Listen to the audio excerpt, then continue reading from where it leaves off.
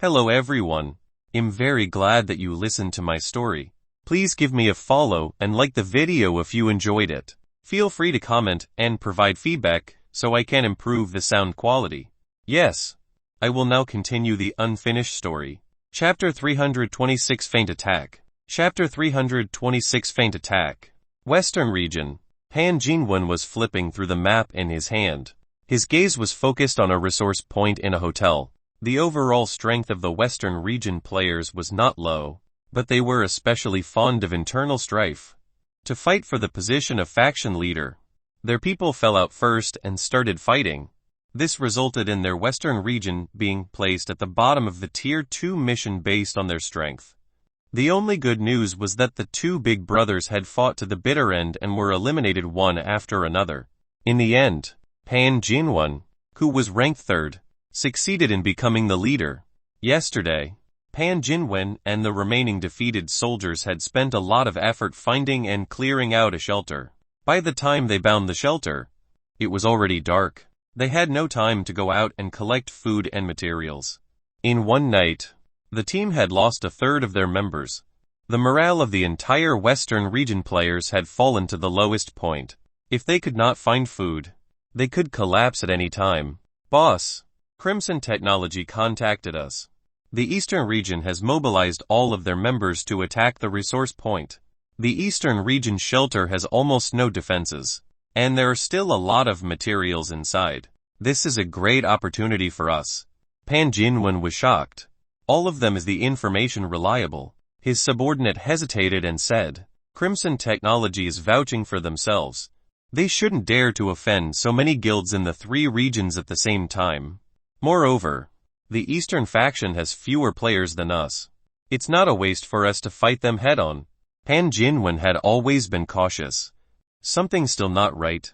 I've heard that Fang Heng's prison army can control a zombie team to fight. It's not a fluke that they were able to win the first place in the Tier 2 mission yesterday. His subordinate continued to explain. But according to the information we got from Crimson Technology, Fang Heng was unable to use zombies in the game. Yesterday, he accidentally obtained a large number of Molotov cocktails as a weapon. That's why he was lucky enough to win the first place. Captain, make your decision quickly. The other two camps should have also received the news. They are already on their way. There are fewer people in the Eastern faction, so they couldn't have used up all the large amount of food and materials they obtained through the Tier 2 mission yesterday. Moreover, we are the closest to the Eastern Region. No, the risk is too great. Pan Jinwen was always cautious. He thought carefully for a moment and said, we are not going to the Eastern Region. If we encounter the other two camps when we get to the Eastern Region, can we defeat them? Pan Jinwen glanced at his subordinates and said, while they are all going to cause trouble on the eastern side, we should seize the time to occupy the firearms store and the food store's resource points. The players of the Eastern faction all sat in the back seats of the big trucks. A team of fewer than 50 people arrived at the building materials market. The screams of zombies could be heard from the market. Team 1, Team 2, Team 3, Team 4, follow me. The rest of you stay put and set up a defensive line. Yu Jai and Fang Heng quickly exchanged glances. They led the four pre-assigned team players into the building materials market to start cleaning up the zombies. Fang Heng, on the other hand, was taking his time. He lit a bonfire on the spot and opened the game mission log. Qin Ming felt very uneasy. He turned his head from time to time to look at Fang Heng, who was sitting in a corner, resting with his eyes closed. The players from the other regions did not have trucks. If they wanted to go to Fang Heng's shelter, they would need to travel a long distance, so they would need to spend more time. Qin Ming noticed that Fang Heng had brought Mo Jiawei and the others into a truck. Where were they going? Could it be that there were changes? Qin Ming's heart stirred, and he quickly followed them. Fang Heng, are you guys planning to go somewhere? Fang Heng looked at Qin Ming and said with a smile, it's you. There's a slight change in plan. Could it be that he had been discovered? Qin Ming's breathing instantly became hurried, and a layer of cold sweat covered his back. It just so happens that we still lack manpower. Are you interested in coming with us? Qin Ming was stunned for a moment. Me and I? Of course. Let's go together. Qin Ming gritted his teeth and made up his mind. He boarded Fang Heng's truck. The truck headed toward the main road. Fang Heng, is there a problem at the shelter? No. How could it be? I believe that my plan is perfect unless the news of the shelter without any defense is leaked. Qin Ming shuddered and smiled awkwardly. How could that be? He opened the map and saw Fang Heng heading towards the south of the city. Fang Heng, where are you planning to go? I'm planning to attack the southern region shelter. Don't panic. It's just for show.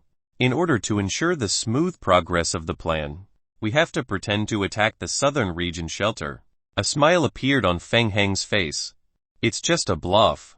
The bigger the commotion, the more alert the southern shelter will be. They won't dare to make a move. Qin Ming breathed a sigh of relief. I get it. You were trying to say that we are feigning to attack the southern shelter, so that the enemy won't be able to determine our movements. They will think that we are strong, which will slow them down so that they won't dare to attack us directly. Am I right? Ha ha ha. Yu Jai is right. You are really smart. Fang Heng laughed and patted Qin Ming's shoulder enthusiastically. Qin Ming laughed in agreement, but he was laughing coldly in his heart. There was no need to feign anymore. He had already told Crimson Technology all about the Eastern faction's background and battle plan. In the back seat, Lu Yu and Zhu Yi looked at each other silently. Poor guy. 20 minutes later, Fang Heng parked his truck in a corner outside the southern faction shelter. Through the window, Fang Heng looked at the defensive layout of the shelter from afar. The southern faction shelter was located at an abandoned factory. He could vaguely see a few players patrolling the area. Fang Heng, there don't seem to be many people inside. Are you ready to make your move? Yes. Let's wait a little longer. Fang Heng narrowed his eyes slightly and focused on controlling the group of lickers. What was that sound? Qin Ming heard a strange sound and his heart skipped a beat. He suddenly had a bad premonition. Look, they are here. Through the rearview mirror, Qin Ming's face instantly turned extremely pale. How could it be? More than 20 lickers caught up from the back of the truck and quickly rushed towards the southern faction's shelter not far away. It was not a frontal assault. Instead, they took a detour from the side and avoided the frontal defenses at the periphery of the shelter. It's the lickers. The players standing on the high ground immediately issued an alarm. 2 players holding bows and arrows even aimed below and shot a few arrows. Unfortunately, it had no effect at all. The licker had even inherited the effect of Fang Heng's passive skills. Hegemony. All attributes increased by 50. HP increased by 100. Normal wooden arrows would not be able to pierce through the outermost layer of licker's skin. More than 20 lickers directly climbed around the wall of the building. Chapter 327 Total Annihilation. Chapter 327 Total Annihilation. Kerosene. Use kerosene. Normal traps were useless against the lickers. Barrels of kerosene poured down from the top. Lickers that were burning all over fell from the wall. Soon, the flames on their bodies were extinguished, and they climbed up the wall again. The remaining lickers directly bypassed the attack range of kerosene, climbed up the wall quickly and broke into the abandoned building through the window. The players wanted to resist, but their equipment was extremely shabby, and their attribute points were also a lot lower than the lickers. A player raised the steel rod in his hand and drew a sound in the air. A red light flashed. The steel rod in the player's hand was cut into 2 by the licker's sharp claws. It was a one-sided massacre. At the current stage of the game, players were simply not a match for a top-tier hunter like the licker with just the tools in their hands. The game hint entered Fang Heng's vision from the lower right corner of his retina. Hint: your licker has killed a player from the southern faction. Your save time has been increased by 62 seconds. You have obtained an additional 209 points. So killing a player can obtain additional points. Fang Heng's eyes flashed with a sharp glint. Good, then clean up the remaining players. The player who dared to take the initiative to enter this special event was already prepared to die. Fang Heng would not show the slightest mercy. Looking at the group of lickers that were climbing along the wall into the abandoned factory, Qin Ming's heart pounded wildly. Very soon, the noise in the entire abandoned factory gradually stopped. Fang Heng, these lickers. Yes, I controlled them. As Fang Heng spoke, his gaze swept towards the building and he added in a low voice. The Southern region players are a little weaker than I thought. If all the Southern faction players had gathered in the shelter, they might not have been so easily attacked by Fang Heng's lickers. But it was different now. Most of the Southern faction players had already left the shelter and headed towards Fang Heng's eastern shelter. Qin Ming suddenly realized something and his face turned deathly pale. Fang Heng? Our shelter? Of course. Just to be on the safe side. I've left even more liquors in the shelter. Fang Heng smiled. I am trying to scam those idiots in the other factions. Don't tell me you're really that naive to think that I don't have any arrangements in the shelter. In an instant, Qin Ming's heart sank to the bottom. He felt that Fang Heng's smile was too terrifying. It's over, it's all over. Qin Ming's back was already drenched in cold sweat. Crimson Technology and the others' intelligence was completely inaccurate. Who said that Fang Heng couldn't control the zombie team during special events? He could. Moreover, the strength of the lickers had become extremely terrifying under Fang Heng's control. What would happen next? Qin Ming did not dare to think too deeply about it. At this moment, in the eastern shelter, the warehouse looked very quiet. The southern region players approached from all directions. The information provided by Crimson Technology was very accurate. There was not a single player scouting around the entire warehouse periphery. The player team entered the warehouse one by one. There was still food left in the warehouse that had not been eaten. Suddenly, a player heard a soft sound. Looking in the direction of the sound, his expression immediately changed. Red. A group of red lickers was crawling on the ceiling, densely packed together. There were at least 50 of them. The southern region players stood in place, back to back, with a layer of cold sweat on their foreheads. How should they fight? Should they use the scrap metal in their hands to poke at it? It's a trap. Not a single player dared to speak loudly as they lowered their voices. DMN, we've been tricked by the people of the eastern region. They said there was no defense here, but they intentionally. Shoosh shoosh. Before they could finish speaking, the lickers on the ceiling charged toward the players gathered in the middle of the room. For a moment, the entire warehouse was filled with the smell of blood. Captain, the zombies in the hotel have been cleaned up. We found food when we searched the cold storage. Okay, distribute it. Pan Jinwen's spirits were slightly lifted. The abundant food gave them a little breathing time. Tell our brothers to speed up. After we're done packing, we'll immediately head to the next firearms district. After jointly destroying the eastern faction, the other two camps could split up a large number of resources and points. After that, the remaining 3 camps would continue to compete with one another. Right now, he needed to get his hands on firearms as soon as possible. Looking at the time, it should be soon.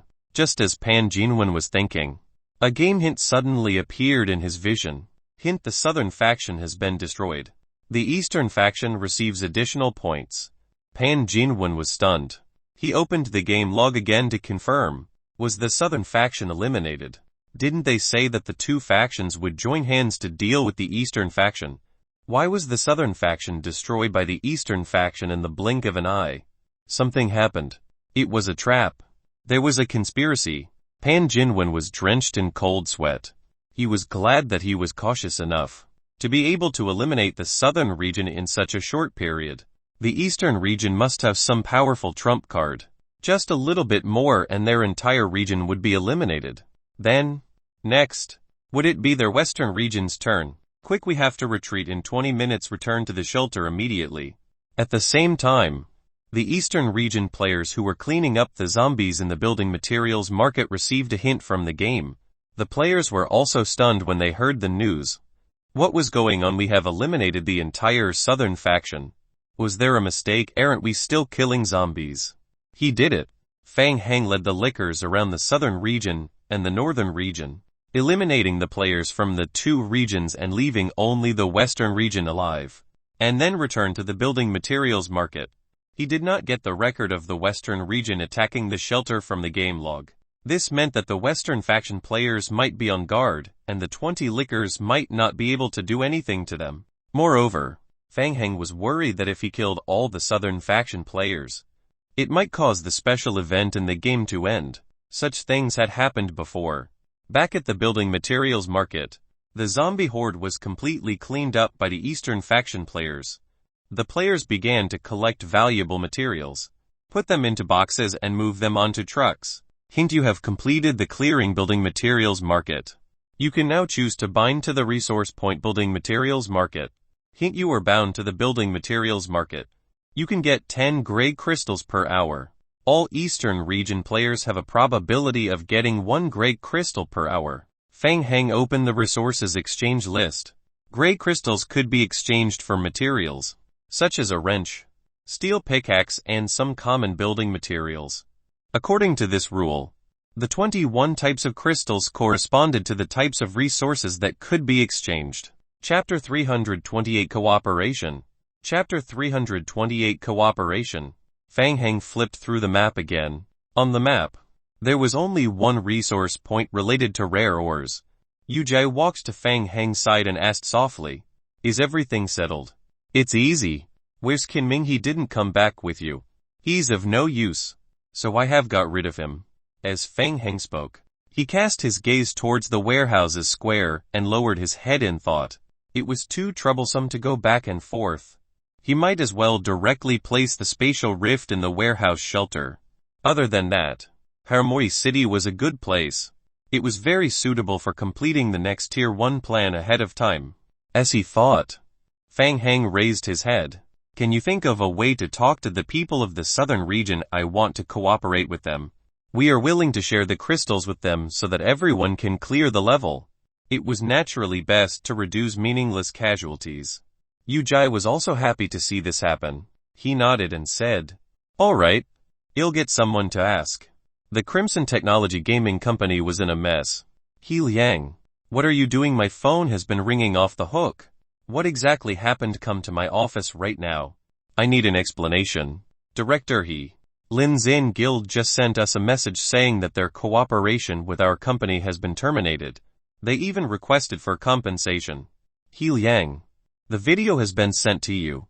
There's been a major error in your intelligence. Fang Hang is able to control a large number of liquors, and it's during the special event. Hanyu Gaming Company wants an explanation from us. They are preparing to file a complaint against us for unfair competition." He Liang sat there, listening to the messages. His face was gloomy. He had originally planned to kill Fang Hang, but he didn't expect to be tricked by Fang Hang instead. He had dragged Crimson Technology Company into a quagmire. He clenched his fists so tightly that his teeth were about to shatter. "You'll remember this, Fang Hang."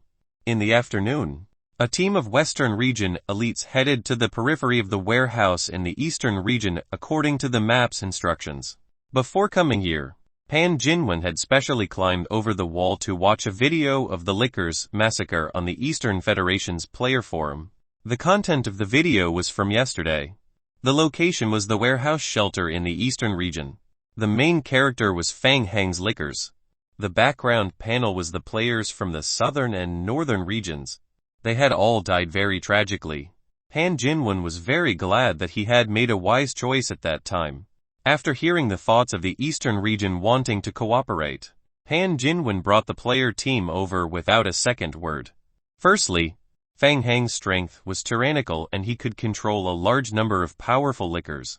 Pan Jinwen expressed that the Western Region could not defeat them. A dead pig was not afraid of boiling water. It would naturally be best if they could cooperate.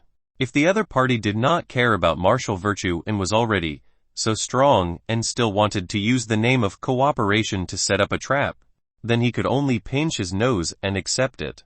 Secondly, the arranged meeting would be guaranteed by the Federation. At the very least, on the surface, all the major player companies and guilds would give face to the Federation and would not make things very ugly. Just as they entered the periphery of the warehouse, Pan Jinwen and his team were dumbfounded. More than 10 sentry towers had been set up at the periphery of the warehouse. More than 10 large trucks were entrenched at the periphery of the warehouse. The players were constantly moving materials down from the trucks. Large amounts of building materials were piled up on the square, forming small hills. More players were sorting out materials on the square. At first glance, wooden planks, stones, iron ore, copper ore. Pan Jinwen and his team looked at each other, puzzled. What was the situation on Fang Heng's side? What were they planning to do with so many building materials? Were they really here to build infrastructure in Haramori City? Han Jinwen couldn't figure it out. The thing he couldn't figure out the most was that the special event in this game was more of a battle between players. Fang Heng could be said to be able to crush them with his powerful liquors. Why would he still want to cooperate with others? 3 large trucks filled with materials slowly drove past the side of the small team. Fang Heng jumped down from one of the large trucks. Han Jinwen. Nice to meet you. Han Jinwen shook hands with Fang Heng and sized up the young man. He was very sure that Fang Heng would definitely become the overlordoval team of Server 8 shortly. As for how many overlordoval teams there would be in Server 8, it was still uncertain. Let's talk about cooperation. Our Western region is here with sincerity. Straightforward. I'll be frank. All the materials for this special event will belong to me. I'll be in charge of the next actions of the Western region. I guarantee that all of you will clear the game safely. After the special event is over, I won't take a single cent of the points you receive. In addition, I'll give you a batch of guns and resources as compensation. Han Jinwen's eyes lit up and he agreed immediately. Alright. Deal. A great start. It was already good enough for everyone to leave the game safely. Furthermore, he would receive an additional batch of guns and resources for free. As for materials, what was the use of the materials in Haramori City? It was not like he could bring them out. After settling some of the details of the cooperation, Han Jinwen completely relaxed. He looked at the bustling square and became even more confused. Fang Heng, can you tell me what you're going to do? Maximize the benefits. Stay in the special event for as long as possible and earn more points. As long as you work with me, I'm sure everyone will make money. Fang Heng turned to Pan Jinwen and said, By the way, how long do you think we can stay here? How long? Pan Jinwen felt that this question was a little difficult to answer. The intensity of the zombie horde in the special event area will get higher and higher. According to the experience of previous games, players will be able to fight each other within 3 days. There are very few players who can last until the 5th day. 5 days after entering the special event, the game will spawn a new wave of zombies every day. 8 days later, a powerful Tier 4 creature will appear in the zombie wave. With the high intensity of the game, the strength of the Tier 4 creature may have surpassed that of the Tier 5 creature. Indeed, the longer we stay, the more difficult it will be. Hearing this, Fang Heng estimated the time in his heart and nodded repeatedly. The defense level of the warehouse is too low. I need to repair them to resist the zombie wave. In addition, I still need to find a place to build something. When the time comes, I'll need your help. Han Jinwen felt somewhat baffled. He did not understand what Fang Heng was trying to do. Fang Heng, since we're working together, you have to tell me what you need me to do. Right. Of course. There's something urgent that I need your help with. While speaking, Fang Heng took out a map that he had prepared beforehand and spread it out, pointing out a few areas. Look, here, here and here. I've sent people to clean up the zombie horde in these areas, but I haven't collected the materials yet. I'll go and collect and bind the 21 resource points that the system has released one by one. So, I need your help to collect the materials and send them all back. Han Jinwen looked at Fang Heng in surprise. In just one day, not only did he clean up 21 resource points, he even swept through several construction sites and building materials companies in Haramori City. Oh right, you can use that. Fang Heng pointed at the truck parked in the square. Chapter 329 Sulfuric Acid and Guns. Chapter 329 Sulfuric Acid and Guns. After watching Pan Jinwen leave with the truck, Fang Heng turned to look at Mo Jiawei. In addition, we have to move ahead with our plan. We have to speed up the acquisition of sulfuric acid. I'm afraid it will be very difficult. Mo Jiawei felt that this matter would not be easy to settle. Ordinary player can't get their hands on something like sulfuric acid. Even if they could, it would be very troublesome to transport it to the prison shelter. No, I can't wait any longer. I have to get a large amount of sulfuric acid within 7 days. Fang Heng lowered his head and thought for a moment. He nodded and said, Let's directly announce the purchase of sulfuric acid to the big guilds. But Fang Heng, these big guilds have joined forces to deal with us this time. Can they still provide us with sulfuric acid? After thinking for a while, Fang Heng had another idea. He leaned over and whispered into Mo Jiawei's ear. Later, make a statement to the public. Do we have that many guns? When we have a gun production line, we can mass produce guns and bullets. The low-level guns in the shelter are no longer useful. We can directly exchange them with the player union for sulfuric acid. Mo Jiawei thought for a moment and felt that there was no problem. So he nodded and said, okay, you'll do it right away. Since Fang Heng is still in the middle of a special event, our only choice is to go all out and directly attack the prison, destroy his base in District 8. He Liang was unusually emotional. The previous team wipe incident had already caused the bosses of the various gaming companies to distrust Crimson Technology, but it also made them more aware of the strength of the prison. Crimson Technology had spent a lot of hard work to think of a way to reconvene the various large guilds in the eastern region of the Federation. They had once again held a video conference in an attempt to gather the various large guilds to make a move against Fang Heng. I'm sorry. Our Chenzing Game Union have withdrawn. The guild leader of Chenzing's Game Union could hear the obvious provocation in He Liang's tone. He shook his head and said, with all due respect, Crimson Technology currently only has a map of the prison's outer defense fortifications. You don't know anything about the situation inside the prison. Moreover, just dealing with the defense net at the periphery of the prison. Based on my estimation, the probability of us being able to break into it is only 50. The boss of another company also nodded and agreed. President Chen is right. Whether or not we can obtain the position of the overlord in District 8 is one thing, but sending ourselves to death is another. If we don't act now, we won't have another chance. Are you willing to let go of this opportunity? Fang Heng is still in a special event. He can't control the zombie team to guard the prison. This is our last chance. He Liang's eyes were red. He used his last strength to encourage the various player guilds that were participating in the meeting.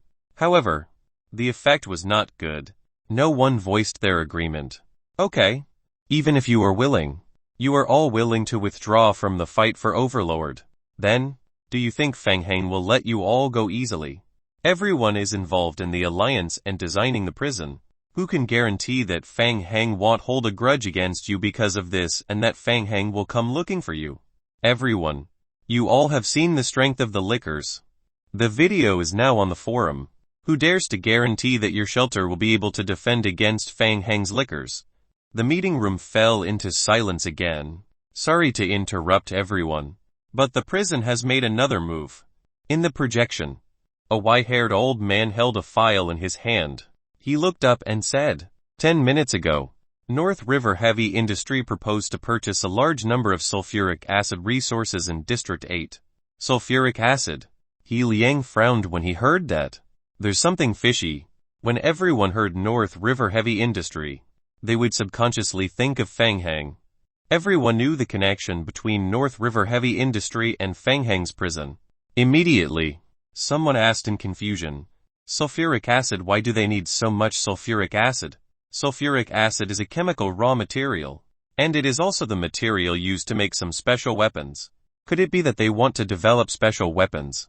He Liang immediately said, no matter what their purpose is, we absolutely cannot give them sulfuric acid. Not only that, we have to seal off the sulfuric acid on the market to ensure that it doesn't end up in the hands of the prison. Director you're a little anxious. It's not too late to wait for me to finish, the old man said and waved his hand. In addition to the acquisition, North River Heavy Industry has also issued a statement saying that they are willing to establish a good cooperative relationship with the major gaming companies to improve the overall survivability of the players in Server 8. North River Heavy Industry has proposed to use guns and bullets to trade for sulfuric acid. I've looked at the exchange rate. It's very generous. I've sent the file to everyone. Guns. When they heard the word guns, everyone had shocked expressions on their faces. At the current stage, the number of guns in the players' hands had always been very small. No matter who it was, unless they were forced to, they would not take out such an important item for no reason. not to mention the exchange of sulfuric acid.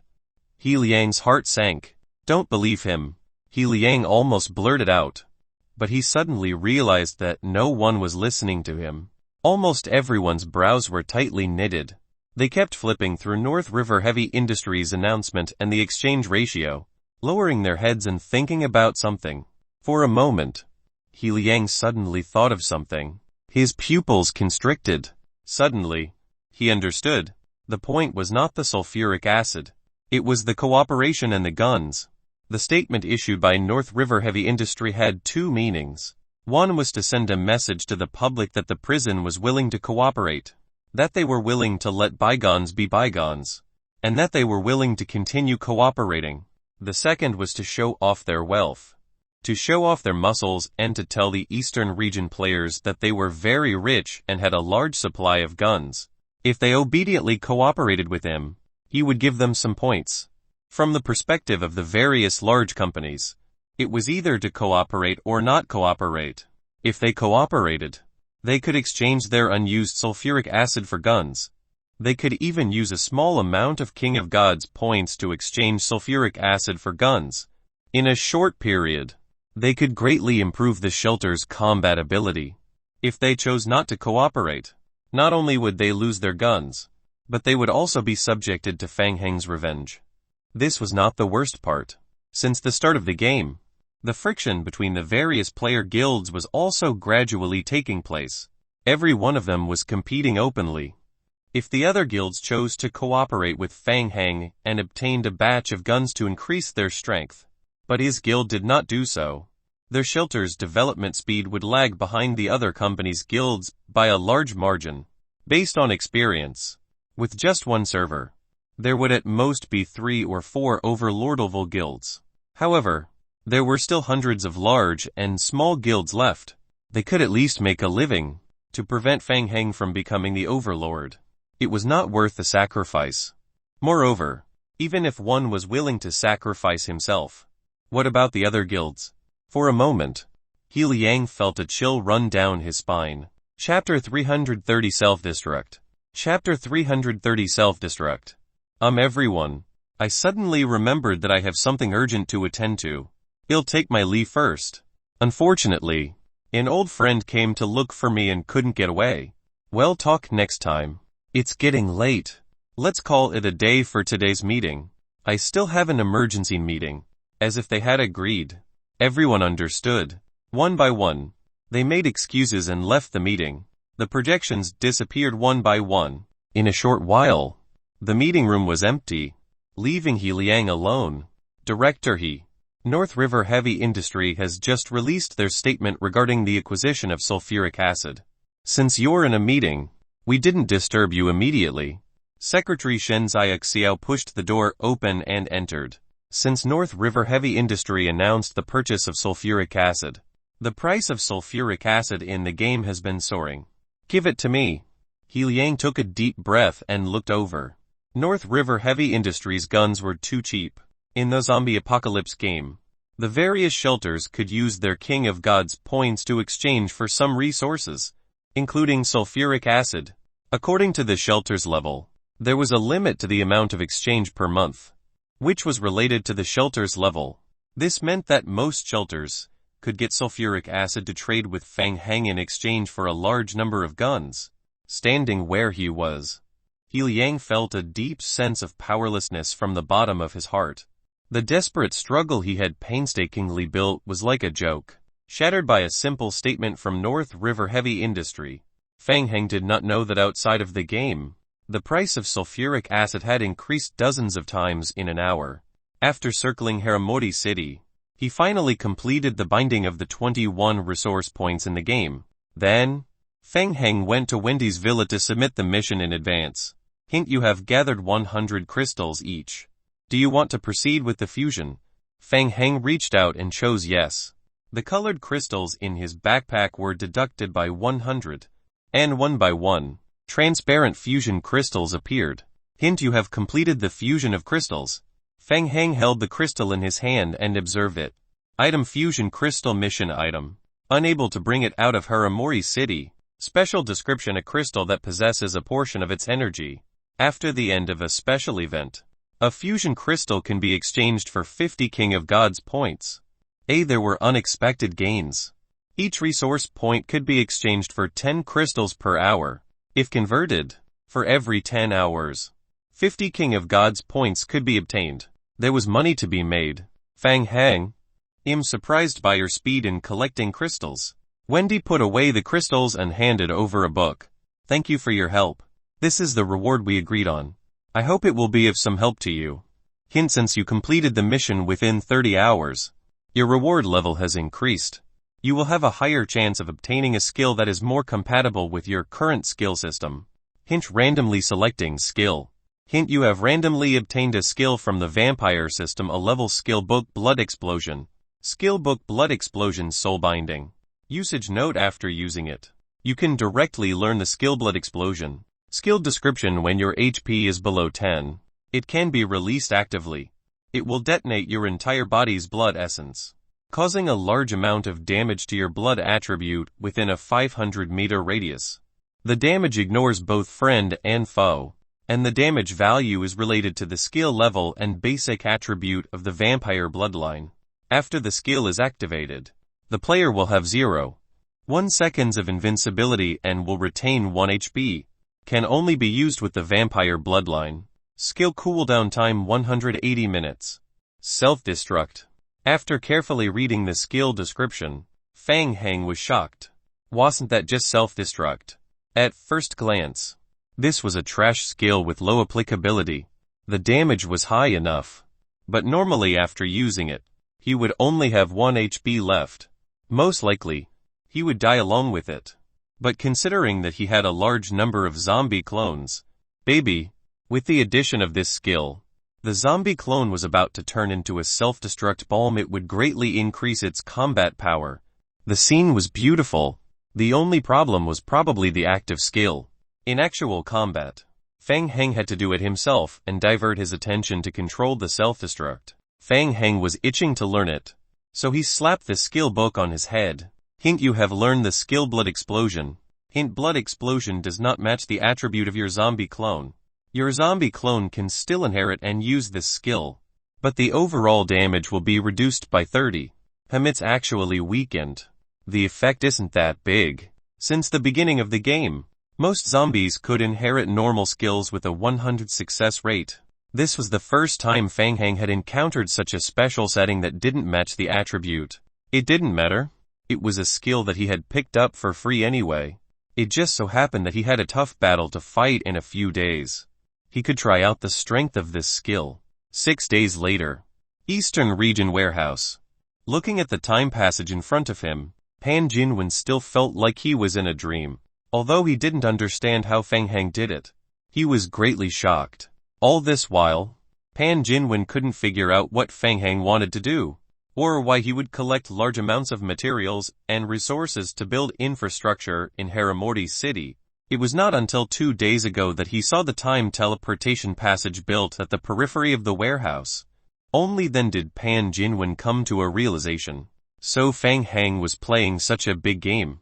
Who would have thought that someone would build a time teleportation device during a special event in Haramori City? It could be used to transport the materials out of Haramori City endlessly. Fang Hang understood the game. Pan Jinwen looked at Fang Hang with admiration. The zombies kept transporting the materials and resources they had collected back to the shelter through the spatial rift. More zombies kept coming out of the spatial rift with plastic buckets filled with special solutions. Yu Jai was also shocked when he saw this scene.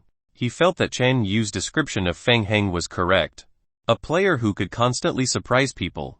Yu Jai did not expect that Fang Hang would think of a way to directly create a teleportation passage in Haramori City. He even packed up all the materials and resources, including the firearms production line, and brought them back to the shelter. Theoretically, players could not do this at all. After calming down, Yu Jai felt that this was a great thing. The popularity of guns in District 8 would raise the overall strength of the players in Server 8 to a whole new level. The development speed would also be greatly increased, and the survival rate of the player would naturally increase. Moreover, the Federation had also exchanged a lot of intermediate guns with Fang Hang for sulfuric acid. Han Jinwen noticed that groups of zombies were moving blue barrels out of the warehouse. Feng Hang? What are those? Yeah. I asked a friend to make a special sulfuric acid solution. Han Jinwen was extremely curious. In the past few days, the exchange of sulfuric acid for weapons had become very popular on the forums. The three regions were all fighting to trade with North River Heavy Industry, for fear of not catching up.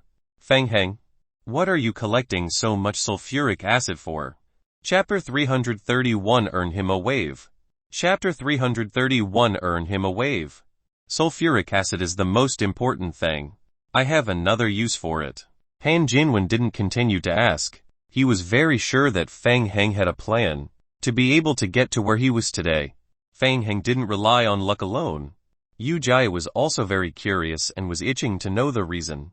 It was one thing to collect sulfuric acid from the outside, but why did Feng Heng go through so much trouble to move the sulfuric acid here? After all, the cost of opening the teleportation passage was too expensive. Han Jinwen asked, Feng Heng, there are still 5 hours left to the next zombie wave. Shouldn't our people prepare to evacuate? Evacuate? Who said we're going to evacuate? Han Jinwen was stunned. Not leaving. He and Yu Jai looked at each other and saw doubt in each other's eyes. Feng Heng still wanted to continue defending against the zombie wave. Could it be that all the sulfuric acid he saw before was prepared for the zombie wave? Han Jinwen pondered for a moment, and was about to ask when a game hint quickly flashed across the retina of every player in Haramoi City. Hint: a new zombie wave will be coming in 5 hours. This zombie wave will spawn 8 tier 4 mutated zombie wanted. Player, please get ready. Hint: after this zombie wave is completed, you will receive 100 faction points and individual points based on your contribution. From the third day of the special event, there would be a new wave of zombies every day at a fixed time. The player faction would receive a large number of points after defeating the zombie wave. Until the 7th day, there would be a new tier 4 mutated zombie in the zombie wave, which greatly increased the difficulty. Different from the outside world, the zombie attribute in special events would gradually increase with time. On the 7th day, the tier 4 mutated zombie's attribute was comparable to the tier 5 mutated zombie in the outside world. The player could not resist it at all. Until now, no player team had survived the 7th day of the zombie wave during special events. Similarly, once they passed the 7th day of the zombie wave, the points reward would be extremely shocking. Don't worry. I'm prepared. There are only 16 tier 4 mutated zombies between the two camps. We can handle them. Feng Heng was in a good mood. He chuckled and patted Pan Jinwen on the shoulder. I promised you. If there are benefits, we'll earn them together. Keep the one. Faction points. Danger also meant opportunity. That was 100 points. It was enough for him to exchange for another batch of rare ores and return to the shelter. Pan Jinwen looked at Feng Heng, who was full of confidence. For a moment, he was in a daze. If anyone else had said that to him, Han Jinwen would have thought that the other party was a lunatic.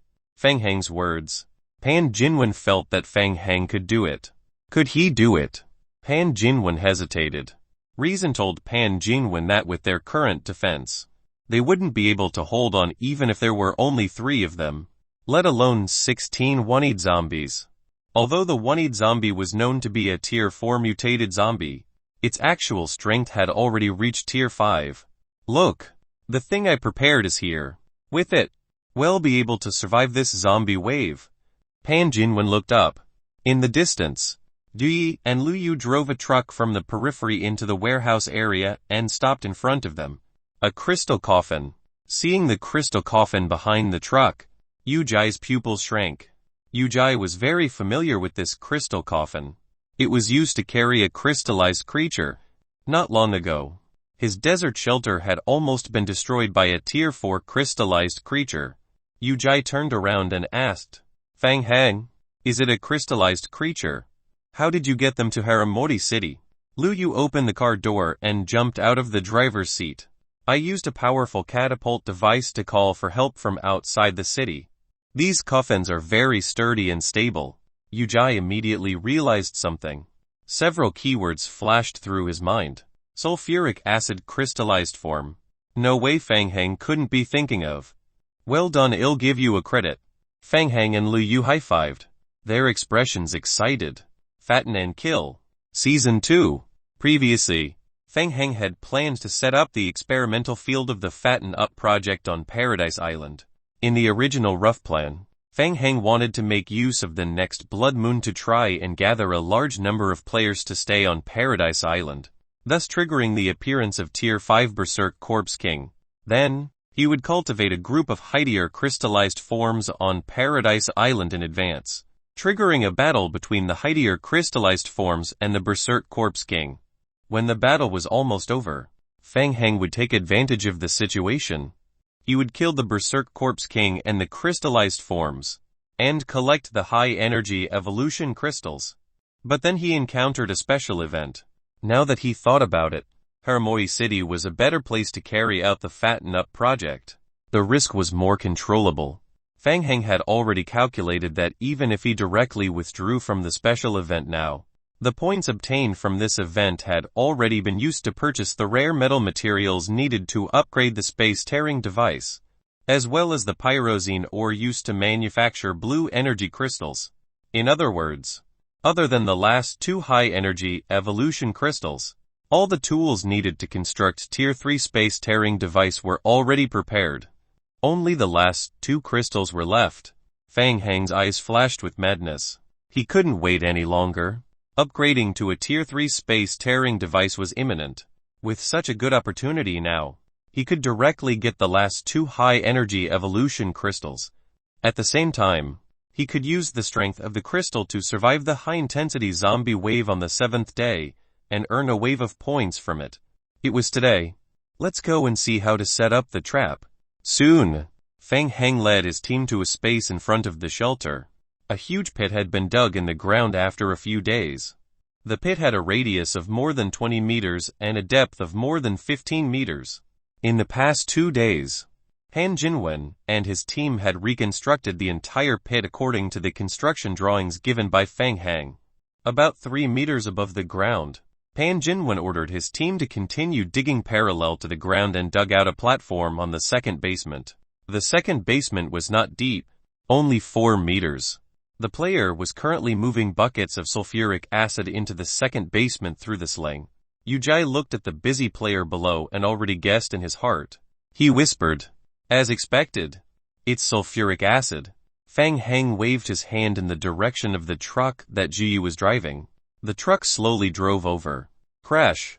The blue crystal ores loaded on the truck were all poured into the bottom of the pit. Seeing the large number of blue crystal ores falling into the bottom of the pit, Yujai was now completely sure of what Fang Heng wanted to do. To use a Tier 5 crystallized form to deal with a Tier 5 one-eyed zombie. Would it be that easy? It looked beautiful on the surface, but there were too many details that needed to be considered. If one was not careful, the whole plan would fail. Fang Heng invested so much for such an early stage. Yujai turned around and asked with a bitter smile, "Fang Heng, aren't you working a little too hard?" "A little. But I have a plan." Fang Heng put away the smile on his face and opened the game log to take a last look at the time. There were less than 4 hours left before the zombie wave. It was enough to transport all the remaining sulfuric acid to the second basement platform. Everything else had been arranged. This was a sure thing. Chapter 332 Nurturing. Chapter 332 Nurturing. The zombie wave will respawn in 10 minutes. In theory, we will encounter a Tier 4 mutated zombie this time. Let's talk about the battle plan. The difficulty of this zombie wave is the mutated zombie. One-eyed. Its actual combat ability can reach Tier 5. So we can't fight it head-on. What we need to do later is to think of a way to lure the one-eyed zombie into the pit. As for the other low-level zombies, it will be like before where we rely on traps and guns to deal with them, to prevent accidents. The liquors will also help deal with the normal zombies. Fang Heng roughly laid out the battle plan. As he spoke, he nodded at Pan Jinwen and said, "The zombie horde has an additional hatred towards the faction leader. Later you will follow me. Yujai, you will be in charge of mobilizing the other players. We will contact each other through the walkie-talkie. Han Jinwen nodded heavily and said, "All right." Yu Jai nodded solemnly as well. He still felt that the risk was too great. Feng Heng's plan might be feasible in theory. However, it was only in theory. It was too difficult to operate in reality. For example, how could Feng Heng push all the one-eyed zombies into the pit? If one was not careful, as long as one was missed out, the shelter might suffer a devastating blow. Heavy footsteps sounded behind them. The tyrant form carried a crystal coffin and strode forward. Arriving at the edge of the pit, Feng Heng nodded at the tyrant form. The tyrant form pulled open the coffin and threw the crystallized form into the pit. 7 tiny worms landed at the bottom of the pit. The worms that were already in suspended animation sensed a certain aura. The 7 crystallized worms immediately reacted. They quickly woke up and slowly climbed towards the blue crystal ores. In just a few minutes, the crystallized worms laid on the blue crystal ores one by one, greedily absorbing the blue crystal ore's energy. The crystallized worm's body slowly expanded at a speed visible to the naked eye. Feng Heng nodded at the crowd. "Let's begin. Get ready for battle. Hint: in 3 minutes, there will be a new zombie wave. In this zombie wave, our camp will spawn 8 tier 4 mutated zombies one-eyed. Player, please get ready. It's coming. Raise your spirits and defend this wave." Feng Heng shouted to boost the morale. When the 3-minute countdown was up, the zombie horde immediately spawned around the shelter. The players stood on the newly built sentry tower and aimed their guns at the zombie horde. In 7 days, with the addition of the game's difficulty, the HP of the ordinary zombies had increased by more than 10 times. The damage of the pistol to the zombies was already very small. However, the movement speed of the zombies was still a weakness. The players were also very experienced. They used all kinds of traps to slow down the zombie horde's attack on the shelter, and used them in an orderly manner. Wave after wave of zombies fell on the way to the shelter. Hundreds of lickers formed combat units, and would occasionally charge out from the side of the zombie wave to help the player reduce the number of ordinary zombies. Feng Heng's eyes were fixed at a distance. With the help of the lickers and the players, dealing with ordinary zombies was not a problem. The real threat was the higher level tier 4 zombie one-eyed. The one-eyed zombie was a special mutant, with a huge eyeball protruding from its head. It had powerful regenerative and destructive abilities. Its biggest characteristic was that it used a huge bone club as a weapon to carry out an area effect attack. Among the zombies, a one-eyed zombie stepped forward and waved the huge bone club in its hand. The one-eyed zombie was the same size as the tyrant form. They were both large-scale living forms and were especially eye-catching among the zombies. Feng Heng immediately controlled a tyrant form to charge at the one-eyed zombie.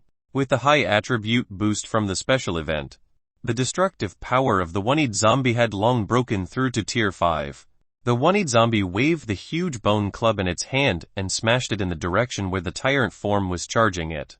There was a heavy muffled sound following that. There was the sound of bones breaking one after another.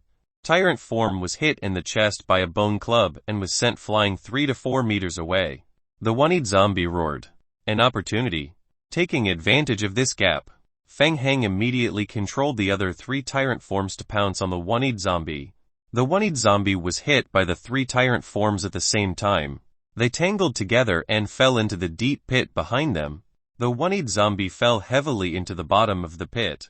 The 3 tyrant forms used the vines formed by their right hands to hang on the edge of the pit.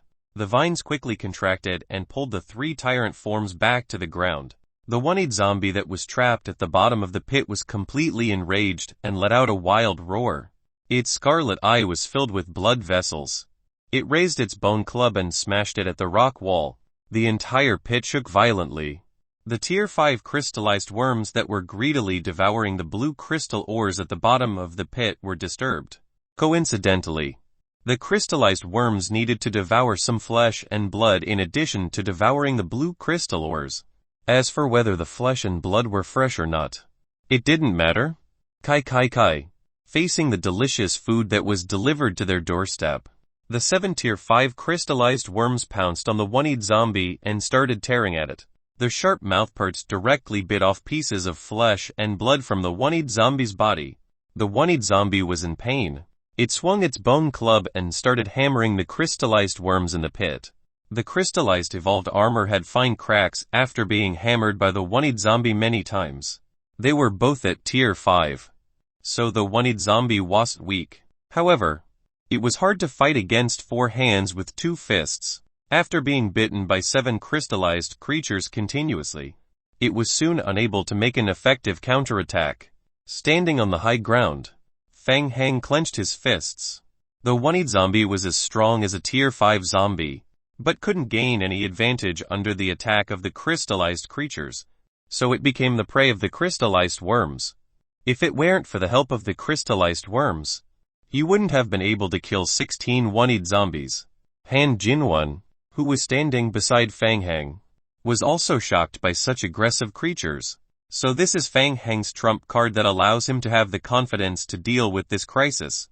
While he was still in shock, Han Jinwen saw something out of the corner of his eye and shouted, "Fang Hang over there." Fang Hang turned his head and looked at the other side of the battlefield. Another one-eyed zombie that had just respawned walked towards the sentry tower on the right side of the shelter. It swung its huge bone club. The bone club hit the sentry tower. After taking a heavy hit, the durability of the sentry tower was only left with a little bit of HP. It was directly destroyed and could not be used. The player on the sentry tower was so scared that he immediately turned his head and jumped down. Fang Hang was already prepared. He raised his sniper rifle, switched to armor-piercing bullets, and aimed at the one-eyed zombie's head. The bullet exploded into a cloud of blood mist on the one-eyed zombie's head. The one-eyed zombie slowly turned its head and looked in the direction where Fang Hang was standing. Fang Hang looked at it calmly. Chapter 333 Vines. Chapter 333 Vines. Under the zombie wave. The zombie horde had an additional hatred for the player's faction shelter and faction leader. The one-eyed zombie gave up on the sentry tower in front of it, changed its target and strode toward Fang Hang. "It's taken the bait." He held his breath and focused, then aimed at the one-eyed zombie and pulled the trigger again. The one-eyed zombie had extremely high HP. It resisted Fang Hang's attacks and moved forward step by step. Yu Jai's voice was heard through the communication device hanging by his ear. "Fang Hang, Han Jinwen, a one-eyed zombie has appeared in position C. It has caused a lot of damage to the defensive building. We need to think of a way to lure it away." Fang Hang turned his head to look in Area C's direction.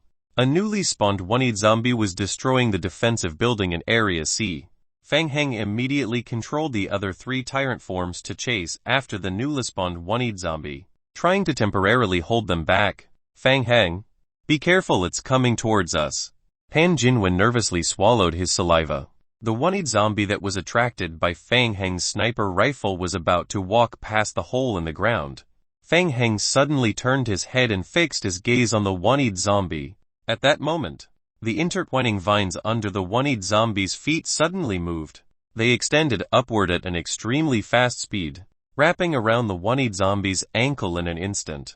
The one-eyed zombie was striding forward. Its right ankle, which was about to move away, was unable to break free from the vines for a moment. Its body swayed slightly. The one-eyed zombie wasn't in a good state of mind. Before it realized what was happening, the vines under its feet tightened and contracted rapidly. Squeak! Squeak!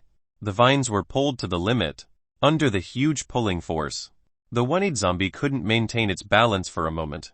It fell to the ground and was quickly dragged into the pit. The one-eyed zombie fell heavily to the bottom of the pit. The 7 crystallized worms in the pit were on a massacre. Seeing the new one-eyed zombie, they immediately pounced on it and started biting it crazily. The one-eyed zombie was in pain and was furious. It waved the bone club in its hand and struggled. What was that just now?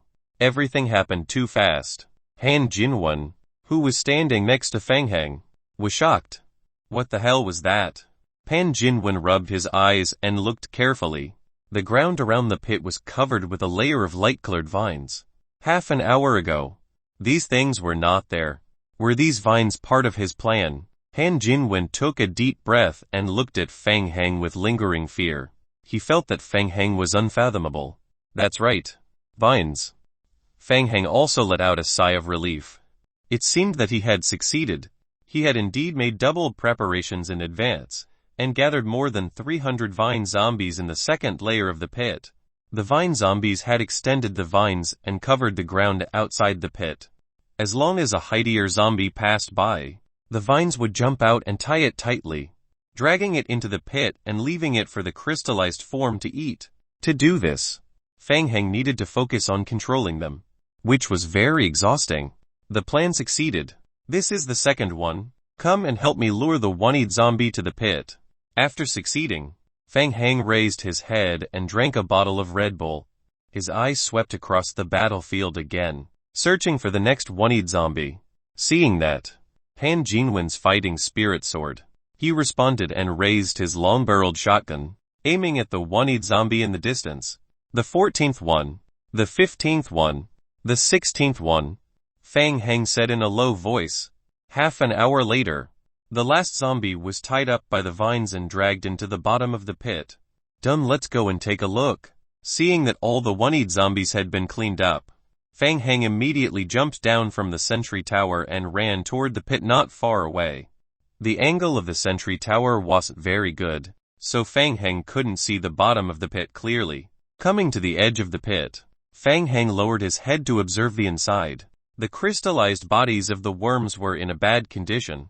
The crystallized armor on their bodies had been broken into many pieces, and traces of red blood were oozing out. But in comparison, the one-eyed zombies were in a worse state. Most of the 16 one-eyed zombies had been devoured, and the last 3 were still fighting back, using their huge bone clubs to hit the crystallized worms. The crystallized worms still had the upper hand. Every bite they made could take away a large piece of flesh from the one-eyed zombies. On the other hand, the one-eyed zombies' bone clubs seemed to be very heavy, but they didn't seem to be able to cause fatal damage to the crystallized worms. Fang Heng narrowed his eyes and observed, thinking that it was terrifying.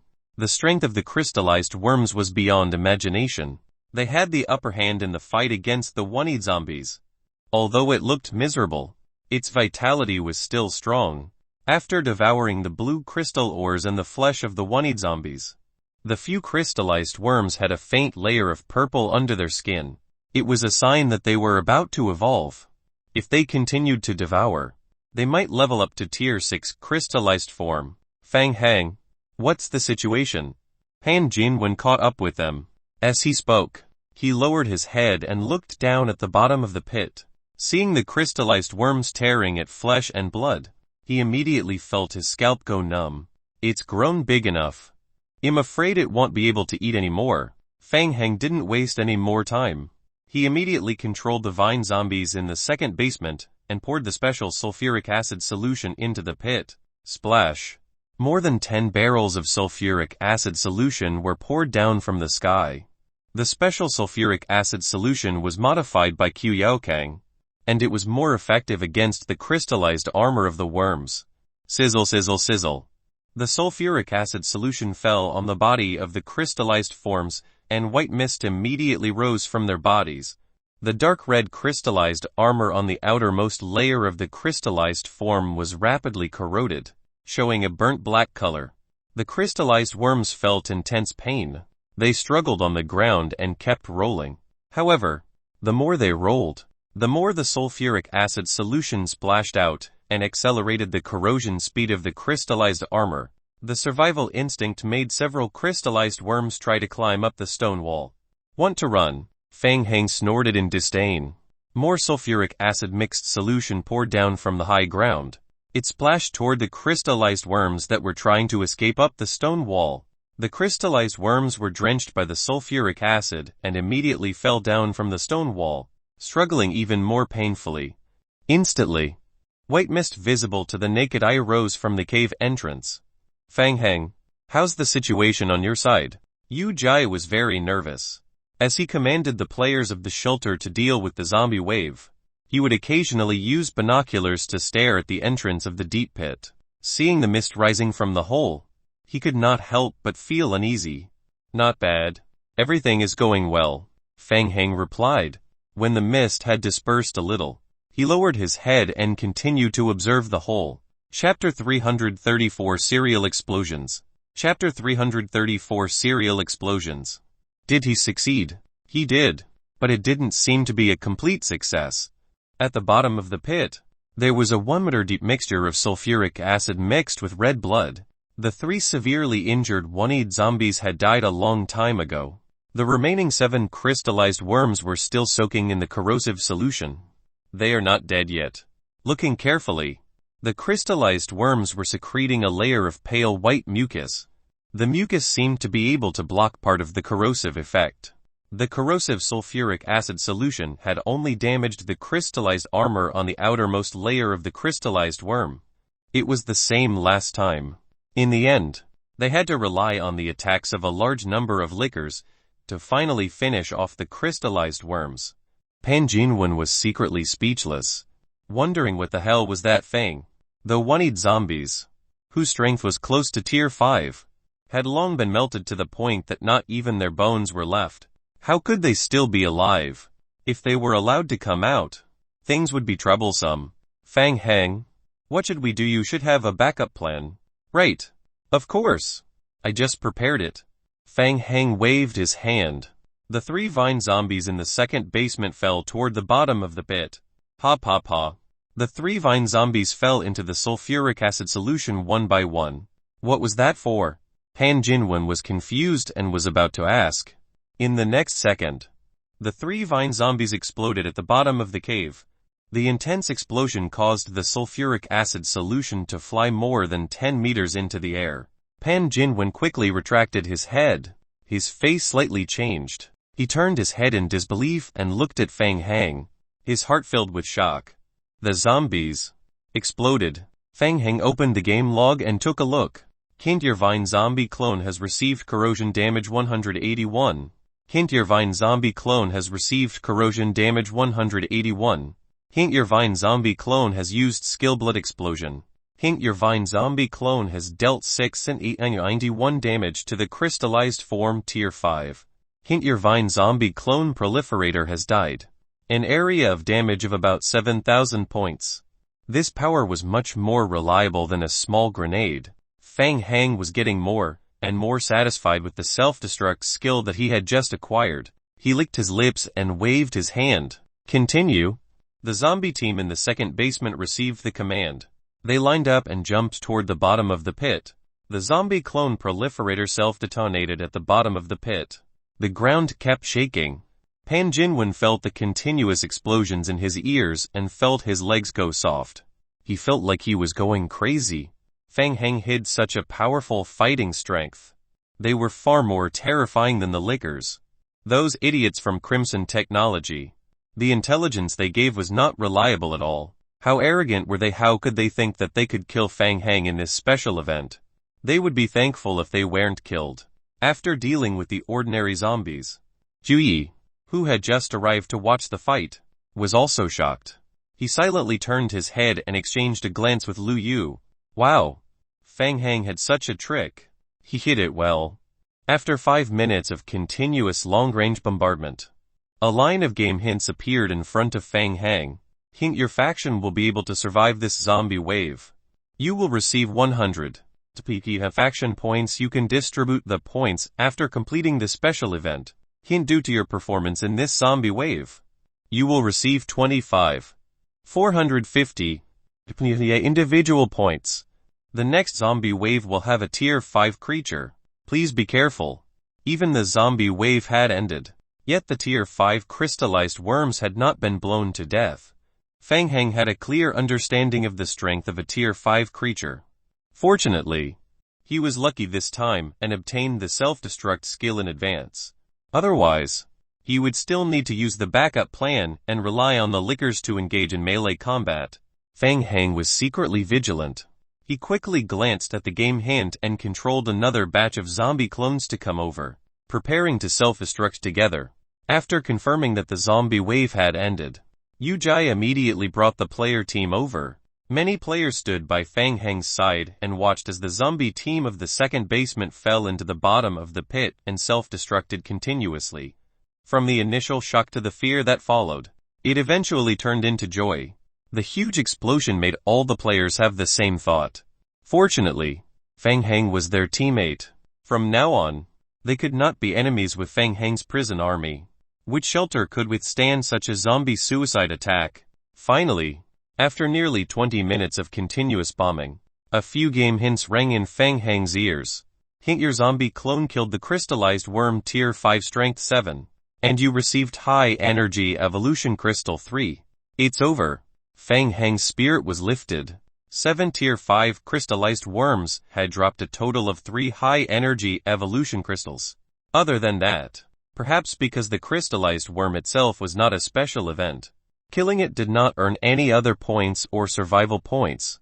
That was not important. Fang Heng controlled the zombie corpse to stop committing suicide. He moved to the front of the deep pit and raised his hand. At the bottom of the pit, the 3 light purple crystals in the mixed solution were pulled by a special strength and flew out of Fang Heng's hand. Hint: you have obtained high energy crystal 3. Fang Heng felt the cold aura coming from the high energy evolution crystal. After completing the last piece of the puzzle, they could successfully upgrade the teleportation device completely. Next, he could think of a way to find the first generation meteorite from another server. After that, he would complete the main storyline mission. He would obtain the ownership of this world.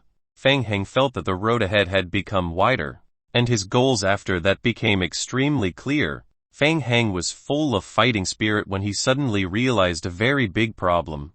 Which server should he find the first generation meteorite from?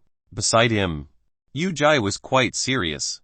He looked at Fang Heng from top to bottom, as if he wanted to get to know him again. Unbelievable. He did it. Not only did he lead the player team through the 7th day of the zombie wave, he even killed a tier 5 crystallized worm. The strength he revealed during the process was even more shocking. Yu Jai was very sure that the Federation's investigation report on Fang Heng was a piece of SHD. Other than misleading them, there was no other use. The other players were still immersed in joy. The high-level zombie wave had allowed each of them to earn a large sum of points. When this was over, the shelter could welcome a big transformation. Han Jinwen could no longer control the joy on his face. He walked forward and congratulated Fang Heng. Fang Heng, congratulations! We've succeeded. Fang Heng finally reacted. He put away the smile on his face and decided to take a step back. Perhaps Qiu Yaokang would have an answer.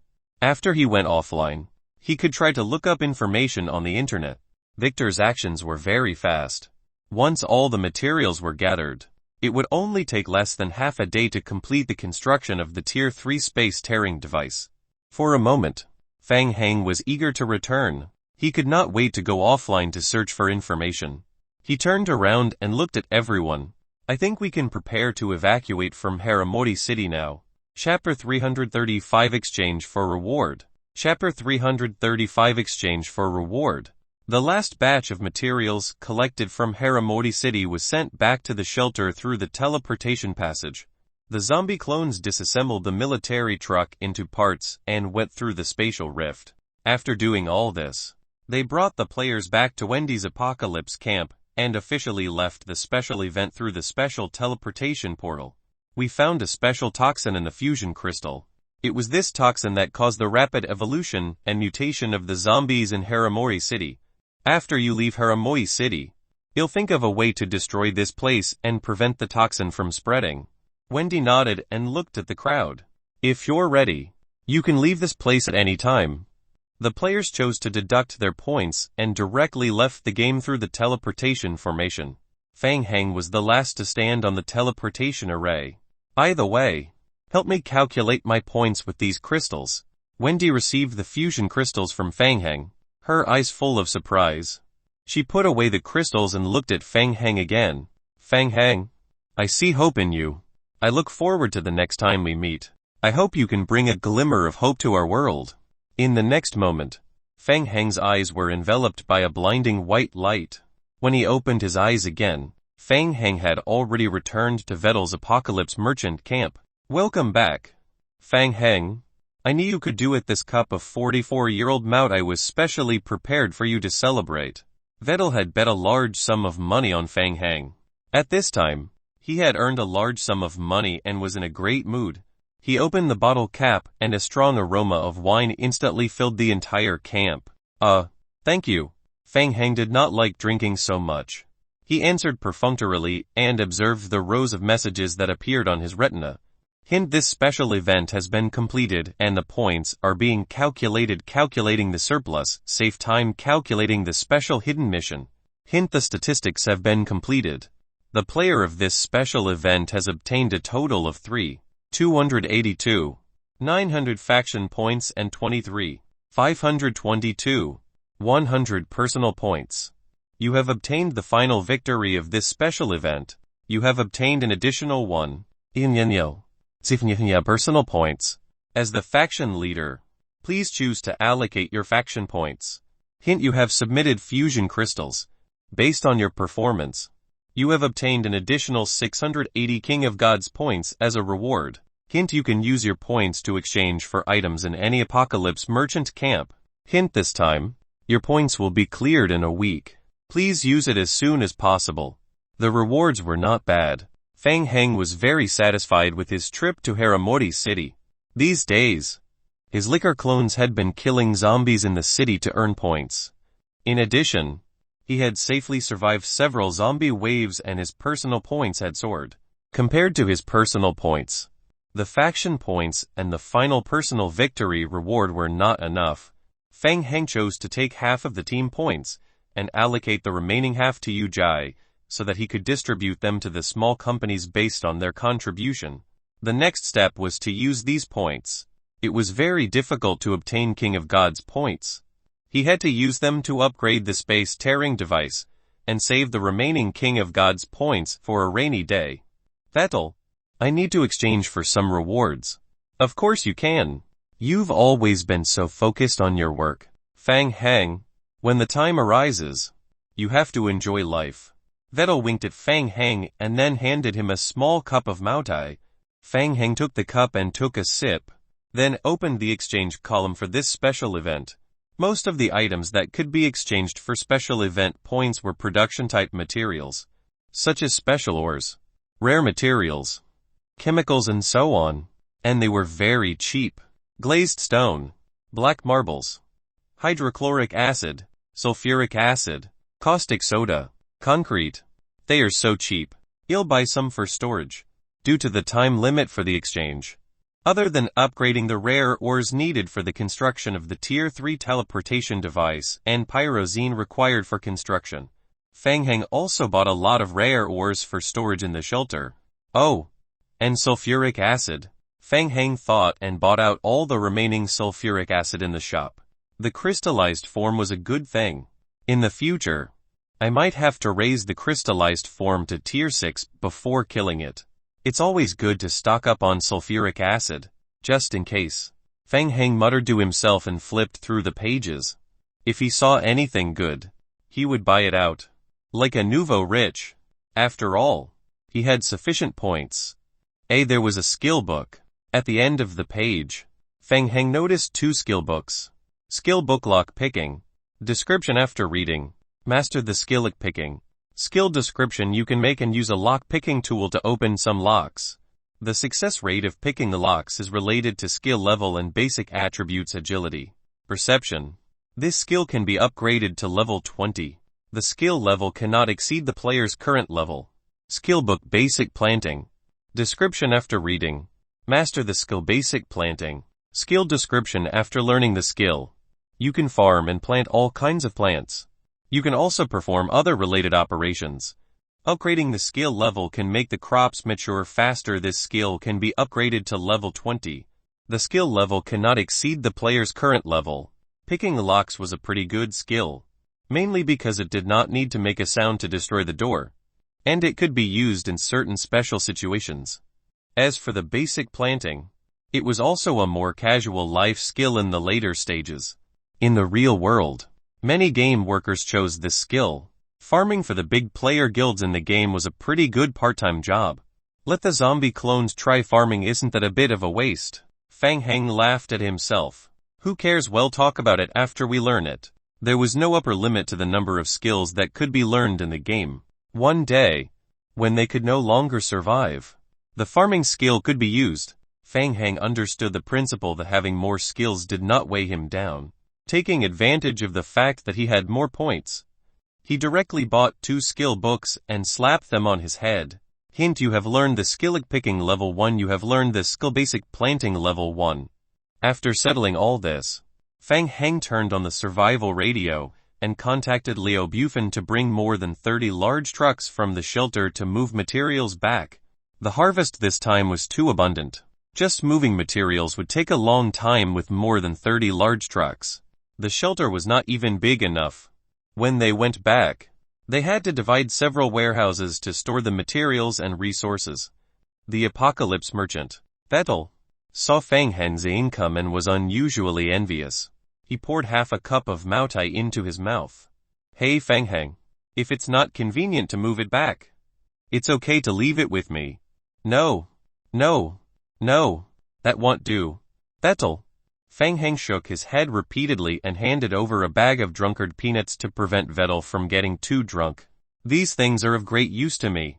Chapter 336 Warp Backpack Slot. Chapter 336 Warp Backpack Slot. Prison Shelter. Second basement. After the large-scale space-tearing device was expanded to Tier 3, it took up a larger area. It also needed to coordinate with the main control platform for positioning and control. For this, it was moved to the newly built superlarge research room. The researchers in the shelter gathered together and discussed in private. Qiu Yaokang crossed his arms, his eyes shining with unconcealable excitement. Even the Dark Knights David and the Dark Knights research team were invited to witness this miracle. Victor was in high spirits. Fang Heng, the space-tearing device has been successfully relocated. There is only one step left to complete it. We only need to install 3 high-energy evolution crystals. This is a historic step in the history of human development. It is worth remembering. I believe that you should personally install it. Fang Heng took the wrench from Victor's hand and took out 3 high-energy evolution crystals from his backpack. He thought to himself that it was quite a ritual. Walking to the largest-scale space-tearing device in the middle of the room, Fang Heng reached out and touched the device. Hint: the current space-tearing device has been modified to 90. The player can use high-energy evolution crystals 150 survival points and 1000 King of Gods points to level up. Yes, level up. Saying this, Fang Heng started to stuff the 3 high-energy evolution crystals into the holes left by the space-tearing device. Hint: you have completed the upgrade of the Tier 3 space-tearing device. Your shelter's level has been increased to level 50. Hint: your researcher has received encouragement. He has received a special status. Sincere cooperation lasts for 5 days. All members' loyalty has been increased. Some of the researchers' experience points have been increased. Some of the researchers' level has been increased. The spatial rift emitted a faint green light. The entire hall was filled with the enthusiastic applause of the researchers, including Victor and Qiu Yaokang. Almost all the researchers clenched their fists tightly and were excited. Parallel universe teleportation. They had witnessed the birth of history. Fang Heng immediately opened his character's attribute and clicked on the space-tearing device's attribute to check. Item: large-scale space-tearing device. Current level level 3. Current level effect 1 permanently shorten the location time of the branch-tearing device. Current level effect 2 currently. Large-scale space-tearing device can be transported across a region. Server maximum duration 48 hours. Fang Heng turned off the description and turned his head to ask, Victor, can we teleport now? Wait a moment. I still need to do some positioning to find a time anchor point that can teleport. Victor suppressed the excitement in his heart. He took a breath and returned to the main control computer to control it. Soon, lines of information appeared on the main control screen. Found it. Hint: you have obtained a time anchor point through the large-scale space-tearing device. Hint: you can try other ways to obtain more hidden time anchors. Hint: you have obtained the time anchors of servers 2, 3, 4, 5 and 7 of the zombie apocalypse. You can use the large-scale space-tearing device to teleport. Hint: using the teleport function to teleport between servers. You will not cancel the server world that you are bound to. Each teleport will cost 1000 survival points. Victor continued to explain. Fang Heng, it is different from the normal spatial rift that we are currently in. Currently, we cannot open a passage for a long time. we can only carry out a very limited amount of teleportation. That is to say, it is limited to single-person teleportation. In theory, you can stay in another parallel world at the anchor point for a maximum of 48 hours. After 48 hours, you will be forcefully pulled back due to the influence of the spatial strength. If you want to stay longer, or if you want to send more people into the parallel world at the same time, then we still need to continue upgrading the teleportation device's ability. Also, after the teleportation, you cannot actively return to our world from the parallel world of the anchor point. In theory, we can only wait until the 48 hours are over, or we can forcefully intervene through our side's main control platform and directly pull you back to our world. Fang Heng tried to understand what Victor was saying. He frowned and asked, "You can only send me there at one time. What about the item? So I can't take the item with me. You can only send the item through the spatial rift for 48 hours. No, that's not the case. All items will not be affected by the 48 hours. Victor continued to explain. However, in theory, you can only carry relatively small items. Try to grab some small items and bring them into the spatial rift. If you can't hold a large item, it's very likely that you'll lose it in the spatial turbulence. With the ability of the current Tier 3 space-tearing device, we're still unable to maintain the passage for a long time. Perhaps after the next level up of the spatial rift, we can open a short-term item passage, allowing a series of items to pass through." Fang Heng nodded, and a game hint flashed across the lower right corner of his retina. Hint without a special explanation. All items in the player's backpack cannot be transported through the space-tearing device. Hint player has received a special reward jump backpack slot 1. Upgrade: you have received an additional warp backpack slot. The item placed in the warp backpack slot can be brought into or out of any game world space-time at the same time by the player. After the large-scale space-tearing device has been upgraded to Tier 4, you will receive an additional 2 warp backpack slots. Hint: after entering another game world spacetime, you can still use the item in the warp backpack slot. Hint: the cooldown time for a single warp backpack slot is 20 minutes. Warp backpack slot. Fang Heng carefully read the hint and muttered to himself. He understood now. If he wanted to bring more things to other worlds, he still had to continue upgrading the space-tearing device. This setting was like a game. "Victor, can you level up the space-tearing device to Tier 4? Victor nodded and said, "The upgrade to Tier 4 space-tearing device is a performance modification. It's not like the all-round modification from Tier 2 to Tier 3. Instead, we have to find a way to stimulate the full potential of the current device. So, we don't really need rare ores and various special materials. We only need high-energy evolution crystals." Another game hint appeared on Fang Heng's retina.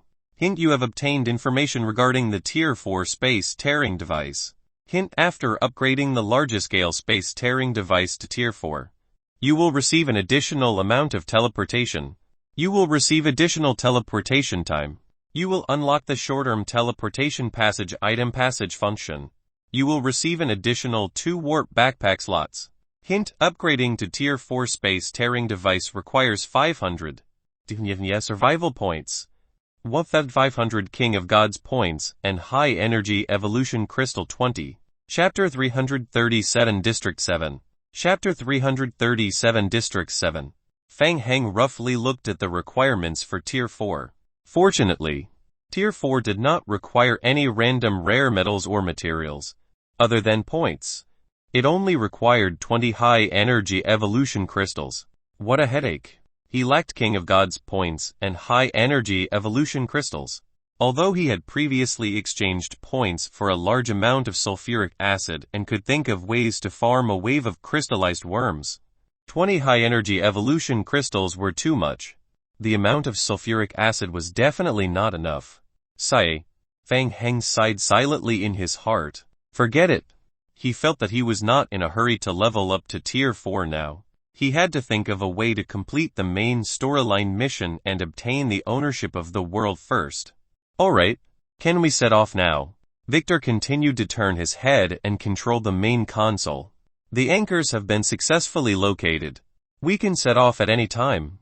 I think these anchors are very similar to the parallel world of our world. There is a high probability that there are first-generation meteorites in them. Fang Heng patted his cheek and braced himself. First, he would focus on obtaining the first-generation meteorite. Then, he would slowly tinker with it and slowly spend time thinking of ways to modify and upgrade the spatial rift. Then, the question came, which server should he start from? Previously, Fang Heng had searched for some information offline. Because it was related to the main storyline mission, he could not find any information on the internet. As for Mojaway, the North River heavy industry did not have much contact with the zombie apocalypse, so they could not find any valuable clues. Fang Heng carefully recalled the memories of this body. District 7 was the newest server apart from District 8, so he had a better understanding of that place. Moreover, the ownership of the world of District 7 had not been determined yet. In addition, according to the Federation, recently, the anti-Federation forces had been causing a ruckus in the various old servers, but there had been no activity in District 7. For safety reasons, it would be better to go to Server 7 to test the waters first. Fang Heng thought for a moment, then nodded and said, head to the time anchor point No. 728, 33, 37, 21, 82 to take a look. If I need to come back earlier, I'll inform Mo Jiawei to relay the message to you. Alright. Confirm the time anchor point 28, 33, 37, 21, 82. Victor's expression was serious. Together with the many researchers, he controlled the main console and tried to open the teleportation passage. Teleportation preparations. Start constructing the time passage. Fang Heng walked to the teleportation passage to make final preparations. He only had one warp backpack slot and could only carry one item with him. Which equipment should I bring? Fang Heng muttered softly and looked through his backpack. After thinking for a while, Fang Heng took out a bottle of T-virus antidote and stuffed it into his backpack. Right now, his body's various attributes far surpassed that of an ordinary player. He wasn't afraid of anything else. But he was most afraid of accidentally being infected by the zombie virus. For safety reasons, Fang Heng controlled another 50 vine zombies and 20 lickers to commit suicide on the spot. Passage opened successfully. The green passage's door opened. Fang Heng nodded at everyone and strode into the passage. Hint player has entered Zombie Apocalypse District 7 through a special method. Hint player can still share apocalyptic points and Dark Knight's points in Zombie Apocalypse District 7, but do not inherit any friendship or Dark Knight's merit points. A ray of light flashed. Fang Heng realized that he had appeared on a small hill. Ha, he really did it. Fang Heng was filled with excitement. Different from the transfer server of other players, that method will clear all points and equipment on the player, and even their levels and skills would be reduced. The teleportation he was using now did not have any penalty restrictions. Fang Heng took a deep breath to calm himself down. After going around in circles and expending so much effort, he had finally returned to the original Server 7. Finally, he could inherit the legacy that this body had accumulated in the game for more than half a year. Fang Heng was not in a hurry. Instead, he opened his character's attribute panel to confirm. Other than a bottle of T-virus antidote in the warp backpack slot, all the items on his body had been emptied. All his skills were still there, and his character's attribute was no different from District 8.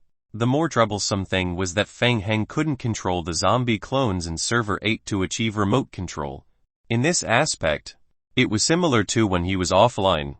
In the past, when he was offline, the zombie clones in District 8 would continue to carry out the command he received last time, faithfully carrying out the hack operation. This way, he wouldn't be able to control the zombie clones to commit suicide remotely as well. He wouldn't be able to command it from a long range even if it was in danger. Shaking his head, Fang Heng continued to focus on what was in front of him. This time, he came to District 7 only for the initial exploration, to think of a way to obtain information about the first-generation meteorite in District 7. Fang Heng thought that it was better to keep a low profile as much as possible. He already had a preliminary plan. He would start with the Dark Knights. From the main storyline mission in District 8, he learned that the first-generation meteorites were part of the main storyline mission. The main storyline mission was triggered by the Dark Knights. Therefore, the Dark Knights would definitely know the location of the first-generation meteorites. Then how would he find the Dark Knights? In short, he should return to the shelter and inherit the legacy of his previous owner. Feng Heng remembered clearly that he had built a small shelter in Server 7. The shelter was very small, only enough for him to live in, but it was better to be hidden and safe. The previous owner of the body had also placed a lot of survival materials in the shelter, including all kinds of rare weapons, guns, knives, grenades, flashbangs and so on. He was very lucky. The shelter was not far from here. Opening the map, Feng Heng roughly identified the direction and walked toward the shelter in his memory. Along the way, he gathered some materials. Feng Heng made a wooden gun and killed a few ordinary zombies. Soon, Feng Heng came to the edge of a river. Feng Heng walked along the edge of the river and quickly found an entrance covered by miscellaneous items. He entered the entrance and walked along the narrow passage for a while. Then, a staircase appeared in front of him. Hint: identity authentication successful. You have returned to your shelter. Apart from identity verification, he also needed to open the lock of the room. The iron door at the entrance was locked. Feng Heng took out the barbed wire he picked up on the way. Hint: you have used a skill like picking. You are in the process of picking the lock. Hint: the current skill has failed. TCH. Feng Heng cursed his bad luck and continued to lower his head to pick the lock. He failed more than 10 times in a row. Just when Feng Heng's patience was almost exhausted, there was a crisp click. The door lock was unlocked. Feng Heng pushed open the metal door. When he opened the room, Feng Heng felt a familiar feeling that he had not felt in a long time. This was the shelter that this body had spent 1 to 2 years in the game to build. The location was very hidden, and no one knew about it except him. Fortunately, the things are still here. Looking around and seeing the room full of inheritance, Feng Heng felt a strange sense of security. Chapter 338 Camp. Chapter 338 Camp. This way, it was much easier. He didn't need to use the world to find food and find a safe house, saving a lot of trouble. Feng Heng wandered around the shelter, casually taking some basic tools. A steel dagger, a few bullets, and a few flashbang bullets. He also put some food in his backpack. After a short rest, Feng Heng set off again, heading to the nearest Apocalypse merchant camp. Unlike District 8, District 7 had been in service for a long time. Most of the Apocalypse merchant camps in the game had been monopolized by various large gaming companies or unions. In the past, Feng Heng would sneak in whenever the players from the various large guilds were not paying attention. Just like before, Feng Heng fumbled his way to the periphery of the Apocalypse merchant camp, hiding in the bushes to observe. There were still 2 players from the Dragon Country Game Company standing at the entrance of the Apocalypse camp. The Dragon Country Game Company was a medium-sized gaming company. Feng Heng did not have any good impression of them. He remembered that once his shelter had been forcefully raided by them. That time, Feng Heng's months of hard work had gone down the drain. The law of the jungle was very normal in the game, but when Feng Heng thought about it, he instinctively felt a little displeased. Players from the Dragon Country Game Company were currently transporting materials to obtain the mission. A small truck stopped at the entrance of the camp. There was a small truck. District 7 seemed to be quite rich. Even normal medium-sized guilds could use a small truck every day. Feng Heng narrowed his eyes slightly and took out a rag from his backpack. He made it into a face towel and put it on his face as he strode forward. 2 players from the Dragon Country Company did not realize that danger was approaching. They were standing in front of the Apocalypse camp and casually chatting and laughing. One of the players saw a player approaching from afar and felt that it was strange. So he shouted at Feng Heng, "You stop, what are you doing here? This is Dragon Country's game territory. If you know what's good for you, get lost." Feng Heng continued to approach the 2 of them unhurriedly. "Are you deaf? IFC King told you to stop." Shen Hu realized that something was not right. He pulled out the pistol in his hand and pointed it at Feng Heng. "This is the last warning. Don't come any closer otherwise I'll shoot." Feng Heng stopped in his tracks. He raised his hands high to show that he had no ill intentions. I know I'm a player of Crimson Technology. I have no ill intentions. Crimson Technology. Shen Hu and Yi Jun looked at each other and felt that it was very strange. Since when did Crimson Technology develop in the vicinity? They had never heard of it. Crimson Technology was a large gaming company. Shen Hu was a little hesitant and did not dare to offend them. Take the mask off your face. Fang Heng raised his hands and pretended not to hear him. Continuing to approach. What did you say? Oh right, a large group of zombies are coming this way. I'm here to warn you. While the two of them were suspicious, Fang Heng took a few more steps forward. Hey, I told you not to move. However, it was already too late. Fang Heng's hidden flashbang suddenly slid down. Buzz! Along with the ear-piercing sound wave, a dazzling light bloomed. Shen Hu and Yi Jun could not help but lower their heads to avoid the light. Swoosh! A sound of air being torn rang in their ears. Opening his eyes again, Shen Hu saw a flash of blade light in front of his eyes.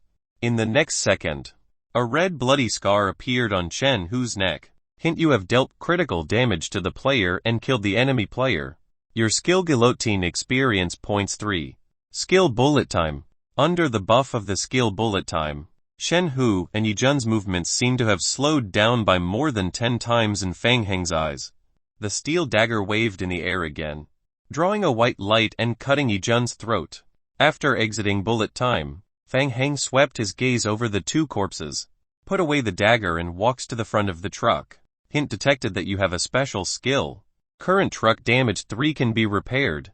The truck is in good condition and can run. It doesn't belong to you, but you can use the lockpicking skill to gain control of the truck. You can dismantle the truck. Hey Shen Hu, Yi Jun, the two of you, come and help. Fang Heng heard the shouts from inside the apocalypse camp. He immediately activated his skill to conceal his aura and hid to the side. FCK, where are those two idiots? They only know how to slack off. Yi Jun. The two players were cursing and swearing as they each laboriously carried a box of materials out of the apocalypse camp. Fang Heng silently appeared behind one of them. The flow of time in the surroundings instantly slowed down. Fang Heng brandished his dagger and once again slashed across the necks of the two players at an extremely fast speed. Easy. Under normal circumstances, the ordinary player would not be able to pose a threat to him. Fang Heng was too lazy to waste time, so it was most convenient for him to directly act. Moreover, they already had a grudge to begin with. Fang Heng took off his face cloth, wiped the dagger that was stained with blood and strode into the apocalypse merchant camp. What a rare guest. Fang Heng, I haven't seen you for a long time. I thought you had already gone somewhere else. The boss of the apocalypse camp was called Hawk. He had some impression of Fang Heng. How have you been recently? I can smell the blood on your body. Fang Heng placed a bag of drunkard peanuts on the counter and pushed it towards Hawk. He could see that most of the apocalypse merchants liked to drink. Hawk, I need your help. I want to get the contact information of the Dark Knights. Hawk took the drunkard peanuts, tore open the packaging and examined Fang Heng from top to bottom. That won't be easy. Fang Heng, the Dark Knights aren't willing to meet some ordinary people. You know what I mean. I know you have a way. I have something very important to find them. And I'm in a hurry. The rules aren't like that. Fang Heng, it's not that easy to join the Dark Knights. Tell them that I come from another parallel world. Fang Heng looked at Hawk. I came through the Tier 3 space-tearing device for the first-generation meteorite. I don't really know. Hawk shrugged and poured a few drunkard peanuts into his mouth, indicating that he was powerless. Help me pass this message to them. They will meet me. Okay. I can help you pass this message. It's a total of 30. Survival points. What do you think? Hint: you have deducted 30. Survival points. Hawk was shocked. He did not expect Fang Heng to take out 30 survival points so easily. He did not even blink. It seems that you have earned a lot recently. Hawk put away the surprise on his face and nodded seriously. I will take the points. But I cannot guarantee that the Dark Knights will be willing to meet you. Come back to my place at dusk today. If they are willing to meet you, they will appear. Fang Heng checked the list of exchangeable items in Hawk's shop. It was almost empty. All the valuable materials had been exchanged. This was the old district. Resources had been allocated by the big guilds. Fang Heng did not feel disappointed. He shook his head and left the Apocalypse Merchant camp. Fang Heng turned on the truck and returned to the shelter. Chapter 339 Accompany Reading. Chapter 339 Accompany Reading. When he returned to the shelter, he saw that there was still some time left. Fang Heng left a simple bed and went offline. After exiting the game, Fang Heng continued to think. It would be best if he could find the first-generation meteorite in District 7. If he still couldn't find it, then he would be in trouble. Should he ask Chen Yu about the situation? The Federation undoubtedly knew the situation of the other servers the best. They had a high probability of knowing the situation of the first-generation meteorite. However, Fang Heng also had some concerns. He didn't want too many people to know that he had successfully established the Tier 3 space-tearing device. This included the Federation. Asking too many questions might arouse the suspicion of the Federation. Let's think about it again. Fang Heng opened the game cabin and crawled out. Just as he was about to move his body, his eyelids suddenly twitched. Fang Heng's heart pounded wildly. He stretched out his hand and looked at the back of his right hand. The mark on the back of his hand was faintly discernible. A line of small words immediately appeared in his vision. Hint: player has unlocked the warp backpack slot 1. What was going on? Through the mark on his right hand, Fang Heng found that he could see the backpack in the game. There was nothing in the backpack except for a slot. A bottle of T-virus antidote was lying quietly in that slot. The warp backpack slot can be used in this world as well. He took a deep breath and tried to give the order to take out the item. With a slight twist of his wrist, the T-virus antidote appeared in his hand. The item in the game had been brought into the real world. Or in this way, Fang Heng sat down on the ground and tried to control his somewhat chaotic mind to continue thinking. That's right. This should be one of the settings of the game. Mo Yung Xiao had said before that the item in the game could be brought out of the game. Recently, he had been reading the Occult Guide, which was originally a product of the game. So perhaps the Occult Guide itself was brought out of the game through the way of the warp backpack slot. Fang Heng was suddenly startled and had a flash of inspiration. Since the in-game item could be brought out of the game through the warp backpack slot, then the same principle could be applied. The slot could also bring the item back into the game. Yes, that's right. Weapons materials. Fang Heng's heart raced wildly. His eyes quickly searched the room, looking for an item that could be brought into the game. Phone. Fang Heng picked up the phone on the table and tried to put it into the backpack slot. Hint: this item can be stored in the backpack slot.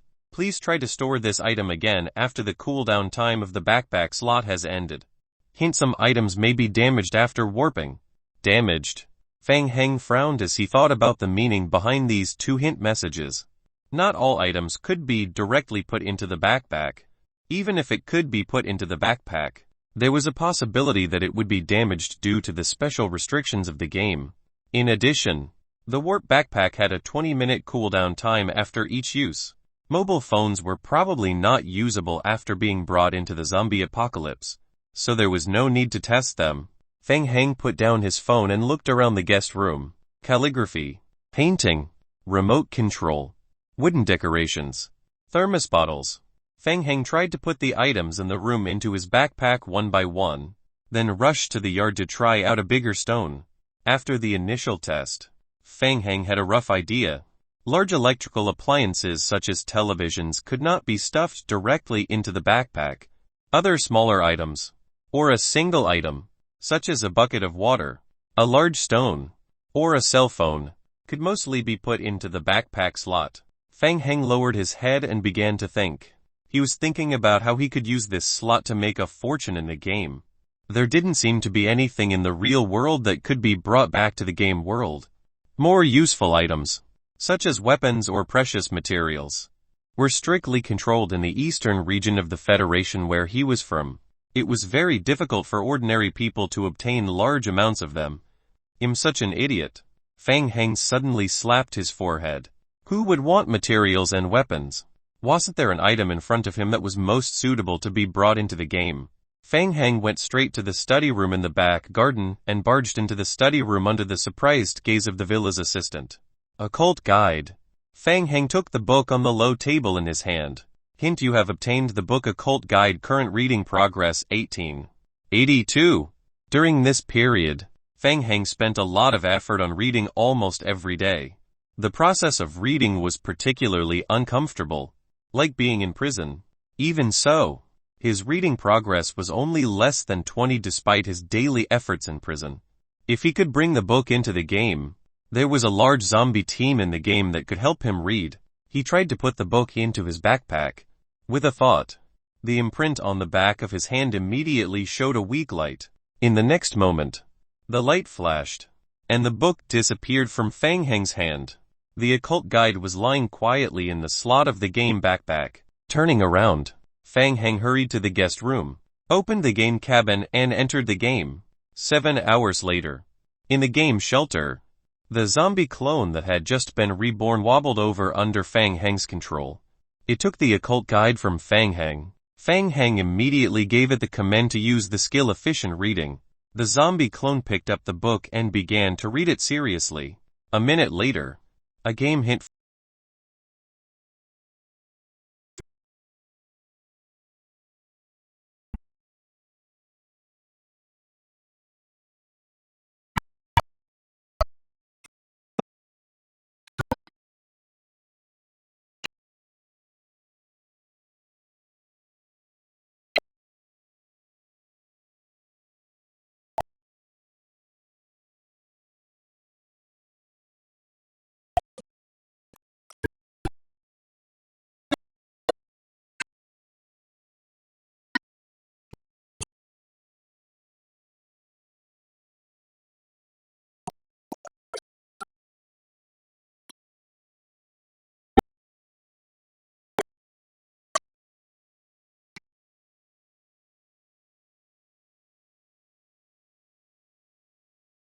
He had to bear with it for now.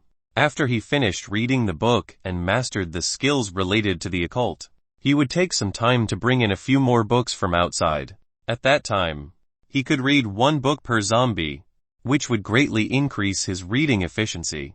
Seeing that it was almost dusk, Fang Heng left his zombie clone in the shelter to read and brought the liquors back to the Apocalypse Merchant Camp. Chapter 340: The Scavenger Army. Chapter 340: The Scavenger Army. Desk. In the bushes, several players from the Dragon Country Guild were trying to search for the traces left behind by Fang Heng. Captain Han Bo reminded them, "Everyone, be careful. The president said that person might come back again. The other party is very strong and has some powerful close combat skills. You must be careful. Work in groups of 3. Don't get too far apart. If you encounter any dangerous characters, shoot them." Understood, Captain. After learning that 4 of their players had been attacked and killed by an unknown source, the Dragon Country Game Company immediately sent people to search the nearby area. After asking in detail about the players who were killed, the Dragon Country Game Company first suspected Crimson Technology. However, they quickly ruled it out. Crimson Technology had recently gotten into quite a lot of trouble in Server 8. Now that they could no longer protect themselves, the probability of them coming over to cause trouble was very small. Who's there? While searching, Han Bo was alert and noticed something. He stopped and raised his guns to aim at the bushes. Squinting his eyes, he looked over. Suddenly, several red shadows flashed through the forest. Not good. It's the lickers. Seeing the appearance of the red shadows clearly, Han Bo was shocked. The group of lickers quickly flew towards him. Han Bo hurriedly raised his submachine gun and aimed at the charging lickers and pulled the trigger. Bang bang bang bang bang bang. The sound of gunshots rang out. When the other players heard Han Bo shout, they also raised their guns and fired at the front. The average character level of the player team led by Han Bo was around level 7. They had not reached the basic attribute of fully controlling the submachine gun. Coupled with nervousness, their aims with the submachine guns were bad. Han Bo quickly emptied a magazine, but less than 1/10 of the bullets hit the lickers accurately. The lickers braved the barrage of bullets and instantly rushed in front of Han Bo. The sharp claws slashed in front of his eyes, leaving a piercing sound. What?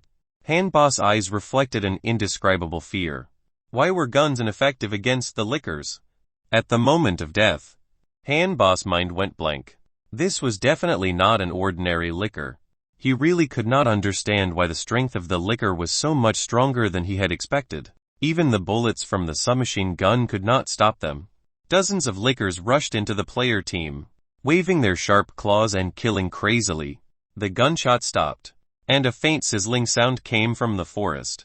The lickers lay on the ground, eating the players' corpses. Ever since they had learned the talent of vampires, the lickers had developed the bad habit of gnawing on the corpse's blood. They devoured the blood to increase their HP's recovery speed. Fang Heng walked out from the side, his gaze sweeping over the players from the Dragon Country Guild on the ground. On the sentry tower on the second floor of the Apocalypse Merchant Camp, seeing Fang Heng, AI Lei slowly put down the sniper rifle in his hand. His eyes revealed a hint of surprise. A human who could control a liquor. Could it be that the information he said about the parallel world was true? Fang Heng frowned. His sharp perception told him that someone was watching him in the dark. He suddenly raised his head. His gaze pierced through the layers of obstacles and looked toward AI Lei's position. Such strong intuition. AI Lei noticed that Fang Heng had discovered him, and his heart skipped a beat. He put away the sniper rifle in his hand, and raised his right hand towards Fang Heng. Fang Heng nodded at AI Lei, and stepped into the Apocalypse Merchant Camp. Fang Heng, I am a member of the Dark Knights. AI Lei. AI Lei was very young. He wore a pair of black-rimmed glasses, and he held a toothpick in his mouth. He looked very casual and undependable. I'm very interested in the parallel world theory you mentioned. Why don't you tell me again? This one is on me. As AI Lei spoke, he pushed a glass of fruit juice towards Fang Heng. Fang Heng did not touch the fruit juice and roughly described the trouble he had encountered in District 8. Simply put, the first-generation meteorite in our parallel world was damaged. I want to find the first-generation meteorite here. Hearing Fang Heng's words, AI Lei showed an interested expression.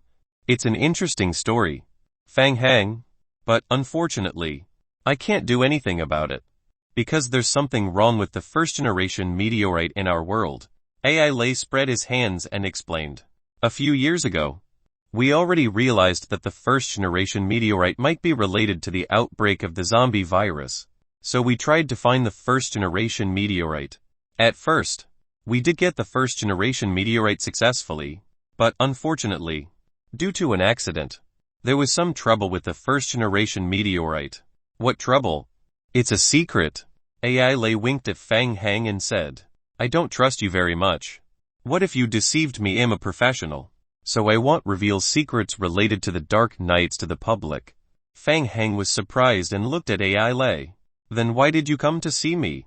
After all, I happened to be passing by, so I thought I'd come to listen to your bragging. It's like casual talk after dinner.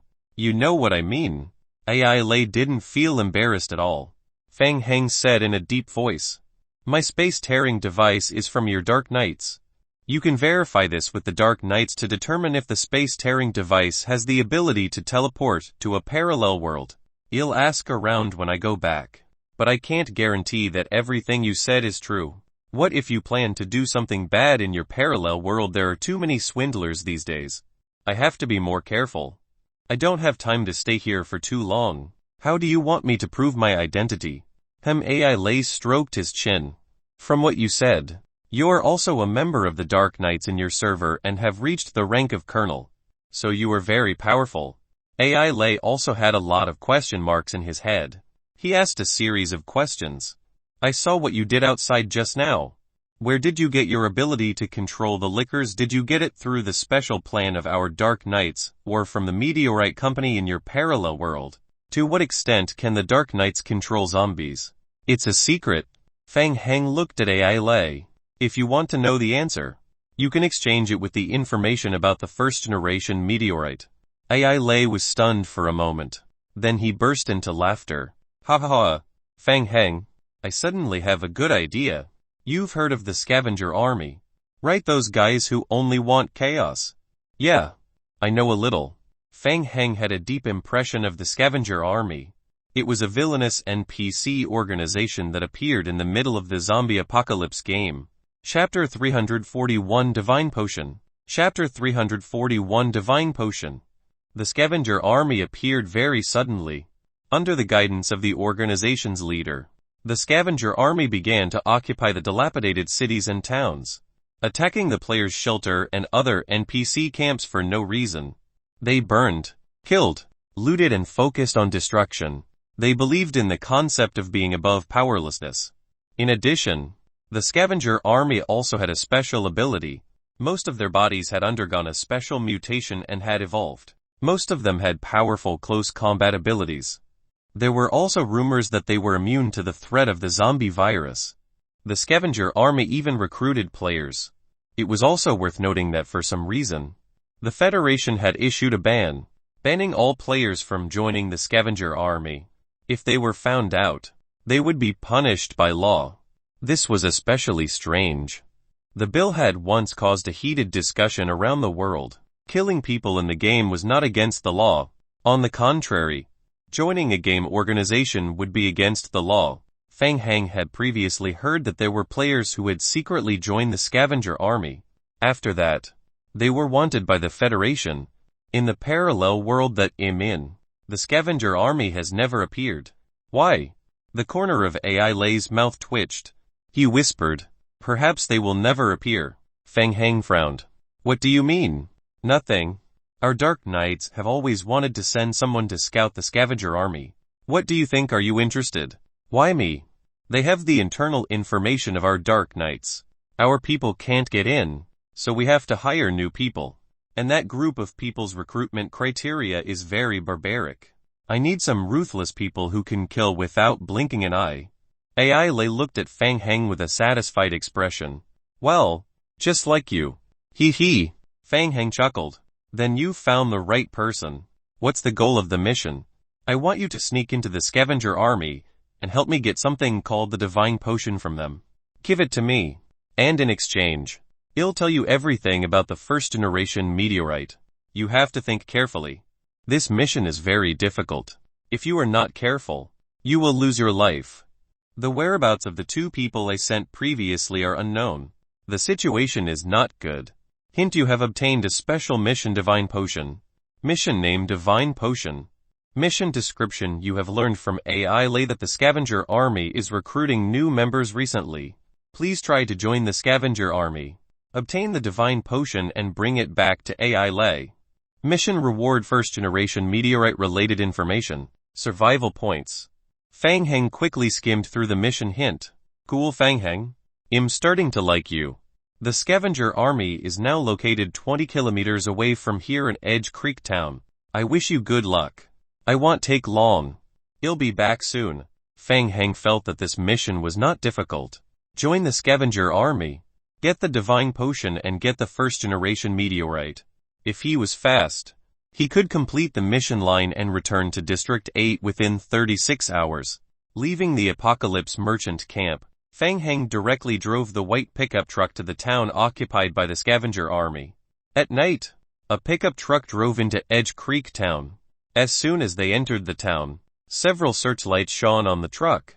A few survivors of the scavenger army surrounded the truck with weapons in their hands and blocked the front of the truck. They all looked fierce. "Diamenic, come out now." A young man who looked like a gangster, who reeked of alcohol, walked to the side of the truck with a bottle in his hand and slapped the window hard. Fang Heng opened the car door and walked out. "Don't dawdle." A fierce look flashed across the hooligan's eyes. He lifted the bottle and wanted to hit Fang Heng. However, the next second, he realized that his wrist was tightly grabbed by Fang Heng. Then, an unprecedented pain came from his lower abdomen. The hooligan was sent flying by Fang Heng's kick. He clutched his lower abdomen and struggled to stand up.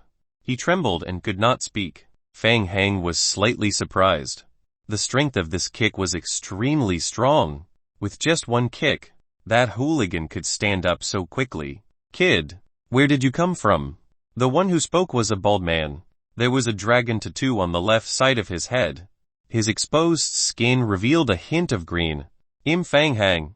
I heard that your scavenger army needs manpower." Fang Heng stood where he was and looked around at the players. "I'll be straightforward. I admire your philosophy. I want to join." "You want to join?" Bald Roch turned to look at the truck behind Fang Heng and chuckled. Interesting. Did you come alone? You have some guts. I'm the only one who wants to join. Naturally. I'll come alone. Ha ha ha. Good, I admire your confidence, but you have to prove that you're different from the trash outside. When you came, you should have noticed the nearby shelter. Right, I think those people are an eyesore. Go there and make some random destruction to prove your strength. Remember, come back before dawn. You only have one chance. Hint, you have triggered a special mission, Scavenger Army. Mission name Scavenger Army. Mission description: pass Roch's test and obtain the recognition of the Scavenger Army. Mission requirements: obtain 500 reputation points of the Scavenger Army, killing survivors, destroying things, looting survivors' materials and other acts can obtain the Scavenger Army honor points. As expected of the villain force, the missions are also villainous. Was this the reason why the Federation issued a ban on players joining the Scavenger Army? I'll be back soon, Fang Heng said as he returned to the driver's seat. He already had some plans in his heart. The Dragon Country Game Guild. It's you, guys. Fang Heng opened the map and randomly found a nearby shelter belonging to the Dragon Country Game Guild. He drove the truck quickly. What, the entire team was wiped out? Is it still the same attacker from before? It's not him. It's a group attack by the Lickers. The president of the Dragon Country Game Guild, Niuzia, hung up the phone. He felt more and more uneasy. Was it done by an enemy company? Was it Crimson Technology, or was it a mercenary group that was hired? It didn't seem like it. Such a way of doing things was too weird. Spread the word. From now on, cancel all non-essential activities in the game and reduce the range of activities. Temporarily abandon the Apocalypse Merchant Camp and don't go any closer.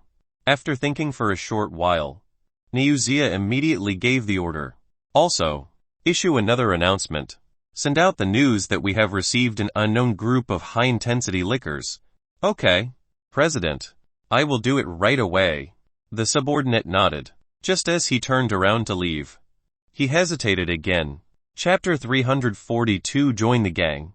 Chapter 342: Join the Gang. Niuzia saw the other party's hesitation and asked, "Is there anything else, President? Do you think it's Fang Heng?" This name made a few high-level players in the office think of something, and they couldn't help but shiver. Recently, District 8's Fang Heng's prison army had become too popular. The continuous popularity had also made their District 7 hear about it.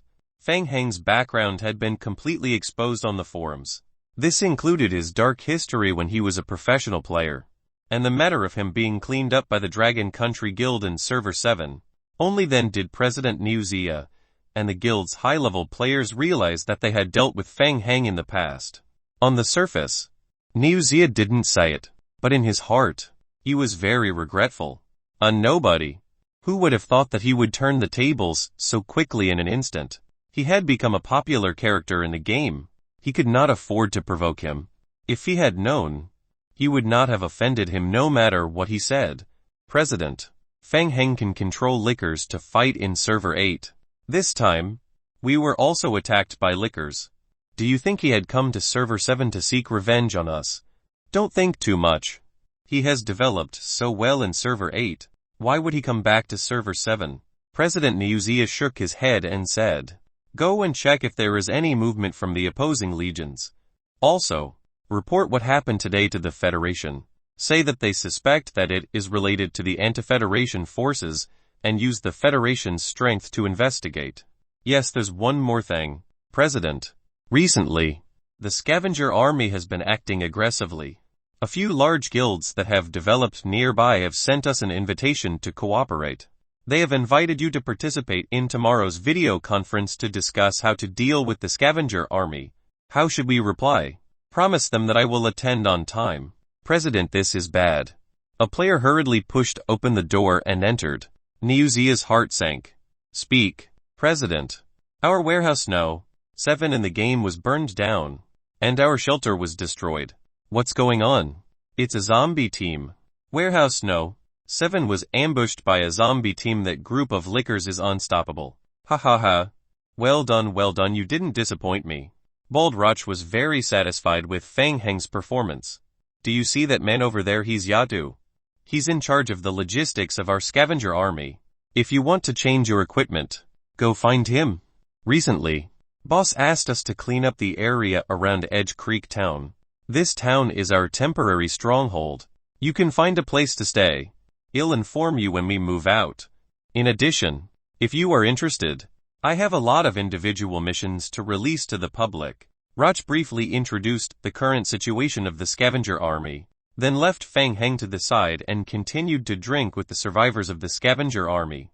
A series of hints quickly flashed in front of Fang Heng. Hint: you have joined the scavenger army.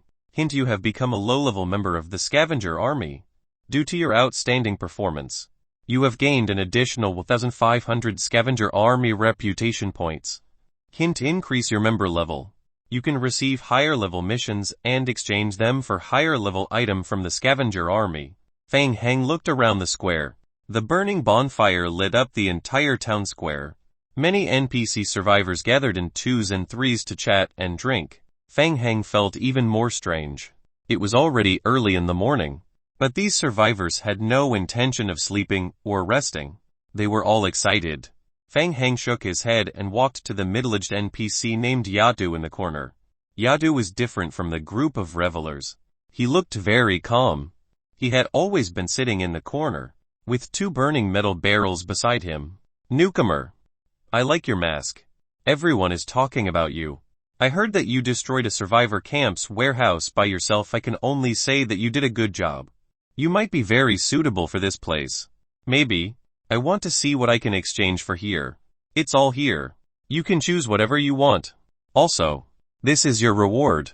Yatu handed Fang Heng a steel dagger and showed Fang Heng the exchange list. Fang Heng immediately opened the list to check. The items on the list were all relatively ordinary food and weapons. Fang Heng flipped through the list and lost interest. I heard that there's a potion here that can strengthen one's physique. Heh. I guessed it long ago. You really came for that thing. That's something only core members can have. You're not qualified to exchange for it. Yatu raised his hand and pointed at Rach, who was celebrating in the middle of the square. Go find him. He still has a lot of missions that he's looking for someone to handle. When you gather enough reputation and get promoted, you can naturally exchange for the divine potion from me. Fang Heng suddenly realized something. He turned his head and looked at the excited survivors of the scavenger army in the square. What effect does the divine potion have? Ha ha ha. Haven't you already seen it with your own eyes? Yatu laughed. They have all taken the potion. Once you anger them, they can just wring your head off with their hands. Fang Heng narrowed his eyes and thought of the hooligans he had kicked previously. If it was an ordinary person, this kick could make him lie on the ground for an entire day. Fang Heng judged that the divine potion should be able to improve the player's physique and strength, but it most likely also had some negative effects. The scavenger army was in high spirits in the middle of the night. Under their exposed skin, there was a hint of deathly green. No matter how one looked at it, it didn't feel right.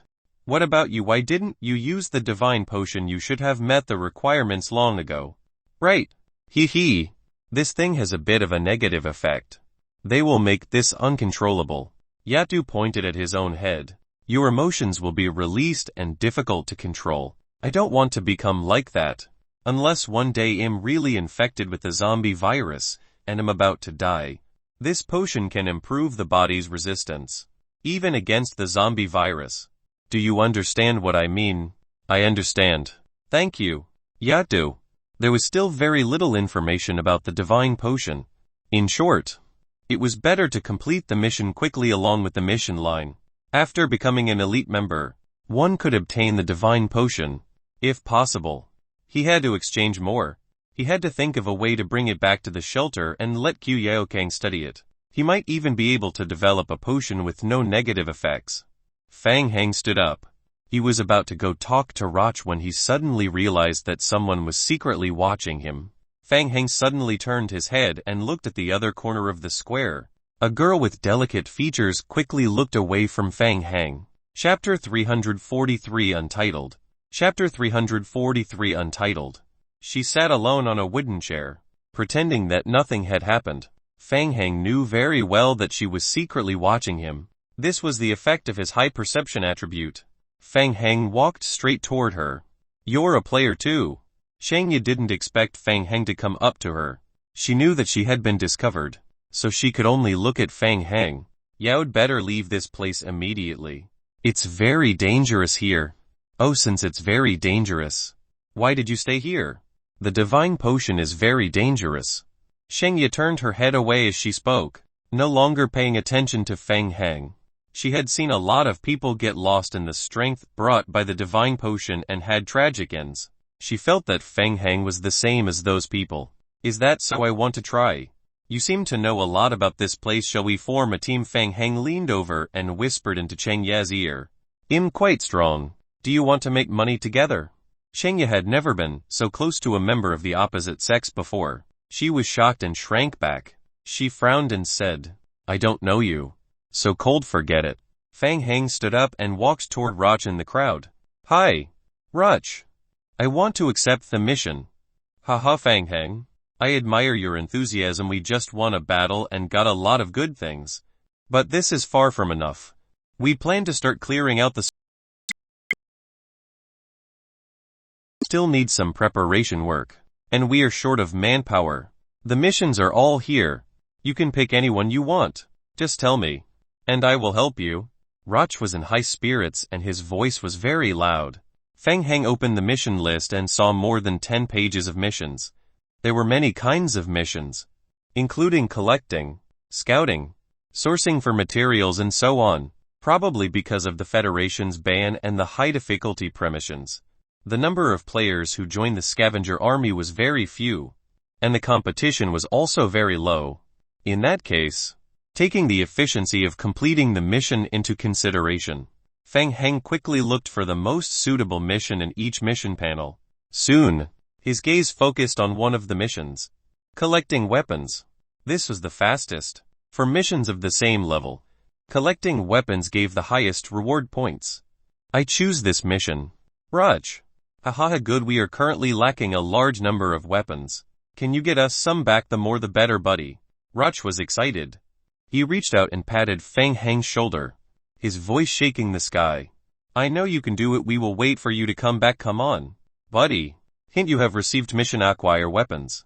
Mission name: acquire weapons. Mission description: weapons are needed for burning, killing and looting. The recent bloody battle had consumed a large number of weapons from the scavenger army. To prepare for the new battle, the scavenger army need to replenish a large number of weapons. Mission requirements: obtain weapons and submit them to the scavenger arm. Points will be calculated according to the number and quality of weapons submitted by the player. Roch's loud voice attracted the attention of many people. Go for it, buddy. Many people raised the beer bottles in their hands and signaled Fang Heng to go for it. Fang Heng realized that these people's emotions had always been in an extremely high state. It was very abnormal. This kind of abnormality was most likely related to the divine potion. Fang Heng secretly suppressed the doubts in his heart and focused on the current mission.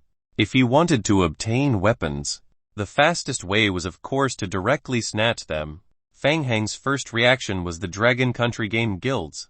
They were quite good and had always been very helpful in the mission. The corner of Fang Heng's mouth twitched slightly.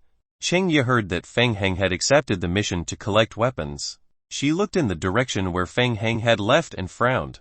Early in the morning, outside the shelter of the Dragon Country Guild, Fang Heng revealed himself under a pine tree.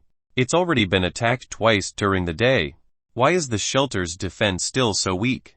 Looking at the slightly weak shelter in front of him, Fang Heng could not help but mutter to himself, Then don't blame me. Fang Heng laughed coldly in his heart and waved his hand in the direction of the shelter. Behind him, the zombie team hidden in the shadows revealed themselves and approached the swaying shelter. Soon, the Dragon Country Guild player on the sentry tower noticed the zombies gathering in the periphery. Attention, there are zombies. Sporadic gunshots broke the silence of the night. So many. Why aren't they hit? Why are these zombies so hard? The player guards from the Dragon Country Guild on the sentry tower were all very nervous. This group of zombies was too strange. All the bullets from the pistol were emptied, but not a single zombie fell. Not long ago, the shelter had just received news from the headquarters that the Dragon Country Guild had been attacked by an unknown source. So they had to stay alert. The supervisor of the shelter, Caillou had already made preparations. He had sent people to reinforce the defense line at the periphery of the shelter, and he had even sent an emergency team to stay on duty at night. But all of this was useless. Guns and bullets rained down on the zombie team, but the damage they could do was minimal. In the blink of an eye, the zombie team had already approached the periphery of the shelter and started attacking the outermost defense building. "No, boss. We can't hold on like this. Boss Kai, the commander of the shelter." Caillou didn't answer for a long time. He just looked at the forest not far away. His forehead was covered in a cold sweat. A few players looked in Caillou's direction and their hearts sank. What was lurking in the forest? Liquor. At the Dragon Country Guild. What shelter? No. 7 has been attacked again. In the lounge. Niuzia had just closed his eyes to rest for a while when he was awakened by a knock on the door. He hurriedly put on a coat and rushed back to the meeting room to gather everyone for an emergency discussion. The other companies haven't been attacked by the zombies. His subordinate flipped through the information on hand and lowered his head to answer. "We haven't received any similar reports yet." Niuzia frowned. He knew that the company was in big trouble this time. In one day, the shelter had been attacked 3 times consecutively by the high-intensity zombie team. Only their company had been attacked.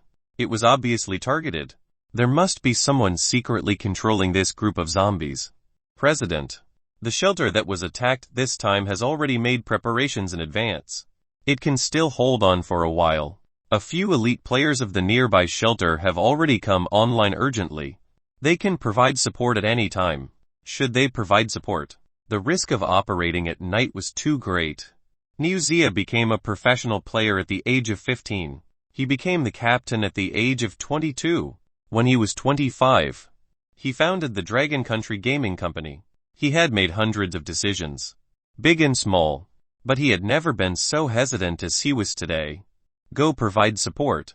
Niuzia took a deep breath and made a decision. If he did not even dare to fight, then Dragon Country Guild would lose completely. Chapter 344 Returning with a full load. Chapter 344 Returning with a full load. Bring all the equipment: rocket launcher, focused flamethrower and revolving machine gun. 2. We must defend the shelter. The subordinate quivered and nodded. Yes.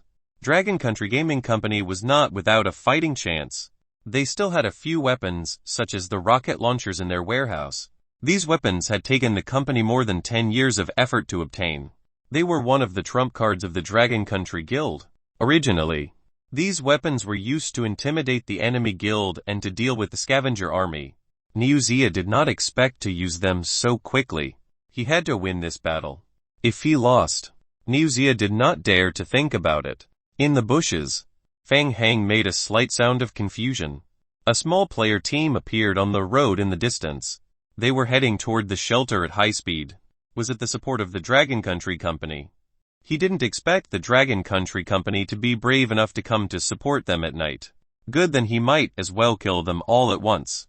Fang Hang immediately controlled the zombie team to stop attacking the shelter and rush toward the support team that was coming from behind. The backup team from the Dragon Country Company was all elites. When they saw the zombie team changing their target, they immediately got out of the car and set up a temporary wooden fence to form a simple defensive line. Suddenly, gunshots were heard. There was even a revolving machine gun.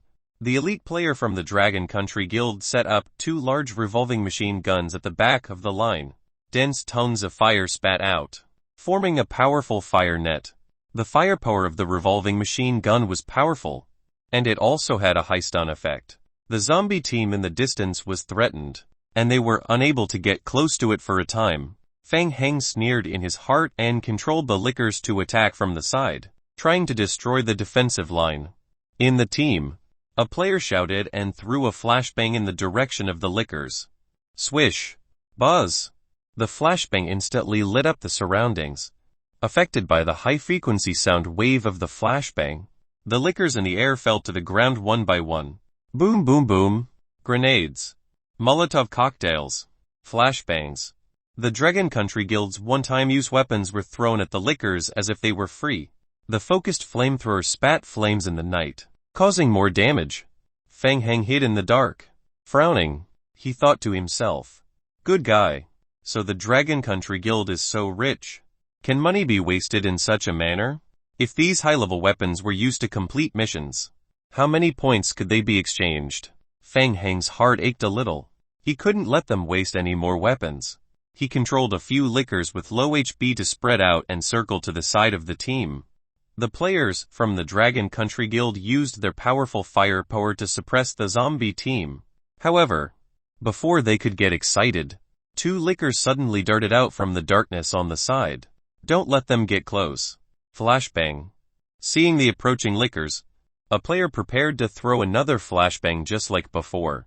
But he didn't notice that the 2 lickers' skin was suffused with an extremely strange red color. He was one step too late. In the next moment, a huge explosion resounded through the entire forest. Fang Heng also felt a slight tremor beneath his feet. 2 lickers in midair exploded with a loud bang. The blood that splattered around caused great damage to the surrounding area. The skin of a few players closest to him was splashed by the blood that was produced from the explosion. They immediately felt a burning pain on their skin. When they looked down carefully, their skin could be seen bleeding rapidly. The HP of their characters had also dropped drastically. In the panic, the player had no mood to continue attacking. He hurriedly took out a medical spray from his backpack and sprayed it on the wound. Following that, the zombie team took advantage of the chaos and immediately pounced on the players. Heh, the self-destruct skill is really useful. Fang Heng chuckled. Boom boom. Taking advantage of the chaos, 2 more lickers approached the player's defensive line and self-destructed one after another.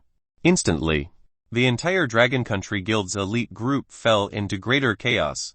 Amid the chaos, there was no one to even control the revolving machine gun. Don't panic, they are coming over quick. Stop them. A player shouted. Was this FC King something that could be stopped just because they wanted to? The players who were splashed by the blood from the self-destructed lickers were already cursing in their hearts. Fortunately, the blood did not contain the zombie virus. After spraying the healing spray, their HP started to recover gradually. However, by the time the players regained their senses, it was already too late to control the situation. Under the cover of the night, the lickers' speed was so fast that even the naked eye could not detect them, unless they used high-intensity weapons to hit it head-on or used flashbangs to slow it down. The successive explosions created a huge gap in the players' defensive line. Quick retreat quickly. The vice president of the Dragon Country Guild, who was in charge of commanding, was completely panicking. If this continued, all of their guild members would die here. You want to run now? Fang Heng didn't give them a chance to escape. The 2 zombie clones took advantage of the chaos to stagger to the car they were driving. Boom boom. Inside the shelter, the players on the sentry tower were dead silent. Half a minute ago, the players were still preparing for battle, trying to cooperate with the elite team to wipe out this wave of zombies. They didn't expect the reversal to happen so quickly. Before they had the time to reassemble, their teammates outside had already been beaten up by the zombies and fled in all directions. Captain, the team is ready. The player's mouth was full of bitterness. Are we still going to support them? Support Maya's. Caillou's face was ashen. Even the elite team couldn't defeat them and had already escaped, and they still need to go out and support them. Wasn't this courting death? Now, they could only retreat immediately and try their best to ensure their survival. Retreat, everyone retreat. Fang Heng couldn't leave everyone behind. He focused most of his energy on the few trucks that came, preventing the players from leaving with the trucks. As for the players who ran on their own, Fang Heng couldn't stop them. He was too lazy to chase them, so he simply let them off. Hint: your zombie team has destroyed the player's shelter. You have gained an additional 5 scavenger army points. Half an hour later, the forest returned to its peaceful state. The zombie team had also destroyed the shelter. The zombie clones began to clean up the battlefield and collect the materials left behind in the shelter. They threw the weapons they had collected one by one in front of Fang Heng. Flashbangs, damaged focused flamethrowers, submachine guns. The Dragon Country Guild is quite rich. Fang Heng curled his lips and separated the weapons collected by the zombie clones and loaded them into a small van. After more than half an hour, Fang Heng returned with a van full of weapons. Chapter 345 Raid. Chapter 345 Raid. Returning to Edge Creek Town, Fang Heng received cheers like the return of a hero. The scavenger army's NPCs were abnormally excited. One by one, they surrounded the truck and counted the weapons and materials Fang Heng had collected. Hahaha, Fang Heng, I knew you could do it. Ruch praised Fang Heng. He patted Fang Heng's shoulder. These weapons and equipment would be of great help to me. With them, our attack can be brought forward. Have a good rest, Fang Heng. If everything goes well, we will launch an attack tomorrow afternoon. When that time comes, I will assign you a combat team. We will attack separately and catch them off guard. Hint: you have completed the mission acquire weapons. Based on the value of the weapons submitted, you have received 7,700 survival points and 59 points. Your level in the scavenger army has been upgraded to level 4 tier 1 elite member. Hint: Roch's favorability rating for you has increased significantly. Hint: Roch has invited you to participate in the raid of the regional shelter tomorrow afternoon. Refusing to participate in the mission will result in a decrease in your friendship with Roch. Fang Heng glanced at the game hint. To exchange for the divine potion, his level in the scavenger army needed to reach level 6. He was still lacking 2 levels. If everything went smoothly, he would probably complete the regional raid mission tomorrow afternoon. Anyway, the Dragon Country Guild still had a few shelters nearby. If it was not enough, he could just go there and farm for a while more. It would not be a problem to complete the mission within 24 hours. Fang Heng looked up at Roch and said, "Of course. Let's crush them together." Ha ha ha, you're right. Crush them, Fang Heng. Roch's eyes flashed with a hint of viciousness. Fang Heng was in a good mood and yawned. After staying up all night, he felt a little tired. As his eyes swept through the square, Fang Heng found a space and threw down the makeshift bed. He went offline to rest for a while. How did he do it? On the other side of the square, Shengyu was in disbelief as she looked at the NPCs distributing the materials. In just 2 hours, this mysterious man had obtained half a truck's worth of weapons and resources. How did he do it? Shengyu was an elite member of the investigation team 3 of the Federation's District 7. She had received orders from the Federation and spent a lot of effort joining the scavenger army to investigate. At first, Shengyu thought that Fang Heng was a bold player who had secretly violated the Federation's ban to join the scavenger army. But now, Shengyu confirmed that Fang Heng's identity was not ordinary. She had to report this to her superiors immediately. Seeing that Fang Heng had left the game, Shengyu also found an opportunity to quickly go offline.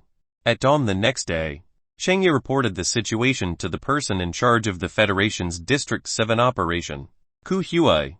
After listening to Cheng Ye's account, Ku Huai fell into deep thought. Leader, just who is he? It's simply unrealistic to obtain so many weapons in one night. Unless he has the support of a large guild. Do you think he's related to the anti-Federation forces? Ku Huai fell silent for a moment before passing a file to Cheng Ye. Take a look at this first. Cheng Ye took the file and quickly flipped through it. Ah how, Cheng Ye couldn't help but exclaim. That night, 2 shelters of the Dragon Country Guild were attacked by a zombie team from an unknown source. They suffered heavy losses. After the shelters were destroyed, the attackers took a lot of weapons with them. The time point was not long before Fang Heng collected the materials. All of them matched. Could it be that he did it? Cheng Ye was confused. Leader, do you think the attack on the Dragon Country Guild is related to him? Yes. The possibility is very high. Continue to observe and try to find out his identity. Ku Huai's face was serious, and he repeatedly reminded her, "You must be careful. This person is very dangerous. We can't rule out that he is related to the anti-Federation forces." Cheng Ye's expression turned solemn. She knew very well in her heart that the background and identity of that mysterious person were not ordinary. Cheng Ye did not bother to rest and immediately returned to the game. She would monitor that mysterious person 24 hours a day, trying to figure out his true identity. After waking up naturally, Fang Heng got up and stretched his body. The feeling of not having to read books to study was too seeking good. Fang Hang let out a heartfelt sigh. He had stayed up all night in the game last night, and it was already noon after he slept. Fang Hang felt refreshed. After meditating on the spot for a moment, Fang Hang went to look for some food. He went back to the study room and casually took out a book related to occultism and stuffed it into his backpack. It was almost afternoon when he went online again. There were less than 24 hours left until the end of the parallel world teleportation. Fang Hang, are you ready? We will set off in half an hour. Noticing that Fang Hang had gone online, Ruch walked over. He showed Fang Hang the latest battle map. These areas are all the possible attack directions for this raid. We will randomly choose the shelter within the area to attack.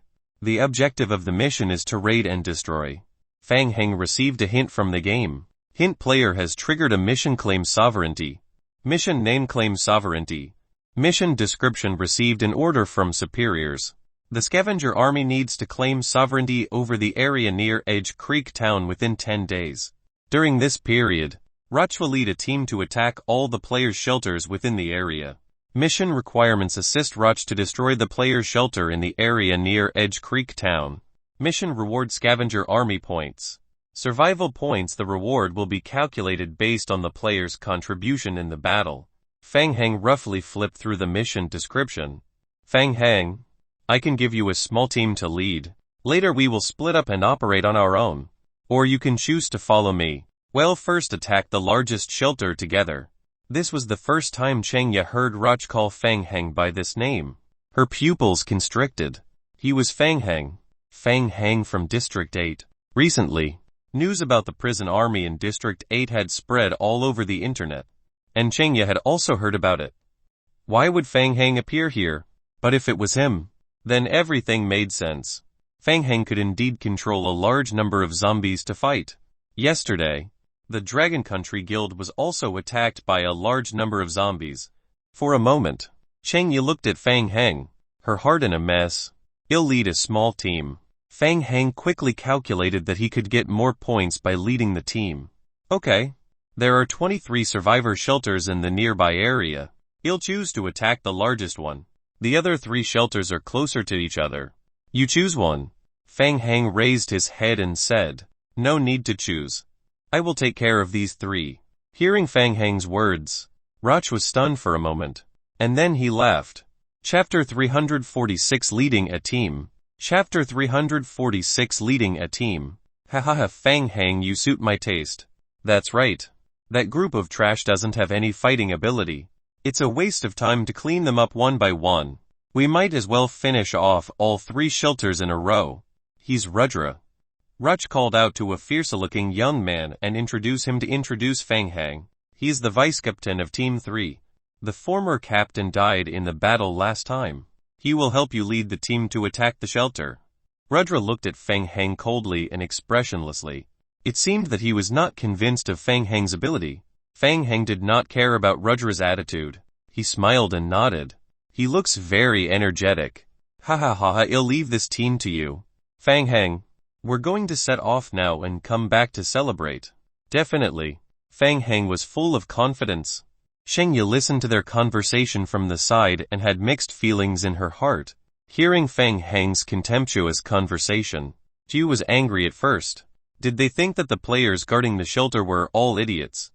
The players had already received the news that the scavenger army had entered Edge Creek Town, and were prepared to deal with it. However, if he was Fang Hang from District 8, Chengya was a little scared. Hint: you have triggered a mission fight together. Please choose the team you want to join. A hint of a game mission flashed through Chengya's vision. She hesitated for a moment, gritted her teeth, and chose to join Fang Hang's team. She needed to find a way to get close to Fang Hang, and take this opportunity to find out if this person was Fang Hang. The simplest way was to confirm whether he could control the zombies. Taking advantage of the preparation work before the team set off, Chengya secretly left the town square. She wanted to secretly go offline and pass on the information about Fang Hang and the next target and time of the scavenger army's attack to the Federation superiors. At that time, the Federation superiors would immediately pass on the information to the various player guilds so that they would be prepared to resist the scavenger army. However, Cheng Ye had just walked to an empty corner and was about to go offline through the bunk bed when a deep voice sounded in his ear. Why are you in such a hurry to go offline? Are you preparing to leak our attack target to the outside world? Cheng Ye's heart trembled as she turned her head. Fang Heng smiled as he looked at Cheng Ye. He had no choice. It was not good to have a high perception attribute. Fang Heng had been sensing Cheng Ye's gaze. He guessed that Cheng Ye might be a player from a large guild who had sneaked into the scavenger army to steal information. Seeing that Cheng Ye did not answer, Fang Heng shrugged. Whatever. Tell them to retreat as soon as possible. Don't make unnecessary resistance and give up their lives for nothing. And stop staring at me. After saying that, Fang Heng turned and left without waiting for Cheng Ye's response. With the help of the zombie team, Fang Heng was confident that he could complete the mission. So what if the players in the shelter were prepared? He could already crush them in terms of strength. Soon, the NPC team of the scavenger army arrived at the nearest player's shelter on a motorcycle. The players in the shelter had already received the news in advance and were ready to face the enemy. Kill. Brothers, follow me. Facing the defensive line of the shelter, Rudra's eyes turned red. With a loud shout, he led the scavenger army's NPCs on motorcycles and rushed toward the shelter. Fang Heng was dumbfounded. Were these NPCs so strong? Were they all so direct and reckless? Moreover, shouldn't he be the commander? In the next second, the game hint quickly refreshed on his retina. Hint second in command.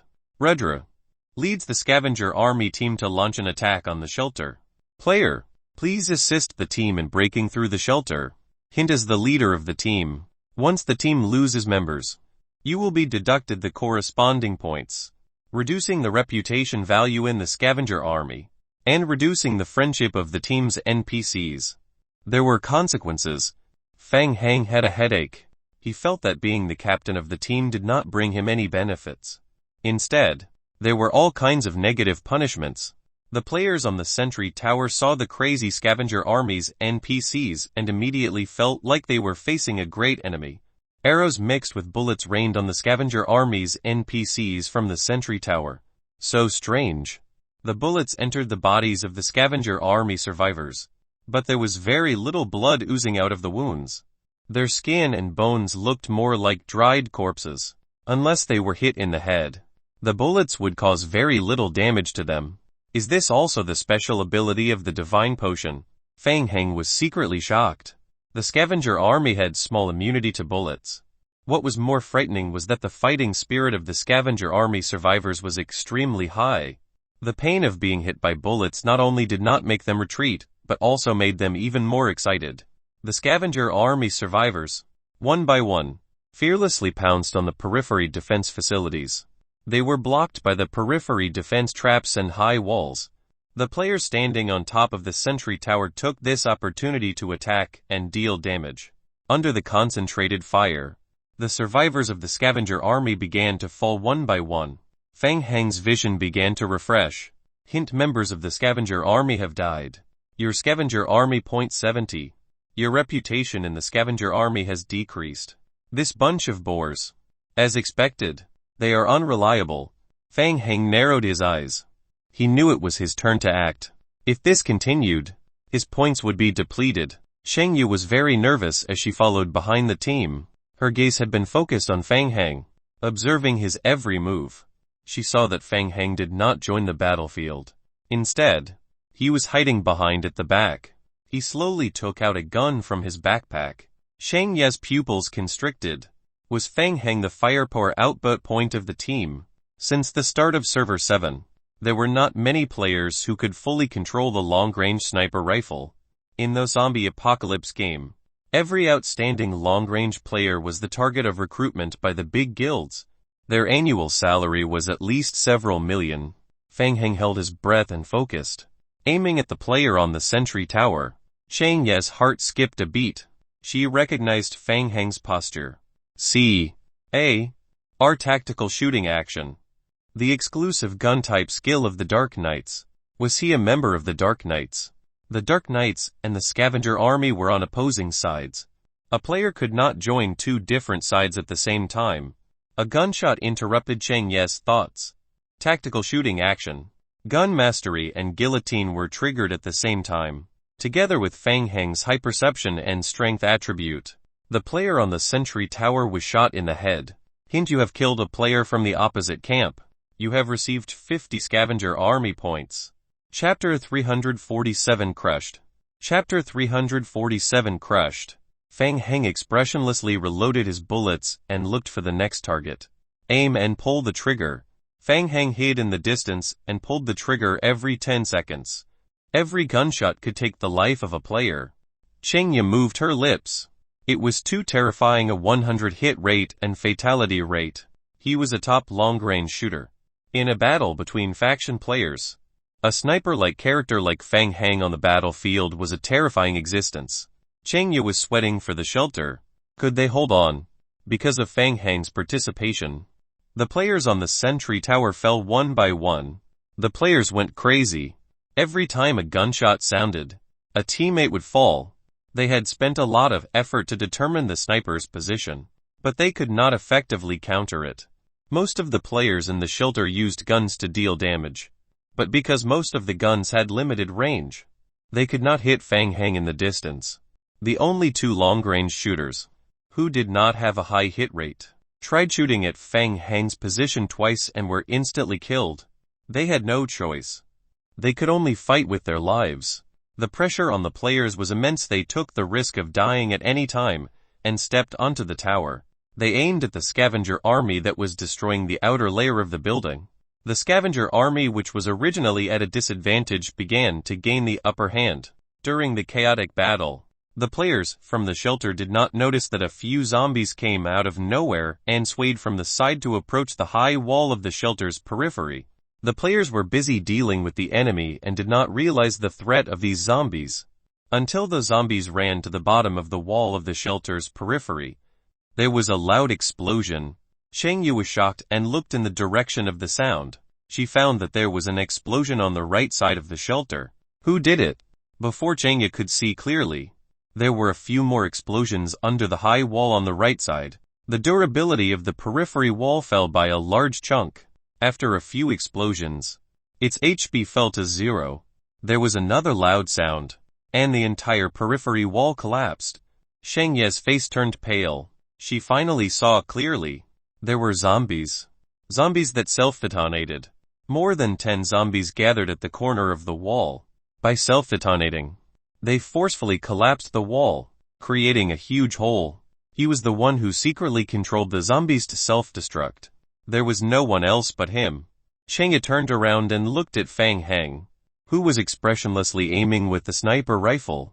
She felt that Fang Heng looked particularly terrifying at this moment. Fang Heng pulled the trigger and took the life of a player. Another game hint floated across his vision. Hint: you have broken through the high wall of the shelter's periphery. You have received 1,500 scavenger army points. Your reputation in the scavenger army has increased significantly. Haha, they can't hold on any longer. Brothers, follow me, let's kill our way in together. A hint of madness flashed in Rudra's eyes. He waved the machete in his hand and shouted, "Roar, kill them all, burn them all." The scavenger army players shouted in response and followed Rudra into the shelter. Hint: Rudra uses a special skill to encourage the members of the scavenger army to have an additional 10 increase in each attribute. This was bad. Chengya's heart was beating wildly. The defense of the periphery was instantly destroyed, and the scavenger army quickly broke into the shelter if they fought at close range. The player's side would be at a huge disadvantage. The collapse of the shelter was faster than Chengya had expected. Once the scavenger army with extraordinary physical fitness charged into the shelter's range, they would start a frenzied slaughter. The players could not win. We can't win. Run. What's the point of fighting? FCK. Run. The players' morale was greatly reduced, and they began to retreat, each running for their lives. Seeing the shelter in chaos, Chengya's heart sank. The failure of the shelter was a foregone conclusion. He was behind all of this. It was him, Fang Heng. Was he Fang Heng from District 7? Chengya stared at Fang Heng. She could not confirm this. Chengya suddenly shivered. She realized that Fang Heng's raid had only just begun. The most important thing now was to inform the remaining 2 shelters and persuade them to take their materials and leave the shelter as soon as possible. Seeing that the players on the sentry tower had started to retreat, Fang Heng was too lazy to chase after them. He put down the sniper rifle in his hand.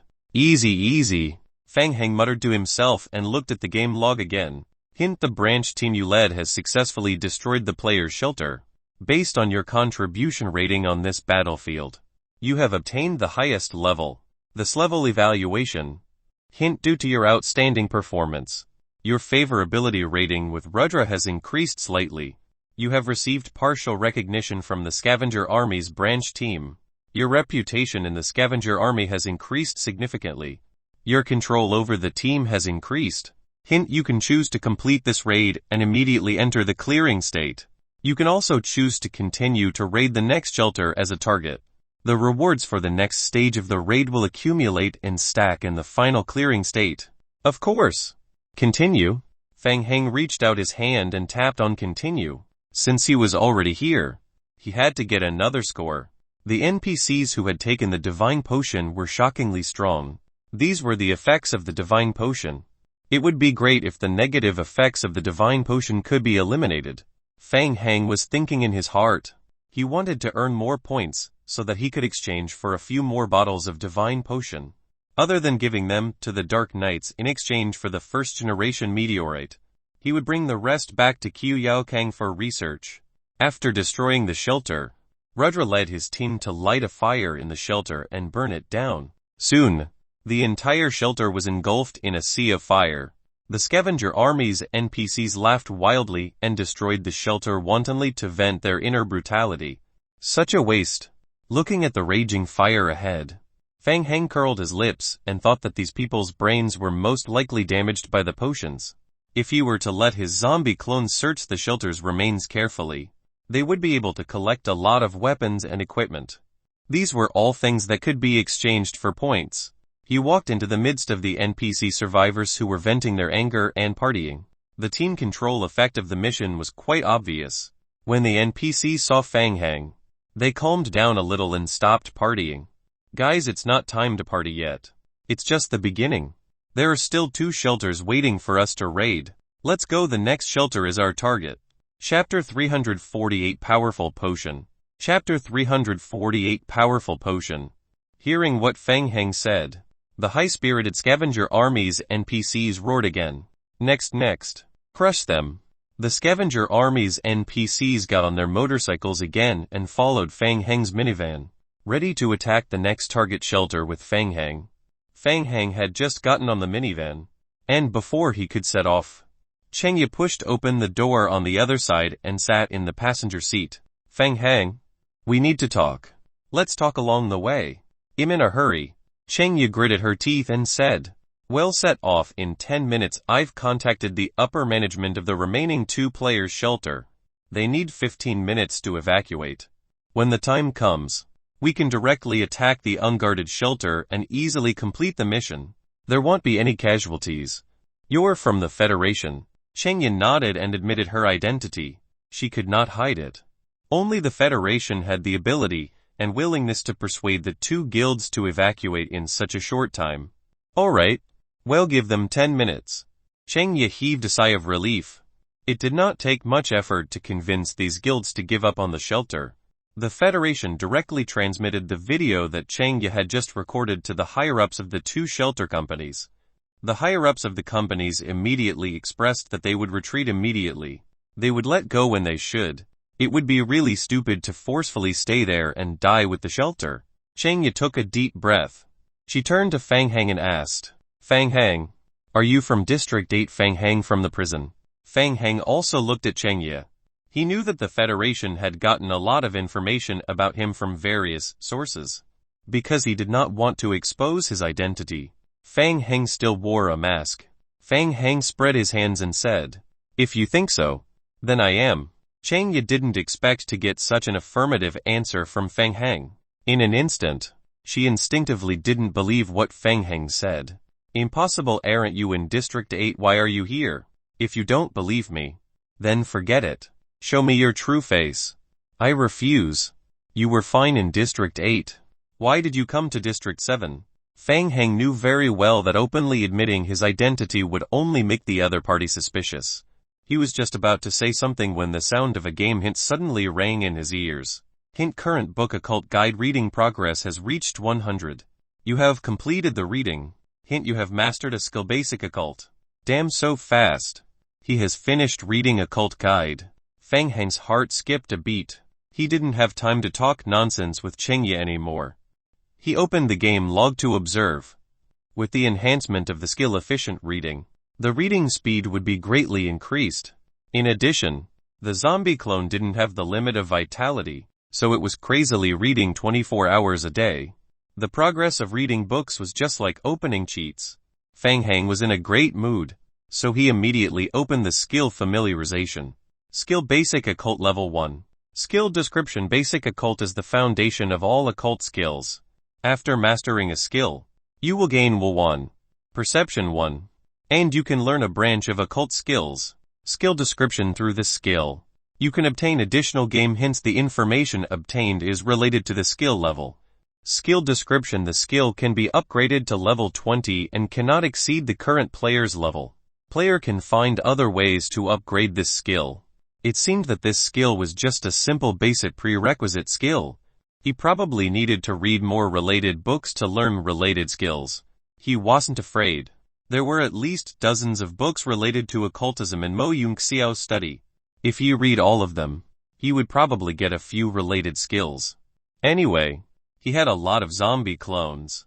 When the time came, he would think of a way to bring them into the game. Each of them would read one book, and he estimated that he would finish reading them very quickly. An hour later, Fang Heng and the scavenger army took over the 2 empty shelters and burned them to the ground. After completing the mission, Fang Heng led the team back to Edge Creek Town. Hint: mission statistics in progress. Hint: you have completed the mission. Claim sovereignty. Based on your performance, you have obtained 12 survival points and 95 scavenger army points. Your level in the scavenger army has increased to level 6 tier 3 elite member. Hint: your reputation in the scavenger army has increased significantly. After pocketing a large number of points, Fang Heng came to Yatu's side at the side of the square. Yatu, I need to exchange for the divine potion. Yatu raised his head to look at Fang Heng, and the shock in his eyes disappeared.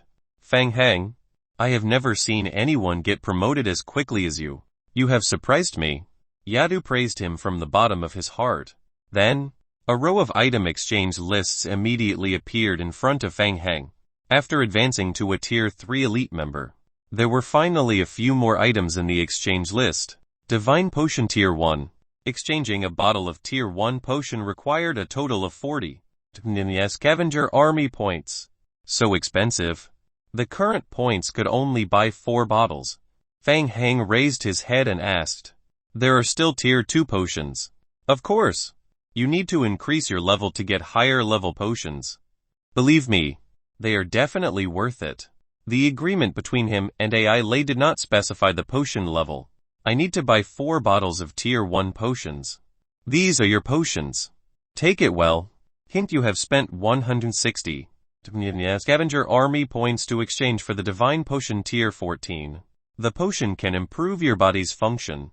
As you take it more often, your body's strength will gradually increase. You will like that state. However, before you take the potion, I want to remind you that you need to take a bottle of Tier 1 potion every 10 days. Hee hee. Yatu laughed sinisterly. You must remember to take the potion on time, or else you will die a horrible death. A horrible death. Fang Heng was suspicious as he took the divine potion from Yatu. Item: Divine Potion Tier 1. Description: 1. After using the potion for the first time, you will gain immunity to the T-virus and gain a permanent special state muscle stiffness level 1.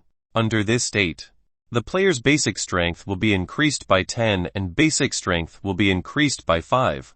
All physical damage received will be reduced by 30 and all damage received will be reduced by 30 points. Description: 2. After continuously taking the potion, your muscle stiffness state will be increased. Description: 3. After taking this potion, if you do not continue to take the divine potion of any tier for 10 consecutive days, the player will enter a near-death state. Description 4 obtained when the basic perception attribute is over 20 points. You can sense that the potion in your hand is very dangerous. Hint obtained from elementary difficulty. This potion may have special side effects that cannot be removed by using points. Please use it with caution. Chapter 349 Worm. Chapter 349 Worm. What a powerful effect. Looking at the attribute of the potion, Fang Heng was secretly shocked. Not only was it immune to the normal zombie virus, but it could also permanently increase a player's basic attribute. In the zombie apocalypse game, the zombie virus had always been a nightmare for players. Apart from that, the bonus of being immune to 30 physical damage was even more terrifying. From the hint from Yadu, the muscle stiffness state could still be improved by continuing to take the potion to obtain a higher attribute. It could even exceed the 30 number. Wasn't it a little too strong? It was so strong that it made people feel uneasy. Another very troublesome point was persistence. After taking the divine potion for the first time, one had to continuously use it. Once you stopped taking the potion, it would directly lead to death. This was equivalent to putting his life in the hands of the scavenger army. Cheng Ye had been following Fang Heng the whole time, trying to find out Fang Heng's identity along the way. Unfortunately, until now, Sheng Yu was still unable to determine whether he was Fang Heng from District 8. At this time, seeing that Fang Heng had exchanged for several bottles of divine potion, Sheng Yu couldn't help but frown and remind him, "Fang Heng, don't use it." Fang Heng glanced at Cheng Ye. This divine potion has a lot of side effects. After taking the potion, the player's spirit will continue to be extremely excited and irritable, showing a very strong destructive tendency. Sheng Ye's expression was solemn as she explained to Fang Heng, this kind of situation will not only appear in the game, but also outside of the game. When the divine potion first appeared, the Federation discovered that many criminals in the real world were extremely excited and irritable. After investigation, it was discovered that most of them had taken the divine potion. After that, to prevent social chaos, the Federation immediately issued a ban, forbidding any player from joining the scavenger army, and forbidding any player from taking the divine potion. The negative effects of the divine potion could affect the real world. No wonder the Federation forbade players from joining the scavenger army. However, Fang Heng was not prepared to use this potion, which had a huge side effect. If he was not careful, his brain would be damaged and he would become as crazy as the NPCs of the scavenger army. Just as Fang Heng was about to put the bottle of potion back into his backpack, a game hint suddenly appeared in Fang Heng's vision. Hint: due to your skill basic occult, you can perform a preliminary occult analysis of the potion. Hint: you can spend 100 survival points to analyze the divine potion tier 1. Do you want to analyze it? Occult skills could analyze potions, and it was very cheap, only 100 survival points. Let's try, Fang Heng muttered in his heart. Analyze. The next second, a bottle of potion in his hand was pulled by a special strength and slowly floated in the air. The bottle started to spin uncontrollably in the air. The mark on the back of Fang Heng's hand appeared faintly. Sheng Ye's eyes widened in shock at the scene in front of her. What was that? She stared at the bottle of potion and began to doubt Fang Heng's real identity. After a short rotation, the bottle of potion began to shake violently. The bottle of potion exploded. The pale purple liquid floated in the air. Kai kai kai kai kai. The pale purple liquid boiled violently in midair, emitting a cloud of mist. The entire bottle of potion was almost completely evaporated in an instant. It's gone. It's actually gone. The potion that he spent 40 points to exchange for exploded in front of his eyes. Fang Heng felt that he had been cheated. Fang Heng. Cheng Ye's voice could not help but tremble a little. What did you do to the potion? He noticed that Cheng Ye's face was slightly pale. He looked in the direction where Cheng Ye was looking. Fang Heng's heart moved. What was that situation? The divine potion had not completely evaporated. It had left behind something. In the air, 4 to 5 extremely tiny lilac worms were floating in the air. They were constantly twisting and struggling violently. Because they were too tiny, it was impossible to see them clearly without careful observation. Before Fang Heng could take a closer look, The tiny worms quickly lost their activity. After leaving the solution environment, they stopped struggling and turned into specks of dust in the air. Hint through Basic Occult Level 1. You have tested the Unknown Potion. The potion has no spiritual energy and mental energy, but there is weak creature energy fluctuation. Hint you have found a special unknown creature in the potion. Hint you cannot modify the potion with your current occult level. You cannot get more information about the creature. Hint increase your occult level. Try to obtain more information. Hint you have obtained 128 basic occult skill experience points. Your skill basic occult level has been increased to level 2. Unknown creature. Was it the worm that he had just seen? The hint was vague and he did not quite understand it. But one thing was clear to Fang Heng. This bottle of potion was gone. He had suffered a huge loss. Fang Heng was ready to seek an explanation from Yatu. What is this, a worm, Yatu? Why is there a worm in the medicine? What worm did you say? Yatu didn't notice the extremely tiny worm. He looked baffled and thought for a moment that Fang Heng was here to cause trouble. Fang Heng. Once the potion is sold, it will not be returned. Fang Heng turned to look at Chengya. Chengya also shook her head in the face of Fang Heng's probing gaze. The divine potion was related to the main storyline and the relevant information was hidden. Her understanding of the potion was limited to this. Fang Heng. I have something to do. I'll leave first. Fang Heng put away the remaining 3 bottles of potion and turned to leave. There must be a problem with the divine potion. If he went back and asked Qiu Yaokang to study it, he would most likely be able to get an answer. This mission was originally just to obtain the divine potion. He had to submit the mission first and exchange it for the first generation meteorite. Fang Heng didn't want to waste any more time. Wait, Fang Heng. Chengya took a step forward and caught up. I represent the Federation to purchase the divine potion from you. 300 King of Gods points. 500 points, Fang Heng. This is the highest price I can offer. Fang Heng closed the car door as he spoke, driving the minivan towards the apocalypse camp at high speed. Chengya's heart became increasingly uneasy. She was extremely suspicious of Fang Heng's identity. The way he tested the potion just now was a strength that only existed in high-level games. It was very likely that Fang Heng had used some special method to move from a high-level game to a low-level game. He must have a deeper purpose. Chapter 350 The Whole Story. Chapter 350 The Whole Story. Apocalypse Camp. AI Lei was playing with the divine potion that he had just obtained from Fang Heng. His eyes were filled with admiration and joy. There was also a hint of excitement.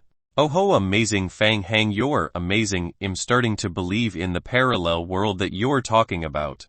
Then can you give me the first generation meteorite? I only need a small part of it for research. AI Lei put away the divine potion and said seriously. Fang Heng, actually, I also want to give you the first generation meteorite. But unfortunately, I can't. According to our agreement, I will tell you all the information about the first generation meteorite. I'd like to hear the details. AI Lei took a deep breath and said, unfortunately, the first generation meteorite was destroyed. What, who did it? Could it be that the anti-federal organization also made a move against District 7?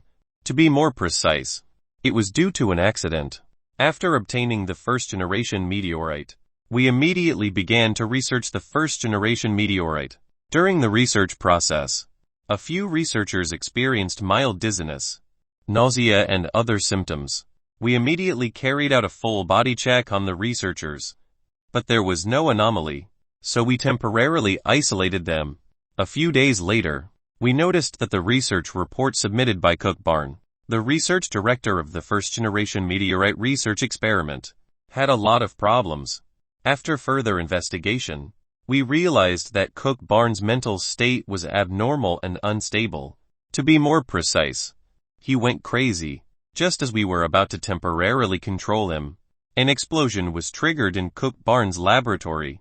The first generation meteorite was destroyed in the explosion. Many researchers were killed in the explosion as well. The accident had a great impact on us. 5 surviving researchers who had participated in the first generation meteorite research also died within half a month after the explosion. After they died, we dissected the corpses. Guess what we found? AI Lei kept Fang Heng in suspense as he looked at the latter. It's a worm. AI Lay was also filled with doubt and confusion. We found an extremely tiny red worm in the researcher's body. Since the worm had already died, we are unable to do any further research. We can only make a judgment that this worm has affected their brains, causing them to develop a pathological change. Worm! Fang Heng immediately thought of the game hint that he had just received through the Elementaralval occult skill. He also saw worms in the divine potion. Fang Heng suddenly realized something. Could it be that the first-generation meteorite is related to the divine potion? Yes, Fang Heng. It's him, Cook Barn. We thought he was dead for a while. We didn't expect to hear his name again 2 years later. It's him who researched and created the divine potion, and also founded the scavenger army.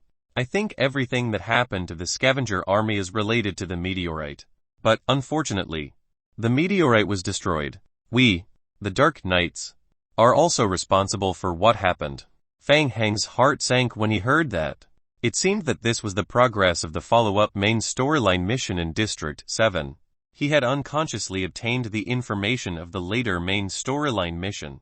These clues were worth thousands of gold. Knowing this news, he could even think of ways to prevent the establishment of the scavenger army in District 8. The prerequisite was that he had to first find the first-generation meteorite. According to the mission line of District 7, after the Dark Knights obtained the first-generation meteorite, an accident occurred during the research process of the first-generation meteorite. Then, the scavenger army appeared. All of this was related to the mysterious worm and the key NPC. Cook Barn. The biggest problem was that District 7 could not find the first-generation meteorite, and the mission line of District 8 was cut off. So, Fang Heng, I can't help you with the first-generation meteorite, but since you have mastered the technology of parallel space, I'm afraid you'll never find that kind of worm in your world. But that's good. You won't have an organization like the scavenger army. They are far more brutal than zombies. AI Lay's tone was a little relieved. He took a deep breath and looked at Fang Heng again. Fang Heng, if possible, I need your help. Let's work together to stop the scavenger army. AI Lay's tone became excited. How about you help me find Cook Barn with your ability and my cooperation? You can quickly become a high-ranking member of the scavenger army. If we can find Cook Barn, we should be able to get more information from him, find out the truth behind it, and then eliminate the entire scavenger army. Fang Heng listened to AI Lay and lowered his head to ponder. This might also be a way.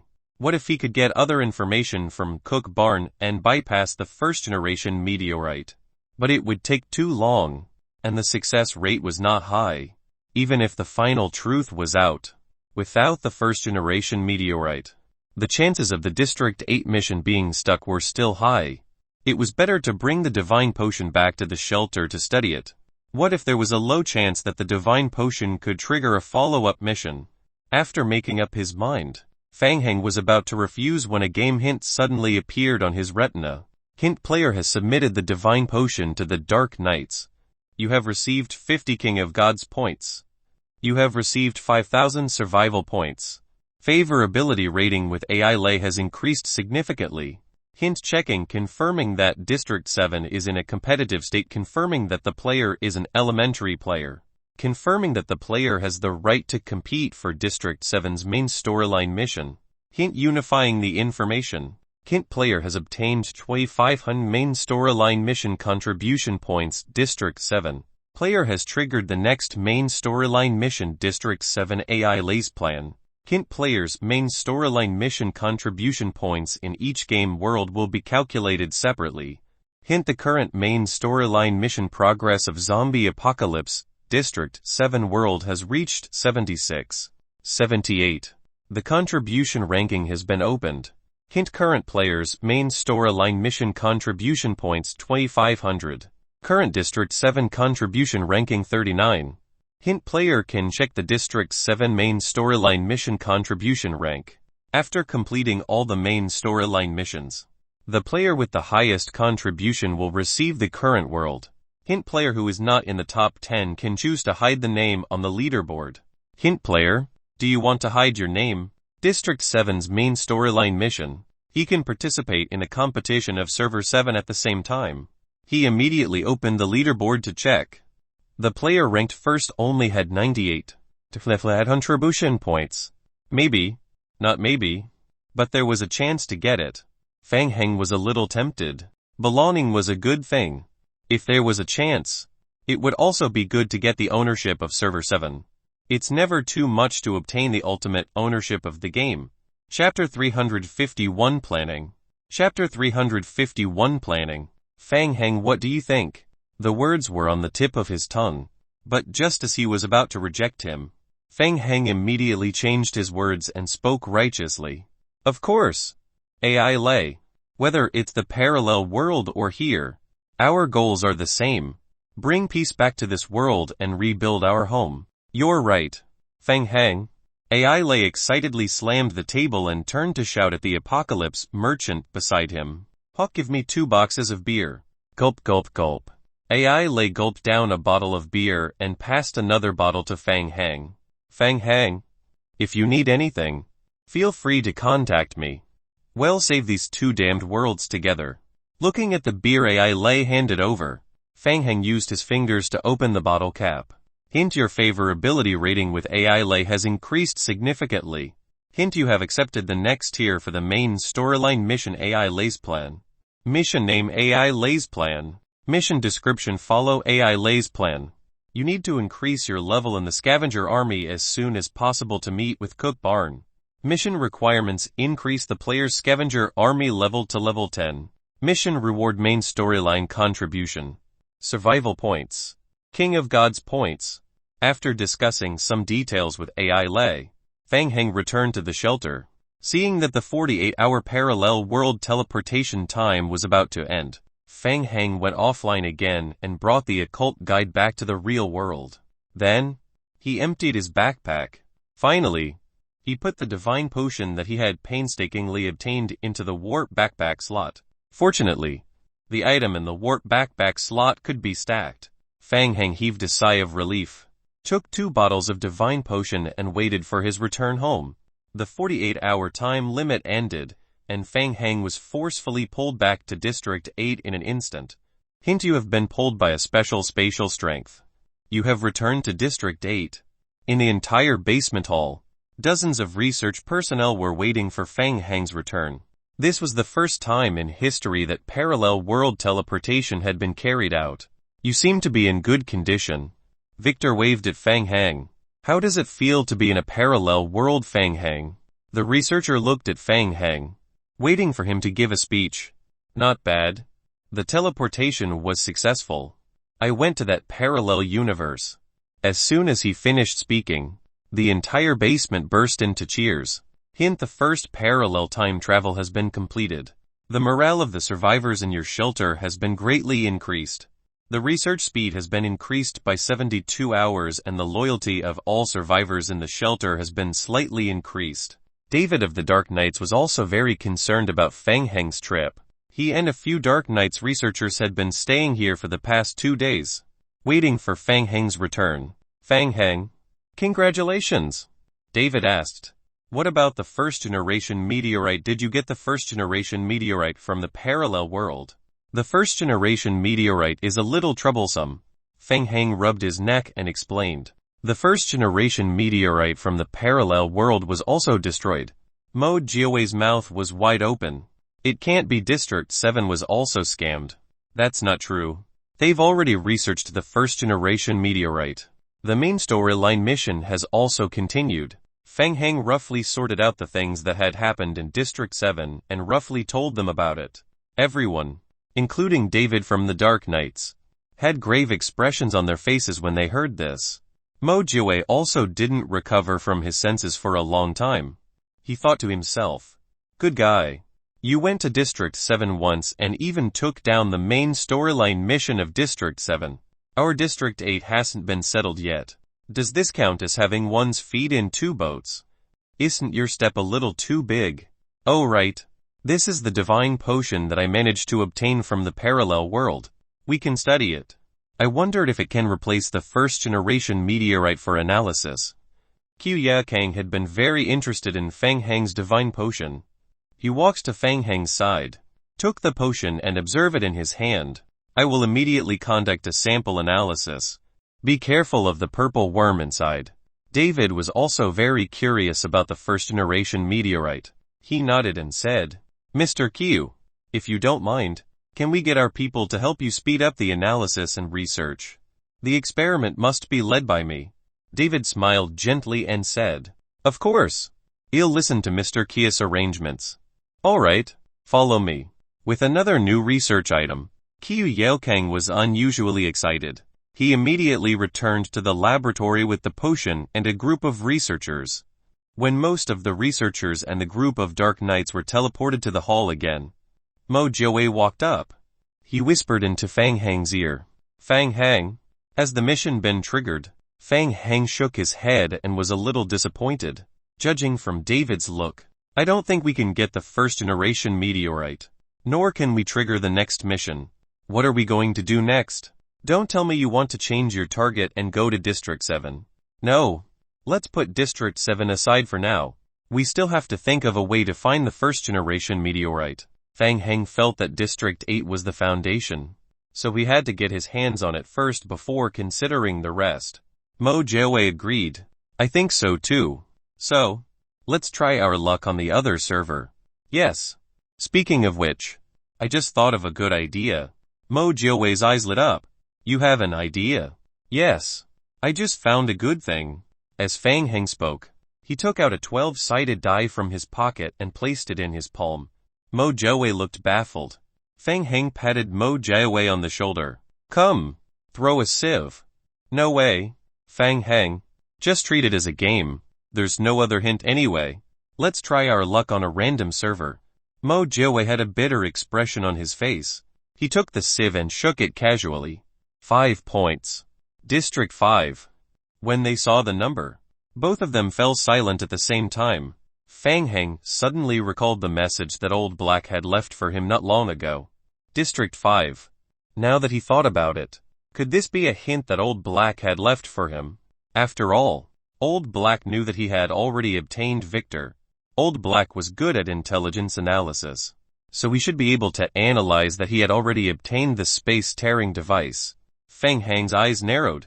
He wanted to contact Old Black and obtain real information from him, but he couldn't do it. Who cares? Let's go to District 5 first. With this thought, Fang Heng turned his head to look at Victor, who was checking the space-tearing device behind him. Victor, can the space-tearing device still be activated? Not yet. Fang Heng, to ensure the safety of the next teleportation, I still need to thoroughly check the device. If there are no accidents, it can be used again in 5 hours. 5 hours was enough. Fang Heng prepared to go offline to rest for a while. After 5 hours, he would directly enter District 5 to look for the first-generation meteorite. Wait, Fang Heng, are you sure you want to go to District 5 now? Chapter 352 Federation Shelter. Chapter 352 Federation Shelter. Mo Jiawei frowned and said, I heard from 4th Uncle 2 days ago that District 5 has been very chaotic recently, and a big war might break out. Since 2 weeks ago, we have started to withdraw our investment in District 5. Then I have to go and take a look. Fang Heng felt that District 5 would be a breakthrough point. District 5 was the most chaotic in the zombie apocalypse. The death rate of players there was high. At first, there were a few anti-Federation forces in District 5. Later, as the Federation's control over District 5 gradually decreased, many criminals on the Federation's wanted list were transferred into District 5 through various means. District 5 once became a haven for criminals. Later, various anti-Federation forces gradually infiltrated District 5 and joined forces to resist the Federation. This had always been a headache for the Federation. The Federation had also spent a great deal of effort to carry out several purges against District 5. Each time, the Federation paid a great price, but the final result was not ideal. As time passed, anti-federal organization forces of all sizes were deeply rooted in District 5. As dusk approached, a spatial crack appeared in the forest area of District 5. Through the spatial crack, Fang Heng appeared in the wilderness. He quickly scanned his surroundings. It was his first time in District 5 and he was unfamiliar with the place. It's going to be dark soon. I need to find a shelter to settle down. After sunset, the apocalypse merchant camp would not open. Fang Heng turned on his personal survival radio. Soon, he found a large-scale Federation-built shelter nearby. He was lucky. In the chaotic District 5, there were quite a few Federation shelters. For ordinary players, they could get a free night's accommodation and a small amount of food there. However, in order to stay for a long time and enter the safer Federation shelter, the player had to go through a series of real-name authentication offline. Fang Heng planned to go to the Federation to rest for a day tonight and ask for some information related to District 5. Following the game coordinates, Fang Heng followed a small path and soon arrived at a Federation shelter at the foot of the mountain. Under the guidance of 2 Federation soldiers, Fang Heng went through a simple registration at the front desk. He received an identity number card and was led by a Federation soldier into an affiliated building outside the shelter. This large-scale Federation shelter had a history of several decades and had undergone at least 20 transformations. It was built at the foot of the mountain. Halfway up the mountain, there was a large-scale mine controlled by the Federation. Apart from the shelter, the Federation had also built several subsidiary buildings on the periphery of the shelter, 2 of which were the temporary refugee area and a warehouse for the players who sought refuge.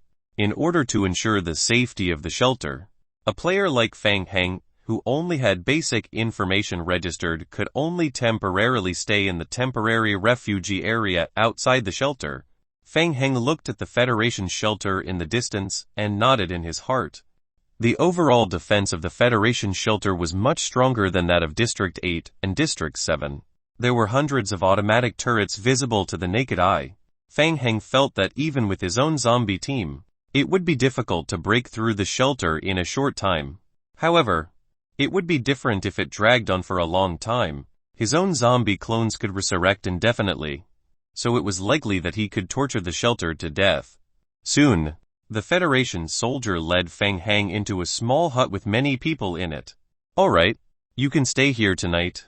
The Federation soldier threw a can of food to Fang Heng. This is the food you were given today. You can only get free food once a day.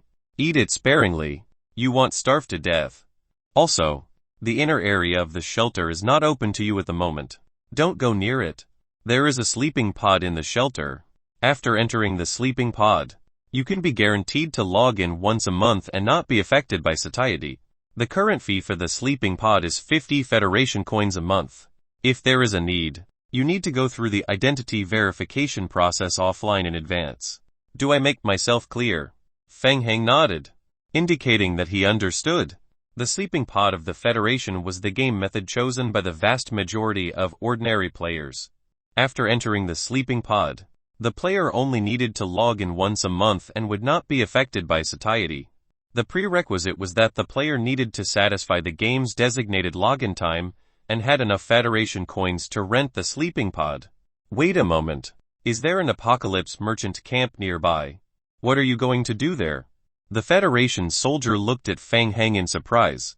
Without waiting for his reply, he shook his head and said, "Forget it. It's not important. Go along road no. 102 on the right. You'll see it soon." After watching the Federation soldier leave, Fang Heng turned around and looked at the overall layout of the temporary shelter hut. The hut was allocated for multiple people to live in.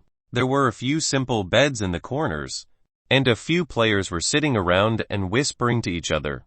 When the players saw Fang Heng, they looked at him at the same time. Another new face is here. A tall and thin young man waved at Fang Heng as a greeting. His eyes were somewhat scrutinizing. "New. I don't think I've seen you before." Fang Heng spread his hands and walked towards the circle of players and sat with them. He said very casually, "I don't have any money.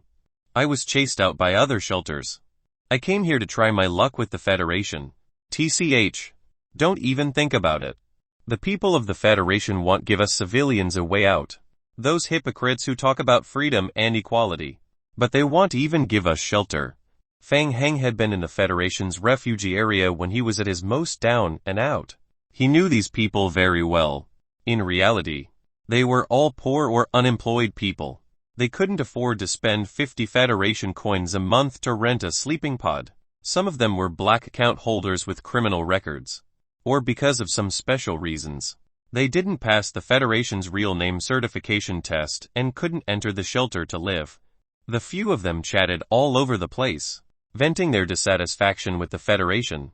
Fang Heng joined in and cursed a few times, becoming familiar with this group of people. Right.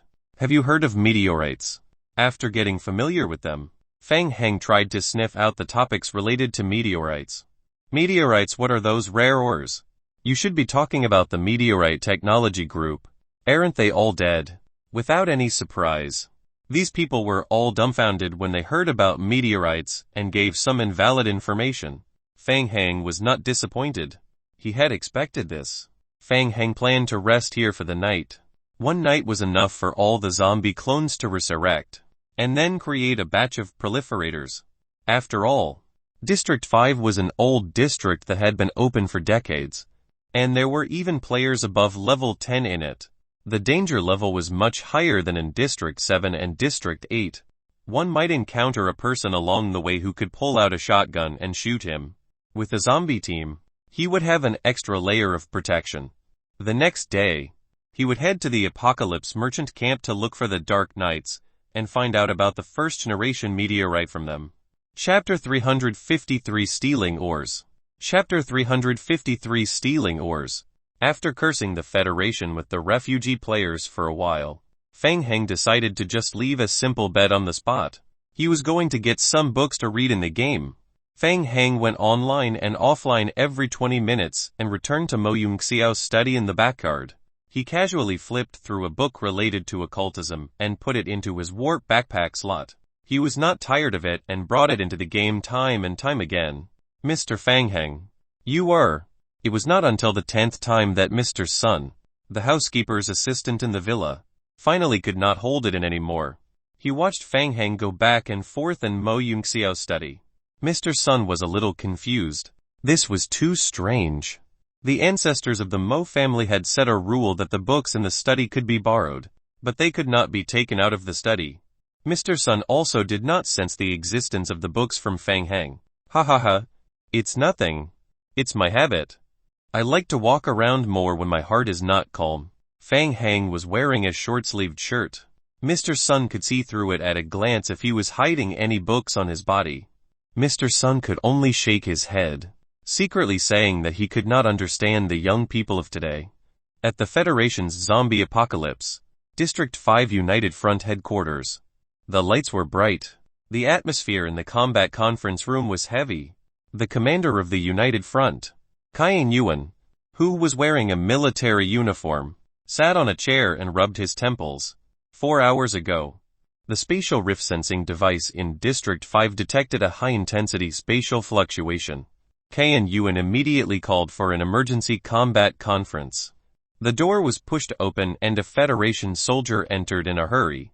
Reporting, Sir, we have completed the location of the spatial fluctuation. We have confirmed that the fluctuation point is near Shelter No. 2. We cannot confirm what kind of space-tearing passage it is. The fluctuation level is about level 8. Shelter No. 2. The high-ranking officers of the 4 Federation shelters under the Federation's zombie apocalypse's District 5 were discussing in low voices. During this period, similar blurry spatial transmission signals had occurred in District 5. Because the signals were too blurry, it had been impossible to pinpoint them. Combined with the information gathered through various channels, all kinds of signs indicated that someone was secretly preparing to attack District 5. Cayenne Yuan had specifically strengthened the defenses of District 5. However, the enemy had always been very stealthy. Only today, the transmission signal was extremely obvious. Why didn't they conceal the signal as usual? After discussing with the other officers of District 5 shelter, Cayenne Yuan and the other officers came to a unified answer. It wasn't that they didn't conceal it, but that they couldn't do it. The fluctuation was beyond the range of the concealable signal. In other words, the original spatial fluctuation should have been far above level 8. It was the people from the anti-federal organization who were preparing to take action. Shelter No. 2 was one of the largest shelters in District 5. Not only did it store large amounts of materials and resources, but it also had a total of 30 sleeping pods in use. Among them, there were some important Federation politicians. Kyan Yuan said in a deep voice. Shelter No. 2 has entered a Tier 1 alert state. Everyone to be on standby. The Federation moved quickly. The night had set, and darkness fell. Fang Heng went online again. In the temporary shelter, most players were able to go offline. Only 7 or 8 players were still gathered in front of the bonfire, discussing something in a low voice. Noticing that Fang Heng had suddenly gone online, a circle of players looked at him warily. The tall and thin player from before did not sleep either. He asked, Brother, why aren't you resting at this time of night? Fang Heng recognized him. His name was Zuo King. Don't talk about it. I still have to go to work tomorrow. I have to go online for some time. Fang Heng pretended to be bitter as he cursed. FCK the Federation. They are pressuring us. Migrant workers. Recently, the rent has increased again. I don't know when I'll be able to get the down payment.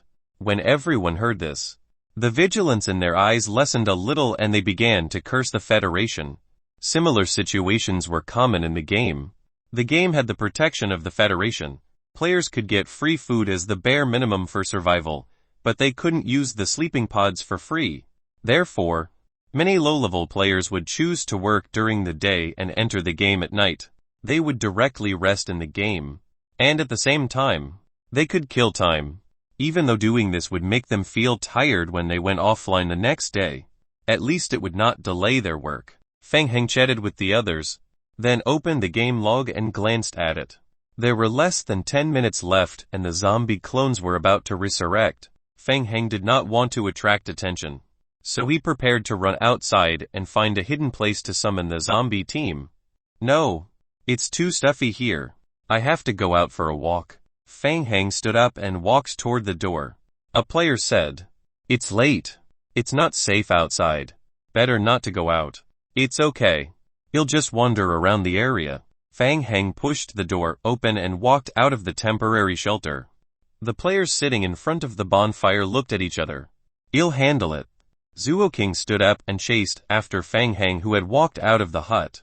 Outside the hut, Fang Heng was walking along a small path away from the shelter. He had planned to stay far away and find a place to summon his zombie team.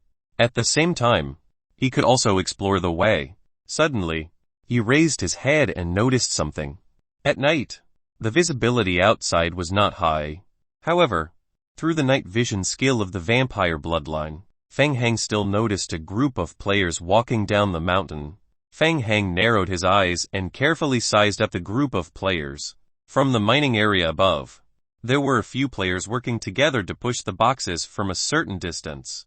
They transported the boxes to a temporary shelter hut at the foot of the mountain not far away. Why did they have to transport materials at night? Moreover, their movements looked very sneaky. There was no lighting during the entire process, and they kept quiet as much as possible, trying not to make any noise. What made Fang Heng even more curious was that they were not wearing the Federation's standard clothing, but they were all wearing black masks. They were not ordinary players. Could it be that they were stealing ores? While he was in doubt, Fang Heng keenly sensed that someone was approaching from behind. Fang Heng suddenly turned his head. A tall and thin man stood behind him. His face was also covered with a black mask. Fang Heng, don't be nervous. It's me. Zuo King laughed and lifted the mask on his face. He walked over and handed Fang Heng a gold nugget the size of a fingernail. Brother, do me a favor and pretend you didn't see anything. Fang Heng took the gold nugget. Item: small gold nugget. Description: a rare currency in the apocalypse. You can use it to exchange for food and consumables of equal value in the apocalypse merchant camp. Description: a special high-value item. It will definitely drop after death. Are you guys stealing the ores? Zuo King put on his black mask again and gestured to Fang Heng to be quiet. Brother, don't be too loud. We're just trying to make a living. It's not easy. Chapter 354 Alert. Chapter 354 Alert. How dare they steal from the Federation's mines? With a thought, Fang Heng immediately noticed the problem. If they were caught stealing from the mines of a large guild, they would at most die. However, stealing from the Federation's mines would be considered a crime. They would face the risk of being wanted by the Federation. Why would they take such a huge risk to steal from the Federation's mines? Or could it be that there were some high-value minerals in the mines above? Moreover, the Federation had done a good job protecting the mines. The reason why they were able to steal from the mines without making a sound was most likely because they had planted spies within the Federation. It was too difficult for ordinary players to do this. Fang Heng concealed the doubt in his heart and put on a joyful expression. He put away the gold nugget and winked at Zuo King. Hee, brother. You're too kind. Call me if you need help. I can help. Zuo King petted Fang Heng's shoulder and said, we can make money together. I'll call you if I need help. Okay. I'll go there for a walk. Zuo King frowned. He didn't want Fang Heng to stay outside. So he said, it's not convenient outside. Come back with me. It's okay. I'll be back soon. Seeing that the time for the zombie clone's rebirth was almost up, Fang Heng prepared to go and settle the zombie clone first. That's good. Be careful. Don't go too far. Fang Heng turned and took 2 steps forward. Suddenly, he heard the sound of air being cut behind him. Zuo King, who had launched a sneak attack, was shocked. Fang Heng grabbed Zuo King's right wrist with one hand. The iron rod stopped in midair. Zuo King instinctively wanted to pull his arm back, but he found that his right hand was tightly held by Fang Heng. How could it be? Zuo King's heart instantly stirred up a storm. His level was already level 9. He had also learned strength training skills and special equipment with the strength attribute. His strength points had already reached a terrifying 10.7. How could an ordinary player be so much stronger than him in terms of strength? In the next moment, Zuo King realized that a huge fist was coming towards him. Zuo King's chest was hit by Fang Heng's fist. Zuo King heard the sound of his ribs breaking, and his body flew backwards uncontrollably. He flew 3 meters away and landed on his back on the ground. His survival instinct made Zuo King struggle to straighten his body and stare at Fang Heng. He felt as if his chest had been hit by a big rock, and it hurt terribly. You were definitely not an ordinary person. Who are you? I refused to answer. Fang Heng chuckled and walked toward Zuo King. I should be the one asking the questions. Who are you? Who asked you to do this? Don't come over. Zuo King gritted his teeth. Because of the pain, his forehead was covered in a layer of cold sweat. Seeing Fang Heng approaching, Zuo King immediately took out a shotgun from his backpack and aimed the muzzle at Fang Heng. I told you to stay where you are. Zuo King did not want to shoot. At night, the gunshots would attract the attention of the nearby Federation shelter and disrupt their mining plan. Fang Heng also stopped and stared at Zuo King. At such a close distance, Fang Heng believed that he did not have a 100 chance of successfully avoiding the range of the shotgun. For a moment, both of them froze on the spot. Zuo King's throat rolled. He was about to say something when a mechanical alarm sounded around the shelter. Alert, alert, alert. Shelter is on Tier 1 alert. All non-combatants, please remain in the room. Alert alert. Fang Heng and Zuo King were shocked when they heard the alert. They turned their heads to look in the direction of the shelter. Zuo King was extremely shocked. It was an alert issued by the Federation shelter. Could it be that the theft of the mine was exposed? Did you do it? Zuo King turned his head and stared at Fang Heng. His chest hurt so much that he gritted his teeth every time he said a word. Fang Heng looked at Zuo King and shook his head. No, it has nothing to do with me. Zuo King's eyes flashed with surprise. The next moment, he saw several strange red alchemy magic arrays appear under Fang Heng's feet. The magic arrays spun rapidly. Several red shadows suddenly darted out from the magic arrays, leaving a series of rustling sounds in the air. What the hell was that? Zuo King was shocked. With just a thought, the red shadow that darted out from the magic array had already approached Zuo King. Zuo King recognized the red creature. The liquor reflected in his eyes zoomed in quickly. At the critical moment of life and death, Zuo King pulled the trigger without hesitation. The charging liquor was hit head-on by the shotgun. The huge impact caused the liquor to fall back. However, the remaining 2 liquors pounced on Zuo King at an even faster speed. One on the left and one on the right. The sharp claws cut Zuo King's head. Hint: you have killed a player. You have received Guillotine Skill Experience Points 12. Dead. Feng Heng glanced at the corpse on the ground. The magic erase continued to revolve beneath his feet and 35 lickers crawled out of the magic erase one by one. The surrounding muddy ground also began to churn. Rotten palms stretched out from the ground. This time, Feng Heng only controlled a total of 100 vine zombies to commit suicide and enter District 5. Feng Heng walks to the corpse and confiscated Zuo King's shotgun. After thinking for a while, he took off the mask that Zuo King wore on his face. Lickers swarmed over crazily and gnawed at Zuo King's corpse. Feng Heng stood still and looked in the direction of the mining area not far away. The players who had been moving the ore boxes down from the mountainside immediately left the boxes on the spot when they heard the alert, scattering like birds and beasts. Teams of well-equipped Federation players came out of the shelter, driving motorcycles and trucks toward the mining area. In the temporary shelter he had just stayed in, a few familiar players also ran out and fled for their lives in the dark. He felt that this matter was not simple. In order to hide his identity, he put on Zuo King's mask. First, he wanted to see what was in those boxes. Feng Heng walked toward the temporary shelter hut at the foot of the mountain.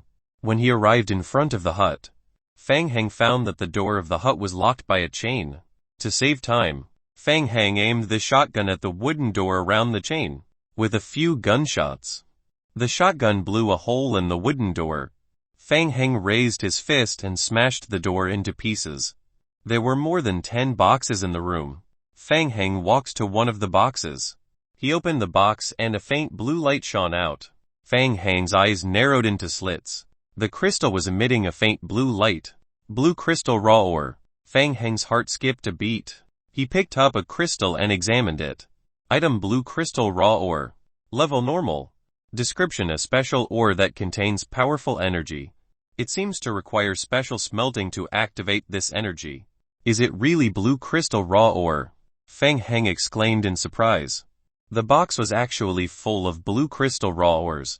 Chapter 355 Porter. Chapter 355 Porter. In District 8, the production of blue crystal raw ores was extremely low.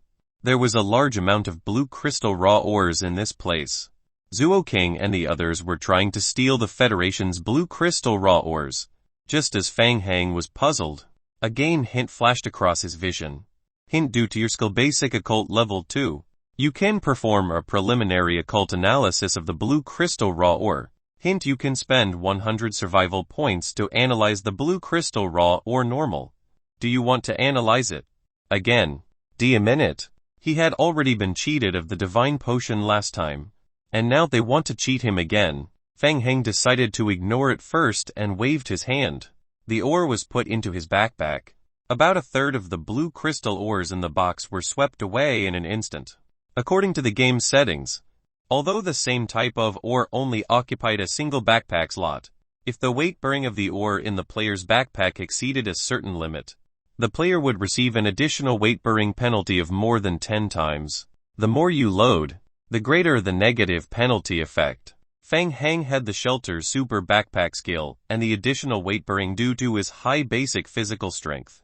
His backpack was much larger than an ordinary player's, so he could hold about a third of the blue crystal raw ores in one go. If it was an ordinary player, they would only be able to fit less than a tenth of a box of blue crystal raw ores. Feng Heng's eyes flashed with greed. Blue crystal raw ores. They could directly be made into blue energy crystals. That was a necessary energy source to activate the space-tearing device. In addition, it was also an indispensable part of the Fatnut project. The crystallized worm obtained its upgrade by devouring the blue crystal raw ores. Feng Heng would never complain about having too many of these things. He had to think of a way to take them all away. Feng Heng pondered for a moment. Then through the window, he glanced at the mining area that was in chaos outside. The Federation Army team had already arrived at the mining area halfway up the mountain. It seemed that they would be able to clean up the mining area very soon. It would still take some time for them to search this place. How should he hide all these blue crystal ores? The speed of the zombies moving them was too slow. There was no time at all. He would take as much as he could. Fang Hang immediately switched the blue crystal ores in his backpack into the warp backpack slot, leaving more than a dozen lickers hiding in the temporary shelter. Leaving a simple bet on the spot, Fang Hang went offline. Opening the game cabin, Fang Hang appeared in the villa's guest room. He didn't have time to find a place to store the blue crystal raw ores. He could encounter danger at any time in the game. Fang Hang directly took out the ores from his backpack and threw them in the guest room. Clearing his backpack, Fang Hang opened the game cabin and entered the game again. The entire process was smooth and fluid. It took less than 5 minutes. With a wave of his hand, Fang Hang put another third of the blue crystal raw ores into his normal backpack slot. Fang Hang secretly thought about his next move. The time interval for using the warp backpack slot was 20 minutes. The transportation efficiency was a little slow. It would be great if he could expand a few more slots. Or should they just let the zombie team dig a hole and bury them? No, they didn't have enough time. If they dug a hole on the spot, the traces would be too obvious, and the Federation would see through them at a glance. While Fang Hang was thinking, the noise of footsteps and conversations suddenly came from outside the door. Quick! It's right in front. Bring the boxes. The footsteps quickly approached. Someone was coming. Fang Hang raised his eyebrows and controlled the lickers to climb to the ceiling. Ready to attack. Why is the door broken? Be careful. Someone came in. The wooden door was pushed open with a bang, and a few black muzzles aimed at Fang Hang. It's one of us. The bald leader noticed the mask on Fang Hang's face and waved his hand to signal for everyone to put down their weapons. He looked at Fang Hang and asked, "Why are you alone? Where's Zuo King? Where are the others?" Fang Hang was surprised for a moment and immediately understood. The bald man had mistaken him for someone else. It was the mask on his face. The mask he took off Zuo King's body made the bald man mistakenly think that he was with Zuo King. Fang Hang controlled the lickers to continue hiding in the shadows of the ceiling. He looked out of the window and said, "They heard the Federation alert and ran away. Damn it, I knew I couldn't rely on that idiot." The bald man spat on the ground. He waved his hand, indicating for the people behind him to help move the boxes. "Move the ores in first. Quick, you come and help too." Fang Hang nodded. Feeling puzzled, the Federation had already come to find them. Why didn't the bald man and the others run away instead? They were taking the time to move these boxes. Could it be that they had a way to move the boxes out? Fang Hang's heart stirred, and he slowly walked up to help everyone move the boxes filled with blue crystal raw ores into the temporary shelter hut. Baldy walked to a corner of the room and fumbled around in the closet for a moment. There was a slight sound. The mechanism in the room was triggered and a wooden plank on the floor in the corner of the room was lifted. It was a tunnel. So that was how it was. It seemed that Zuo King's group had used this tunnel to transport the stolen blue crystal raw ores out of the shelter. Quick! Don't just stand there. Move all the ores into the underground passage first. Fang Hang licked his lips and thought that this was interesting. There were already close to 20 large boxes in the shelter. Together with the boxes that Baldy and his group had moved all the way here, there were more than 30 boxes in total. The players' physical strength was limited. They were already panting heavily for moving more than 10 boxes in from outside. A player wearing a mask was a little nervous. He looked out of the window and whispered to Baldy, "Boss Cow, move all of them in. Will it be too late? What are you afraid of?" Baldy glared at the person behind him. "They will buy us time. We just need to move the materials into the tunnel. We will get 100 dinya for each box we move. You can decide whether you want to earn this money or not." Cao Zhang cursed in a low voice. Everyone heard a commotion from the outside. Then, gunshots were heard. They were fighting. Fang Hang was confused and he stuck his head out to check. Fang Hang was surprised to find that a wave of zombies was spawning. A large number of high-level zombies were attacking the Federation shelter. After a rough scan, Fang Hang found that there was at least 5 Tier 4 Wanted zombies among them. How could it be so coincidental? It was not normal for so many zombies to suddenly appear. They were also controlled by a player. When the shelter was attacked, the Federation immediately recalled the players who were maintaining order in the mining area and rushed back to the shelter to provide support. The shelter was equipped with a high-intensity beam weapon. Streaks of pale red light streaked across the night sky, piercing holes in the one-eyed zombie's body. Dense artillery weapons were fired crazily at the zombie horde. The continuous artillery fire lit up more than half of the night sky. A large number of Tier 4 mutated zombies brought great trouble to the Federation. Those people were most likely part of the anti-Federation forces. They must have used some method to attract the zombie horde to attack the Federation shelter. Chapter 356 exploded again. Chapter 356 exploded again. Seeing this, Cao Zhang said excitedly, "Good night, Owl's people must have come to help. Quick! Let's transport the ores out together." The players' spirits were also raised, and they worked together to transport the boxes down the passage. Fang Heng's eyes narrowed slightly and a phrase unconsciously appeared in his mind. Taking advantage of the situation, wouldn't it be nice to fish blue crystal raw ores every 20 minutes? He would first infiltrate this group of people and get them to help transport the ores back to the tunnel. Fang Heng chose to remain discreet and let them think he was part of the team. He silently joined Cao Zhang's group. Under the urging of Baldy Cao Zhang, he and another player, who was also wearing a mask, picked up the boxes and put them into the trolley. They pushed the trolley into the underground passage. The passage was very dark. Only the candlelight on the wall gave off a weak light. After walking along the artificially created underground passage for a while, a temporary storage area appeared in front of them. There were more than 30 boxes left in the storage area.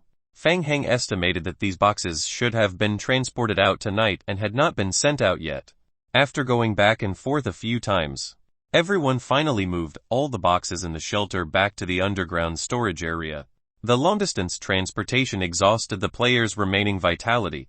A player sat down on the ground and waved his hand, saying, "We really can't move anymore. Boss Cao."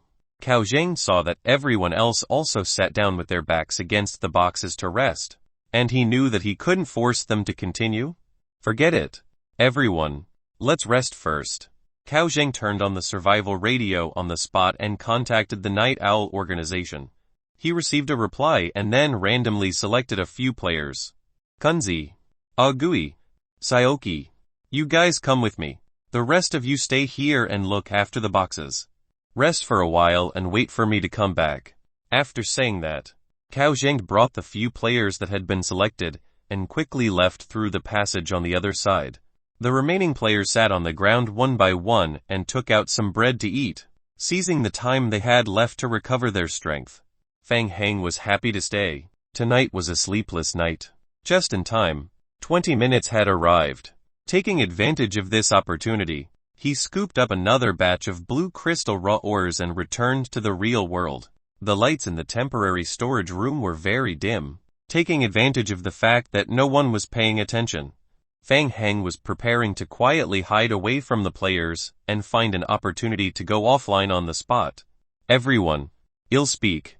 A middle-aged man wearing a mask suddenly clapped his hands, attracting the attention of the players. "I, Naitan Hui, have been in the game for more than 30 years. Up until now, I haven't earned much money, but I have figured out a way to survive." The middle-aged man's voice was unusually hoarse. Under the gaze of many players, he slowly extended a finger. "If you don't do it for yourself, the heavens will destroy you. Your life is your own. Everyone knows how much this life is worth. However, I feel that no matter what, we have to think for ourselves and leave a way out. Don't you guys agree?" Fang Heng was stunned. He did not understand what he meant. Another player immediately echoed, "Master Huey is right. Let's keep this among ourselves. If we have money, we can earn it together. If anyone tries to stab us in the back, I, Lin Aher, will be the first to kill him. Brothers, I've asked around. This thing is called the blue crystal raw ore. It's very valuable in the black market. It's just a little troublesome to sell it. We should at least bring some with us." As the middle-aged man spoke, he stood up from where he was. He opened the box and took the lead to put the blue crystal raw ores into his backpack. Fang Heng immediately came to a realization. What a good guy. After talking for so long and laying the groundwork for so long, the result was to trick everyone into stealing the ores together. Right. One look and one could tell that these people were all unorganized and undisciplined ordinary refugee players. Master Huey is right, whoever plays dirty behind the scenes will be making things difficult for all of us. The other players also reacted one by one and stuffed the raw blue crystal ores into their backpacks until they filled up the entire backpack. The smart player began to pick and choose. One by one, they carefully selected high-level ores and stuffed them into their backpack. Some players were not satisfied and cleared out the miscellaneous items in their backpacks to store more ores. Fang Heng shook his head and thought to himself, in this world, even stealing ores could be so competitive that it was starting to roll up. Right. Taking advantage of the time when the players were stealing ores, Fang Heng found a dark corner and quietly threw down a simple bed. After spending 5 minutes moving the ores back to the guest room in the real world, Fang Heng went online again. The other players did not notice Fang Heng going online and offline. After stealing the ores, everyone acted as if nothing had happened and sat down to rest. Some of them gathered in groups of 2 or 3 and discussed something in a low voice. Baldy Kaosheng had not returned since he left with his people. Fang Heng casually opened a box beside him and put a third of the blue crystal raw ores into his backpack. He imitated the other players and sat down with his back against a box to rest. He wondered how the Federation players were doing. And the Night Owl organization. Could they control the zombies as well? While thinking, Fang Heng took out a blue crystal raw ore and played with it. Since he had nothing to do, he could use occultism to analyze the blue crystal and use it to farm basic occult experience points. With a thought, the game hint refreshed on Fang Heng's retina once again. Hint: due to your skill basic occult level 2, you can perform a preliminary occult analysis on the blue crystal raw ore. Hint: you can spend 100 survival points to analyze the blue crystal raw ore normal quality. Do you want to analyze it? Analyze. The blue crystal raw ore was pulled by a force and it rose from Fang Heng's palm and floated in the air. Fang Heng had already experienced something similar before. This time, he was no longer surprised. He quietly raised his head and looked at the crystal in the air. However, the next second, the row of game hints gave Fang Heng a shock. Hint: through basic occult level 2, you have conducted occult testing on the blue crystal raw ore. No spiritual energy, no mental energy, no creature fluctuations have been found in the blue crystal raw ore. Hint: medium strength concentrated natural energy found in the blue crystal raw ore. Hint: player has a skill occult ritual binding soul seal and can absorb natural energy. Natural energy can be absorbed. Before Fang Heng had time to check the hint, the blue crystal raw ore in the air began to tremble slightly. At this moment, a thought suddenly appeared in Fang Heng's mind. Could it be that it was going to explode again? A muffled explosion sounded. The blue crystal raw ore exploded in the air. The sound wasn't loud, but it was exceptionally clear in the quiet temporary underground storage area. The ore exploded. Almost all the players heard the sound of the ore explosion.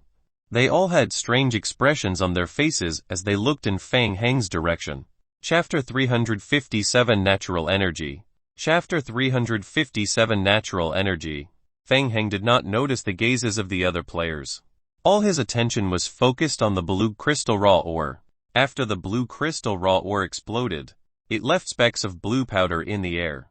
The powder formed the shape of a basic occult rune. After reading the entire occult guide, the meaning of this rune immediately appeared in Fang Heng's mind. It represented the most basic natural energy of occult. After the rune was maintained for half a second, the blue powder fell from the sky. Fang Heng suddenly felt the back of his hand itchy. He subconsciously raised his hand to take a look. The rune mark on the back of his hand showed a faint light. The blue specks were absorbed by the rune mark on the back of his hand. Hint: player has mastered the skill basic occult. Player has mastered the skill occult ritual binding soul seal. Player has comprehended a new skill: low efficiency energy storage. Skill: low efficiency energy storage can be detonated.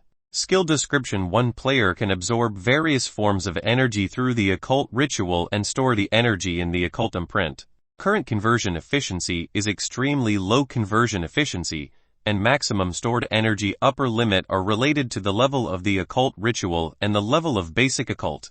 Skill description: 2 player can instantly release all stored energy in the imprint and trigger an energy explosion, causing a large amount of damage to the area. This damage was related to the imprint's current stored energy intensity and the level of the occult ritual damage ignored friend or foe.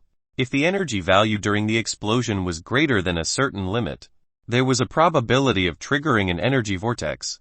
Skill cooldown time 48 hours. Hint: you have tested the blue crystal raw ore for the first time. You have obtained skill basic occult experience points 43. Hint: you have absorbed the energy of the blue crystal raw ore. Current energy storage 0. 2. Fang Heng looked at the long skill description and roughly understood. From the perspective of occultism, the blue crystal raw ore contained powerful natural energy. Coincidentally, the occult ritual rune on the back of his hand could absorb this energy. His body became a container. Just by looking at the skill description, he needed to absorb a large number of blue crystal ores before using the skill once. He didn't know the actual effect. After all, the blue crystals made from blue crystal ores had extremely strong energy, and they could even create a spatial rift. It shouldn't be too weak. It was just that this method of using energy was too crude. Simply absorbing and detonating. Was it equivalent to using one's own body as a medium? Cough. Cough. Nai Tonghui could not help but cough lightly. Brother, what's the situation? Fang Heng returned to his senses. Only then did he realize that the surrounding players were all looking at him with inquisitive gazes. I don't know either. I don't know how it exploded. Everyone became even more confused and looked at each other. This thing could explode. They had been smuggling ores here for more than 10 days. But this was the first time they had heard of ores that could explode. I was also shocked. The crystal just now was a little different. It was especially bright. I thought it was some good stuff. Fang Heng explained casually, trying to deceive them, although everyone had doubts. They did not continue to investigate further. Nai Tonghui looked at Fang Heng and said, I don't think I've seen you before. I joined not long ago. I was with Zuo King. They all ran fast, leaving me alone. Zuo King ran really fast. Fang Heng tried to find out what was going on with the zombies outside. By the way, do you know what happened to those zombies outside? Was it the employer? Why did they make such a big commotion? I don't know. Brother, I advise you not to ask too much. It's good that you have the money. The more you know about this kind of thing, the faster you'll die. While they were talking, they heard footsteps coming from the front. The two immediately stopped talking. Cao Zheng brought the 3 people back together. Their faces didn't look good. What's wrong? Boss Cao, was there a problem? DMN. Night Owl's people don't keep their word. They say that we caused too much of a ruckus and attracted the Federation's attention. They are only willing to give us 1/3 of our wages. And they even want us to think of a way to move the ores from the mining area on the mountain. What bullshit! Night Owl, aren't they worse than the Federation? They want us to go back to the mining area. Does CFC King want us to die? They should be punished for their carelessness. It's clearly their fault that the Federation discovered us. The players were both angry and afraid. The Federation had already discovered that someone was stealing the mines outside. If they were to go to the mining area now, wouldn't that be courting death? Hui. Cao Zheng spat on the ground with a vicious expression. Brothers, the people outside are all Night Owl's men. I won't hide it from you. There are only 2 paths in front of us. We can either go back the way we came and escape through the entrance and run as many as we can. We can consider this operation as a mistake, or we can trust Night Owl one last time. Night Owl's men have said that they have temporarily taken control of the mining area. The people of the Federation are also attacked by the zombie horde and have no time to deal with us. There are still many high-quality blue crystal raw ores in the mining area. They really need people to transport the ores from the mountain. There are still a few trucks that are locked in the mining area that can be used. Night Owl's people have promised to give us 5 million Federation coins as long as we can transport a cart of high-quality ores down the mountain.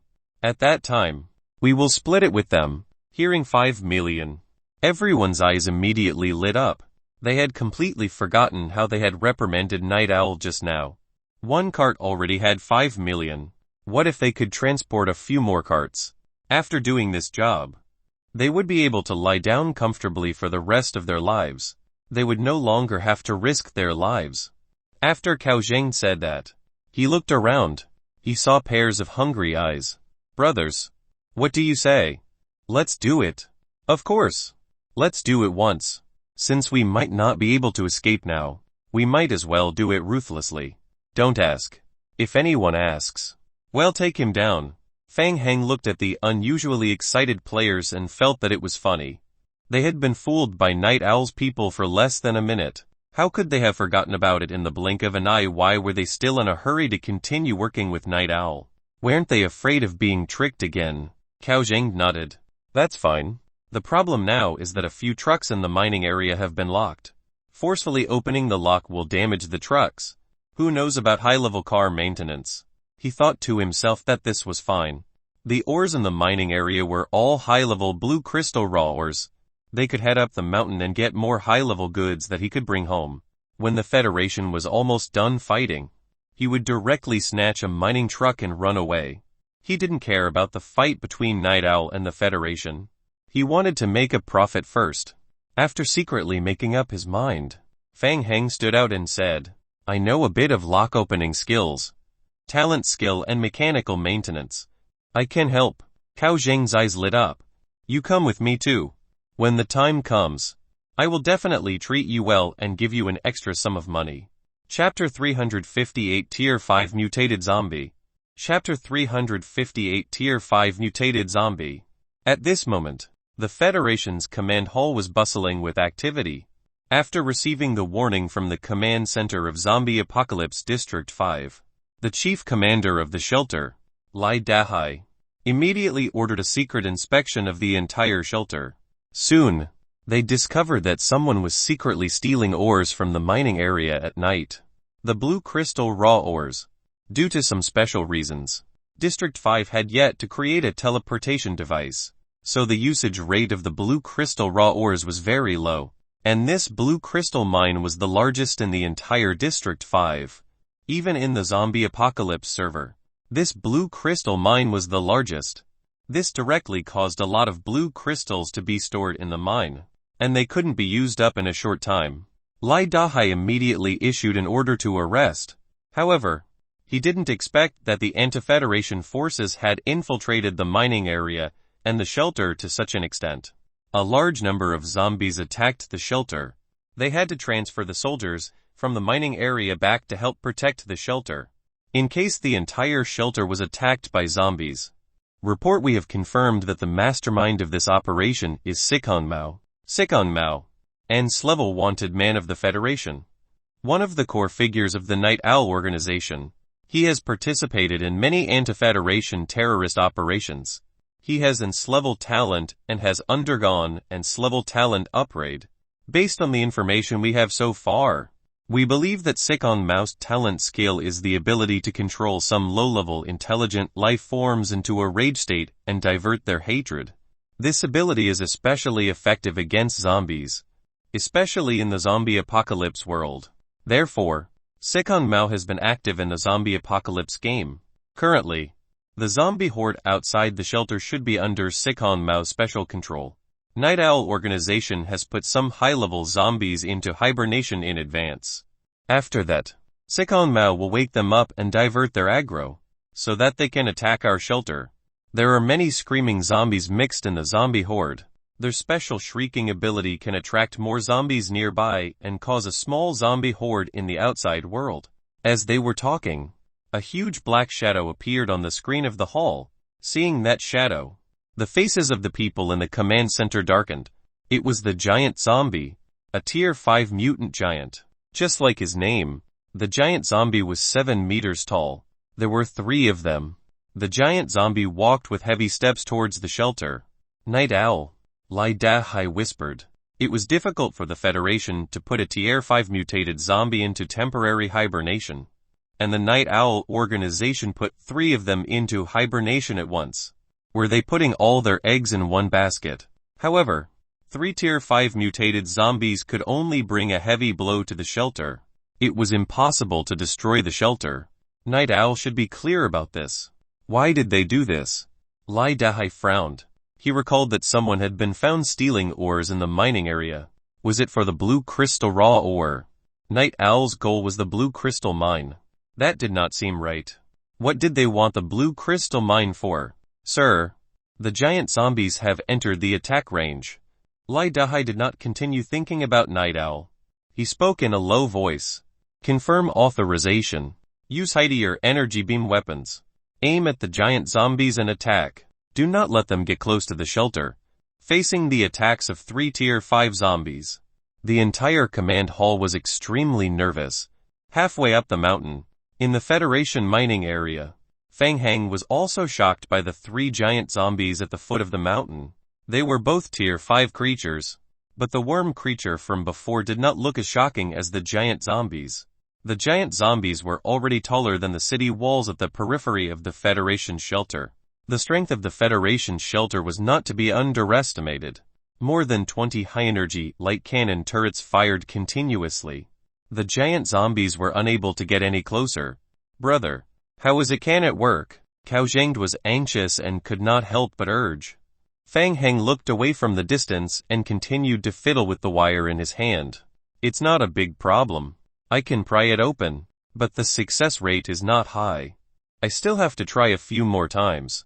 As he said this, the iron wire in Fang Heng's hand emitted a faint pa-da sound. Hint: you have used a skill to pick the lock on the military truck. The lock picking is successful. You have obtained lock picking experience points 22. Look, it's done. Cao Zhengde was overjoyed when he saw this. He stuck his head out of the truck and shouted, "Brothers, the truck is done. Hurry, move the goods." The morale of the players was greatly boosted. Upon hearing this, they began to move the materials behind the truck. There were originally 5 military trucks in the mining area. Due to the previous battle in the mining area, 2 of the trucks were damaged and could not be used. The remaining 3 large trucks were also locked. Fang Heng jumped down from the truck. There are still 2 trucks left. I need to recover my vitality before I can continue to use my skill to unlock. Okay, brother. It's been hard on you. Go and rest. This time, I'll remember your great contribution. When I get the money, I'll give you a few more shares. Cao Zhengde did not suspect anything. He patted Fang Heng's shoulder excitedly and hurriedly instructed the remaining players to move the ores. Quick, hurry up, go to mine no. 3 to move the ores first. Night Owl only wants the best quality blue crystal raw ores, or else they won't pay. Very quickly, the players loaded a truck. Cao Zhengde personally drove the truck to move a batch of ores down the mountain, taking advantage of the fact that no one was paying attention. Fang Heng walked to a corner. Using the excuse of recovering his stamina, Fang Heng secretly observed the surrounding terrain of the mining area. In District 5, the number of core members of the Night Owl organization was more than that of District 8. Fang Heng counted carefully and found that there were a total of 12 Night Owl members. They all wore special silver-white masks. Most of them held guns in their hands and guarded the periphery of each entrance. The remaining few were players who guarded the mines. There were a total of 8 mines in the entire mine area. The open-air mine was filled with large boxes filled with blue crystal raw ores. Fang Heng casually walked to the side of a box and picked up an ore from the box. Quality low. No wonder it was casually discarded. It turned out to be inferior. Fang Heng exerted force with his hand. The blue crystal ore was easily crushed into powder by Fang Heng. The lower the level of the blue crystal ore, the more impurities there were, and the easier it was to crush it. A game hint appeared in the lower right corner of the retina. Hint: through the occult ritual, you have absorbed a small amount of energy from the blue crystal raw ore. Current energy storage is 0.25. Fang Heng felt that the people of the Federation seemed to be very rich. So many blue crystal ores had been casually discarded in the mining area, so the security was probably not tight. No wonder they were targeted by Night Owl's people. Unfortunately, he was unable to bring all of these ores back to District 8, since he couldn't bring them away. Rather than being taken away by Night Owl's people, he might as well use them himself.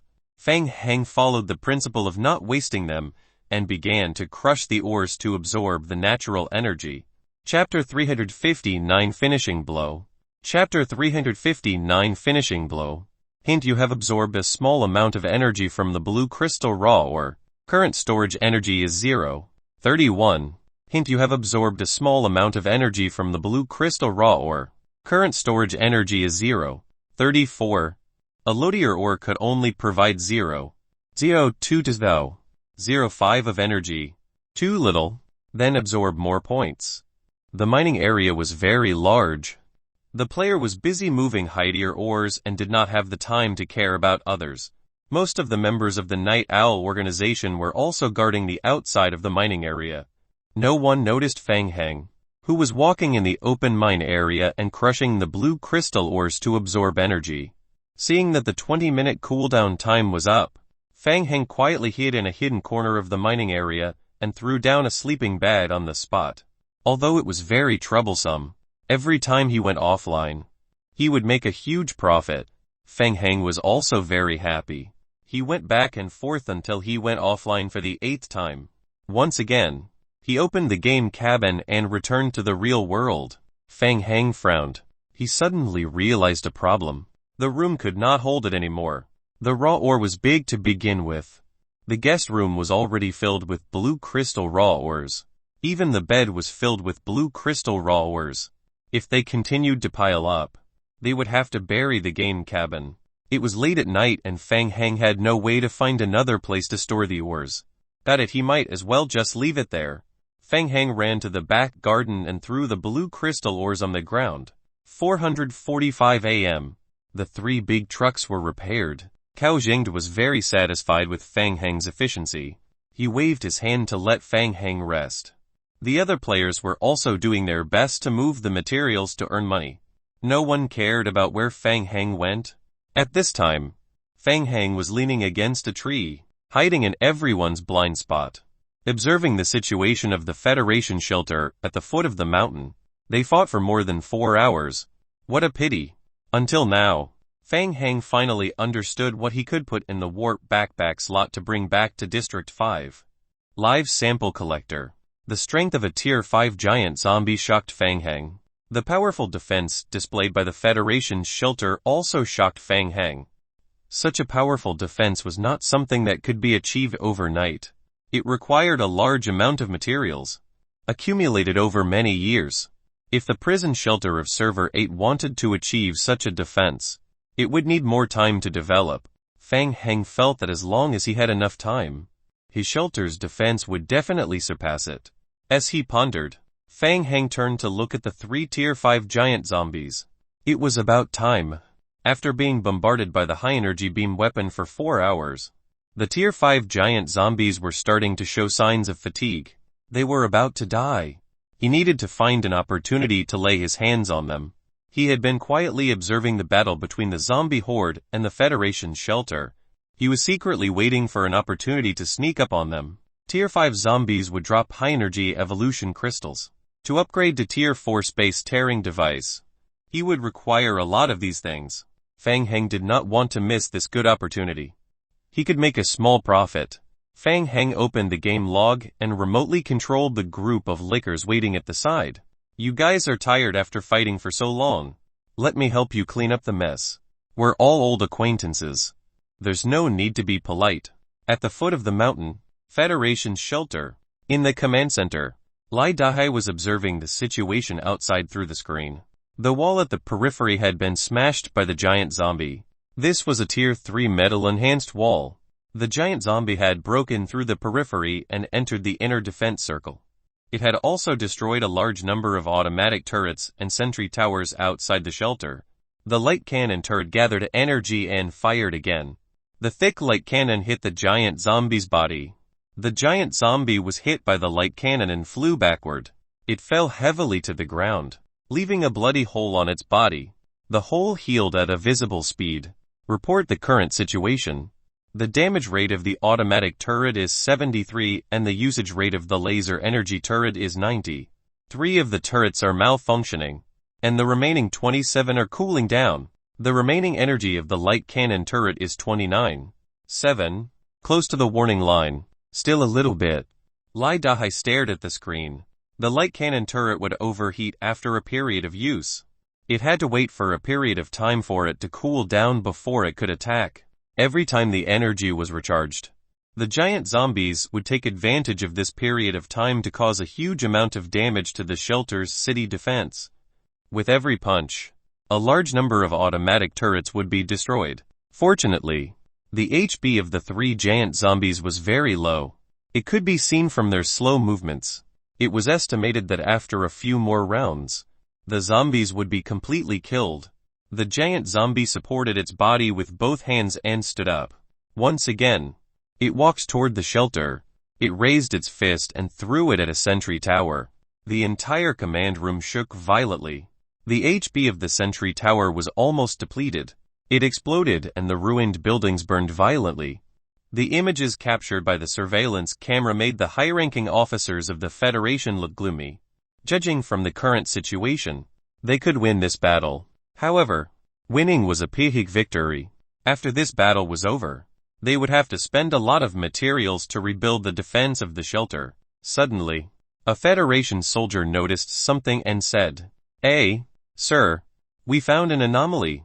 The Federation soldier responded and hurriedly adjusted the surveillance equipment, projecting the anomaly onto the big screen. "We found a large number of lickers moving quickly towards the shelter. Kai. On the surveillance screen, a large number of red lickers darted out from the dense forest on the other side. Almost in an instant, the entire command room was filled with heavy breathing sounds. The players instantly became extremely nervous. It was a group of lickers. To deal with a high-speed moving creature like a licker, the best weapon was not a high-energy beam weapon, but an ordinary turret. The energy beam required a long time to accumulate power, and the hit rate was not high. It was like a cannon hitting a mosquito. At this time, more than 2/3 of the shelter's turret had been damaged. In the current situation of the Federation shelter, the lickers were more troublesome than the Tier 5 giant zombies. They posed a greater threat to the shelter. They could only rely on the players to take them head-on. Attention! All attention! A large number of lickers are approaching. Please be on alert and eliminate the lickers as soon as possible. The people on duty at the sentry tower were all elite players of the Federation. Even so, the continuous high-intensity battle for more than 4 hours had exhausted them mentally. Chapter 360 Serial Blood Explosions. Chapter 360 Serial Blood Explosions. Received. Upon receiving the warning, the players braced themselves to deal with the group of lickers. They would use long-range sniping to eliminate threats in advance. A red figure emerged from the darkness. The players raised their sniper rifles, trying to aim at the licker. Zhang Linhui was the leader of the Federation's elite team. Possessing the long-range sniping talent skill, he quickly used the scope to locate the licker, and was about to pull the trigger. Zhang Linhui was stunned. He moved the scope away and looked into the distance. He even rubbed his eyes, wondering if he had seen wrongly. A large number of lickers were actually rushing towards the Tier 5 giant zombies. Under the astonished gazes of the Federation's elites, the lickers leapt onto the giant zombies' huge bodies, crazily biting at them. They waved their claws and left many wounds on their bodies. The damage was not great, but the giant zombies were agitated by the lickers. The giant zombies reached out their hands and grabbed a licker, throwing it into the distance. The licker was thrown and smashed into the wall of the shelter's periphery. Its HP was instantly depleted, and the licker was instantly killed. Even the wall of the shelter was dented by the huge impact, and the durability of the shelter was reduced by a small part. The zombies started fighting each other. The lickers were here to help. After playing Zombie Apocalypse for so many years, this was the first time Zhang Linhui had seen such a situation. He was extremely confused and didn't know if he should continue to execute the order to kill the lickers. Not only him, but the officers in the command room of the shelter were also confused. Stop firing. Quick order to stop firing, switch targets, and attack the giant zombies. Lai Dahai was the first to react, and he gave the order to the Federation soldiers. He didn't understand why this group of lickers would choose to attack the giant zombies. It wasn't important. The most important thing now was to get rid of Tier 5 giant zombies. Lai Dahai didn't have time to think about it anymore. He couldn't afford to lose the shelter. The giant zombie was annoyed by the group of lickers. It suddenly reached out its hand and grabbed a liquor, holding it in its palm. The liquor was held in the giant zombie's palm. It struggled and attacked crazily, trying to break free. The giant zombie slowly clenched its fists, trying to squeeze the liquor to death. The liquor exploded violently. Hot blood splashed everywhere. The giant zombie was suddenly hit by the strong impact of the explosion. Its body swayed backwards, and it took several steps back before it managed to stand still. It opened its palm. The palm of the giant zombie was actually corroded by a lump of blood, and its flesh was a mess. It's still not dead. In the mining area halfway up the mountain, Fang Hang was surprised by the giant zombie's strong vitality. He focused his mind and thought about countermeasures. At this stage, it was still a little difficult to deal with a Tier 5 zombie by relying on strength alone. A single attack from a giant zombie could easily kill a liquor. On the other hand, the normal attack damage of a liquor could hardly damage a Tier 5 mutated zombie. Only by relying on the liquor's close-range self-destruct could it deal a large amount of damage in a short period of time. Use self-destruct to deal with it. However, the trouble was that although the damage of the HP explosion was strong, it had a special restriction. Only liquor with HP below 10 could use it. What should he do? Fang Hang's eyes scanned the surroundings. At the periphery of the shelter, the sentry tower and other buildings that had been attacked earlier were burning. Fang Hang immediately had a plan. Captain, what's the situation? I don't know. On the sentry tower, Zhang Linhui was also confused by the liquors. The liquors gave up on attacking the giant zombies and retreated at a very fast speed. Had the liquors turned into spirits? Seeing that they couldn't win, they ran away again. Zhang Linhui was ready to wait for the next order. But he frowned. Captain, look at them. The liquors seemed to have gone crazy as they all rushed towards the burning buildings in the distance. In the blink of an eye, all the liquors had disappeared into a sea of fire. What was this situation? Suicide? Zhang Linhui really could not understand it. He immediately said, forget about the liquors. Let's continue attacking. After charging into the flames, the liquor's HP started to decrease. Hint: your zombie clone liquor has received fire damage. Hint: your zombie clone liquor has entered a burning state and will continue to receive fire damage. Fang Hang observed the row of damage messages that appeared in the game log and estimated the remaining HP of the liquors. Enough. After estimating that the liquor's HP had dropped to 10, Fang Hang controlled the liquor to jump out of the sea of fire again. Swoosh swoosh. The liquors jumped out of the sea of fire again. They pounced on one of the Tier 5 giant zombies crazily. They leaped onto the body of the Tier 5 giant zombie and grabbed it tightly. The liquors were covered in the burning flames, which made them even more ferocious. Among them, 2 liquors grabbed the back of the giant zombie's head from behind. Now, standing on the high ground, Fang Hang suddenly clenched his fists. Blood explosion. The liquors attached to the giant zombie self-detonated one after another. For a moment, red blood splattered everywhere. It was a close-body explosion. The giant zombie's body was blasted into a bloody mess. Its body swayed a few times before it fell to the ground. Hint: you have killed the giant zombie. You have obtained 455 survival points. You have obtained high energy crystal purple 1. It worked. Fang Hang wiped the sweat off his forehead and heaved a sigh of relief. First, he relied on the Federation's high-intensity beam weapon to reduce the giant zombie's HP for more than 4 hours. Finally, he used up more than 20 liquors to finish off a Tier 5 giant zombie. A Tier 5 mutated zombie was still difficult to deal with. With experience, the next step was much easier. Following the pattern, Fang Hang controlled the remaining liquors to enter the sea of fire in batches. In the Federation Shelter Command Hall, looking at the scene captured on the monitor, the players fell silent for a moment. What they saw just now made them somewhat unable to understand. They had won, but it was a very strange win. Flames could make liquors stronger. And what about that self-destruct attack? Lai Dahai broke the silence and said in a low voice, we can confirm one thing.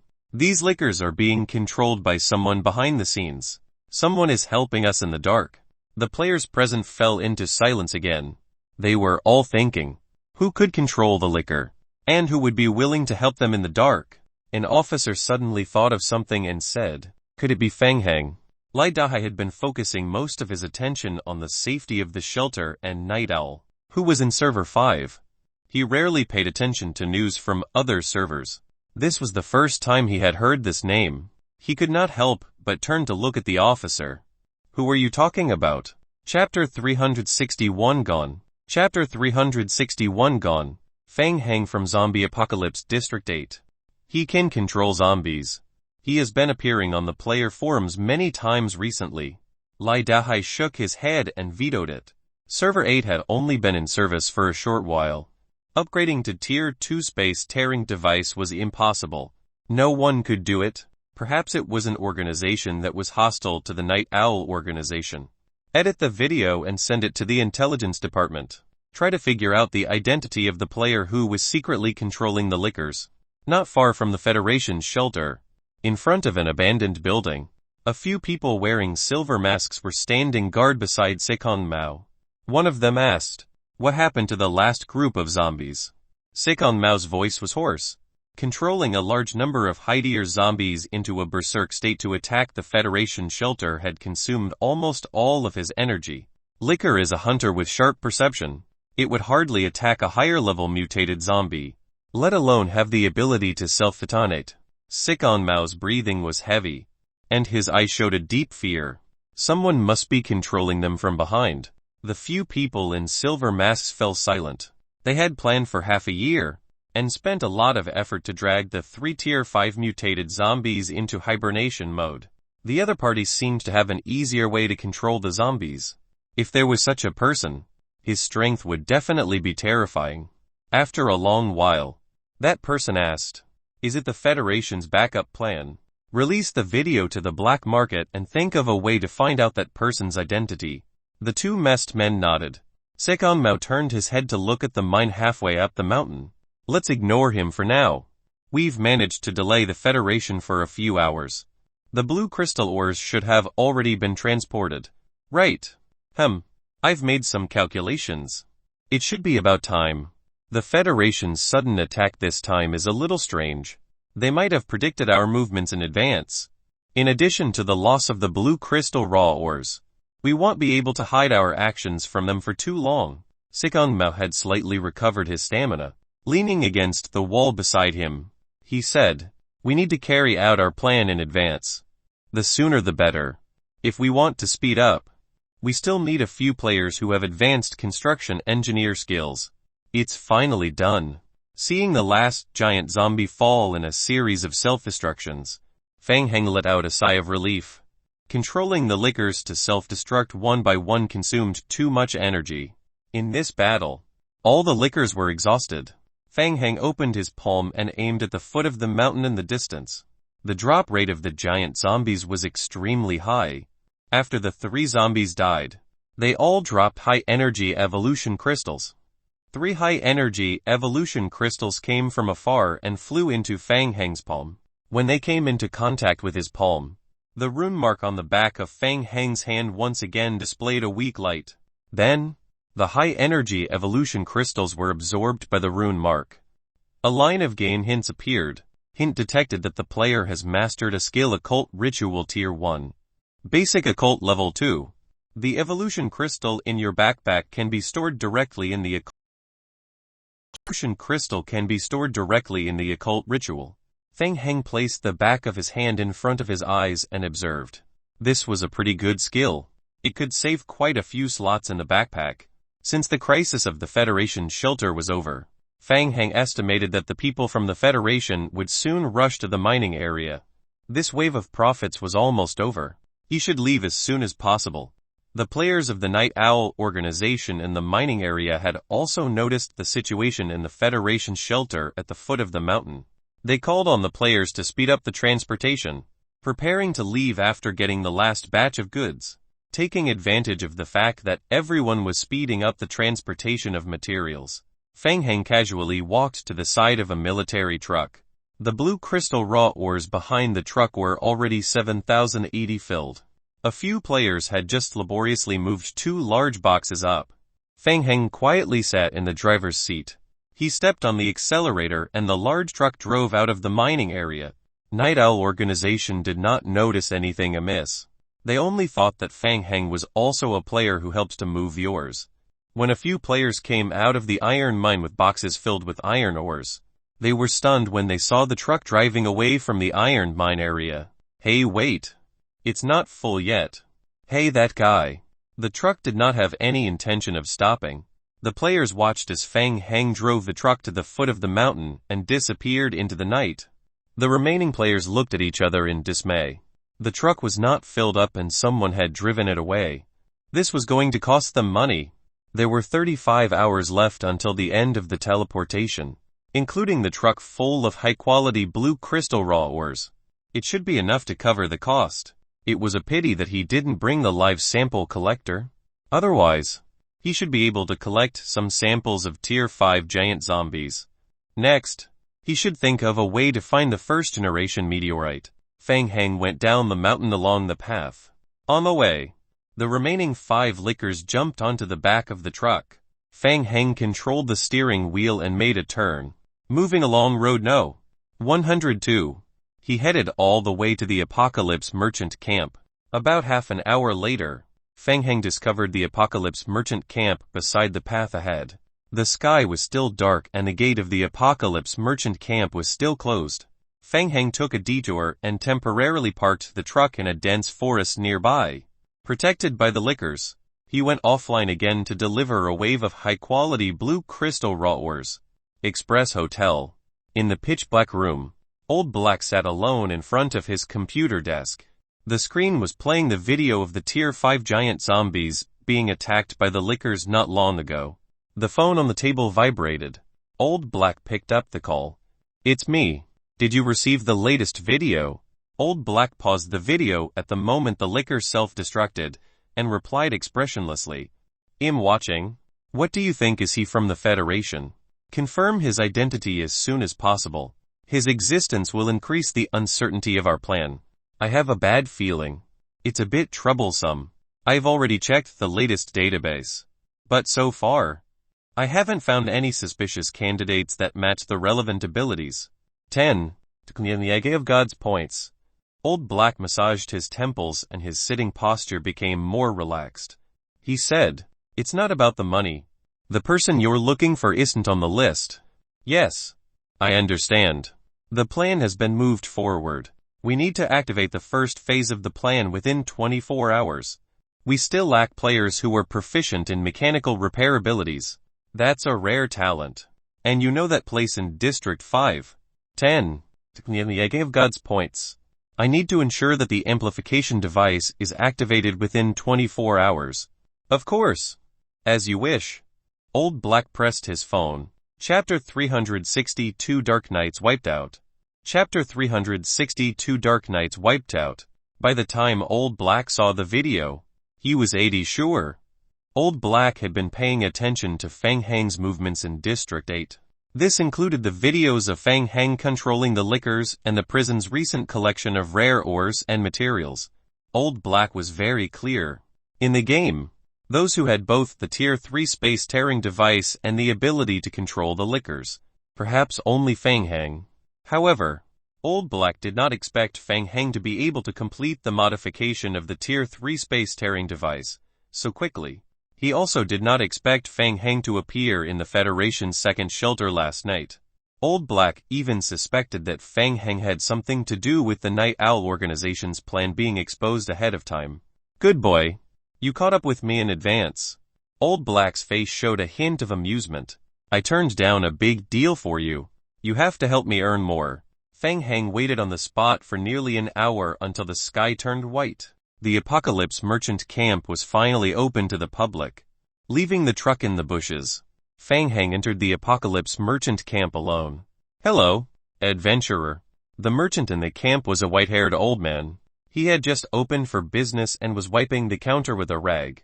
You look unfamiliar. Is this your first time here? Yes. Fang Heng nodded slightly and introduced himself. My name is Fang Heng. I come from another parallel world. Our world is experiencing the apocalypse just like you guys. The Apocalypse Merchant raised his head and looked at Fang Heng. He did not show much surprise and continued to wipe the armrest of the counter with a rag. Welcome, guest from the parallel world. Others call me Uncle Lindsay. Is there anything you need? I want to inquire about the Dark Knights. I need to find them. I know you can do it. Just pass them a message on my behalf. I'm willing to pay some points. Dark Knights? Uncle Lindsay paused. He put down the rag in his hand, closed his eyes and sighed. It's been a long time since I have heard this name. Fang Heng had a very bad feeling. I'm sorry. I can't help you. Uncle Lindsay turned around and took out a bottle of wine and 2 wine glasses from a cabinet at the back. He opened the bottle cap and slowly poured a glass of wine into the glass. The Dark Knights were completely destroyed 30 years ago. I was still very young at that time. I once thought that they would save our world. Disappeared. The team got wiped out. He had heard of Dark Knights being wiped out in some worlds.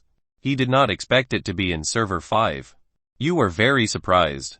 It seems that in your parallel world, the Dark Knights are still alive. Lindsay pushed the glass of half-filled wine toward Fang Heng. Do you mind telling me about it? Fang Heng was a little confused. He gulped down the wine in the glass. Can you tell me how the Dark Knights were destroyed first? Uncle Lindsay recalled with a nostalgic look on his face. It started with a special operation. I think it was Pine City. Yes. I remember it should be that place. During that operation, the Dark Knights were attacked by the Nemesis and were completely destroyed. Their strength was greatly reduced. After that, we encountered the zombie wave that erupted in the quarantine zone. The Dark Knights were greatly weakened. When they tried their best to stop the spread of the poison gas in the quarantine zone, the Dark Knights' headquarters was attacked by a group of lunatics. Fang Heng digested Uncle Lindsay's words. The Dark Knights were tricked by the players. It was most likely caused by the Anti-Federation forces of Night Owl. Fang Heng had heard a long time ago that the Anti-Federation forces in District 5 were deeply rooted. He knew that the situation in District 5 was bad, but he did not expect it to be this bad. Thinking carefully, according to what Uncle Lindsay said, the main storyline mission of District 5 had just reached Pine City. This meant that the Dark Knights had yet to discover the first-generation meteorite. The first-generation meteorite should still be there. After the Dark Knights were destroyed, I can no longer see the hope of the end of the apocalypse. Lindsay finished the wine in his glass and poured himself a full glass. It's your turn, Fang Heng. Now, I want to hear your story. In our world, we successfully entered Pine City and obtained information related to the primogenitor virus and the first-generation meteorite.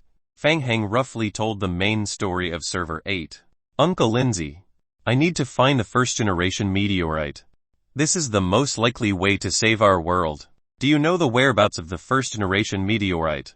I'm sorry. Young man. I've never heard of such a thing. Fang Heng's heart sank again. Although he did not know, there was a high probability that the first-generation meteorite was still in a corner of this apocalyptic world. With a last glimmer of hope, Fang Heng continued to ask, Then do you know who might know? I really want to help you. But it's been a long time since I've paid attention to the meteorite company. Uncle Lindsay lowered his head and thought. From your description, I suggest that you start investigating the first-generation meteorite from the source. The source? Fang Heng left the Apocalypse Merchant camp in disappointment. The source? Did he have to start investigating from Pine City? Fang Heng scratched his head and yawned. He felt a little sleepy. He stayed up all night without sleep. Back in the truck, Fang Heng threw down a simple bed and went offline. Fang Heng opened the game cabin with much effort and took a deep breath. Buzz buzz buzz. His phone continued to vibrate. Coming. That Chen Yu. He won't stop for a second. Fang Heng muttered as he flipped through the messy pile of ores in the room, trying to look for the missing phone. The only person who could persistently call him on his phone was Chen Yu. After spending a long time, Fang Heng finally found his phone under the pile of blue crystal ores. When he saw the caller ID, Fang Heng was stunned. Unknown number.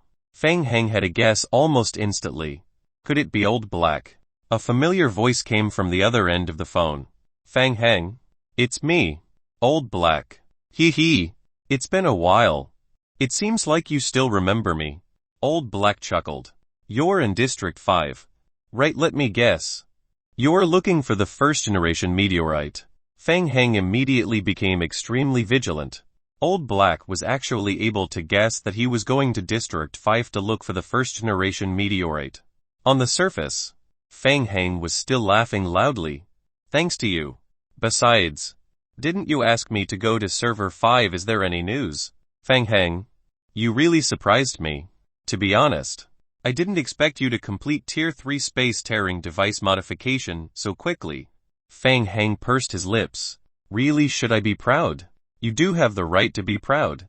Now that time is limited, I'll cut to the chase. I need you to do something for me. Sure. In exchange, I need to get the first generation meteorite. Ha ha ha. Deal?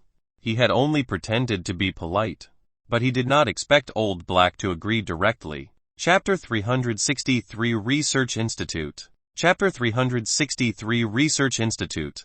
Do as I say. I can guarantee you that you will get the first generation meteorite within the next 30 hours. In exchange, I need you to do something. That's cool. This is not the first time we've worked together.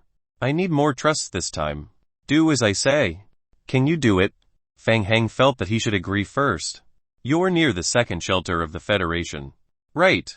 Very good. I need you to go find Night Owl's people now. Yes. I don't want you to expose your identity. Go to the King of God's game and buy a custom-made red mask. I'll send you the mask blueprint later. To be safe, spend another 100 King of God's points to buy a bottle of potion that can change one's appearance for up to 24 hours. You'll have to pay for this. Sure. Right now, Night Owl desperately needs an excellent mechanic. I need you to find them first and help them with some work. Send me to work. What about the first generation meteorite? Don't worry. Night Owl's people will take you to an experimental base to work. The first generation meteorite is in that experimental base. After circling for half a day, the first generation meteorite was actually in the hands of the Night Owl organization. Don't get excited yet. Fang Heng. That place was originally the Meteorite Company's experimental base. After it was occupied by the Night Owl organization, it underwent special modifications. I only have the initial map of that place. Night Owl has very strict control over that place. Back garden, there's a lot of stones. At first, Mr. Sun did not believe what the cleaners said. It was not until he was dragged to the back garden by a few cleaners that he saw the piles of stones piled up in the back garden with his own eyes. It's probably Mr. Fang Heng. We were about to call someone to clean up the stones, but Mr. Fang Heng stopped us. Mr. Sun felt like he was going crazy. Last night, Fang Heng went back and forth to the library, saying that he was looking for inspiration. He hadn't stopped yet. What was the meaning of putting so many stones in the back garden today? If Fang Heng wasn't Mo Yung Xiao's VIP and Mo Jiawei's best friend, Mr. Sun would have chased him out. Wait, when did he put so many stones in the back garden? Mr. Sun, you're up so early. Huh. Fang Heng walked into the back garden and greeted everyone with a smile. He had just made a part of the follow-up plan with Old Black. After hanging up the phone, he heard the sound of the outside world through the window, so he ran out in a hurry. Mr. Fang Heng, what are you doing? Mr. Sun smiled bitterly and looked at Fang Heng, waiting for him to explain. I'm sorry. These stones are quite precious. I can't find the place at the moment. I have put them in the back garden for the time being. These are very precious ores, so we must be careful that they don't get stolen by others. Precious? Mr. Sun did not believe a single word Fang Heng said. Mr. Fang Heng, you're new here. Could you have been deceived by someone? Is this kind of stone very precious? Of course. It's very expensive.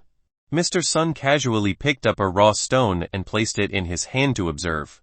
The raw stone emitted a faint blue light. Blue jade. But this blue was so transparent. No matter how one looked at it, it seemed fake. 3 days. 3 days later. I'll clean it up. I'll have to trouble Big Brother Sun. It wasn't easy to convince Mr. Sun to temporarily store the ores in the back garden. Fang Heng meditated for another 3 hours, recovering some of his energy and returned to the game. After spending 110 King of God's points, Fang Heng first bought a custom-made red mask and a face-changing potion that lasted for 24 hours according to the blueprint Old Black gave him before entering the game. Entering the zombie apocalypse, Fang Heng put on the mask, drank the potion, and drove the truck toward the agreed coordinates. To prevent the truck from exposing his identity, Fang Heng parked the truck at a location 1 kilometer away from the agreed-upon gathering point and slowly walked over. Soon, an abandoned shelter appeared in front of him. The abandoned shelter had been destroyed in the zombie wave and only half of it remained. Stepping into the shelter, Fang Heng looked around. 2 members of the Night Owl organization, one on the left and one on the right, wearing silver masks, walked out from behind the stone pillars. You were introduced by Old Black. We were sent by Night Owl to pick you up. Come with us. The 2 compared the masks on Fang Heng's face and led him to the back door of the ruins. Fang Heng followed the 2 of them out of the back door of the abandoned shelter. A black SUV was parked by the roadside. Let's go. Get in the car. After getting in the car, Fang Heng turned his head to look out of the window. How long will it take? About 2 hours if everything goes smoothly. Fang Heng took out a sleeping bag from his backpack. I'll go offline to rest for a while. Wake me up after 2 hours. The 2 Night Owl players looked at each other. Most players would be nervous when they heard that Night Owl was an anti-federal organization for the first time. It was rare for them to be as relaxed as Fang Heng. Old Black should have told you that to prevent the mission from leaking. Offline operations are prohibited during the operation. This is also for the safety of both parties. Correspondingly, Night Owl will give you extra mission compensation. Tisk. He definitely wouldn't be able to receive the so-called compensation. Most likely, Old Black would use it to fill his own pockets. He thought of it as the price for the first-generation meteorite. Fang Heng put away the simple bed and controlled the scattered ordinary zombies in the distance to slowly walk over. The entire journey was silent. After bumping for nearly an hour and a half in the car drove into the wilderness. District 5. In the wilderness, this large area was controlled by the anti-Federation forces. Fang Heng had seen some random conversations on the forum before. It was said that the anti-Federation forces were not on the same page. There were frequent conflicts of all sizes, so it was normal for them to fight to the death. However, once the Federation forces tried to invade the wilderness, they would unite and face the outside world. After driving along the road in the wilderness for half an hour, the car turned into a newly built path. Soon, the car stopped outside a research institute. Fang Heng did not get out of the car immediately. Through the car window, he saw many large trucks parked outside the research institute. Many players were moving materials down from the trucks. These players didn't wear masks. Boxes. After carefully observing them, Fang Heng felt that those boxes looked a little familiar. Could they be the blue crystal raw ores that he had plundered from the mining area last night? Fang Heng was suspicious. We're here. You can get off now. Fang Heng opened the car door and got off. The scorching sun hung high in the sky. Fang Heng narrowed his eyes and looked up at the building in front of him. It was a 5-story building with a large number of turrets attached to it. A few people wearing silver masks stood at the entrance of the research institute. Chapter 364 Stabilizers. Chapter 364 Stabilizers. Among the crowd, only Sikon Mao was wearing a mask. He looked at Fang Heng, his gaze fixed on Fang Heng's red mask. Sikon Mao, the person in charge of the research institute. Fine Shuo. Fang Heng replied indifferently, his gaze shifting to Sikon Mao. Sikon Mao, the Federation's level-wanted criminal. He was a ruthless character. Fang Heng had a slight impression of him. There were 2 types of criminals that could make it onto this level-wanted list. The first type was those who were strong to a certain extent and possessed extremely destructive abilities, causing the Federation to feel an extremely great threat. The second type was those criminals who relied on their efforts to stir up trouble in the game, causing great damage to the Federation. Sikon Mao belonged to the latter. I've been waiting for you for a long time. Time is limited. Let's walk and talk.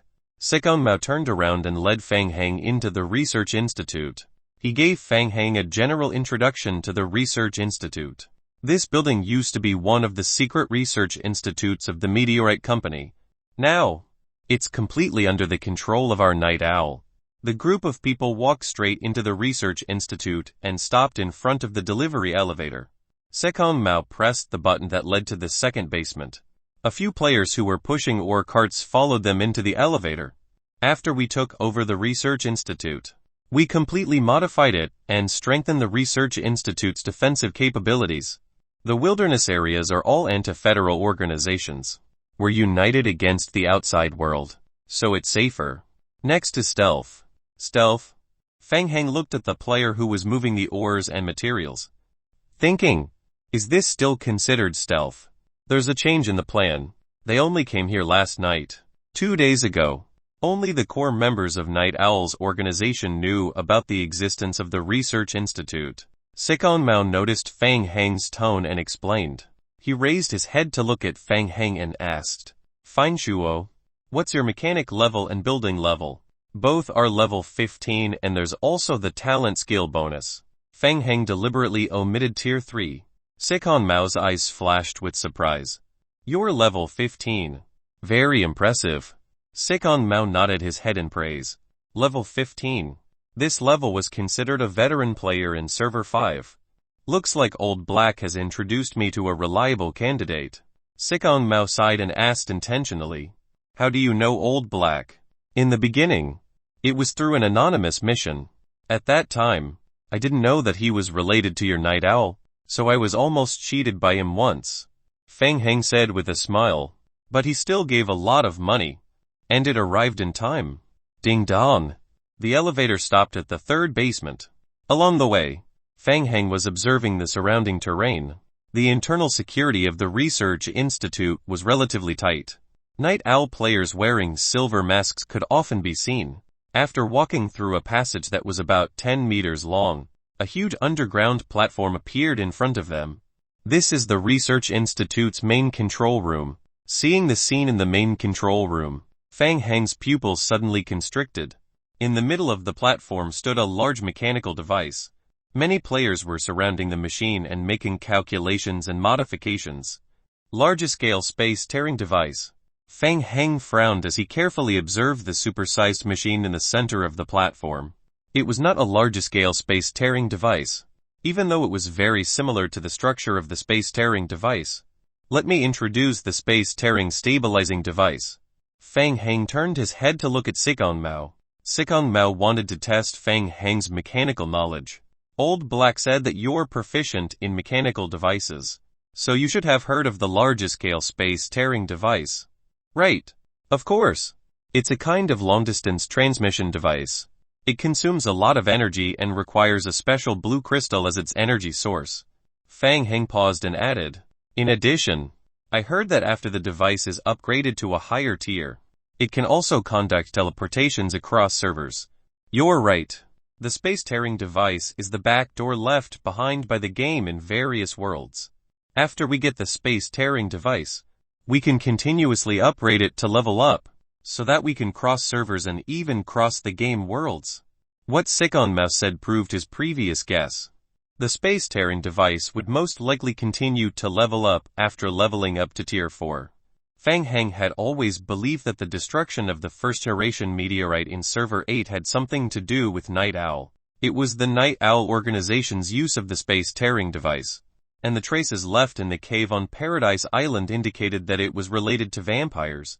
Therefore, Fang Heng concluded that it was an invasion from the world of vampires. This meant that the large-scale space-tearing device could also carry out transmissions across the game world. For example, it could enter the world of vampires of the same level. It could even enter the game world of a higher level. Fang Heng took a deep breath and raised his head to look at the large-scale device in the middle of the spacious main control room. You still haven't told me what this thing is used for. You can think of it as an amplification device of the space-tearing device. Sekon Mao explained. There are multiple restrictions on the space-tearing device. Under normal circumstances, the passage across the game world can only open for a very short moment. For example, a normal space-tearing device can only transport a player from the original point A world to point B world, and it will also cost a little. Now, We can build an amplifier at point B to link point A and point B for a long time, which is equivalent to opening a long-lasting passage. Of course, this passage still has many restrictions, and there are still many things that cannot pass through this temporary passage. Listening to Sikon Mao's words, Fang Heng's heart beat wildly. You're saying that this can be used to open a continuous time passage. A cold glint appeared in Sikon Mao's eyes. The troublesome thing is that building the passage requires a lot of rare materials and a lot of energy. As they spoke, a few players laboriously dragged a few large boxes into the laboratory and stacked them along the right wall. As you can see, those boxes are filled with blue crystal raw ores. You should also know that after the Dark Knights of District 5 were destroyed, the production method of blue crystal ores is also impossible to obtain. Hence, we can only use this inefficient method to directly use blue crystal raw ores as energy stabilizing devices. Hence, we need a large number of blue crystal raw ores. Unfortunately, most of the blue crystal raw ore mines in District 5 are within the scope of the Federation's control. Therefore, from a few months ago, we've already begun to secretly steal the blue crystal raw ores from within the Federation. Sikon Mao walked to Fang Heng's side and sized up the large space stabilizing device located in the center of the main control room. I believe Old Black has already told you that to obtain the blue crystal raw ores, there was a huge commotion last night. Those people from the Federation aren't all trash. I believe that they will react very quickly. They might be able to guess what we are trying to do. Therefore, I need to complete the construction of the stabilizing device before the Federation realizes it, and open the passage completely. Chapter 365 Blueprint. Chapter 365 Blueprint. Fang Heng was secretly shocked when he heard this.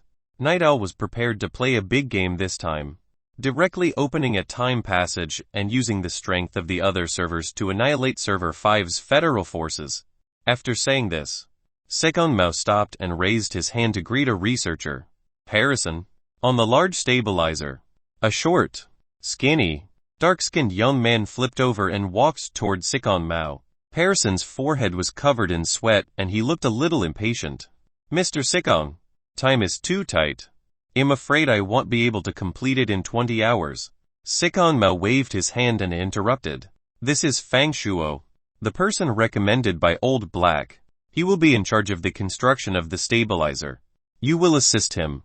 When Harrison heard this, he carefully sized up Fang Heng and revealed an expression of distrust. He is Harrison, a level 11 mechanical master. He is in charge of the entire Research Institute's base reconstruction. He was originally in charge of the construction of the stabilizer. Now that time is tight, I need you to take the lead. Harrison had some doubts about Fang Heng's ability, so he nodded at Fang Heng. I'll leave this to the two of you. Work together. If you encounter any problems, come and find me immediately. I'll help you solve them as soon as possible. As he spoke, Sikon Mao handed Fang Heng a piece of the blueprint. Hint: you have obtained the building blueprint large-scale space-tearing device. There was such a benefit, getting a piece of blueprint for free. With this, he would be able to think of a way to directly open the world passage in the future. Fang Heng maintained his calm on the surface and opened the building blueprints to check. Item: building blueprints large-scale space-tearing device stabilizer. Description: after using the blueprints, you can learn the construction of the large-scale space-tearing device stabilizer. Learning requirements: machinery proficiency, level 10. Basic building, level 10. Construction effect 1. After the main space-tearing device is positioned, the stabilizer is activated. It can greatly increase the stability of the passage, allowing the passage to be continuously constructed and allow most of the minerals, materials and living things to pass through. Construction effect 2. Activating the stabilizer will consume a large amount of energy in an instant, and maintaining the passage will consume the energy of both the main device and the stabilizer at the same time. As the passage's usage time increases, the energy consumption will gradually increase. Construction effect 3. The facility may be damaged during usage. Materials required for construction. Click here to display the details. Fang Heng impatiently slapped the blueprint on his head. Hint: you have learned the skill large-scale space-tearing device. Fang Shuo, you only have 20 hours. We have to complete the construction of the stabilizer. Sikong Mao instructed Fang Heng. He did not leave the main control room. Instead, he walked to the side, sat on a stool and quietly watched. Fang Heng was still thinking about the stabilizer. This thing was good.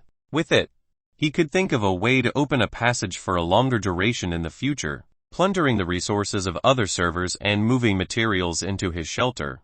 The scale had become bigger all of a sudden. Seeing that Fang Heng did not make any move, Harrison wiped the sweat from his forehead and could not help but urge him. Fang Shuo, let's start now. The other players' mechanical levels are very low, so they can only help out and make some intermediate parts.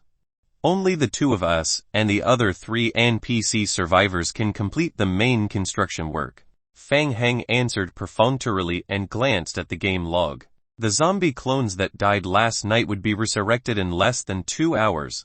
There were too many people here, so it was not a good place to resurrect zombies. He had to find a quiet place to resurrect zombies as soon as possible and then make a plan. Fang Heng, hurry up. If we don't finish the construction on time. Harrison carefully glanced at Sikong Mao, who was not far away, and hesitated. Don't worry.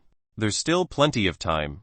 Fang Heng followed Harrison to the space-tearing stabilizing device in the center of the main control room. Hint, you have found a large-scale space-tearing stabilizing device under construction. Hint, you have mastered the construction of the building. Hint, current completion rate 77. 15. Hint, this construction requires high-level mechanical parts 17. Chrome lead alloy 27. Advanced precision gear 31. After completion, the overall completion rate will be increased by 24. 3. This construction success rate 87. Fang Heng raised his head again and turned his head to look behind him. A gaze was focused on him. It was Sikong Mao. Fang Heng raised the wrench and waved it at Sikong Mao, then turned around to start the construction. Seeing a long channeling bar appear above Fang Heng's head, Sikong Mao, who had been staring at Fang Heng, heaved a sigh of relief. He had let down his guard a little against Fang Heng. Perhaps it was because it was too important. He had always felt a little uneasy. Closing his eyes, Sikong Mao continued to glean the plan that he would carry out later. Hint, you have completed the current construction of the building. The completion rate of the building has increased by 2. 9. Current completion rate of the building 89. 92. Mr. Fang Shuo. Harrison could not help but feel a little excited. At first, he had some doubts about the abilities of this new architect. He did not expect that in less than 2 hours, he had completed 10 of the construction. Harrison watched the whole process.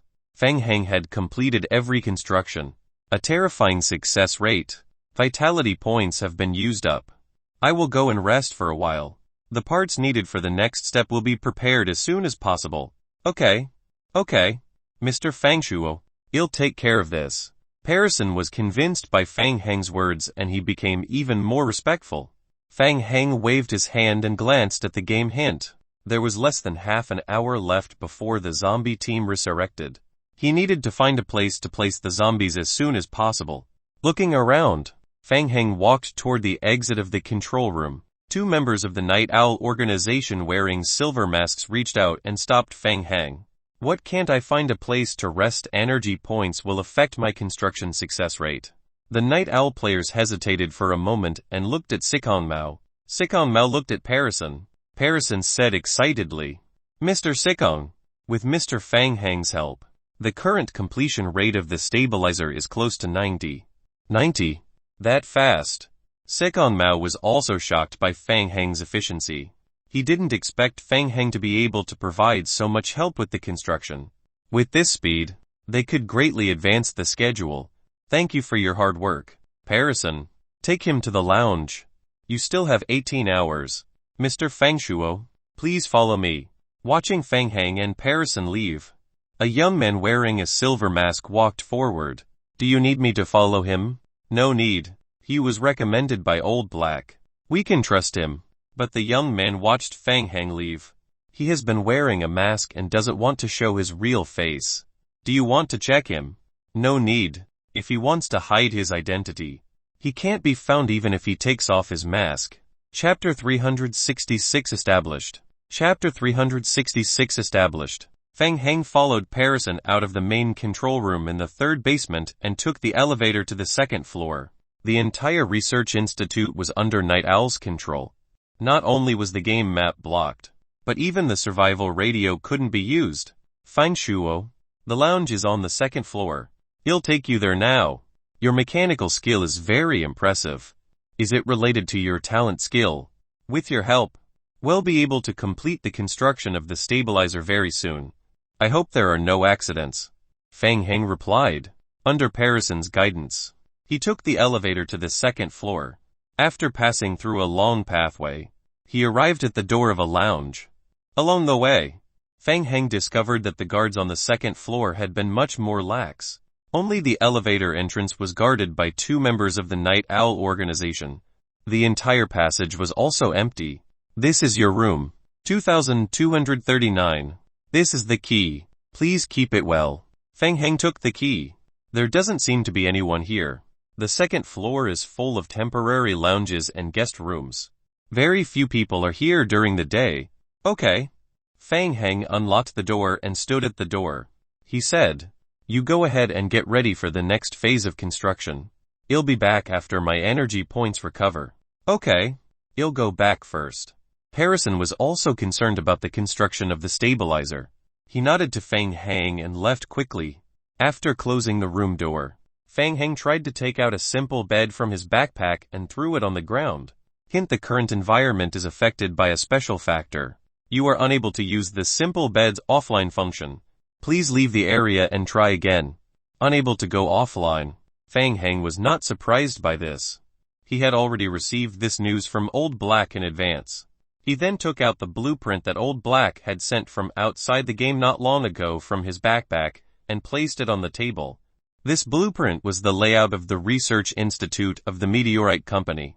After the Night Owl organization took over the Research Institute, they repaired and partially renovated the Research Institute. The main building didn't change much, especially the built-in ventilation duct.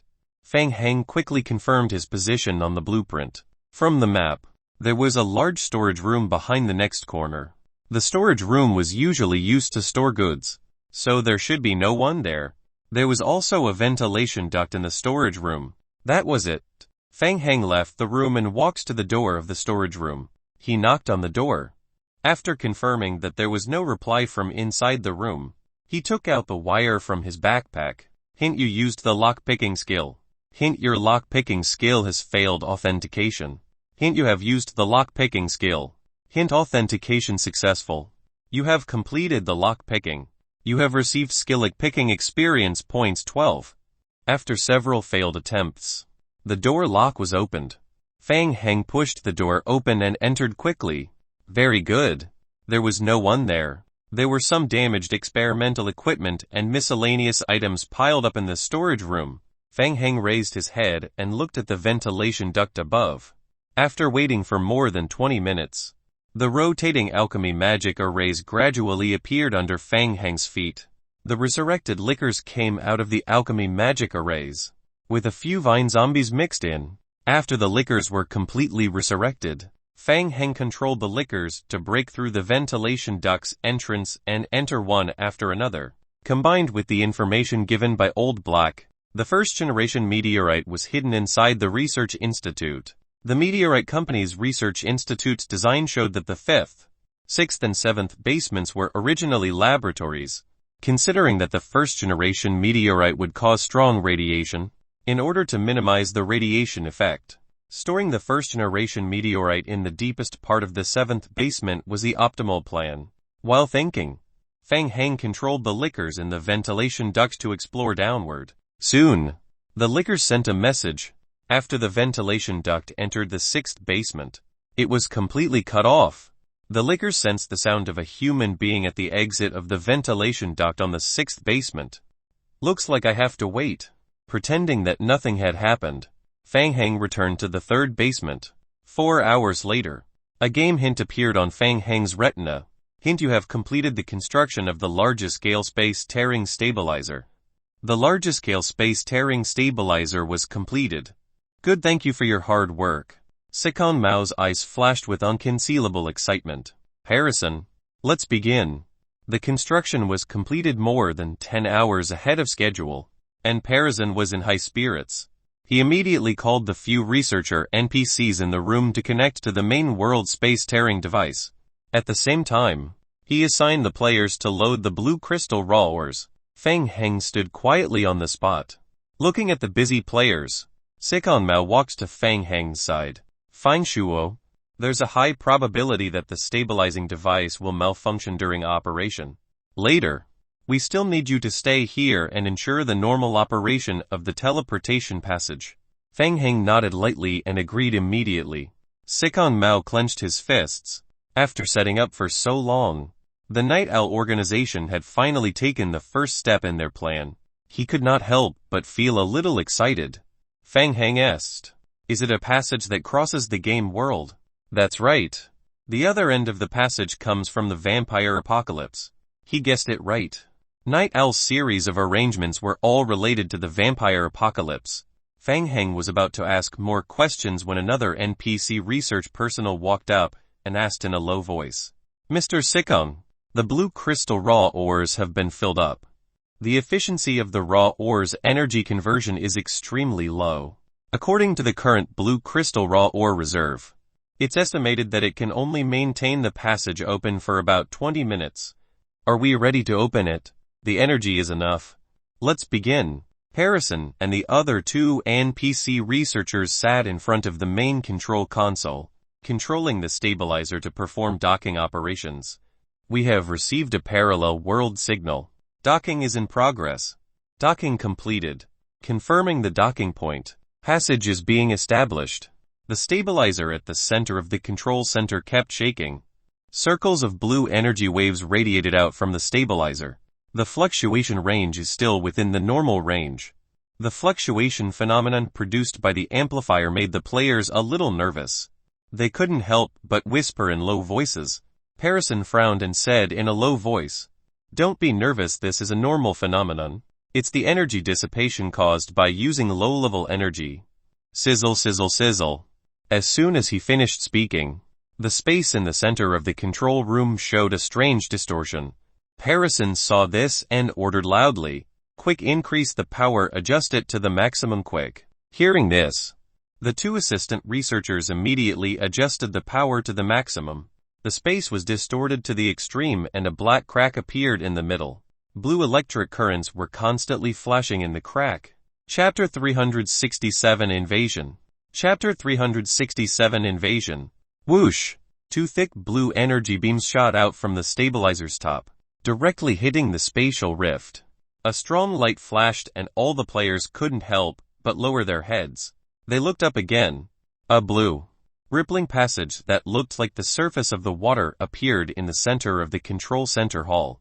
The ripples trembled slightly. A female player with long chestnut hair stepped out of the time passage. She was a foreigner.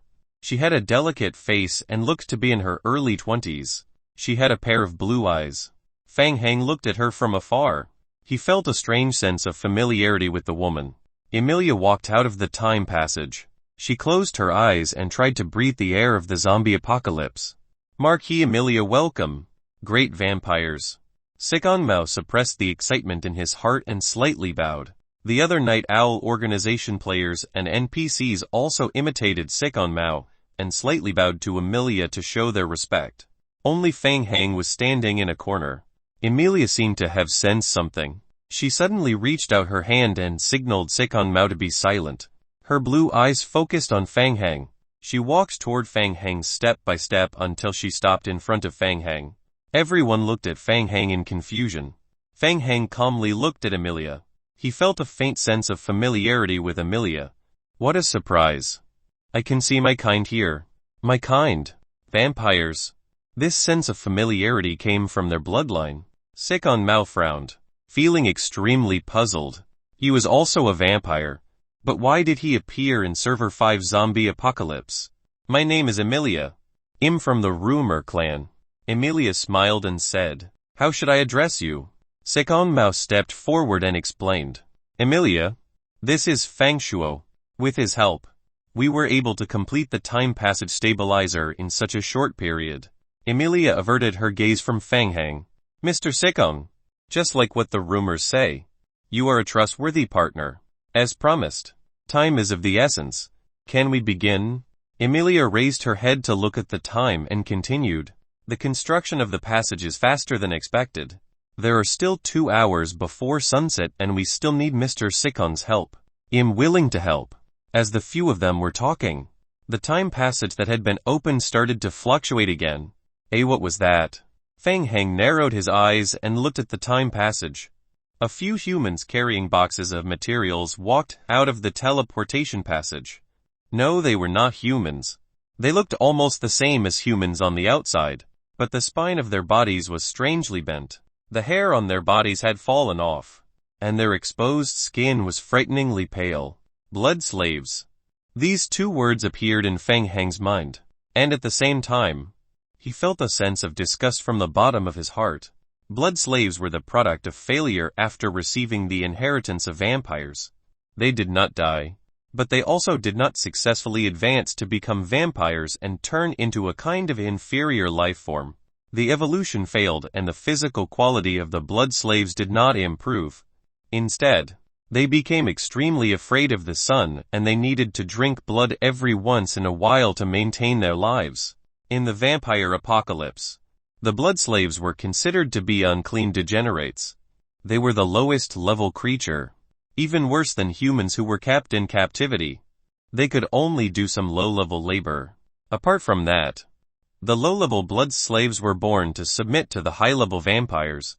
Therefore, even though the orthodox vampires despised creatures like the blood slaves, they all admitted that using them as slaves was the most convenient method. The blood slaves moved the boxes filled with blue square crystals into the hall through the teleportation passage as the energy source for the stabilizer. Then, they moved the remaining blue crystal raw ores in the hall back through the teleportation passage. Before that, we still need to replenish the energy source for the stabilizer. When night falls, the vampires from the Rumor clan will officially launch a war against the Federation players in District 5. Emilia smiled. Mr. Sikong, are you ready? Of course. I've been looking forward to this day for a long time. Sikong nodded.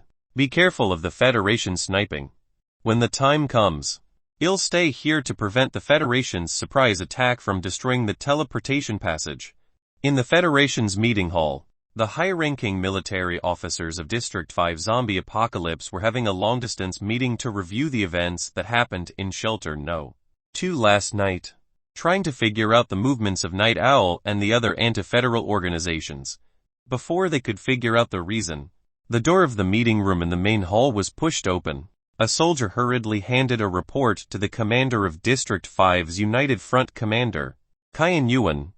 Minister Kyan, the latest emergency information. Seeing the contents of the report, Kyan Yuan's expression changed. He nodded and signaled the soldier to announce the contents. The soldier faced the officers and announced, 5 minutes ago, a large-scale spatial fluctuation appeared in Zombie Apocalypse, District 5. The intensity of the fluctuation was 1,105 times greater than the fluctuation near our second shelter yesterday. According to the intelligence analysis, a space-tearing passage across worlds is being established in District 5. Almost at the same time, 2 words appeared in the minds of all the participants. Dimensional invasion. Server 5 was being invaded by other dimensional worlds. A high-ranking Federation officer asked, "Where is the location of the disturbance?" Currently searching. We have confirmed that it is within the eastern region of the Federation's District 5. In half an hour, we will be able to determine within an error range of 1,000 kilometers. In 2 hours, we will be able to locate the exact coordinates of the passage. Which world is it from? We have yet to receive any reports from other worlds. The cost of invading a loadier game world from a heightier world is too high. The intelligence department has determined that it is an invasion from the same dimension. There is a high probability that it is the vampire apocalypse. The hearts of all the military officers in the eastern region sank. The danger level of the vampire apocalypse and the zombie apocalypse were on par. However, The overall strength of the players in the vampire apocalypse was stronger than that of the players in the zombie apocalypse. Kyan Yuan said in a deep voice. I announced that Server 5 has entered an emergency state. Everyone is online and ready for battle. Gather everyone within half an hour and attack the source of the teleportation point in 1 hour. We must win this battle. 2 hours passed in the blink of an eye. The entire central control room was filled with a large number of low-level vampires. The real vampires looked no different from ordinary humans. They could walk openly under the sun. They also had a physique and vitality that exceeded that of ordinary people. They could also gather strength from their blood and quickly recover their life by absorbing blood. After advancing to the middle-level vampires, the vampires could have higher blood control abilities.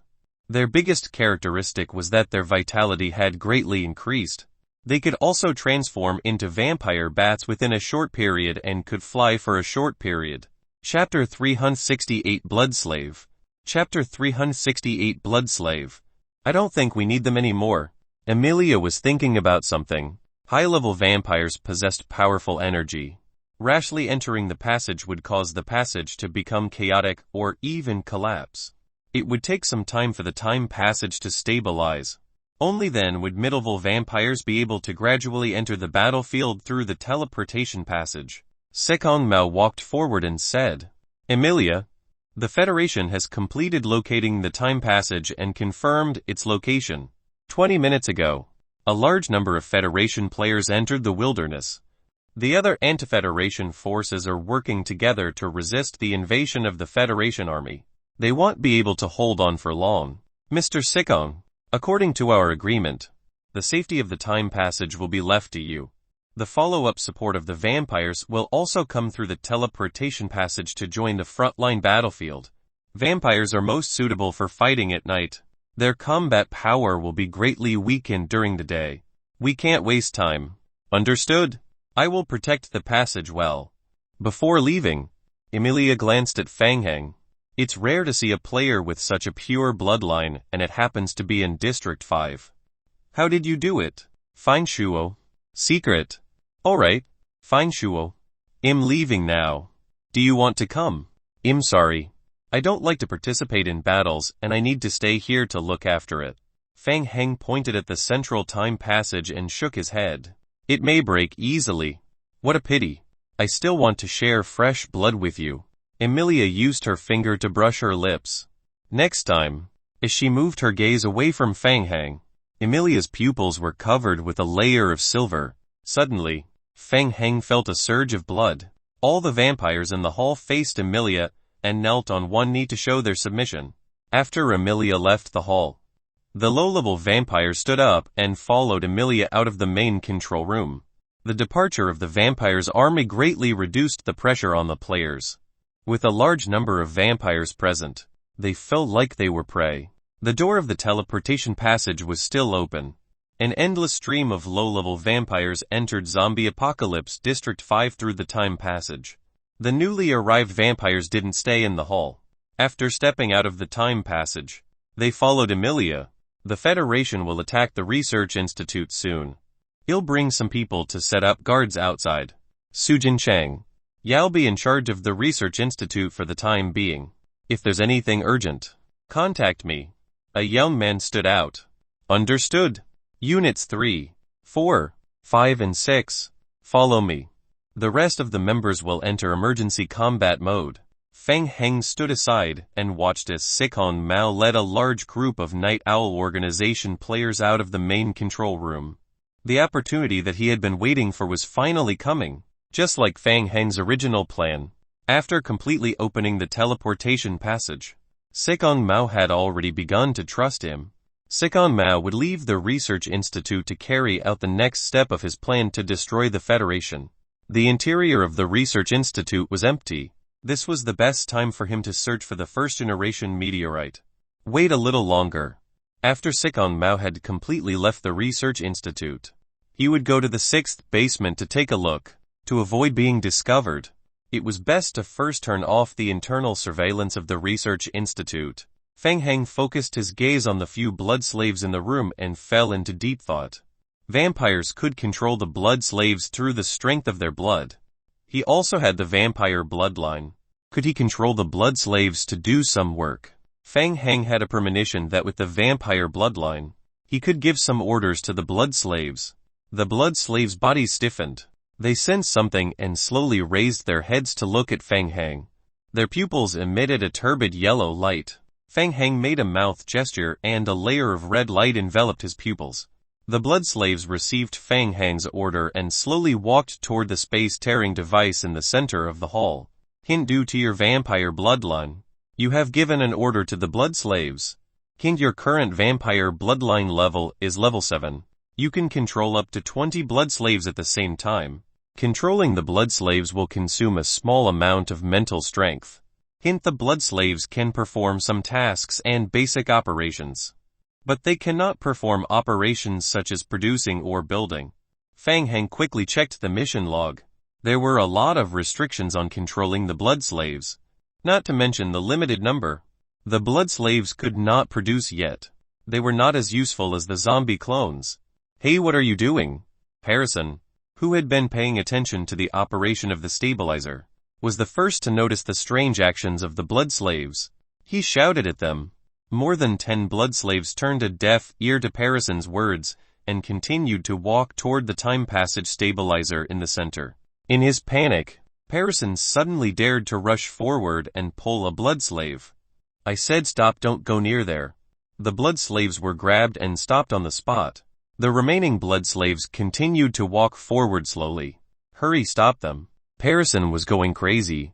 He couldn't understand why these low-level blood slaves were so interested in the stabilizers. Su Jincheng immediately ordered the players to help. Hurry, help him stop those vampires.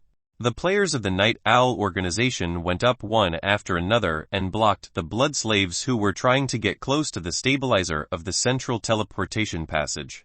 Taking advantage of the chaos, Fang Heng walked to the main control console alone and looked through the internal information of the research institute. Soon, Fang Heng found the internal structure of the research institute. It was very strange. The structure only showed buildings on the 1st to 6th basements, and there was an automatic protection alarm device on the 6th basement. It could detect the intrusion of living beings and send out an alarm. Fang Heng tried it, but found that he could not directly turn off the alarm remotely.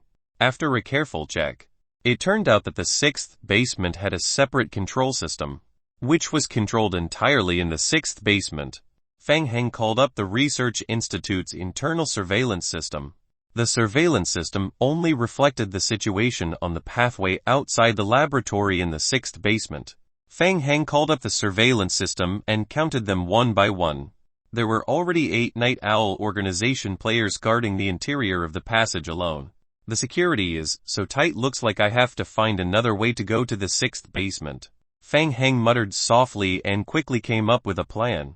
He lightly tapped a few buttons on the main console and manually shut down the surveillance camera and video recording function in the Research Institute, emptying the recording. After doing all this, Fang Heng opened the game log again. At this time, the lickers were entrenched in the ventilation duct. It was up to them. Under Fang Heng's control, 2 lickers were rapidly climbing to the 6th basement of the Research Institute through the ventilation duct system in the shelter. On the other side, Harrison and the Night Owl organization players had to spend a lot of effort to control the blood slaves that had gone out of control. Harrison was also baffled. He wiped the sweat off his forehead and nervously looked up at the big screen.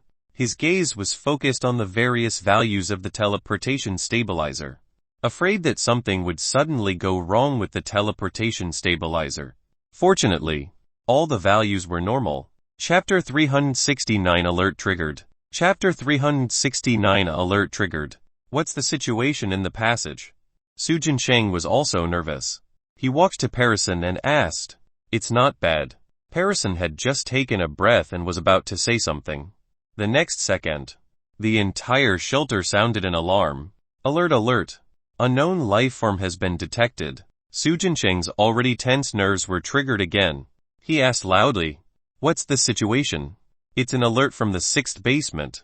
An unauthorized creature has been detected. A research personnel lowered his head to control the main control system. He was sweating profusely.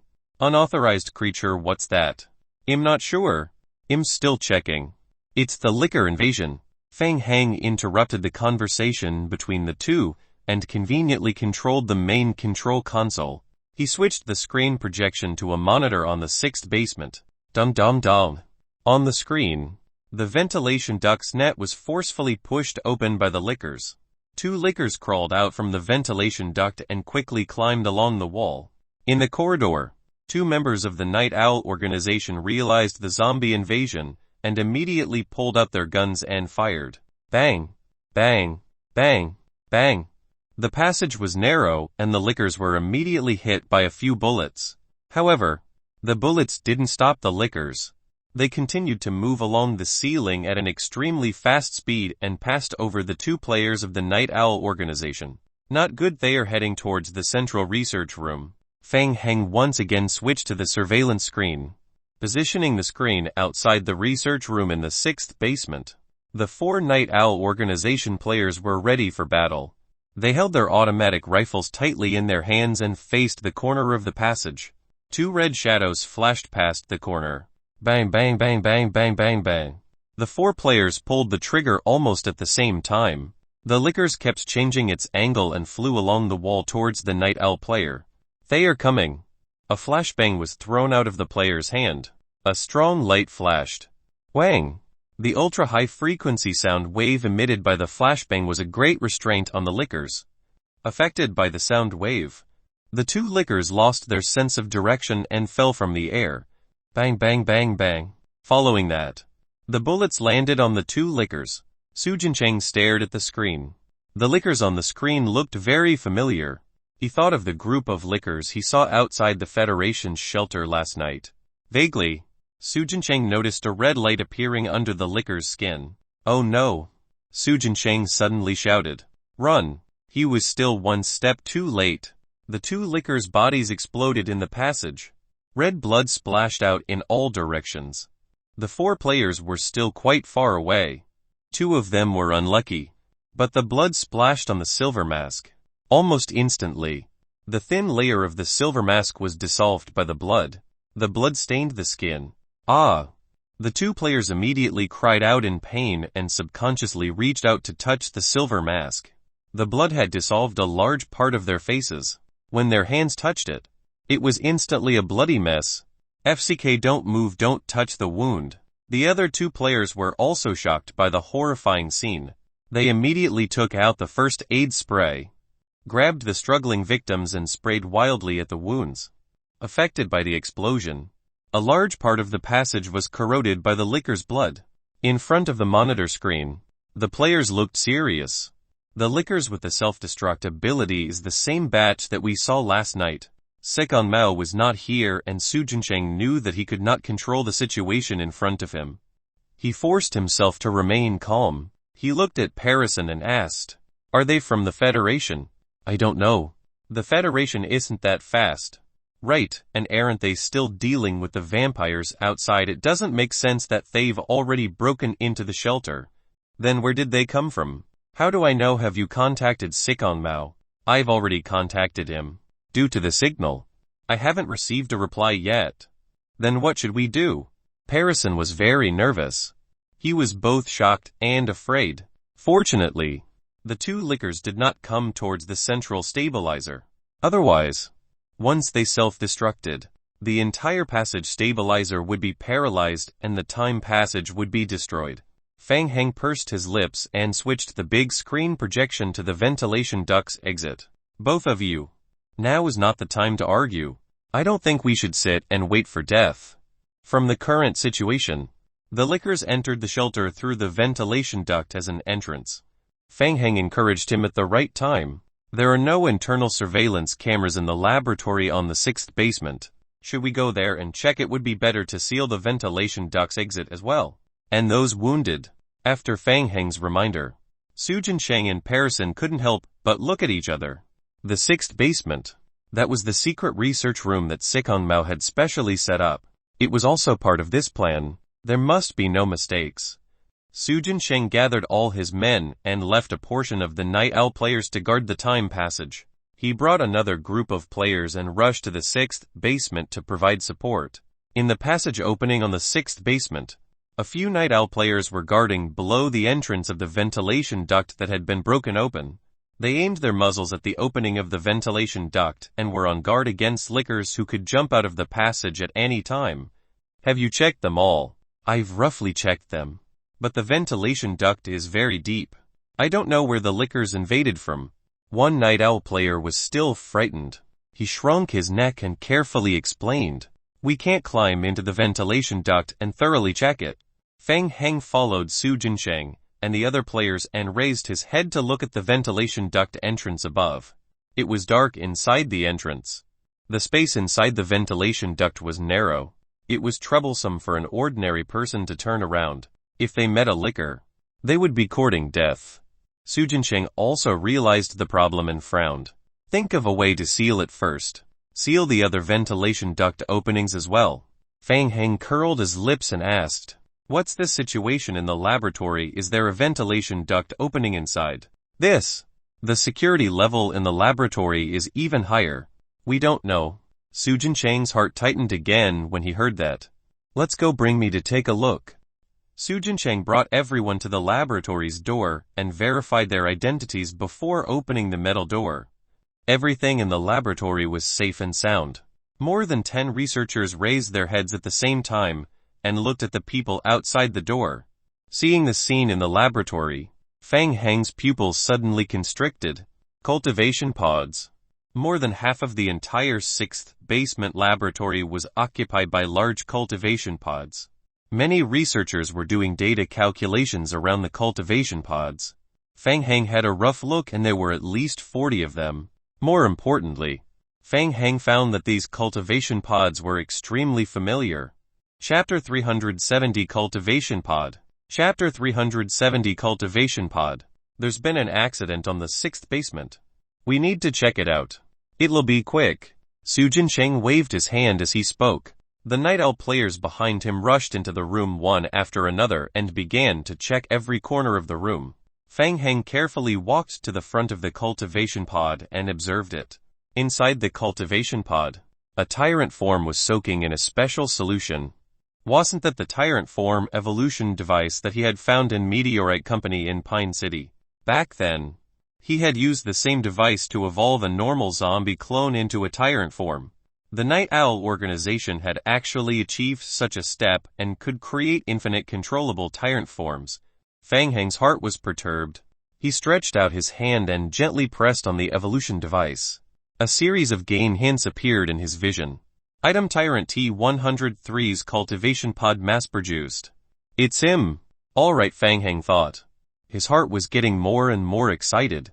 Fang Heng once again looked around the entire laboratory. There were a total of 42 tyrant form evolution devices. Based on the 30 success rate, there should be at least 10 tyrant forms that could successfully complete the evolution. If he was greedy enough, he could think of a way to leave a mechanical cultivation pod and fusion culture fluid and bring them all back for research. With the evolution device, he could definitely greatly increase the speed of experimentation on tyrant forms. Fine Shuo, what do you think? Isn't it amazing? When Parison saw Fang Heng standing in front of the tyrant form cultivation pods, he also walked over and stood beside him. This is a tyrant form cultivation pod. Parison, feeling quite proud, nodded and said, "Yes. This is a secret of our research institute. Don't leak it out." "But why are there so many? You can already mass-produce them yourself." "We only did some repairs. Mr. Sikon was the one who got people to collect these." Parison put his hand on the cultivation pod and explained. "Over the years, Mr. Sikon has been trying to use his special talent skill to control the tyrants. His talent is to control zombies." Fang Heng was very surprised to find out that there was someone with similar talent to him. He thought of the group of zombies that attacked the federal shelter the night before. Was that group of zombies controlled by Sikon Mao? It's not exactly controlling. Mr. Sikon's special talent can temporarily control the hatred of the zombie team and make them cooperate to attack the Federation Army team. Coincidentally, the tyrant forms are products of Meteorite Company's biological weapon project. The company has been trying to control tyrant forms through spirit. We have done many experiments to modify the tyrant forms. Only the combination of the tyrant forms and Mr. Sikon Mao's talent skill has shown considerable effectiveness. Harrison continued, currently, Mr.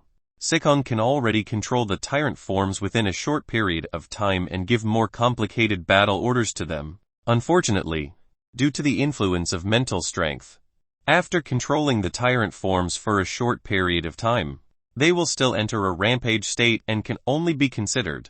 So, they are just half-finished products for one-time experiments. It took us 8 years to gather this batch of tyrant forms. Impressive. Despite his praise, Fang Heng didn't feel particularly amazed.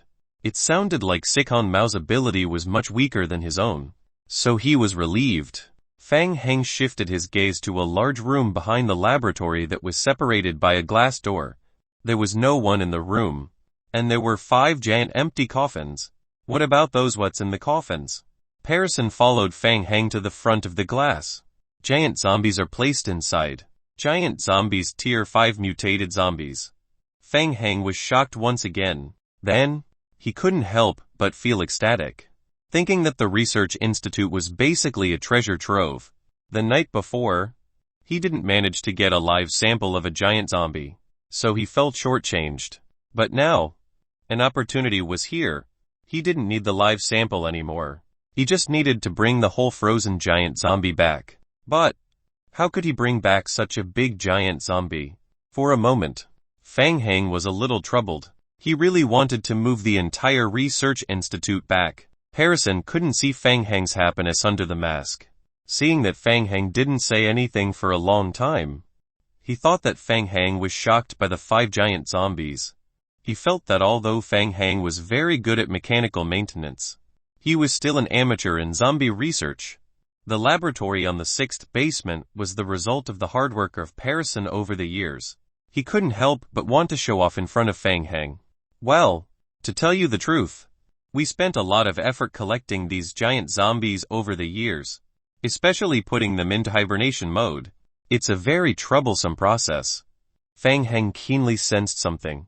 Inwardly, he mused, wait, a tier 5 zombie is extremely powerful. How did Night Owl manage to put the tier 5 zombies into hibernation mode? Fang Heng immediately asked, how did you do that? It was through the initial. Harrison's words were about to come out of his mouth, but he suddenly froze. Ignore what I said, Mr. Feinshuo. I'm sorry. This is our organization's internal secret. It's okay. I understand. Fang Heng waved his hand. Feeling a little disappointed, he pretended to have no ulterior motives and said, I overstepped my boundaries. Harrison uttered, originally, there were 8 giant zombies here. We lost 3 in the previous operation. And now, there are only 5 left. They are currently frozen. Mr. Sikon said that if the tyrants alone cannot resist the Federation, we will thaw the giant zombies. Then, Mr. Sikon will use his special ability to shift the hatred and use them to stop the Federation. I didn't expect Mr. Sikon to be able to control tier 5 mutated zombies. He probably possesses an S-level talent. Right. That's right.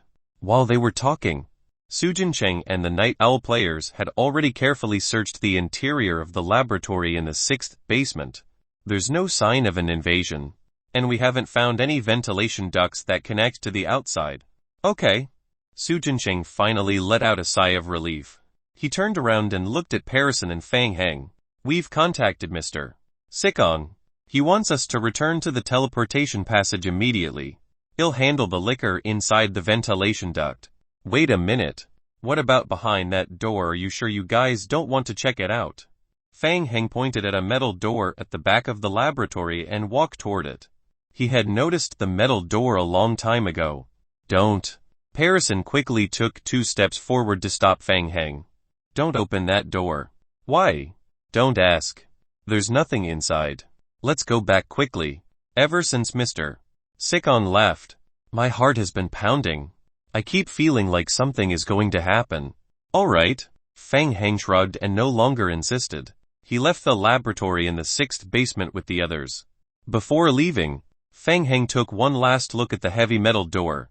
The surface of the metal door seemed matte, hinting that it was made of a special alloy, one that was used to. It seemed to be used to prevent radiation from spreading. Chapter 371 Disadvantaged. Chapter 371 Disadvantaged.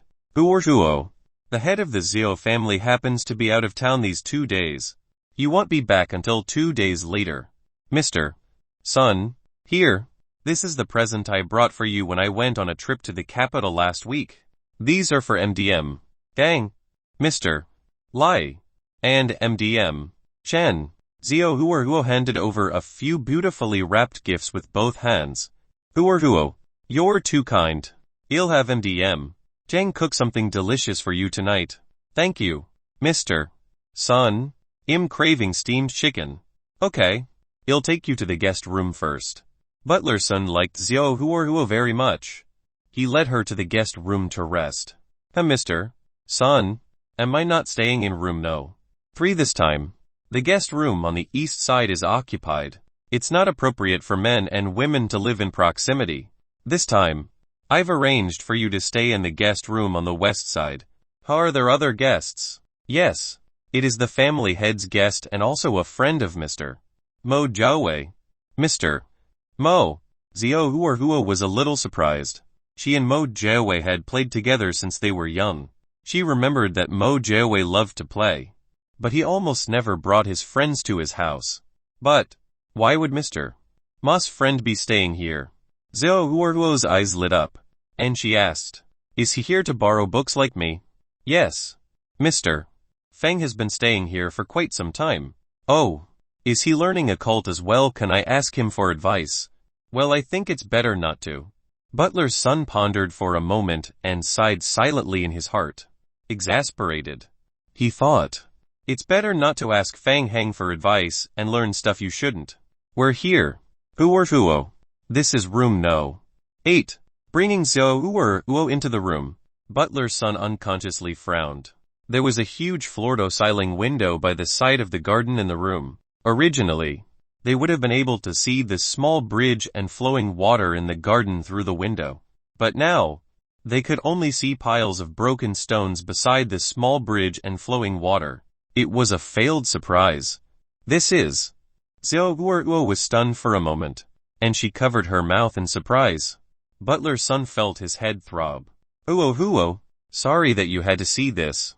These stones were temporarily stored there by the guest in room No. 2. He said that they were of high value. I've already told him that I will soon send someone to move these broken stones away. Butler's son, are you serious? Huo's gaze stopped on those so-called broken stones. Those errant broken stones. Those are all raw blue crystal ores. What ores? Huo uttered with a hint of excitement in her voice. In occult, raw blue crystal ores contain natural energy. They are very rare. Although they don't contain much natural energy, they have a very high research value. Butler's son was at a loss. He saw that Huo's little face was red. Oh, I forgot. Mr. Son doesn't know occult? He'll go over and take a look. Huo hadn't seen the raw blue crystal ores with her own eyes. She ran straight to the back garden. Butler's son was confused. He didn't understand young people nowadays. No way. Could it really be some precious ore, he thought. At 1030 p.m., a great battle broke out in District 5. Vampires invaded. In the command room of Zombie Apocalypse, District 5. The Federation players were in a terrible state. Urgent reports were made one after another to Kane Yuan. Reporting shelter No. 1 has been attacked by a large number of vampires. Reporting shelters No. 2, 5, 6, 7, and 8 have been attacked by vampires. Reporting shelter No. 1 has sent a request for help. It can last another 20 minutes at most. In the game, reports of various shelters being attacked kept ringing out. One bad news after another caused the atmosphere in the hall to drop to a freezing point. Kane Yuan's face was extremely gloomy. Request for help. Where to ask for help? Could it be to ask for help in the high-dimensional game? They could only rely on themselves in the invasion war of the world. However, as the chief commander, Kai Yuan could not say such words to hurt the team's morale. Tell the people of Shelter no. 1 to retreat. The reinforcements from the western region, the northern region, and the southern region are already on their way. Hold up against this wave and counterattack tomorrow morning. They relied on the other 3 regions to replenish their player forces, and the reinforcements from the vampires were also pouring into the battlefield. However, Kai Yuan knew very well that fighting on home ground guaranteed victory of the Federation. The Federation could not afford to lose. If they failed, the entire District 5 would fall into the hands of the anti-Federation forces. Kai Yuan thought that the only chance to kill was in the time passage. As long as they could destroy the time passage, the backup troops of the vampires would not be able to reach the battlefield. Kai Yuan had already made a plan in the first instance. All the elite teams in District 5 of the Federation had been sent out to destroy the time passage. Destroying the passage was key to victory. Meanwhile, inside the main control room of District 5's Research Institute, the time passage was still in operation. An endless stream of low-level vampires entered District 5 through the teleportation passage and headed to the battlefield on the front line. Fang Heng stood in front of the command station. He seemed to be observing the situation outside. But in fact, he was using the game log to control the zombie team. The ventilation duct inside the Research Institute was directly connected to the sewer. The sewer was connected to the outside of the Research Institute. Even though Night Owl had already set up a defense and sealed a few connecting points in advance, it didn't make things difficult for Fang Heng. He spent some time getting the zombie clones to dig at the sealed passages again. Outside, Night Owl and the federal forces were fighting for their lives. They didn't have the time to bother with the small zombie team that was staggering toward the sewer under the night sky. Ever since Fang Heng saw the tyrant form cultivation pods in the 6th basement a few hours ago, he grew greedy. There were a total of 42 tyrant form cultivation pods. Taking that into consideration, he didn't have enough fine zombies. From the morning until now, it took more than 10 hours for the vine zombies to reach the sewer. Next, Fang Heng had them enter the ventilation duct through the sewer, climb to the 2nd floor to get tools, and then climb back to the 6th basement. Fang Heng was controlling the zombie team from a distance when he suddenly sensed something. Fang Heng turned around and looked toward the time passage. Narrowing his eyes, he could feel that the approaching vampires were stronger than the low-level vampires from before. Mid-level vampires, Fang Heng muttered to himself. The time passage began to stabilize after running for a while. The mid-level vampires also began to pass through the passage. Fang Heng looked away and lowered his head to observe the situation outside through the surveillance monitors. Outside the shelter, the Night Owl organization had already fought with the Federation elites. The weapons and equipment of the Federation were more advanced, and their players' physiques were better. However, Sikong Mao's side had long been prepared for battle. They had the geographical advantage of the Research Institute being behind them. Besides, it was nighttime, adding to the Federation's disadvantage. The battle had entered its climax. However, Fang Heng was well aware of the situation. The Federation did not bring about any real threat to the Research Institute, and Sikong Mao had not even revealed his trump card. However, at the very least, the Federation had given Sikong Mao a certain amount of pressure, forcing him to direct his attention away from inside the Research Institute. It was time to make a move. Chapter 372 Secret Plan. Chapter 372 Secret Plan. Fang Heng opened the game log. The Vine Zombie team had successfully entered the ventilation duct, and was heading to the storage room on the 2nd floor. Fang Heng glanced at Su Jincheng, who was a little anxious. Su Jincheng had been worried about the liquor in the ventilation duct. He was barely holding his uneasiness in. Seeing that, Fang Heng immediately controlled the zombie team hidden in the ventilation duct together, at the control center hall in the 3rd basement. Alert, alert, unknown creature has been detected. Soon, another ear-piercing alarm sounded in the main control room. Su Jincheng's heart was in his throat. He stood up from his seat with a whoosh. What's going on? Liquorsa, a large number of liquors detected. The researcher's forehead was covered with cold sweat, and he looked panicked. On the surveillance monitors, more than 10 liquors crawled out of the broken ventilation duct. Earlier, there were only 2 liquors, and they had already caused so much trouble. Not good, they're coming toward our main control room. Quick, gather all of the team, Su Jincheng immediately ordered. What was bound to come had come. It had been 3 hours since anything had happened. Su Jincheng was still trying to convince himself that what had just happened was just an accident. Who knew that as soon as he relaxed, a large number of lickers appeared. Stop them, we must not let them destroy the teleportation passage. Fang Heng turned to look at Su Jincheng and reminded him calmly. Mr. Su, I suggest that you don't let the lickers break into the main control room. From the surveillance footage just now, after the lickers self-destruct, their highly corrosive blood spews over a wide range. A slight corrosion could cause damage to the stabilizer and affect the normal operation of the teleportation passage. Minute Parison, come with me. Su Jincheng clearly realized how tricky the situation was. He quickly counted his men and personally led them to guard the passage entrance. Parison was scared to death, but he still followed the team out to check the situation. Instantly, there were only 5 Night Owl players and 3 NPC researcher survivors left in the main control room. The researchers were busy in front of the command station while the 5 Night Owl players were guarding the entrance of the main control room. However, their minds were mostly focused on the big screen in the control room. The big screen was playing the surveillance footage of the various passages in the 3rd basement. There's a fluctuation in the stabilizer's energy. You guys, quickly go and check the operation of the stabilizer. Fang Heng found a random excuse to send the 3 NPC researcher survivors away. Yes. He then walked to the main control platform.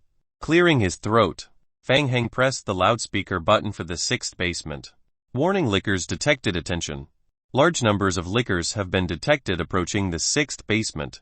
Estimated arrival in 5 minutes. Please protect and help evacuate the researchers to the research personnel lounge in the 5th basement. The ventilation duct on the 5th basement has been cleaned and reinforced. Before receiving new orders, please protect the research personnel and guard the passage to the 5th basement. Fang Heng continued.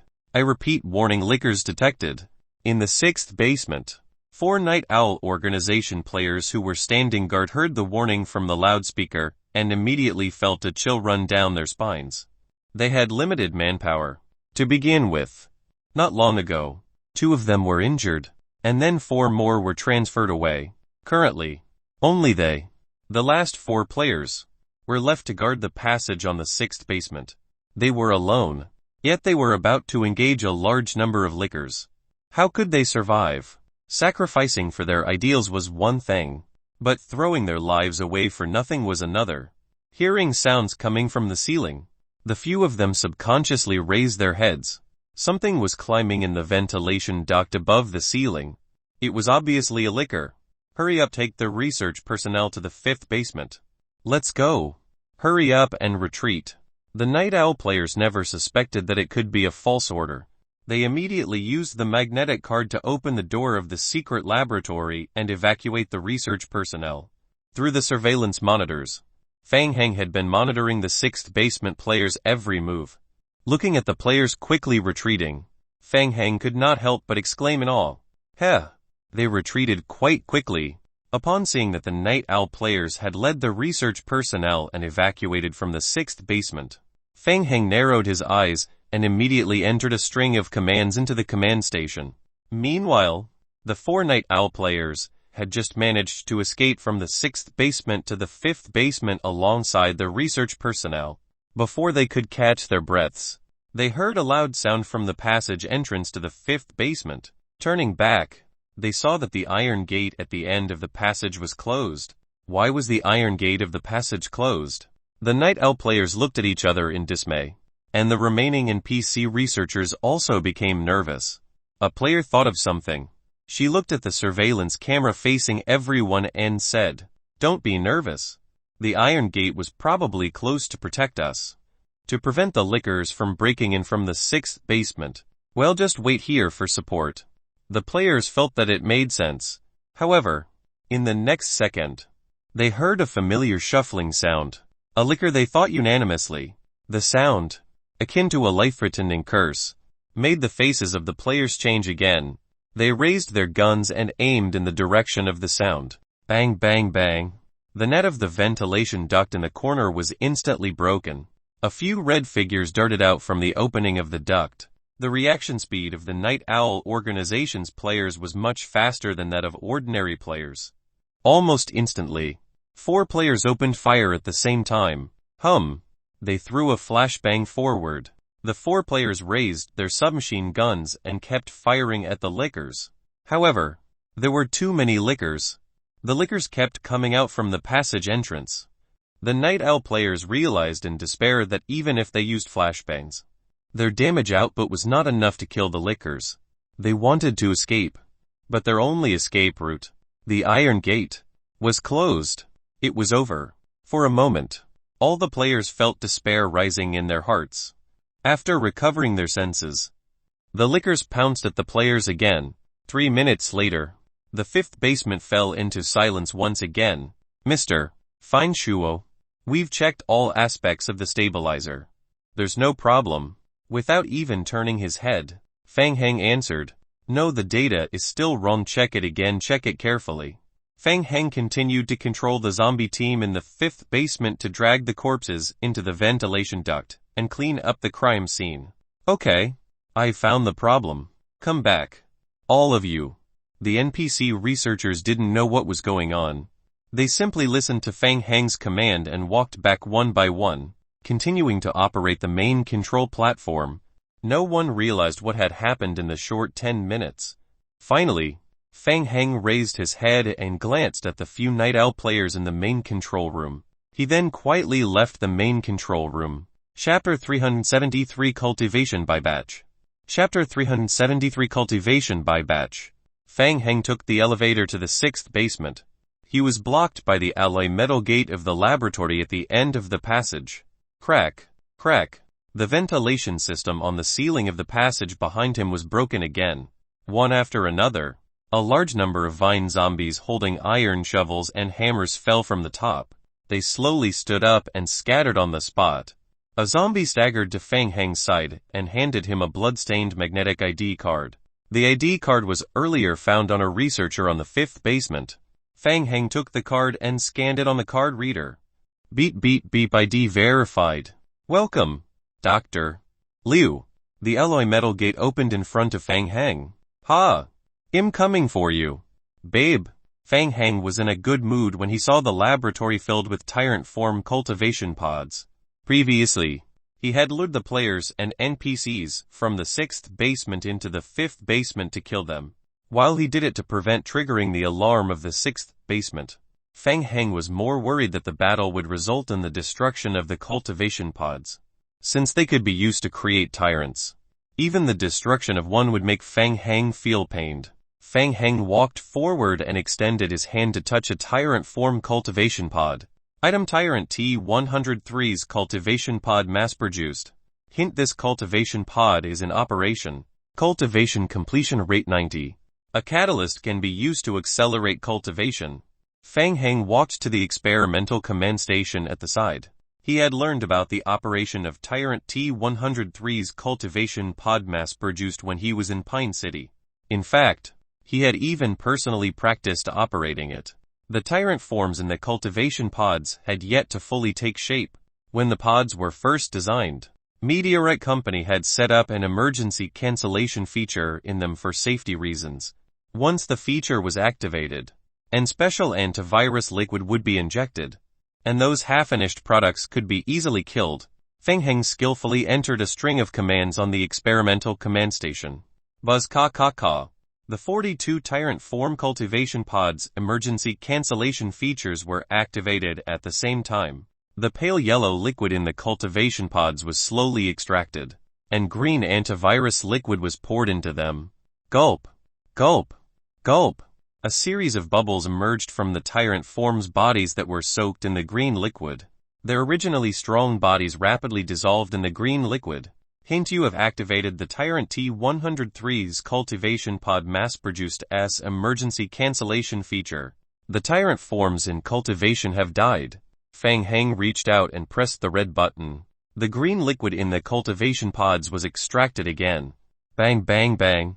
When the liquid was drained, The cultivation pod doors opened automatically one after another. It's your turn. As Fang Heng spoke, the vine zombies standing beside Fang Heng walked forward one by one. They removed the zombies that had been deeply decomposed from the cultivation pods and walked into the cultivation pods. I hope I'm lucky enough to get more tyrant form zombies this time. Fang Heng rubbed his hands nervously. Damn it. I wish old Mr. Mo was here. While talking to himself, Fang Heng pressed the red button. The pod doors closed again. With the injection of the yellow viral nutrient solution, rows of game hints appeared on Fang Heng's retina. Hint: your zombie clone is experiencing abnormality. Hint: your zombie clone is attempting to undergo an even more hightier transformation. Hint: authentication completed. Currently, you can only target your zombie clone. Transformation cannot be used on a proliferator. Hint: current transformation success rate 31. Hint: current remaining transformation time 300 hours. Hint: you can use up survival points to greatly reduce the transformation time. Hint: detected that the zombie clone has undergone corpse vine transformation. Current transformation can be fused with the original transformation at the same time. Estimated fusion level low.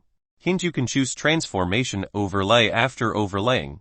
The original corpse vine transformation's enhancement effect disappears. Alternatively, you can choose fusion transformation after fusion transformation is completed. The corpse vine transformation's effect will remain. Hint: current transformation overlay success rate 31. Current fusion transformation success rate 17. Hint: after the transformation is completed, there is still a great risk. Player will need to spend additional survival points and evolution crystals to eliminate this risk. Hint: because Tyrant T103's cultivation pod mass-produced evolution liquid has been specially modified. For Tyrant T103, you can additionally spend 1 survival points, 20 complete crystallization crystals, and 1 tier 1 crystallization crystal to access the additional options available. Option 1: highly efficient evolution overlay. Transformation overlay success rate increases to 45. No fusion transformation ability. Option 2: highly efficient fusion evolution. Fusion transformation success rate increases to 27. No transformation overlay ability. Seeing the game hints that appeared, Fang Heng was stunned. Those in Night Owl actually modified the Tyrant Form Cultivation Pod's solution such that there were 2 different options to choose from for leveling up. It was a pleasant surprise to Fang Heng. Fang Heng felt that those in Night Owl were interesting, and he checked the explanation again. The so-called transformation overlay was to transform the vine zombies into Tyrant Form zombies, and the fusion transformation was to transform the vine zombies into a combination of Tyrant Form and vine zombie. Of course, Fang Heng was going to do things to the end and choose fusion transformation. However, there was a problem. There were a total of 42 zombies that needed to be evolved. Fang Heng's survival points were adequate, but where would he get the evolution crystals needed? Just the first transformation required 840 complete crystallization crystals and 42 tier 1 crystallization crystals. Apart from that, after the fusion with the Tyrant Forms was completed, Fang Heng would need to use tier 1 evolution crystals to make the zombie clones evolution permanent. The crystallization crystals that he owned were all left in District 8. Currently, he only had 3 high-energy crystals which could not be put to use since the number of required crystals were much higher. At this juncture, where could he find evolution crystals? Fang Heng scratched his hair in annoyance and narrowed his eyes. There was no other way at the moment, so he could only bite the bullet and take some from the Night Owl players. Fang Heng calculated in his heart for a moment, then returned to the main control room in the 3rd basement. In the main control room, a few Night Owl players stood guard at the entrance, but their eyes could not help but look at the big surveillance monitors. Paying attention to the battle situation in the passage of the 3rd basement, the 3 NPC researchers were still focused on operating the main control platform and analyzing various data. Fang Heng walked to the stabilizer and looked around. Taking advantage of the fact that no one was paying attention, Fang Heng kicked a weak part of the stabilizer. Thud! The next second, an ear-piercing alarm sounded once again throughout the entire 3rd basement. Alert: the stabilizer of the space-tearing device has been damaged. Its operating efficiency has decreased. Please repair it in time. Hearing the alarm, the players and NPCs in the main control room were shocked. They all turned their heads to look at the stabilizer and Feng Hang. Feng Hang's expression was calm, and his voice was loud and clear. Don't panic. It's just a small problem. Leave it to me. All of you, stick to your assigned tasks. Even though Feng Hang did not have the authority to command, the few Night Owl players did not suspect Feng Hang's answer at all. They continued to stand guard at the entrance of the main control room. Chapter 374 Excavation. Chapter 374 Excavation. In the passage, a fierce battle was going on. Su Jincheng was about to be driven mad by those lickers. The group of lickers shuttled through the passage and went around in circles, not attacking head-on. After a long time, Su Jincheng and the few players he brought along didn't manage to kill any lickers. Instead, they wasted a lot of ammunition. Su Jincheng was unsettled by the lickers. He had no choice but to defend the entrance of the few main passages outside the control center hall. After waiting for a while, he found that the surroundings were quiet. Su Jincheng thought that the lickers had retreated, but just as he turned around to go back, they suddenly came out from the ventilation duct. Harrison was a support player. Most of the time, he hid at the back of the team and shivered. He felt that it was still okay if the lickers did not fight head-on. After all, they might not be able to handle the lickers charging over at the same time. As he was lost in his thoughts, a sharp alarm sounded in the passage. Its broken troubles are coming one after another, thought Harrison as his eyelids twitched. He stood up abruptly and was about to turn back to check when lickers swarmed over at the passage entrance in front. Almost instantly, the Night Owl players raised their guns and fired.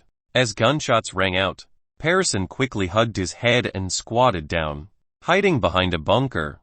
When the gunshot stopped, Harrison felt someone pat his shoulder. Feng Shuo, seeing the red mask on the person's face, Harrison asked anxiously, "What's the situation with the stabilizer?" "Not too good. Do you have any evolution crystals?" Evolution crystals. Hearing Feng Hang's words, Harrison was stunned. The central part of the stabilizer for the space-tearing device has been damaged. It probably won't be able to hold on for long.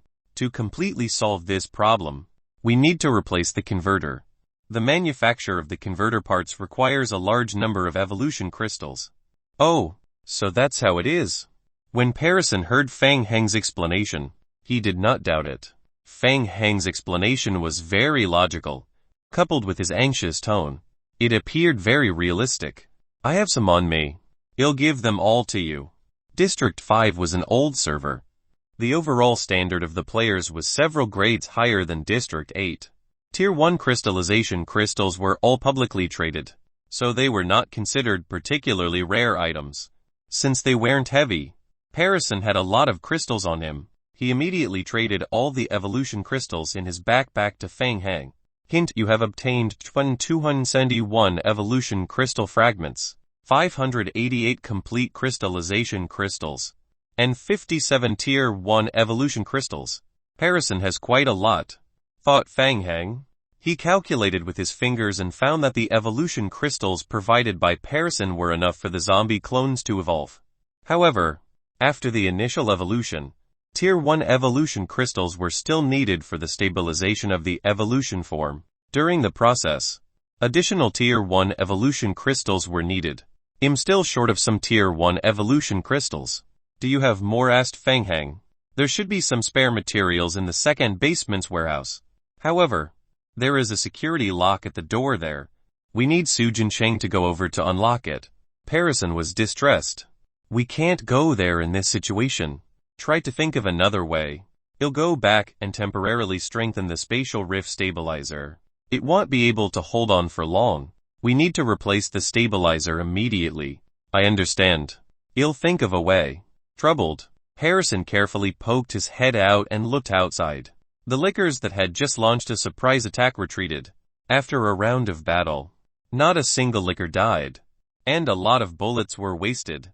"I'll be going," said Feng Hang. "Hey, be careful." Harrison turned his head, but before he could stop Feng Hang, The latter had already slipped through the other side of the passage and was quickly running back to the control center hall.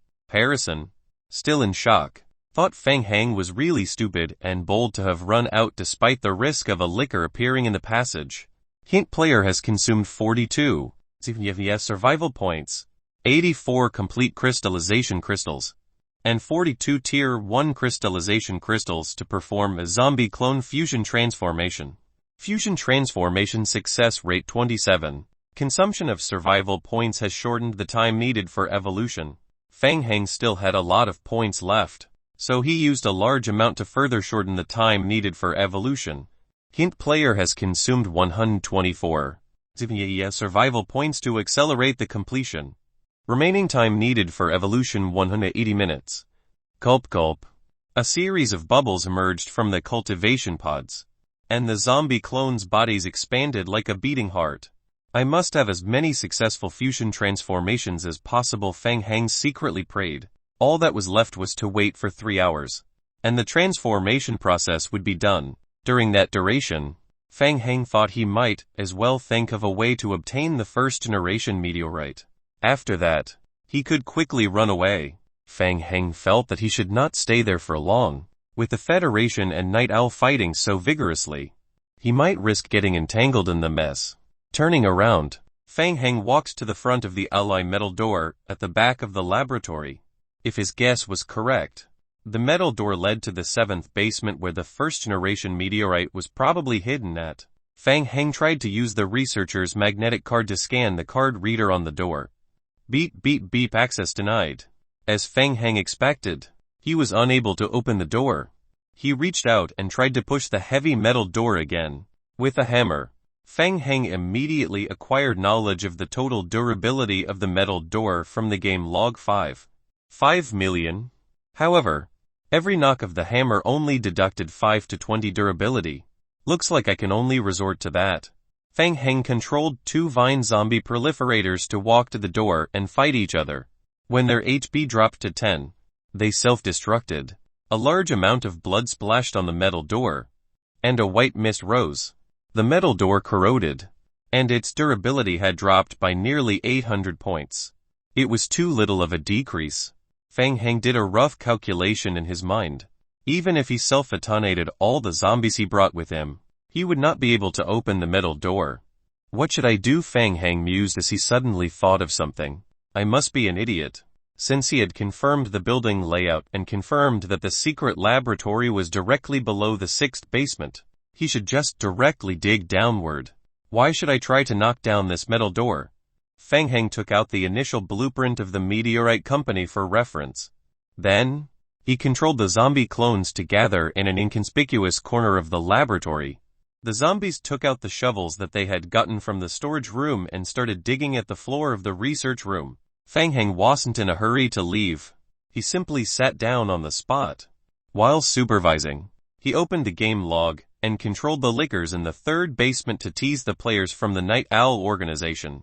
Chapter 375 Meteorite. Chapter 375 Meteorite. The zombie team dug down about 1 meter. Just then, a dull knocking sound echoed. Feng Hang was alerted and stood up to look at the dug floor. Beneath was a dark black layer of lead. Its lead effectively blocks radiation. The first-generation meteorite must be there. Like I thought.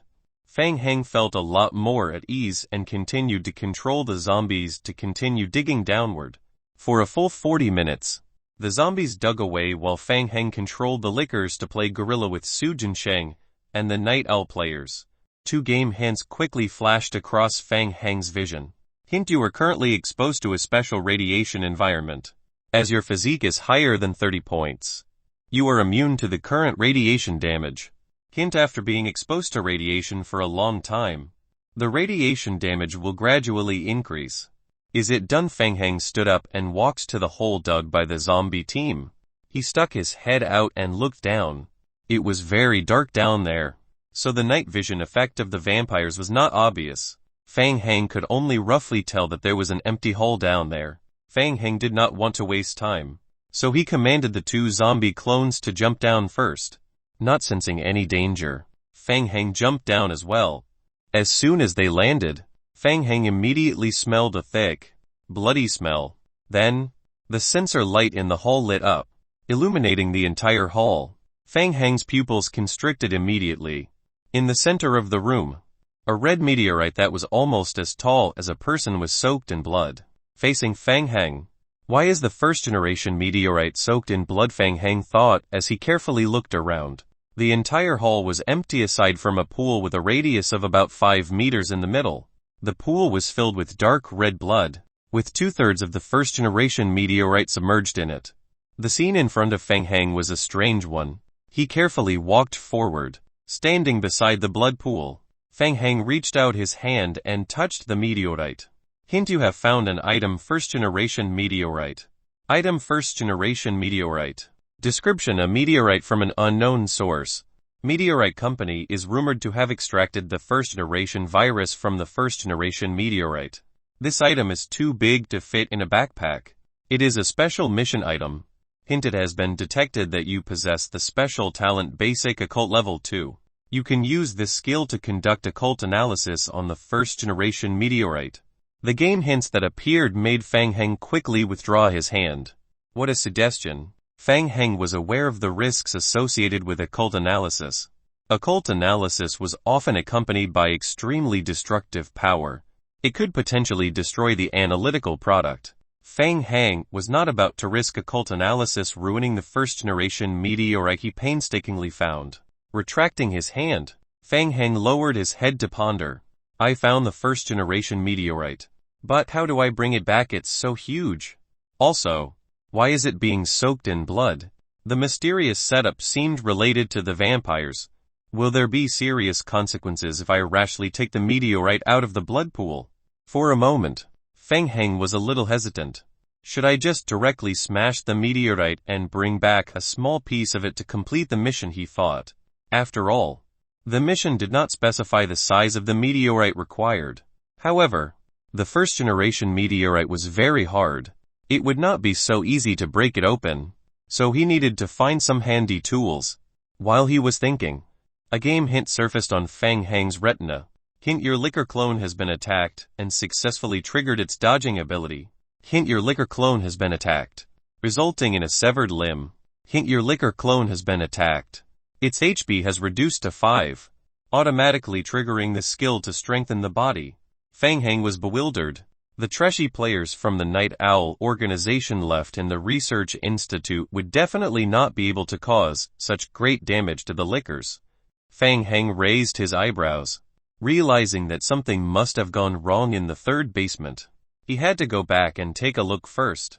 Fang Heng controlled the liquors to temporarily hide in the ventilation duct before taking the elevator back to the third basement. The moment the elevator door opened, Fang Heng was met with a few vampires standing in the passage. After discovering that Fang Heng was of the same race, they shifted their gazes away from Fang Heng. Vampires, they joined the battle. To Fang Heng's heart sank. The vampires had entered the battlefield via a different passage. They took the time passage to District 5. In order to avoid getting hated by the vampires, Fang Heng previously deliberately avoided them when controlling the liquors. Currently, there were many low-level vampires gathered in the passage to guard it. Fang Heng returned to the control center hall by walking along the main passage. In the control center hall, dozens of vampires stood around the edge of the hall's wall. Harrison was still knocking on the command station. Befuddled, after Sikong Mao left, the entire research institute became a mess. It was so chaotic that nobody noticed what happened in the 6th basement. Fang Heng walked to Harrison's side and asked in a low voice, "What's with these vampires?" "I don't know." Harrison was also a little confused. He wiped the sweat on his forehead and said, "We were fighting with the liquors, and then a group of vampires came to support us." Harrison looked to the right and said in a low voice, "The white-haired old man seems to be the leader." Fang Heng looked at the spot where Harrison was looking at. Su Jincheng was talking to an old vampire, who held a purple cane. The vampire's face was full of wrinkles, and his hair was gray. Harrison nudged Fang Heng and asked anxiously, "How is the stabilizer?" "It's temporarily repaired. I estimate that it can last another 7 to 8 hours. To completely repair the stabilizer, We need more crystallization crystals to make a new converter. I've talked to Sujinsheng. Later, he'll go to the storage room with you. There are still a lot of evolution crystals in reserve there. If you need any materials, just take them. As they spoke, Sujinsheng and the old vampire finished their conversation. The former walked back to the two of them. What's the situation? What did they say? That person claimed to be the elder of vampires. Daizi. He and Emilia don't belong to the same clan. Sujinsheng held his throbbing head. There will be a batch of very important materials sent over later. This group of vampires will look after them personally.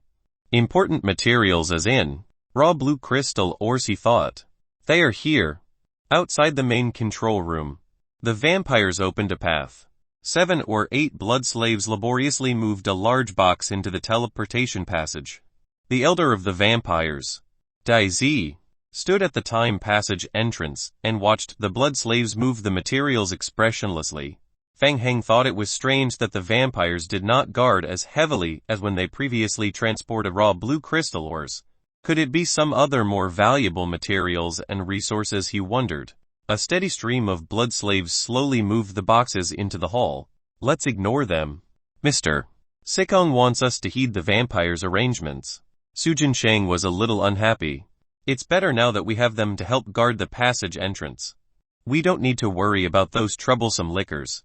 We just need to maintain the operation of the stabilizer. Fine, Shuo. They'll take you to the storage room. Chapter 376 Counterattack. Chapter 376 Counterattack. Mid-tier vampires have invaded District 5. Several super-large shelters, including shelters 1, 2, 5, 6, 12, and 13, have fallen. Player losses have yet to be counted. During the day, vampires are most vulnerable as their recovery abilities will be greatly reduced. They won't be able to use many special abilities during the day. Once the sun rises, we will immediately launch a counterattack. At the same time, we will attack the various shelter points and the research institute where the teleportation passage is located. In secret, we will carry out plan number 2. We will form a special operations force to infiltrate the research institute and destroy the teleportation passage. Through the special tool we received as a reward during the last World War, Team Assembly Order, within 6 hours, we will be able to summon a special operations force to enter District 5. The force must have 5 to 8 zombie apocalypse players. In the conference hall of the Federation, a senior military officer was reporting the battle plan. Qian Yuan pondered for a moment, raised his head, and asked, "How are we going about the player selection for the elite team?" The preliminary list of 11 players has been drawn up. 6 of them are members of the Federation and are on standby. The remaining 5 are players who are in cooperation with us. We are currently communicating with them. The plan will be officially implemented in 3 hours. Qian Yuan went through the list of candidates again and saw a familiar name. Feng Heng. Yes. Feng Heng has the ability to control lickers. He was assessed to have level capabilities in zombie apocalypse. In addition, he also has a relatively higher mechanical maintenance level and a tier 1 time teleportation equipment. He's very suitable for this mission. Feng Heng followed Sujinsheng back to the material storage room on the second basement. He opened his hand in front of the evolution crystals in the storage room. Hint: you have obtained 200 complete crystallization crystals and 100 tier 1 evolution crystals. Since the funds of the Night Owl organization could be considered dirty money, Feng Heng did not hold back at all and took the crystals. Don't be in a hurry to leave. I still need some other replaceable parts. Feng Heng pulled Sujinsheng into the storage room, trying to find a suitable weapon to cut a small piece of the first-generation meteorite and bring it back. That vampire just now was a bit strange. What did Mr. Sekon say? Sujinsheng frowned. Vampires also fight among themselves. Mr. Sekon didn't say anything. He just asked us to cooperate with the vampires. While they were talking, a few lickers quickly entered the materials storage room. What about those boxes? What are they filled with? I'm not sure.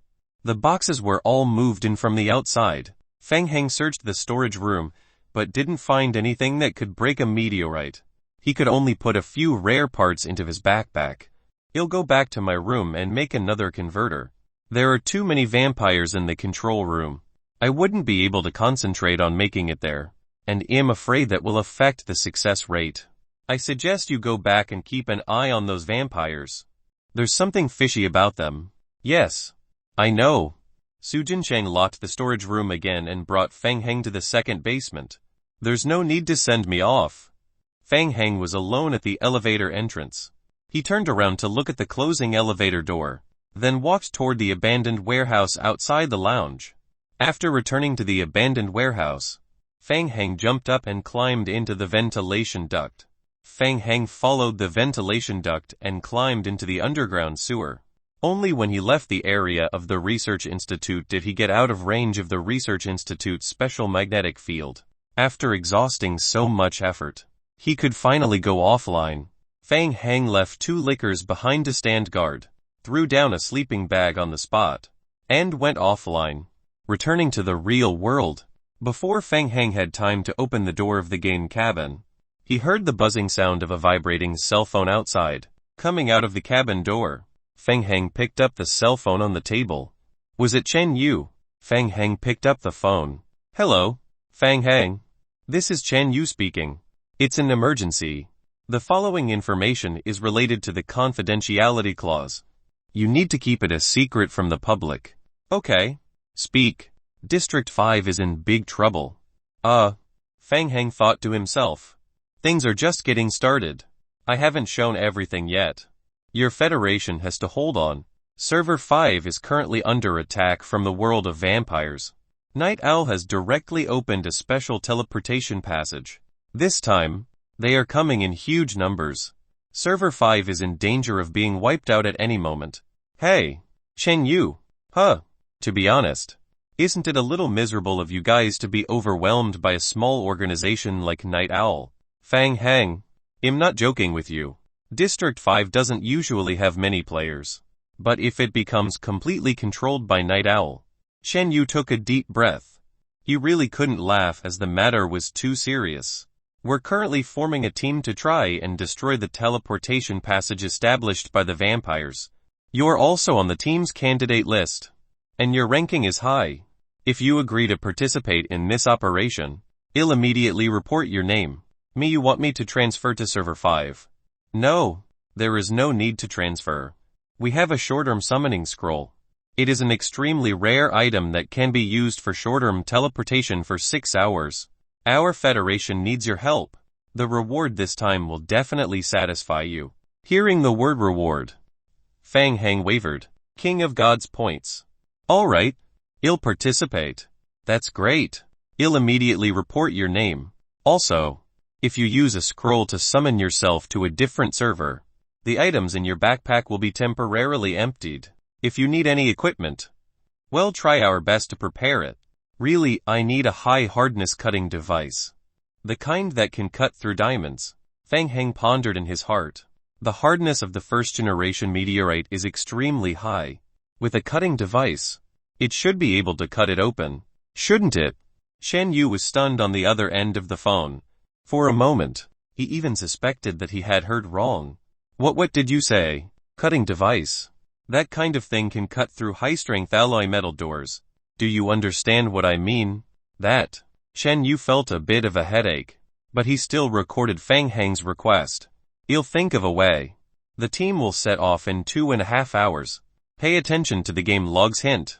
After receiving the hint, you must accept the request within 5 minutes. Otherwise, the assembly will be ineffective. No problem. The problem of cutting through the meteorite was solved.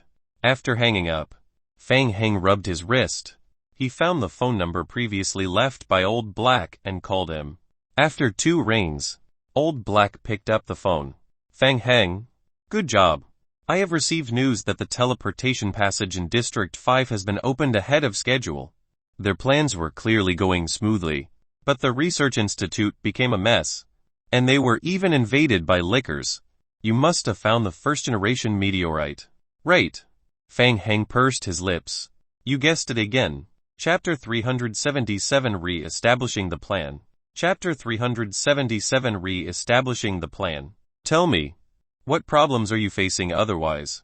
You wouldn't have called me personally. Right. Ha ha ha. Listen to yourself. But seriously speaking, there's indeed a problem. The first generation meteorite is too big.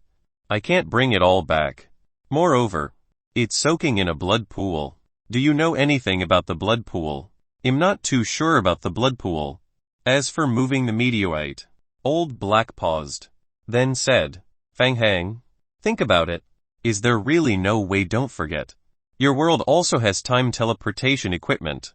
What do you mean? Change the structure of the stabilizer and adjust the teleportation coordinates to connect the other end of the server 5's teleportation passage to server 8's world. This shouldn't be difficult for you. Right. Fang Hang was stunned, wondering if that was really possible. Thinking about it carefully, it seemed quite plausible. If it was really possible, not only could the entire first-generation meteorite be transported back, but the 5 frozen Tier 5 giant zombies could also be taken away. Right. There's also a large number of blue energy crystals left in the hull, Fang Hang thought. Pleased. Fang Hang, I've already done what I promised you. Remember what you promised me. I remember. So, what do you need me to do? There's no rush. Let's talk about it after you bring the meteorite back. I wish you good luck. After hanging up, Fang Hang quickly thought about Old Black's plan and deemed it workable. He modified and operated the space-tearing stabilizing device, directly changing its path to Server 8. In order to complete the plan, he needed Server 8's cooperation. It's going to be a big operation. Fang Hang immediately looked up Mo Jiawei's phone number. In the middle of the night, Mo Jiawei was sleeping soundly. When he heard the phone ring, he picked it up. Old Mister. Mo, you're already asleep. God. It's so late. Why did you call? Wake up. It's time to work. We have something big to do.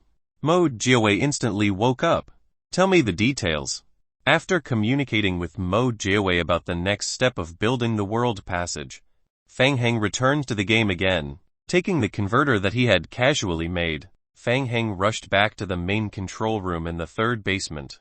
Many vampires were gathered in the main control room, as the teleportation passage could only be used one way at any given point.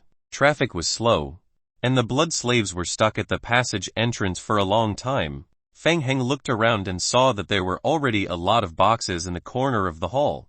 Fang Shuo, how is it? Parison saw Fang Hang coming back and quickly came over to ask. It's done. Fang Hang raised his hand, showing the converter in his hand. That's great. Parison heaved a huge sigh of relief. How's the situation outside? It's fine. The Federation's attacks have started to weaken. I think they are waiting for daybreak. Fang Hang swept a glance at the large screen which showed the battle situation outside, then nodded and said, I'll go repair the stabilizer. You continue to stay here at the monitoring platform. There might be a slight fluctuation in the stabilizer's data. Fang Hang walked to the space-tearing stabilizing device in the middle of the hall and pretended to change the middleware while secretly checking it. The stabilizer was originally used for the world of vampires, and its various values had been adjusted.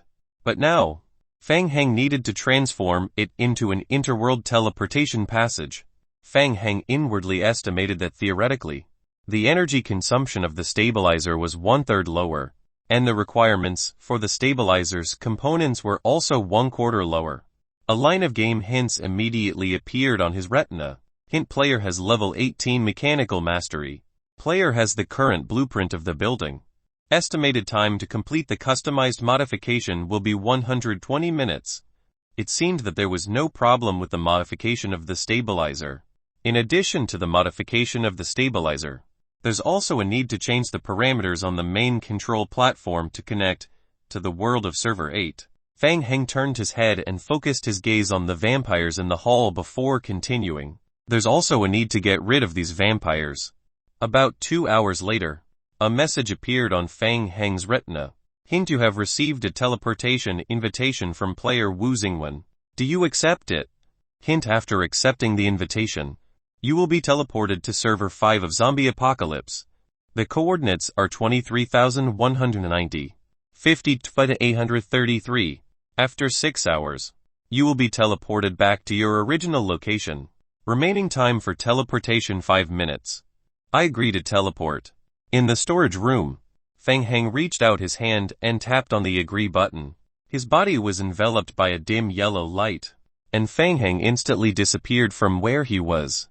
Outside the research institute that was occupied by the Night Owl organization, the Federation had set up a frontline position in the surroundings. 6 players entered the temporary tent through the teleportation scroll in succession. Feng Heng quickly scanned the surroundings. There were a total of 8 people in the tent. Welcome. Everyone is here. I'm Wu Xingwen, the person in charge of this operation. My innate ability is close combat proficiency and long-range heavy weapon suppression. Wu Xingwen and the other 4 Federation members wore the same uniform. The 5 of them gathered together naturally. This is Chen Xiang. He's good at controlling magnetic field efficacy and explosions. This is the research scientist of the vampires, Liu Huiying. She's good at setting up occult enchantments. The other 2 are temporary Federation fighters. They all have heighty or long-range heavy firepower suppression skills and the like. After the brief introduction, Wu Xingwen looked at the remaining 3 players. Time is limited. Each of you, please briefly introduce yourselves. The middle-aged man, who looked more experienced, nodded and said, I'm Zhu Lei, and my talent skill is demon hunting. I'm good at dealing with vampires. The chestnut-eyed girl said, Hello, everyone. My name is Nai Farron. My ability is group teleportation. I can lead a group to carry out short-distance teleportation. The number of people can be between 1 to 8. There are also some special restrictions on teleportation, such as that some special rocks and metal layers cannot be penetrated. Immediately after, everyone looked at Feng Heng, who was at the end. Me. Feng Heng thought for a moment, then said, I have more friends, so it should be a good advantage. Hearing what Feng Heng said, the others instantly felt baffled. You mean liquors? Right? Zhu Lei looked at Feng Heng and said, I saw your video on the internet. The liquors you control are very powerful. Thank you. Feng Heng smiled. Zhu Lei looked at Wu Xingwen. Chief Wu, my talent skill is demon hunting, but I don't have any attribute bonuses. The fact that I can't bring a tool into server 5 has a big impact on my ability. Have you prepared everything I need? We have tried our best and managed to get most of the items, but given the tight time limit, we missed out some. Wu Xingwen led Zhu Lei to a low table at the side. These are all the things we have gathered so far. Chapter 378 Infiltrating the Team. Chapter 378 Infiltrating the Team. A small part of the special silver bullets have been made by Liu Huiying. There aren't many of them, so we need to use them sparingly. Zhu Lei nodded and checked the materials on the low table one by one. Soon, he picked up a holy scripture on the table, put his hand on the front of the scripture, and chanted. A faint light appeared on Zhu Lei's palm. Feng Heng looked at Zhu Lei curiously. With such a specialized talent skill like demon hunting, why didn't he choose to go to vampire apocalypse instead? After Zhu Lei finished his prayer, he poured 8 glasses of water. This is holy water after prayer. It has a certain restraining effect on vampires. Drinking it can reduce the damage of vampires to us. Everyone picked up their glasses and drank the water in one gulp. Feng Heng also took a glass. Before the liquid reached his mouth, Feng Heng instinctively resisted it. Oh, right. I'm also a vampire. Feng Heng thought to himself and put the glass to the side. Only Feng Heng did not drink the water. Everyone looked at him in confusion. Ahem. Feng Heng coughed lightly and explained. I'm not good at fighting. I'm just a support player, so I won't be drinking it. Zhu Lei nodded, not forcing him to drink the holy water. He drank a bottle of ice cola to recover his strength. Then, he continued to make tools at the table. Feng Heng yawned and asked, Chief Wu, have you prepared what I asked for? Yes. The thing you wanted is a little rare. I spent some effort on getting it. Wu Xingwen remembered Feng Heng, as the latter's requested item had left a deep impression. Although they did not know the true purpose of the stone cutter, the Federation still tried its best to satisfy Feng Heng's demand. They spent a lot of effort to get a cutter. Meteorite Company's large stone cutter model W23 can only be used after it's been charged. Wu Xingwen took a 1.5 meter long large cutter from his backpack and placed it heavily on the table. Also, this is a small generator and a regulator. Fang Heng walked to the table and picked up the large cutter, playing with it in front of his eyes. It's good stuff with this. I can cut 2 pieces from the first-generation meteorite and put them into my backpack. One piece can be used for occult research, and the other piece can be kept as a sample, he thought. Fang Heng did not dare to guarantee the success of connecting the teleportation passage to Server 8. Even if the plan failed, at least one of the first-generation meteorites could be brought back to complete the main storyline. This is great. With this stone cutter, our success rate for this mission will increase by at least half. Stone cutter Knife Aaron came over curiously and looked at Fang Heng suspiciously. Fang Heng, are you serious? Are you sure that it can help us with this mission? Of course. Listen, this thing is very useful. Wu Xingwen looked at Fang Heng easily lifting the stone cutter with one hand, surprised. He himself was a strength-based battle-type player. After a long period of training by the Federation, he had absorbed a total of 7 strength-related skill books. Only then could he easily lift the stone cutter with one hand. Looking at how easily Fang Heng lifted it up, Wu Xingwen deduced that his strength attribute was definitely not low. Therefore, Fang Heng's words about being a support player were a lie. Perhaps he indeed had special uses for the stone cutter. Wu Xingwen shifted his gaze away from Fang Heng. I'll interrupt everyone for a moment. Time is limited. Let me introduce the initial plan that will be carried out soon. There is still 1 hour and 12 minutes until daybreak. When daybreak breaks, the Federation will immediately launch an attack on the Research Institute. At that time, we will approach the Research Institute from the other side under the cover of the Federal subunit. Through Knife Aaron's group teleportation ability, we will directly pass through the Research Institute's external defense and teleport into the interior of the building. Then, we'll think of a way to destroy the teleportation passage. Wu Xingwen roughly explained the plan. He then asked, do you have any questions or require any extra information? Amidst the silence, Fang Heng slowly raised his hand. Please speak. Isn't the risk of directly breaking in a little too high? Indeed, our plan is a risky one. After the subsequent teleportation into the Research Institute, we'll also have to play by ear. The time is tight, so we have no choice but to resort to this. Wu Xingwen nodded. Fang Heng, if you have a better plan, you can suggest it. Actually, I have a friend who knows a little about the Research Institute. It is said that there is an underground sewer that leads to the Research Institute. There is indeed an underground sewer that leads to the Research Institute. But we do not have the time to look for the entrance to the underground sewer now.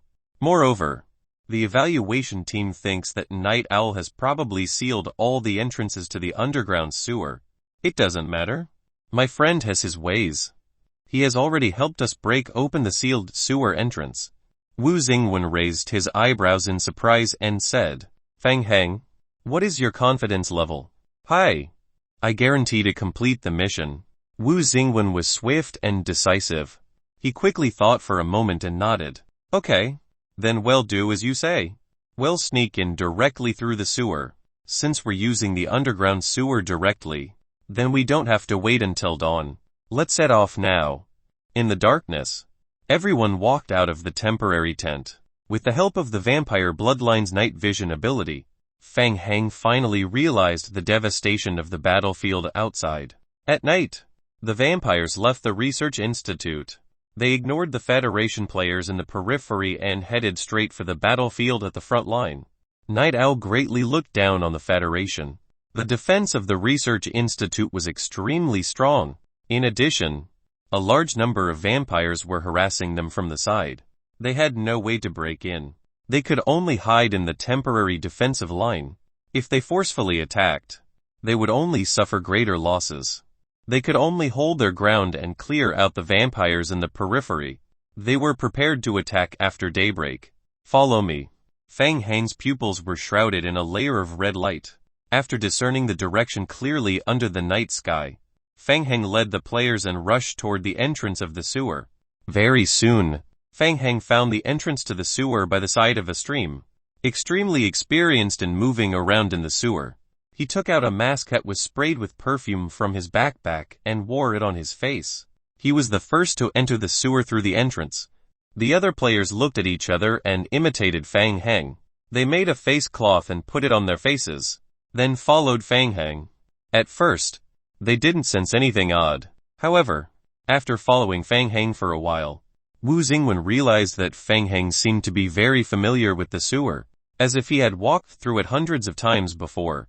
Even stranger was the fact that not a single zombie appeared along the way.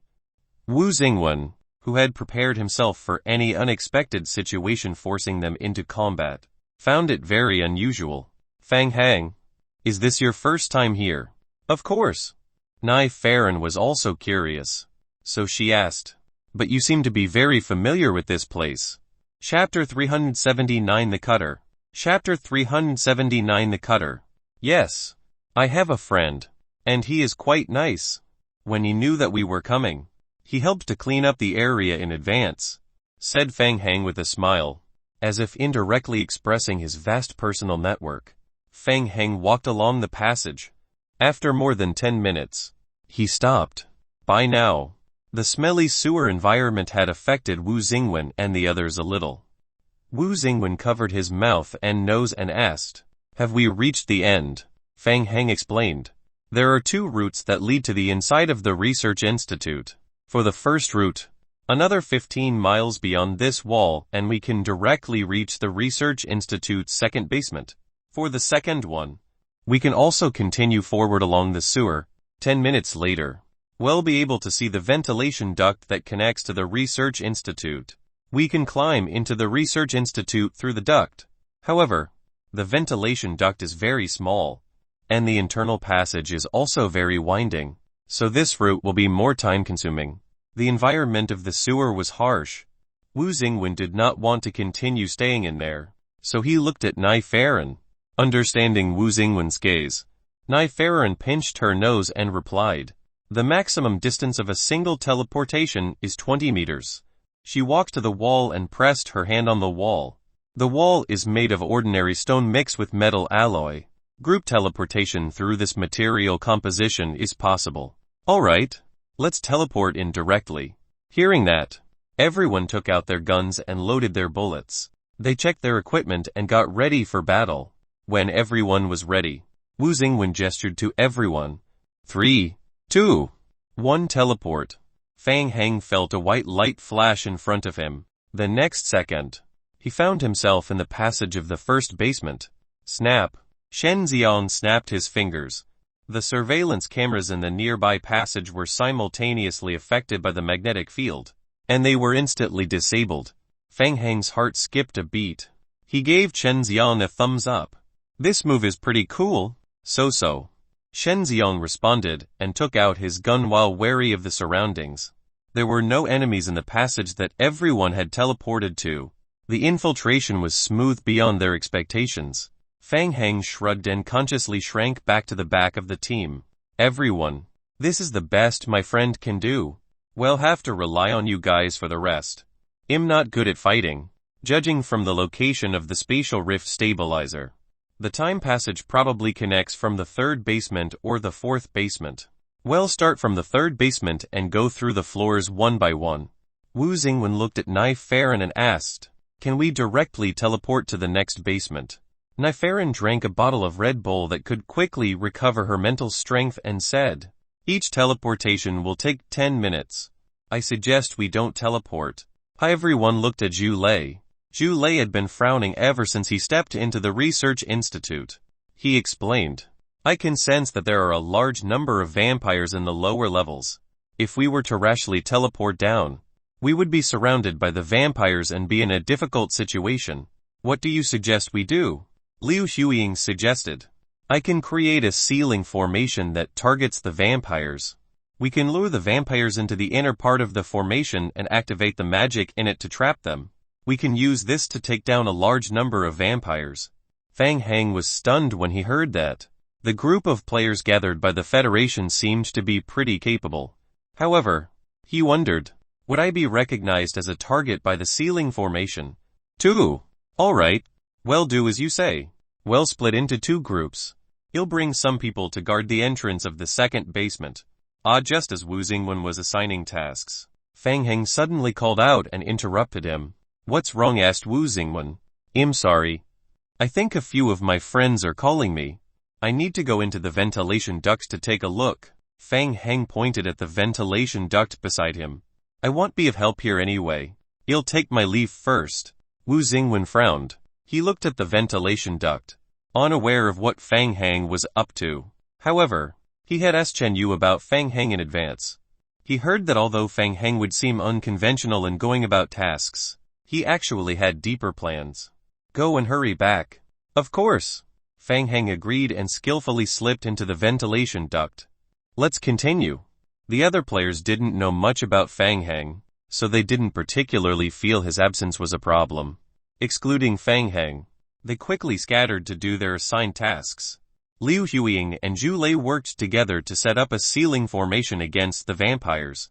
Wu Xingwen took the remaining players to the entrance of the second basement and cleaned up the vampires along the way.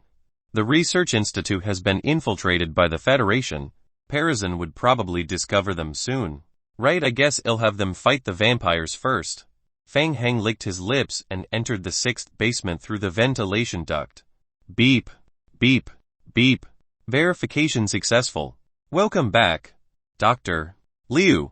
Returning to the laboratory in the sixth basement, Fang Heng felt uneasy and carefully walked to the command station of the cultivation pod. It was time to see his luck. Fang Heng took a deep breath and pulled himself together. He reached out and pressed the red button. In the cultivation pod, the orange yellow nutrient solution was quickly extracted. 3 lines of game hint showed on Fang Heng's retina. Hint: you have completed the cultivation of the tyrant form. In total, there are 32 zombie clones vine parasite and 10 successful fusion transformations. Hint: the current zombie clones modified tyrant form, modified vine parasite are considered abnormal. For each clone, you can spend 15,000 survival points and 3 tier 1 evolution crystals to completely eliminate the risk of unstable clone conditions and solidify the current fusion transformation status. Hint: after solidifying the clone will be able to maintain the tyrant form and vine parasite fusion even in the situation of resurrection after death. The doors of the cultivation pods opened at the same time. The zombies that had failed to evolve melted into a puddle of meat. The remaining 10 newly born tyrant forms stepped out of the pods and stood in a row behind Fang Heng, looking quite imposing. A total of 10 tyrant forms with heightened combat ability had been added. Fang Heng secretly suppressed the excitement in his heart and lowered his head to do some calculations. Wait, the math doesn't add up. With 42 tyrant forms, the success rate is 27. In theory, I would completed 11. 3 tyrants. Damn, if there's one less. Fang Heng muttered to himself about how his luck that day was not very good. I want to use points to complete solidification. Hint: you have consumed 1/5 survival points and 30 tier 1 evolution crystals.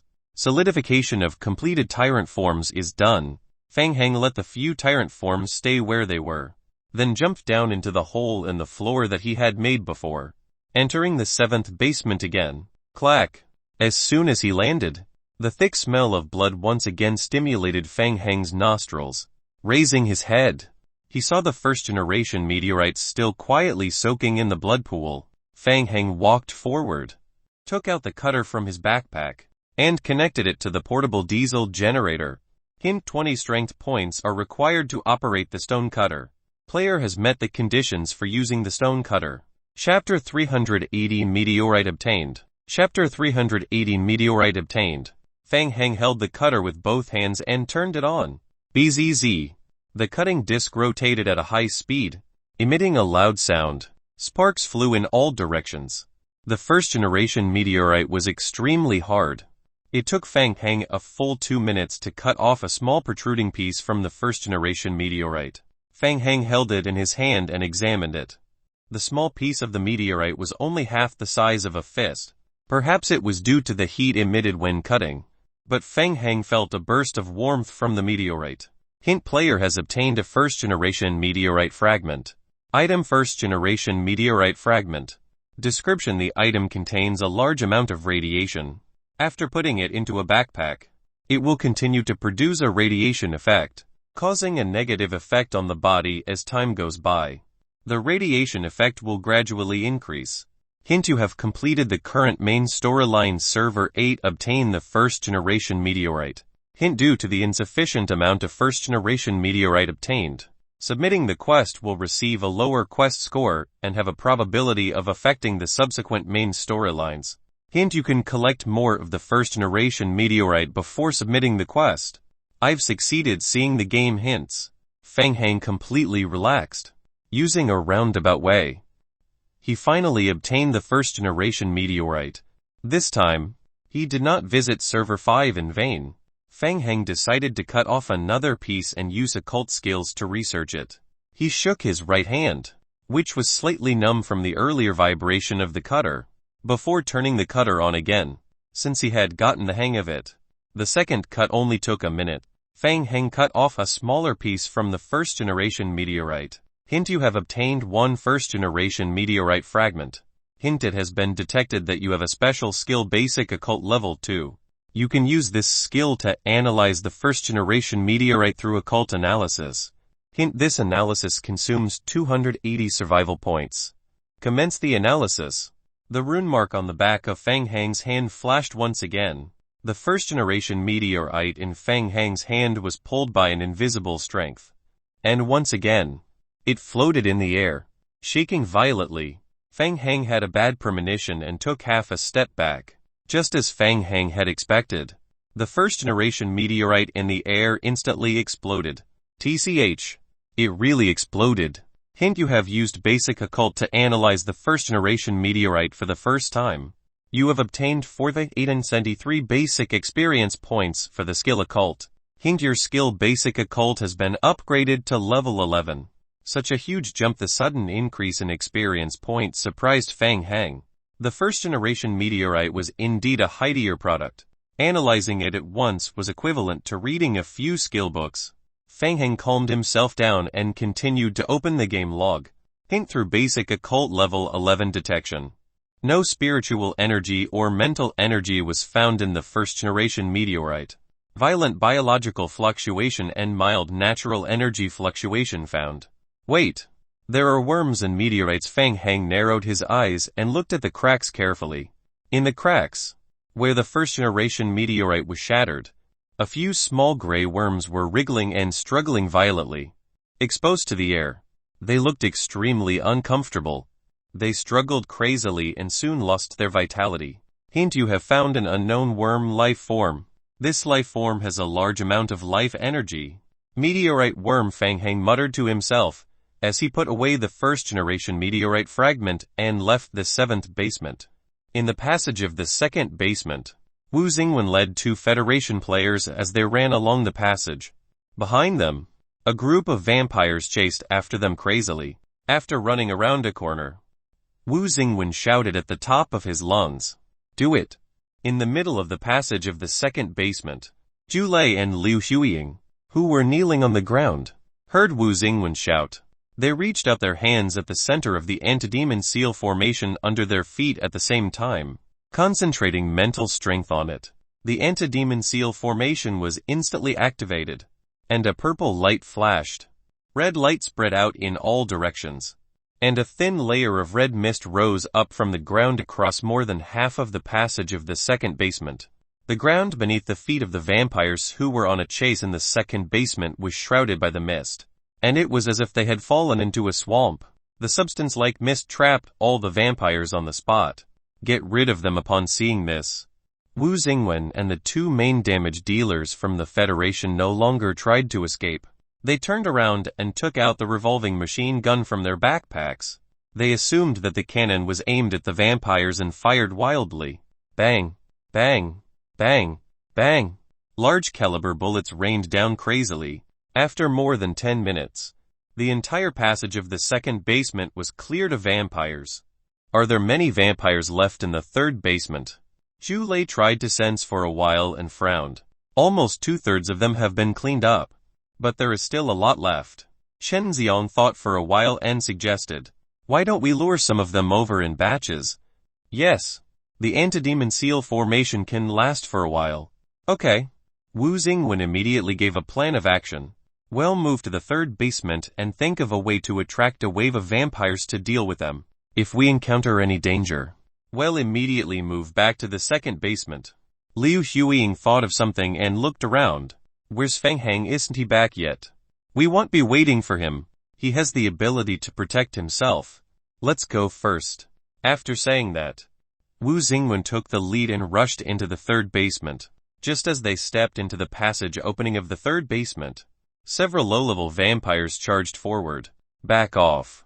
He'll take them on, Wu Xingwen shouted loudly.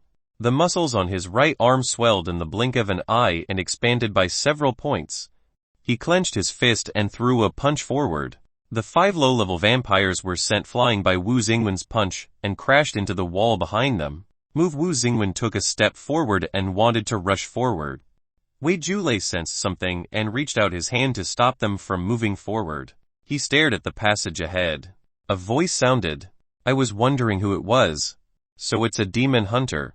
Looking in the direction of the voice, they saw an old vampire with a cane slowly walk out around the corner of the other end of the passage. Since you've come, you can stay here forever. Julei held a demon hunting talisman in his hand and said in a deep voice, Be careful. It's the Marquis of the Vampires. He'll take him on. Wu Xingwen strode forward and swung his fist at the old man. A strong wind blew across Dai's face, and he jumped far away with a tap of his toes on the ground. The movements of the old vampire Dai appeared to be light, which did not match his body. Fool! The old man raised his cane in the air and pointed it at Wu Xingwen. Thump thump. The moment he was hit by the cane, Wu Xingwen felt that the time around him seemed to have stopped for a moment. He heard 2 clear heartbeats in his ears. It was as if something was gripping his heart hard. Bang! Bang! Bang! Bang! Seeing that, Liu Huiying raised her gun and fired. Silver bullets with a special anti-demon rune on it were shot out of the pistol. Dai had no choice but to put away his cane. With light footsteps, he moved around in the limited space of the passage, dodging all the incoming bullets. Chapter 381 Anti-Vampire Formation. Chapter 381 Anti-Vampire Formation. Meeting the Marquis of the Vampires here is troublesome. Julei quickly calculated the next steps to take in his mind. Silver bullets, Dai snorted in disdain. After so many years, is this still the only thing the demon hunters have? As he said that, Dai raised the cane in his hand and slammed it heavily on the ground. The moment the cane landed on the ground, dark purple ripples that could be seen with the naked eye spread out in all directions. SHT quick. Liu Huiying's pupils constricted. She had just opened her mouth and wanted to call out to the players when her feet were already covered by the purple glow. The next moment, Liu Huiying entered a state of silence. A line of game hints flashed in her eyes. Hint: you have entered a state of silence. You are unable to use any active skills, unable to use your backpack, and unable to speak. Oh no, it's over. Liu Huiying noticed that her other teammates had also entered a state of silence at the same time. Julei's expression darkened. That cane's one of the 13 holy artifacts. This is troublesome. In this state, we won't be able to teleport away. Wu Xingwen clenched his fists. He had a high explosive bomb on him. If he fought with all his might, he might be able to interrupt Dai's spellcasting state. Just as everyone was thinking about how to escape, several ventilation duct openings in the corner of the wall were forced open. Several red figures scuttled out of the ventilation duct. After landing on the ground, they pounced on the vampire elder. Dai. It was the lickers. There was a chance to escape. Whoosh! Holding his cane, the old man continuously dodged and deftly avoided the attacks of the lickers.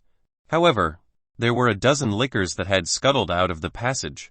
In such a narrow environment, Dai had no way to dodge. He could only retrieve his cane, raise it again, and point it at a licker. The walking stick lightly touched a licker's forehead. The licker froze in midair for half a second. The licker's body exploded. The moment the cane in Dai's hand left the ground, the silence spell immediately lost its effect. Quick teleport. Nyfaren immediately used her spatial skill. A white light flashed, and Nyfaren led the team in the passage to the second basement. In the second basement, Julei felt as if he had run for thousands of meters. His entire body was drained of energy. He sat on the ground, gulped down a mouthful of cola, and panted heavily. Liu Huiying's face was also pale. The silent spell cast by the vampire elder did not deal much damage to ordinary people, but it dealt a lot of damage to the two Spira-type players. Everyone, it seems that you have encountered some trouble. Looking at Fang Heng, who poked his head out from the ventilation duct at the side, Shen Xiaon raised his hand. Thank you. Thank you to your friends, too. Zhu Lei panted and continued. Ordinary seals are only effective against ordinary vampires. Against that Marquis of the Vampires, the seal here is barely effective. With him guarding the entrance, it will be difficult for us to go in and destroy the passage. Fang Heng stretched out half of his body from the ventilation duct and raised his hand. Everyone, I have a suggestion. Everyone raised their heads and looked at Fang Heng, who was lying in the ventilation duct. Fang Heng, why don't you come down first before talking? Shen Xiaon felt that his stiff neck couldn't take looking up at the ventilation duct anymore. No, it's troublesome to crawl in and out. The anti-demon seal formation on the ground was still in operation. Fang Heng had a bad feeling about setting foot on it. Actually, I have a few relatively strong friends. They can think of a way to sneak me alone into the teleportation array. I can secretly go and destroy the teleportation array alone. But once I make a move on the teleportation passage, the built-in alarm of the research institute will be triggered. That old vampire from earlier will come after me. So you have to think of a way to trap him for a while. Liu Huiying and Zhu Lei looked at each other and said, in addition to our team's coordinated effort, if we set up an anti-vampire formation to kill vampires in advance, we can trap him for a while. The anti-vampire formation consumes a lot of energy, so we can only set it up once. Moreover, we will not be fit for combat after activating the formation. Fang Heng asked, how long can we trap Dai Zi for? It will take about 15 minutes to set up the formation. Combining both the formation's effects and our interference from the side, we can probably trap him for at least 10 minutes. Fang Heng made some calculations in his heart. 10 minutes is still too short. It seemed that after he constructed the inter-server passage, he had to rush over and help the team deal with the elder of the vampires. Thinking of that, Fang Heng said, it's about enough time for me to destroy the teleportation passage. I have no problem. Wu Xingwen asked in a deep voice. Fang Heng, your plan is very risky. How confident are you? Fang Heng shrugged and said in a relaxed manner. Of course I'm 100% confident. Wu Xingwen no longer hesitated. Check the time now. Execute the plan and activate the anti-vampire formation in 18 minutes. Following the ventilation duct, Fang Heng climbed back to the third basement and returned to the control center hall. The hall was somewhat chaotic. Presently, the sky had already brightened in the outside world. The Federation, which lay low for the entire night, made its attack. The huge contrast made the Night Owl organization's side barely able to hold on. Fang Heng noticed that Parison was controlling something in front of the main control platform, appearing anxious. What's wrong? Parison, from your expression, the situation doesn't seem very good. Without checking Fang Heng's position, Parison casually replied, we're in big trouble. I can't contact the laboratory in the 6th basement. Oh, the Federation's counterattack is unexpectedly fierce. Mr. Sikon is currently under a lot of pressure. He just contacted us to urgently activate the tyrants and block the Federation's first wave of attack. MHM. Parison was so anxious that his forehead was covered in sweat. I can already try to establish contact with the laboratory on the 6th basement. But there's no response from there. Right. Fang Heng understood and said, could it be that the 6th basement was attacked by a group of lickers? No way, the laboratory in the 6th basement is a sealed space. Even if the passage of the 6th basement was attacked by a group of lickers, the lickers would still be unable to pass through the metal door. Parison's tone also became somewhat uncertain. Although he was very unwilling to admit it, he felt that Fang Heng was right. If what Fang Heng said is true, thought Parison, Fang Heng suggested, why don't you bring a few people to the 6th basement to take a look? When Parison heard that, he immediately cowered.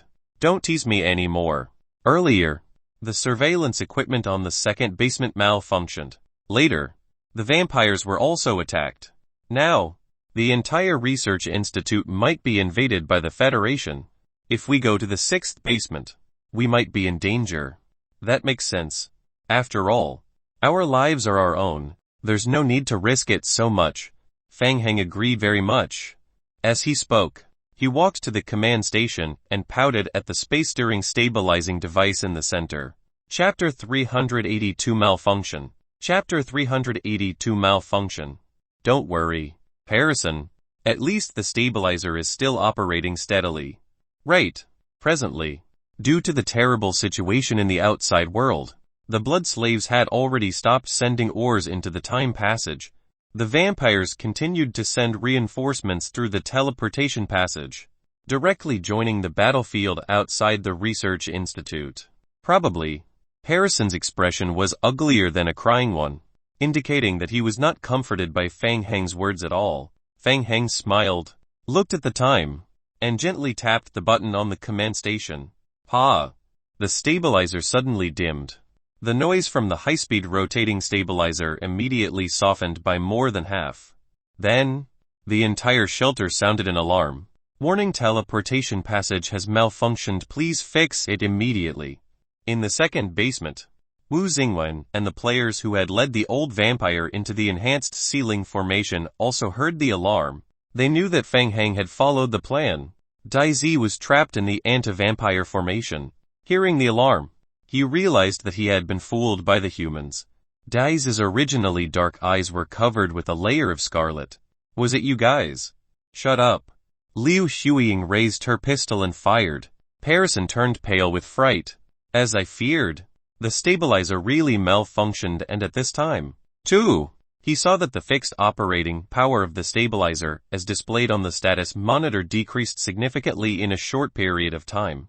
The decrease in power caused the teleportation passage to shrink to 1/10 of its original size in an instant. With such a small passage opening, it was impossible for the vampires to enter through teleportation. The reinforcements of the vampires were cut off. This Fang Shuo, what's wrong? Fang Heng shook his head with a solemn expression and said, looks like we've encountered some trouble again. I'm asking, what exactly did we encounter? The next second, a few muffled loud bangs came from the passage entrance outside the main control room. 3 tyrant forms used their bodies to break through the alloy door on the right side of the passage and walked into the hall. A total of 3 tyrant forms. Since when did they infiltrate the research institute? Harrison turned pale with fright as cold sweat dripped down his face. Fang Heng curled his lips and said to Harrison, it seems that our troubles are even greater.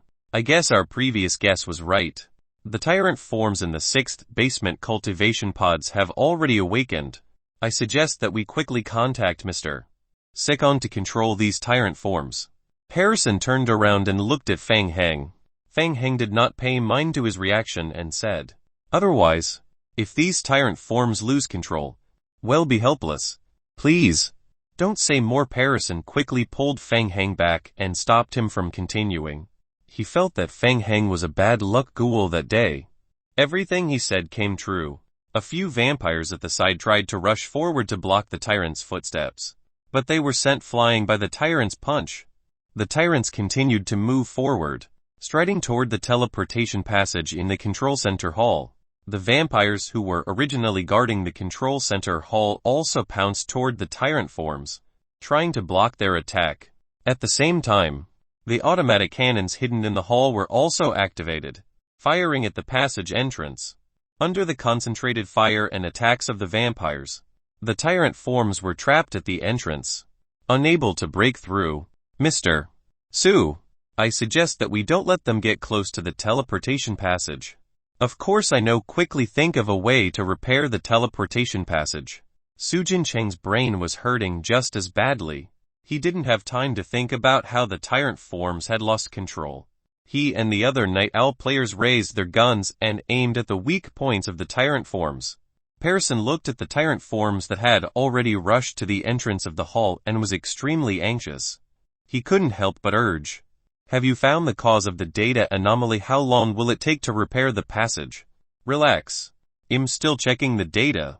This can't be rushed. Fang Heng's face was calm. Faster. As soon as Harrison finished speaking, A few more sizzling sounds could be heard. When Parison heard the sound, he immediately thought of something terrifying. His body stiffened, and he slowly turned his head to look in the direction of the door. Under the dense attacks of the automatic cannons, a dozen lickers darted into the hole while sticking close to the wall. Bearing the attacks of the automatic cannons, FCK Su Jincheng cursed loudly and threw a flashbang. A dazzling white light flashed. Before the Night Owl players could clear the lickers that were stunned, more lickers swarmed in from the passage entrance in the next second. Why now it's difficult enough with the tyrant forms. Su Jincheng immediately fired another flashbang. He knew very well that they couldn't hold on any longer. Flashbangs could only last for a few seconds, and the effect would be greatly reduced if he used it multiple times in a short period of time. Su Jincheng pulled out the cleaver in his hand, jumped forward, and slashed down. Hiss! Broken limbs flew up. The sharp claws of the lickers had been cut off by Su Jincheng. Fang Heng pretended to control the command station and looked at Su Jincheng in surprise, thinking, seems like Su Jincheng also has a character talent that can increase close combat damage output. But it's useless.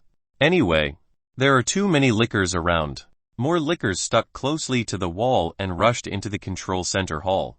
The numerous lickers formed a red stream and almost instantly swallowed the defense line set up by the Night Owl players. Seeing that the passage entrance could not be defended, Parison was completely flustered.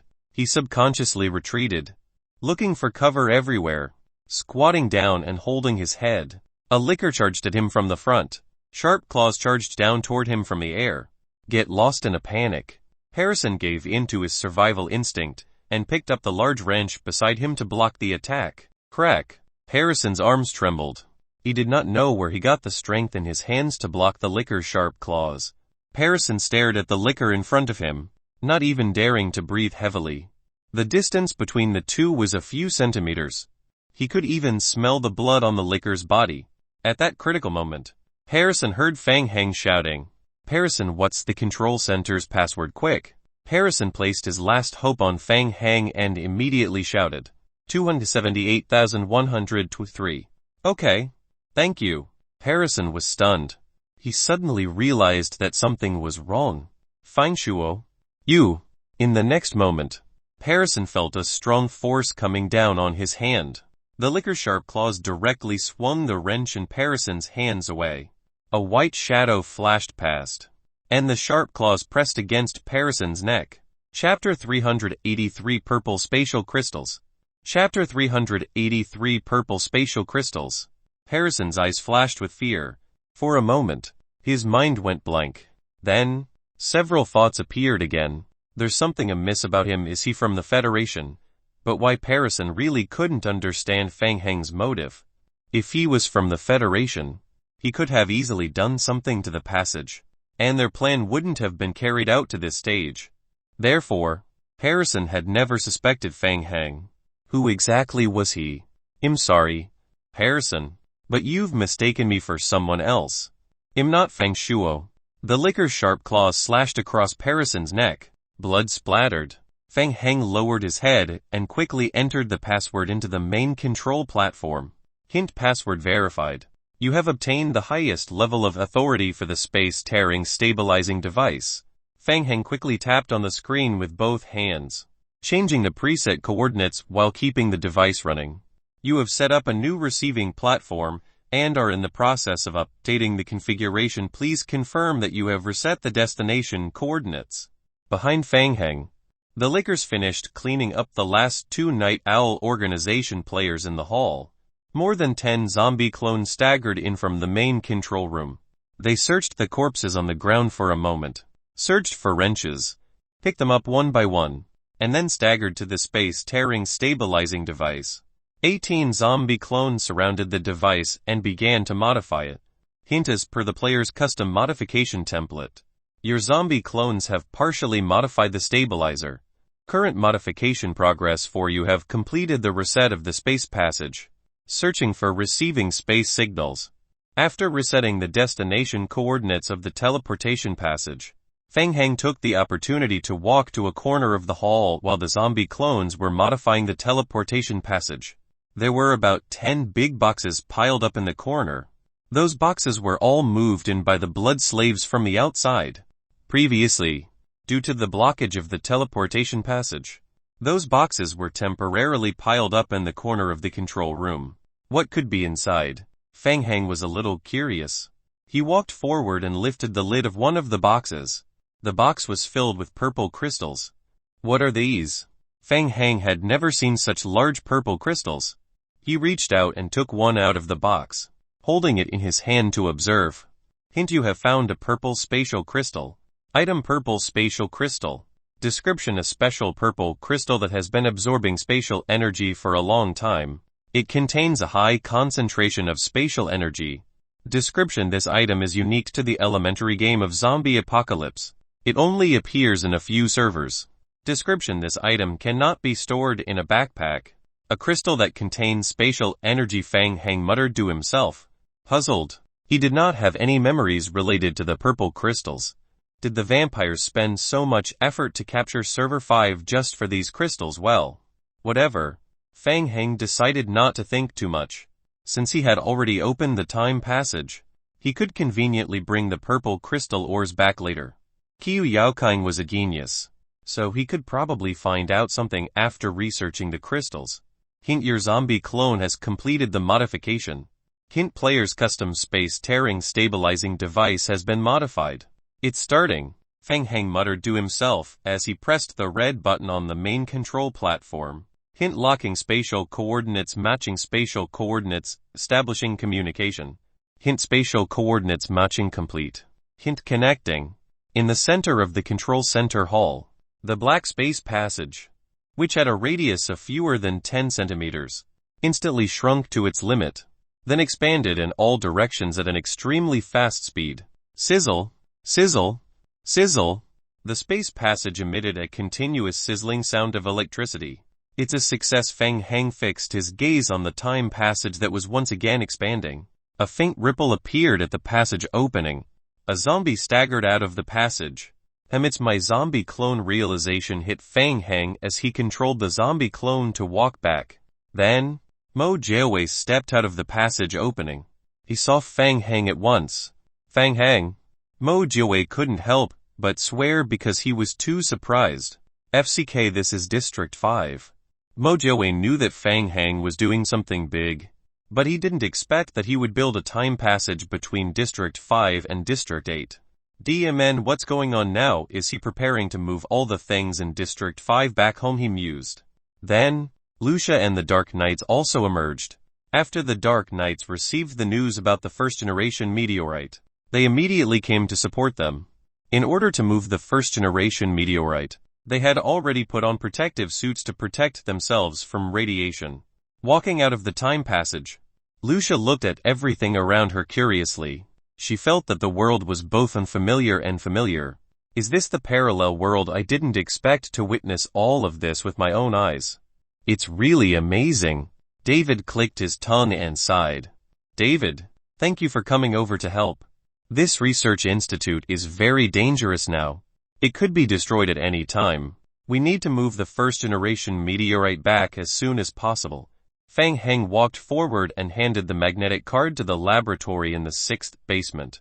The first-generation meteorite is still in the 7th basement.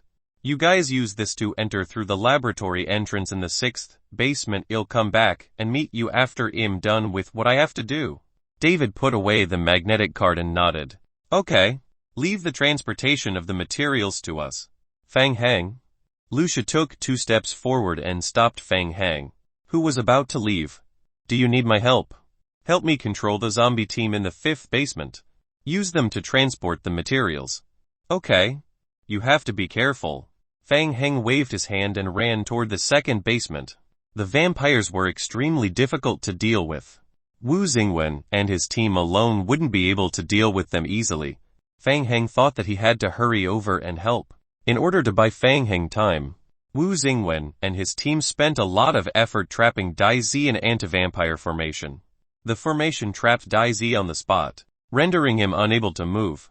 However, they couldn't really threaten Dai Zi. Dai Zi, who was bound on the spot, waved his black robe and blocked the bullets one by one. Wu Xingwen raised his huge fist and smashed it toward Daizi. Daizi raised his cane and gently poked forward. When the cane touched Wu Xingwen's fist, Wu Xingwen felt a strong force surging toward him. He was sent flying and crashed into the wall behind him. You guys are really annoying. After being delayed for nearly 10 minutes, Daizi was almost losing his patience. He felt the seal under his feet weakening and slowly extended his hand forward. Chapter 384 Siege. Chapter 384 Siege. Red blood condensed in the air and slowly gathered in Daizi's palm. To be able to do this, the demon hunters. As he spoke, Daizi suddenly felt something and frowned. The vent of the ventilation duct on the ceiling behind Daizi was smashed open with a bang. A series of red shadows drilled out from the ceiling. It was lickers. The lickers pounced on Daizi once again. Wu Xingwen and the others were pleasantly surprised. Obviously, Fang Heng had come. The lickers surged toward Daizi and surrounded him, waving their sharp claws and attacking crazily. Daizi's feet were bound, and he could not move. He tried his best to dodge with his body. However, there were too many lickers. He was tightly surrounded by them. Fang Heng jumped down from the ventilation duct behind Wu Xingwen and the others. Seeing that Fang Heng had rushed over to support them, Zhu Lei was pleasantly surprised. He shouted, "Fang Heng!" Wu Xingwen was more concerned about the teleportation passage. He hurriedly asked, "How's the teleportation passage?" "It's done." Fang Heng gave everyone a thumbs up. Wu Xingwen and the others naturally thought that Fang Heng was referring to the fact that the teleportation passage had been destroyed. Immediately, they felt a huge weight lifted off their shoulders. To the people of the Federation, as long as they could destroy the teleportation passage, the mission would be considered complete. Even if they had to hand over their lives here, it would still be worth it. Shen Xiang said excitedly. "Well done, Fang Heng." Fang Heng was in a good mood as well. "I did okay. The credit goes to my friend. Who's reliable. Extremely reliable indeed." Liu Huiying stared at Daizi, who was in front of the lickers, and said in a deep voice, "Don't be in a hurry to celebrate. Let's get rid of this trouble first." The lickers that were attacking Daizi crazily emitted sizzling sounds. Daizi's entire body was burning with a layer of blood mist. Affected by the blood mist, the lickers that were attacking crazily had their HP drop drastically. Fang Heng's game log instantly flooded the screen. Hint: your zombie clone licker has been attacked by blood magic. Hint: your zombie clone licker has received a blood magic attack. Such quick HP loss, Fang Heng thought to himself. "Quick fall back," Fang Heng shouted and took the lead to retreat to the back of the corner. When the party heard that, they quickly retreated. The licker's HP quickly fell below 10. Blood explosion. Fang Heng immediately cast his skill. The lickers around Daizi self-destructed at close range. The splashing blood corroded the surrounding walls into a few large black holes. Self-destruction. Zhu Lei was secretly shocked by the self-destructive power of the lickers. But why does this move seem so similar to the ability of vampires, he inwardly thought, casting a puzzled gaze at Fang Heng. Wu Xingwen was also puzzled. He felt that the self-detonation of the lickers was a little familiar, and it was very similar to the scene he previously saw in the video. "All of you must die." A cold voice rang out in the middle of the passage. Daizi was not dead. His entire body was enveloped by a blood-colored mist that was constantly steaming. His body had expanded by a few times. With the steaming blood-colored mist, it was impossible to see his face clearly. One could only vaguely see a blood-colored human figure that was constantly burning and emitting steam. "This!" Zhu Lei and Liu Huiying looked at each other at the same time, thinking, "Burning blood transformation. Be careful. Burning blood transformation will cause permanent and irreversible damage to the vampires. However, it can also allow them to gain a powerful destructive ability for a period of time." Zhu Lei explained to the players in a low voice. Crack, crack, crack. Relying on the strength boost from burning blood transformation, Daizi tried to lift his right leg. The countless seals that wrapped around Daizi's legs were pulled to their limits. Crack, crack, crack, crack. The seal's endurance reached their limit. Every single seal was broken. Daizi's greatest aggro was now focused on Fang Heng. Fang Heng stood where he was and looked at the blood-red creature in front of him. His brows were tightly furrowed. A special skill of the vampires. Why did it sound so disgusting? Feng Heng did not want to turn into Dai's disgusting appearance one day in the future. He was not inclined to use the abilities of the vampires as much. It would be enough to increase the basic attribute. Go to hell. Demon Hunter, Dai, whose entire body was burning with scarlet blood, strode toward Feng Heng. Feng Heng, be careful, Chen Xiang shouted. As soon as he said that, the side of the pathway in front of Feng Heng suddenly broke open. A huge shadow rushed out from the broken wall. It was a tyrant form. After breaking through the wall, the tyrant used its shoulder to hit Dai. Dai, who was in a burning blood state, was knocked away by this sudden collision. The tyrant raised his fist and started threshing Dai. Behind the passage, Zhu Lei was shocked by the scene. A tyrant Feng Heng can actually control tyrants to fight. Wu Xingwen's eyes were also flashing with surprise. He had read Feng Heng's report, and it contained some explanation regarding Feng Heng's ability to control the tyrant forms. The Federation's analysis team believed that it was a special ability that Feng Heng could use only under extremely special circumstances, and that it could not be used for a long period of time. But the scene in front of him told Wu Xingwen that Feng Heng could completely control the tyrant forms. Has his ability evolved again, wondered Wu Xingwen.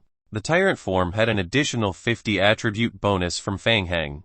In terms of attributes, it was stronger than ordinary tyrants. Even so, the strength of the tyrant form was slightly inferior to Dai's in the burning blood state. The two entangled together and continuously swung their fists to fiercely attack each other. It was one fist for one fist. The dull sound of fists colliding could be heard in the passage. A burning bloody mark was left on the tyrant's body as it continuously retreated. Think of a way to help him. The players present had far better eyesight than ordinary people. They could clearly see that the strength attribute of the tyrant that Feng Heng controlled was far above that of ordinary tyrant forms. However, it was still a little inferior to Dai, who was in the burning blood transformation state. Dai's body was covered in a bloody mist. Once it touched the boiling blood mist, the tyrant form would be greatly injured. Zhu Lei, help me. Liu Huiying lowered her head, rummaged through her backpack, and began to set up a sealing formation to seal the vampire on the spot. Boom boom boom. Suddenly, a few heavy sounds rang out. Zhu Lei, who had lowered his head and was about to coordinate with Liu Huiying to set up the formation, was startled for a moment. He raised his head and looked toward the front of the passage. Several more holes had been opened in the wall of the passage. A total of 8 tyrant forms had drilled out from the holes in the wall, when one and none against Dai, who was in the burning blood state. The tyrant form was at a disadvantage, but presently, a total of 9 tyrant forms had surrounded Dai. Dai was surrounded in the middle and was continuously attacked by the numerous tyrant forms like a sandbag. Chapter 385 Vampiric Spirit Cane. Chapter 385 Vampiric Spirit Cane. In the passage, the players fell into a short silence. Zhu Lei swallowed his saliva and carefully looked at Feng Heng. So many tyrants Feng Heng can control, so many of them at the same time. Taking into consideration that Feng Heng had played an important role in getting the operation to the current stage, Zhu Lei thought that his evaluation of Feng Heng was already very high. However, he did not expect that he still underestimated Feng Heng's strength. I forgot to mention that I have quite a lot of friends. Feng Heng laughed lightly and was quite pleased with himself. Compared to personally going up to fight, he preferred the feeling of calling his underlings to go up and gang up on the enemy. It was safe and efficient. Liu Huiying quickly reacted and called out to Zhu Lei, who was still in a daze. Continue, Zhu Lei. Quickly cooperate with me to set up the seal. Zhu Lei came back to his senses. He continued to focus, lowering his head to help Liu Huiying set up the magic array. Noticing that the magic array that was originally set up had been changed, Zhu Lei let out a soft exclamation. He raised his head to look at Liu Huiying and immediately understood. A flash of excitement flashed across his eyes. He kept his mouth shut and focused on setting up the magic array. Meanwhile, the 10 tyrant forms surrounded Dai, who was in the burning blood state, and beat him up for more than 10 minutes. When the burning blood state was at the maximum, just getting close to Dai would result in damage. not to mention using one's fist to attack him in close combat. The fists of the tyrant forms had already been burned into a bloody mess by the bloody mist. However, the tyrant forms also possessed a super strong self-healing ability, so they had a huge advantage in terms of HP. The burning bloody mist gradually became illusory, and Dai's body, which was shrouded in bloody mist, began to sway slightly. The burning blood transformation required extremely high energy consumption, and Dai's gradually couldn't hold on. The bloody figure exploded. Fang Heng was slightly stunned. Self-destruction blood explosion. No. Wait, the blood splattered everywhere isn't doing any damage. In the next moment, the blood turned into a dense mass of blood-colored bats in the air. Fang Heng raised his brows. What the hell? The blood-colored bats scattered in all directions. The tyrant closest to them threw a punch at it. The blood-colored bat was instantly smashed into a pool of blood. You want to run now? Old man. Yulei snorted lightly. He had long been prepared. Liu Huiying completed the drawing of the magic array at the last moment. She pressed her palms together and placed them in the center of the magic array that had just been set up. Pouring mental strength in, the magic array instantly triggered a golden light that quickly extended forward along the floor, forming a clear dark golden barrier in front of the passage. The barrier completely sealed the passage. Screech! The blood-colored bats that were fleeing in all directions crashed into the barrier, directly exploding into a cloud of blood mist. Quick, take them out now, Zhu Lei shouted. Use silver bullets. When the players and Wu Xingwen heard that, they all switched to their special revolvers that were filled with silver bullets, aiming at the blood bats in the air and firing. The silver bullets were engraved with magic patterns that targeted vampires. They were extremely effective against vampires. As long as the bullets grazed the bats, they would evaporate and burn into ashes. In a moment, all the remaining blood-colored bats in the passage were completely slaughtered, following which, the last blood-colored bat landed on the ground. The blood that was left on the ground solidified again and transformed into Dai's corpse. Hint: your team has killed a special character in the world of vampires. Dai's. The overall contribution has been determined. You have obtained a special item. Dai's blood crystal. 278 survival points. And a tier 2 evolution crystal. Fang Heng found a scarlet gem in his backpack. Item: Dai's blood crystal. Description: the blood crystal of the Marquis of the Vampires. Dai's. You can exchange it for Demon Hunter Association reputation points after entering the world of the vampires. You can also try to find other ways to use it. Special description triggered by the skill low-level vampire level 7. Try the energy of the blood crystal, and there is a chance of breaking through the upper limit of bloodlines. The success rate is related to the blood crystal currently. The bloodline level has not been upgraded to level 15. Player cannot use this ability. Special description triggered by the skill basic occult level 11. The crystal of the vampires has relatively high life energy. It can be used as an advanced material in alchemy, potionology, occult, and so on. Fang Heng looked at the crystal's description, and his eyes lit up. Breaking the upper limit of bloodlines. Does this mean that low-level vampire skills can be upgraded to mid-level ones? Fang Heng opened the description of the low-level vampire bloodline skill. It was noted that the skills could be upgraded in certain ways. I'll save it for when the vampire bloodline reaches level 15. Screech! Screech! Screech! A few liquor survivors in the passage smelled the blood and pounced on the miserable vampire corpse on the ground. Hint: your liquor has absorbed the blood's strength. You have obtained 124 low-level vampire bloodline experience points. Hint: your liquor. Fang Heng's heart skipped a beat. What a high number of experience points. Ever since they learned the skill vampire bloodline, the zombie clones had also inherited the gnawing skill. The corpse of a high-level vampire was extremely attractive to them. In the blink of an eye, the lickers devoured Dai's corpse. Hint: your low-level vampire bloodline skill has been upgraded to level 11. The level of vampire bloodline had increased by a whole 4 levels. It seemed that the energy contained in the blood of the Marquis of the Vampires was very high. After absorbing the blood, the skill level increased rapidly. Fang Heng inwardly thought, what's that?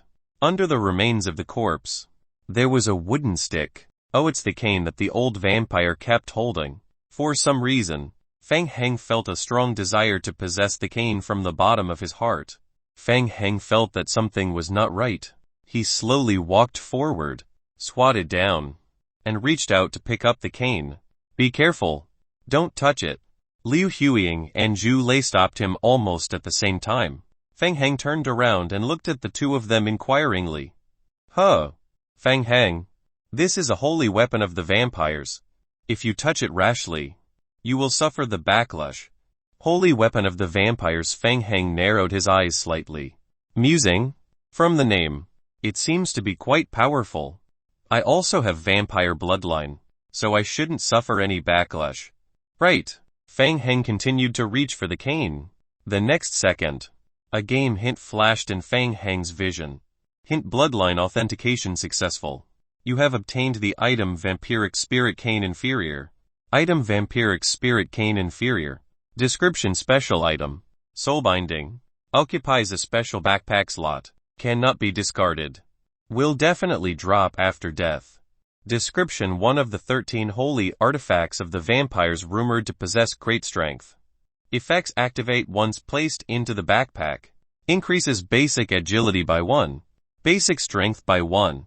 Basic vitality by 1, and blood affinity by 3. Description: additional silence skill.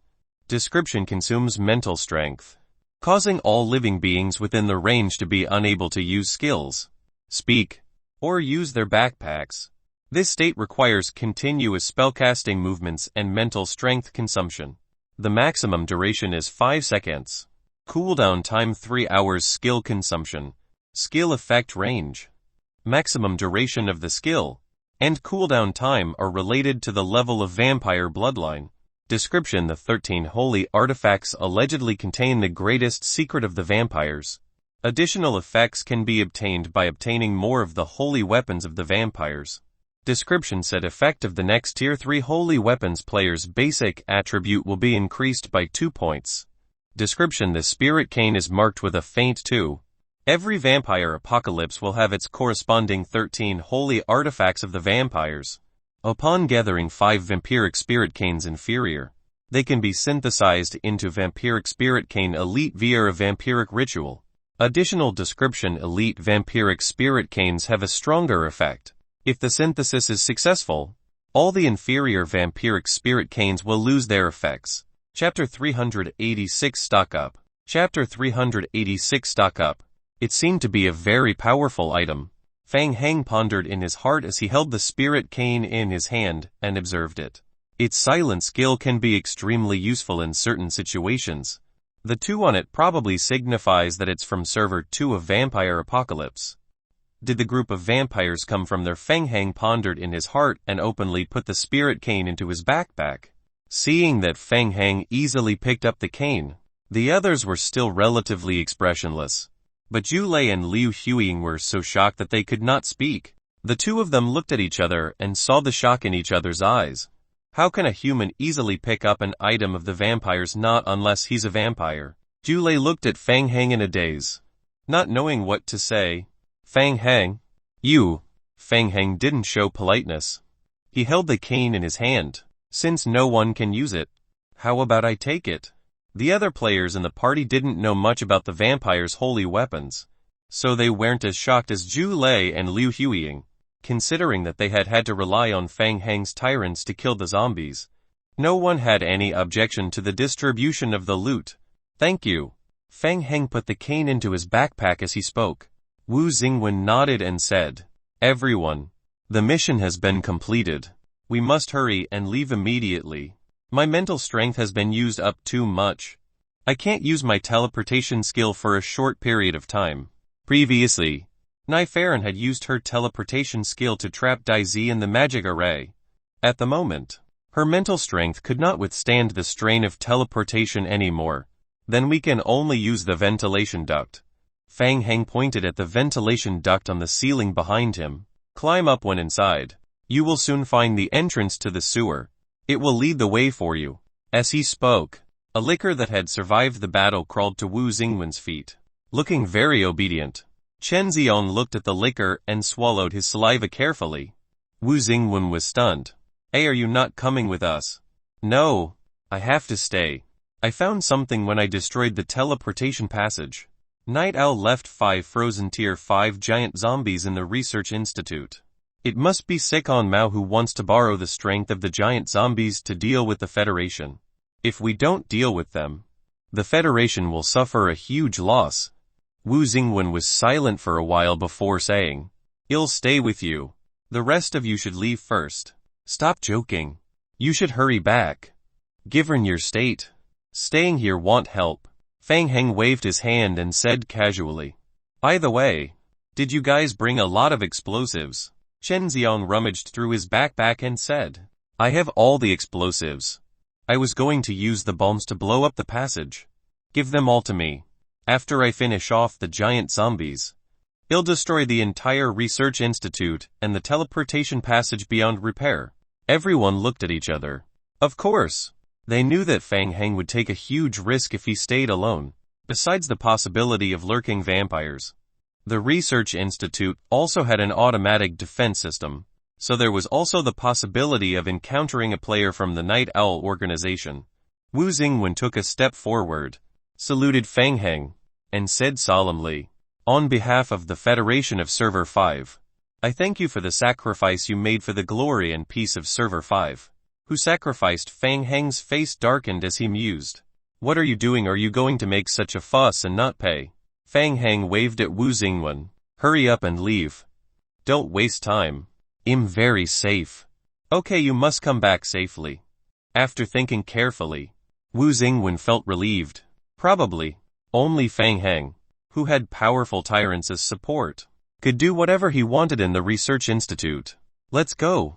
Wu Xingwen nodded at the team. He followed the pipe that Fang Heng pointed at. It was led by the liquor, and they climbed in one by one. Main control room. Second basement. Elite Dark Knights were in full protective suits trying to move the first-generation meteorite into the teleportation passage. On the other side, more than 10 zombies were each waving a wrench around the mass-produced Tyrant T-103 cultivation pod, preparing to chop it into pieces and bring it back to the shelter. Mo Joe's breathing was heavy, and his eyes were full of excitement. DNG seems like Fang Heng came to Server 5 to stock up. With this trip to Server 5, they could earn a lot just from the blue crystals. For a long time, they would not be troubled over blue energy crystals. Fang Heng, the blue energy crystals, and the purple spatial crystals have been sent back to the shelter. Seeing Fang Heng return, Mo Joe excitedly waved his hand and reported the progress of the stock up to him. The radiation from the first-generation meteorite is not strong. Victor is already rushing to create a temporary isolation room. Also, regarding the coffins for the giant zombies, it's a bit troublesome. Genius Q wants to temporarily freeze them. While the two were talking, David walked toward Fang Heng. Fang Heng, finding the first-generation meteorite means a lot to us. I believe that we can definitely find a way to crack the primogenitor virus. The day of the reconstruction of human civilization will soon come. David couldn't help but feel a little excited. The Dark Knights had been trying to save the apocalypse ever since it was created. After learning that the first-generation meteorite was destroyed, David once fell into despair. He did not expect Fang Heng to bring him such a huge surprise. When we return, we will immediately start researching the first-generation meteorite. This is a big project, so we still need some time. I will contact you as soon as I have news. Hint: you have submitted the first-generation meteorite to the Dark Knights. Hint: you have completed the 16th stage main storyline first-generation meteorite. Hint: you have received 20,000 survival points. You have received 10,000 Dark Knights honor points. Your reputation in the Dark Knights has increased. Hint: the next stage of the mission will be triggered after a period of time. Fang Heng quickly scanned through the game hints. Compared to the difficulty of searching for the first-generation meteorite, the mission reward was not very generous. The resistance by Night Owl had caused him to take a long time. He had only found the first-generation meteorite after going around in circles. Fang Heng thought to himself that Night Owl's unluckiness was real. If they had not destroyed the first-generation meteorite in Server 8, he would not have come to Server 5 to disturb Night Owl. After all, He had stolen a lot of good things from Night Owl on the current trip to Server 5. He would just take it as getting some interest first and settle the debt with Night Owl in the future. Fang Hang thought for a moment, then turned to look at David. Oh right.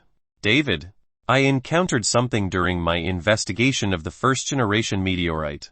Oh, what is it? It's a type of worm. Fang Hang felt that it was necessary to remind David.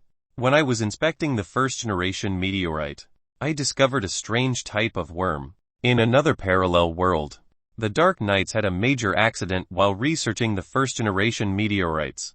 They need to be especially careful when researching the first-generation meteorite.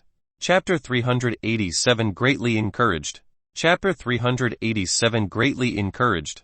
Fang Hang told David about what he had seen and heard in District 7. There was an accident in the research the scavenger army. David's expression became more serious after hearing that. Thank you for your reminder, Fang Hang. I will set up a special laboratory when I go back to strictly guard against possible biological infections. A game hint flashed in front of Fang Hang's retina. Hint: your reminder to David will have a significant impact on the follow-up mission. Hint: the unknown impact is being determined. It seemed that the reminder was effective. He hoped that with the reminder, he could change the main storyline a little, so that District 8 would not have a scavenger army. Looking at the zombies enthusiastically transporting the goods, Fang Hang sighed in his heart. What a pity. He had suddenly remembered that there was still half a truck full of blue crystal raw ores outside that hadn't been moved back in time. The unobtained half-truck full of blue crystal raw ores had become the biggest regret of the trip to District 5. After roughly estimating the time, Fang Hang installed the explosive device in the control center hall and set it to automatically detonate after 30 minutes. After settling everything, Fang Hang prepared to return to District 8 first. Just as he was about to step into the spatial rift, game hints appeared again. Hint: you are about to enter Server 8 through the teleportation passage. Hint: there are items in your backpack that cannot pass through the spatial rift. If the items remain in your backpack excluding the special grids and the warp backpack, they will be cleared after passing through the spatial rift. Hint: player can move the item through the spatial rift but not directly through the backpack. Even after the spatial rift expanded, a player could not carry the backpack along for intra-server teleportation.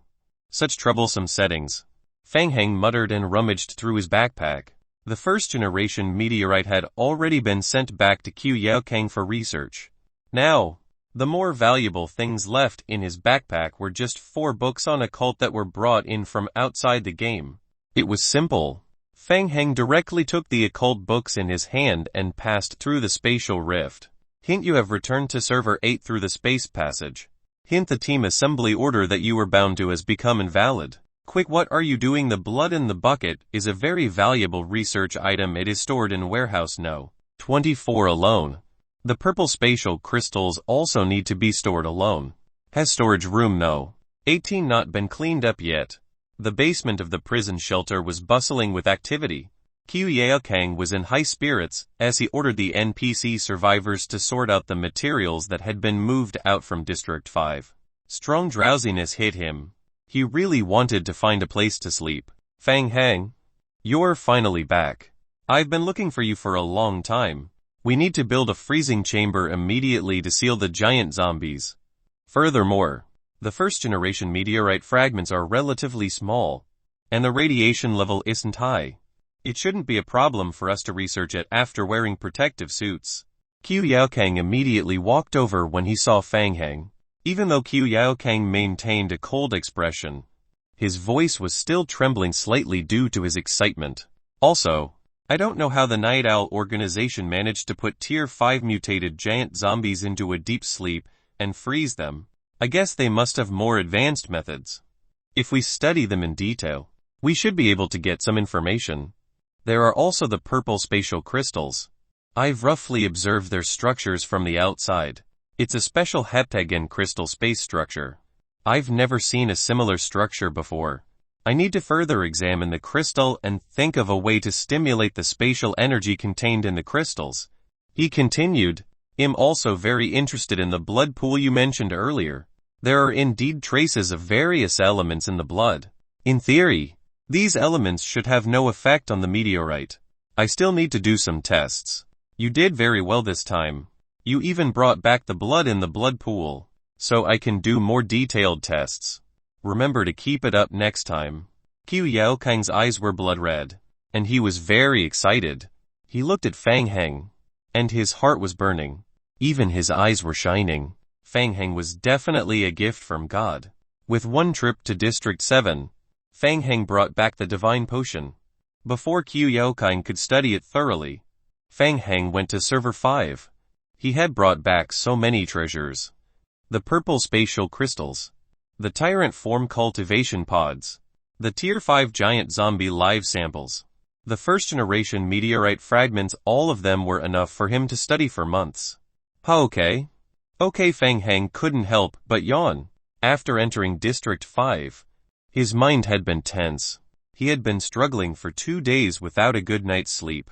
Now that he had relaxed, he felt even more tired. Fang Heng felt his brain buzzing, and he was forced to accept Qiu Yaokang's message. Game hints were still flashing wildly in front of him. Hint: your shelter has obtained purple spatial crystals. Shelter's research score has increased. Special research topic: spatial structure has been activated. Your shelter's researchers are greatly encouraged. Hint: your shelter has obtained tyrant form cultivation pods. Shelter's research score has increased. Research speed of the current research topic tyrant forms has increased by 50. Your shelter's researchers are greatly encouraged. Hint: your shelter has obtained giant zombie live samples. Shelter's research level has increased.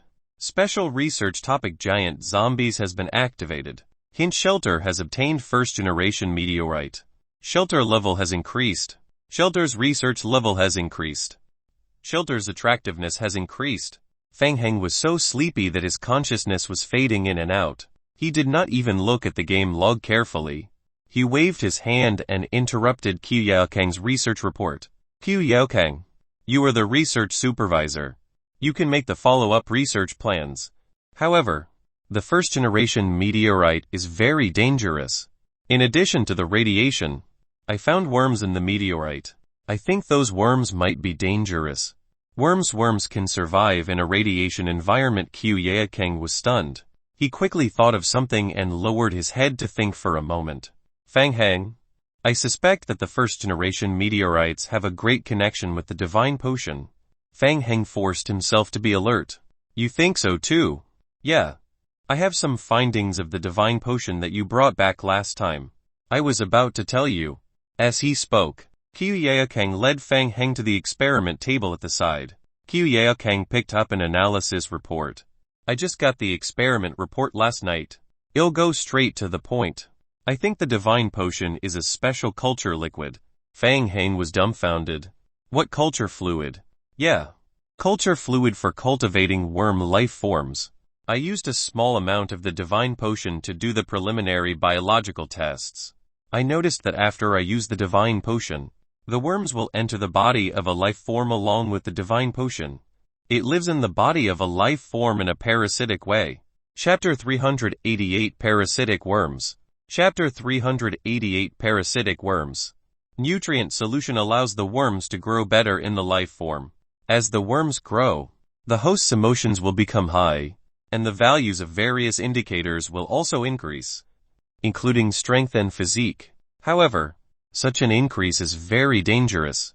Under most circumstances, the worms will parasitize the animal's brain. Once the worms lose control and lack certain nutrients, the worms will become irritable, and the host will also become irritable. I haven't had the time to do more tests.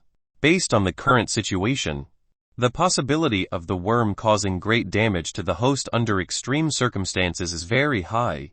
According to the description, the NPCs of the scavenger army in District 7 drank the potion and became the host of the worms. Fang Heng roughly understood that that was the true effect of the divine potion. I still need time to analyze if the worms in the meteorites are from the same origin as the worms found in the divine potion. Next, I'll start to study the first generation meteorite. Oh, okay. Do as you see fit. Fang Heng rubbed his head that couldn't catch up. A wave of indescribable sleepiness hit him, making it impossible for him to continue thinking. Forget it, I'll go offline to catch up on sleep first, he thought. Before leaving, Fang Heng threw the 4 occultrated books he had secretly brought into the game world to 4 zombie clones, telling them to read them overnight in the basement. After arranging everything, Fang Heng waved at Mo Jiawei and said, "Old Mr. Mo, you'll go offline to rest first. Keep an eye out." "No problem." Mo Jiawei, who was taking stock of the great harvest from Server 5, was unusually excited. He waved at Fang Heng. "Leave it to me." Meanwhile, outside the Research Institute at the temporary frontline camp set up by the Federation, in the end, we decided to leave Fang Heng alone to completely destroy the time passage, and the Tier 5 giant zombies left behind by Sikon Mao in the laboratory. Wu Xingwen roughly reported the whole process of the infiltration operation to Qian Yuan. "You didn't confirm the status of the time passage." Wu Xingwen was surprised for a moment, then said, "At that time, our situation didn't allow it." "Okay, I got it." Qian Yuan's expression was uncertain. "Chief, is there a problem? Has the time passage not been destroyed yet?" An officer came forward and reported, "We believe that the time passage may not have been completely destroyed. The laboratory's real-time detection showed that the time fluctuation is still there, but the amount of space fluctuation has decreased sharply. In addition, from about half an hour ago, the vampire's follow-up military support has never appeared again.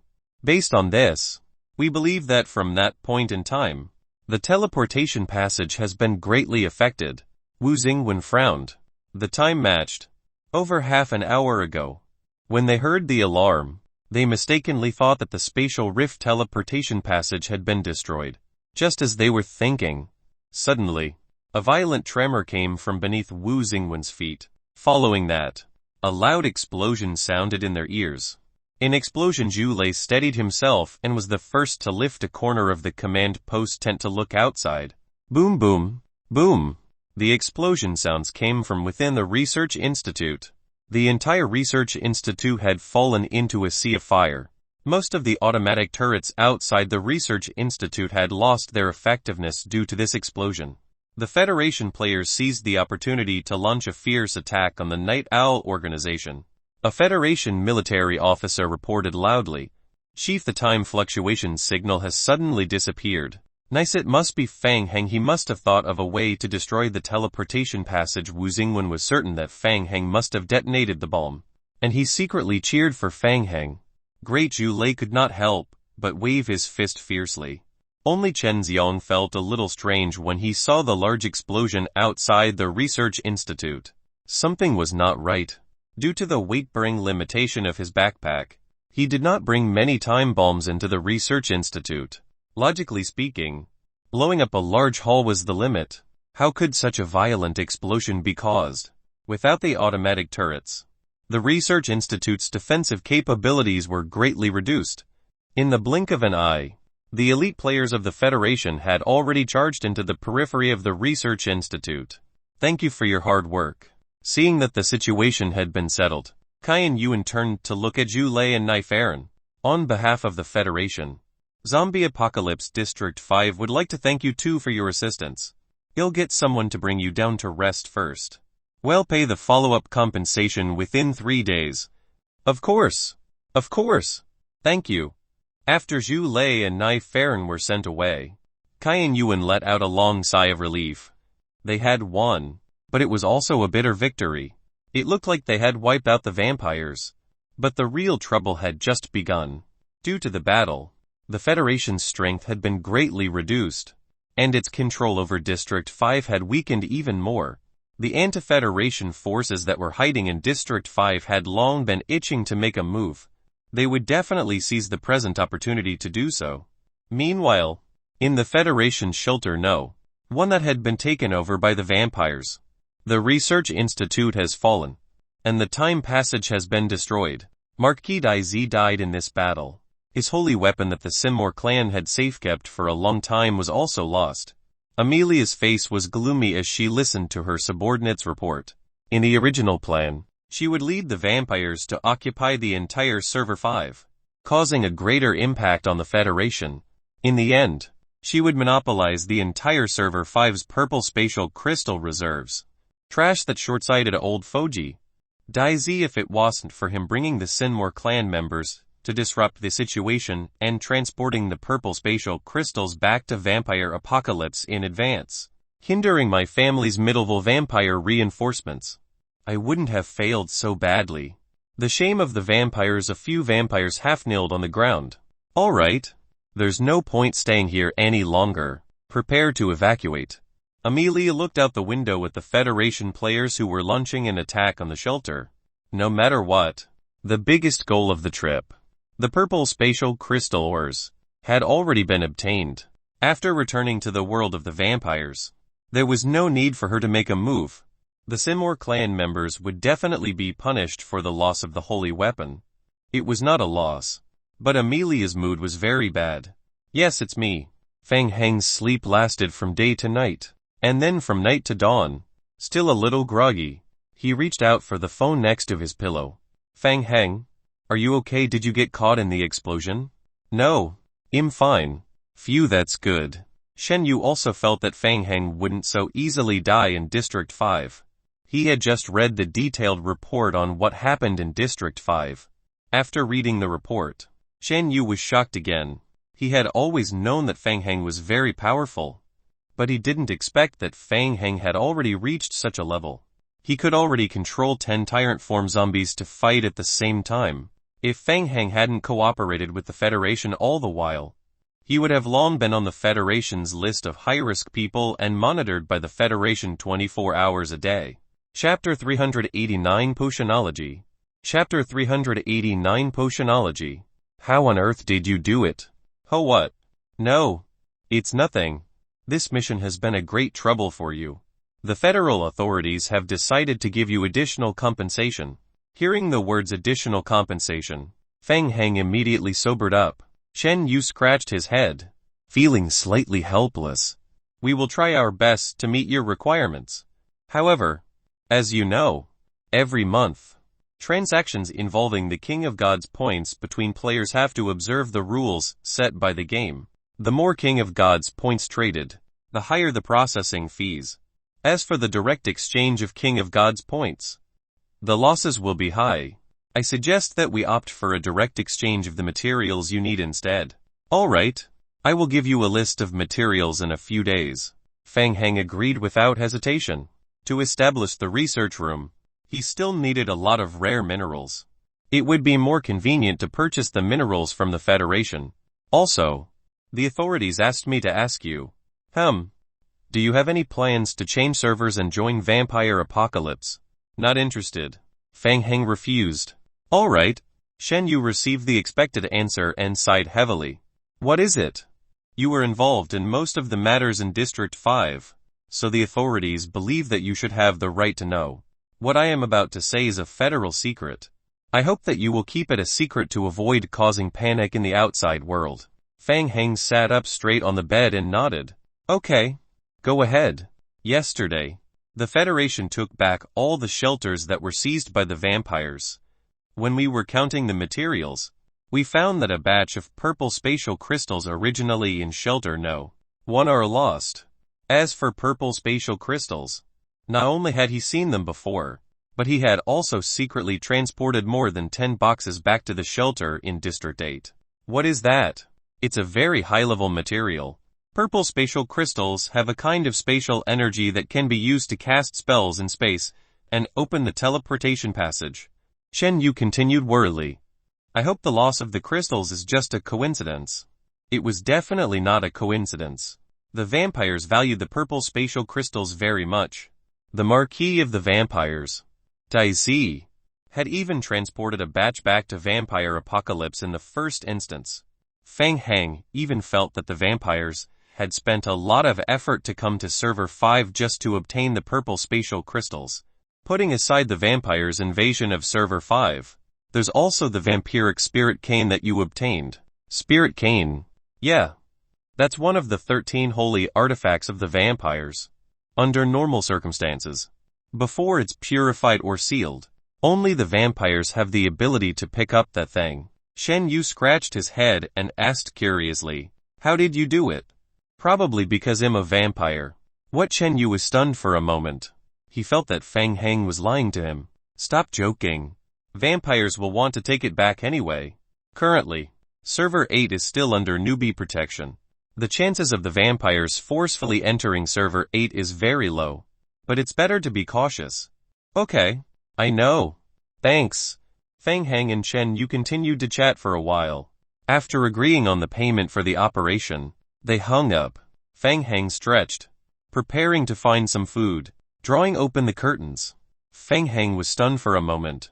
Where are the raw blue crystal ores that were stored in the back garden? The back garden was empty, leaving only the beautiful scenery of a small bridge and flowing water. Fang Hang put on his coat and went out to look for the ores. Just as he opened the door, he met Butler's son. Fang Hang immediately asked, "Butler's son, where are my stones?" "Mr. Fang Hang, you've been resting, so I didn't have the chance to tell you. If the stones were left outside, they would easily get lost and damp. So I took the initiative to temporarily store them in the storage room. I hope you don't mind." "Oh, it's fine, as long as they are not lost." Butler's son smiled bitterly at Fang Hang. A piece of ore worth millions in the black market was just piled up in the backyard. No matter how he looked at it, it didn't seem real. Butler's son initially didn't believe that Fang Hang's ore was so valuable. However, after seeing how Xiao Huo took out a book from the study and compared the ore with the original blue crystal raw ore in the book, he started to have doubts. Fang Hang followed Butler's son to the storage room and saw that the ores were still there. He was not worried anymore. For the time being, he would leave them in the warehouse. After all, the storage room was a little too far, making Tonefro transportation troublesome. When he had time, he would slowly bring them back to the shelter in batches. "Butler's son, thank you so much. Please carry on with your work."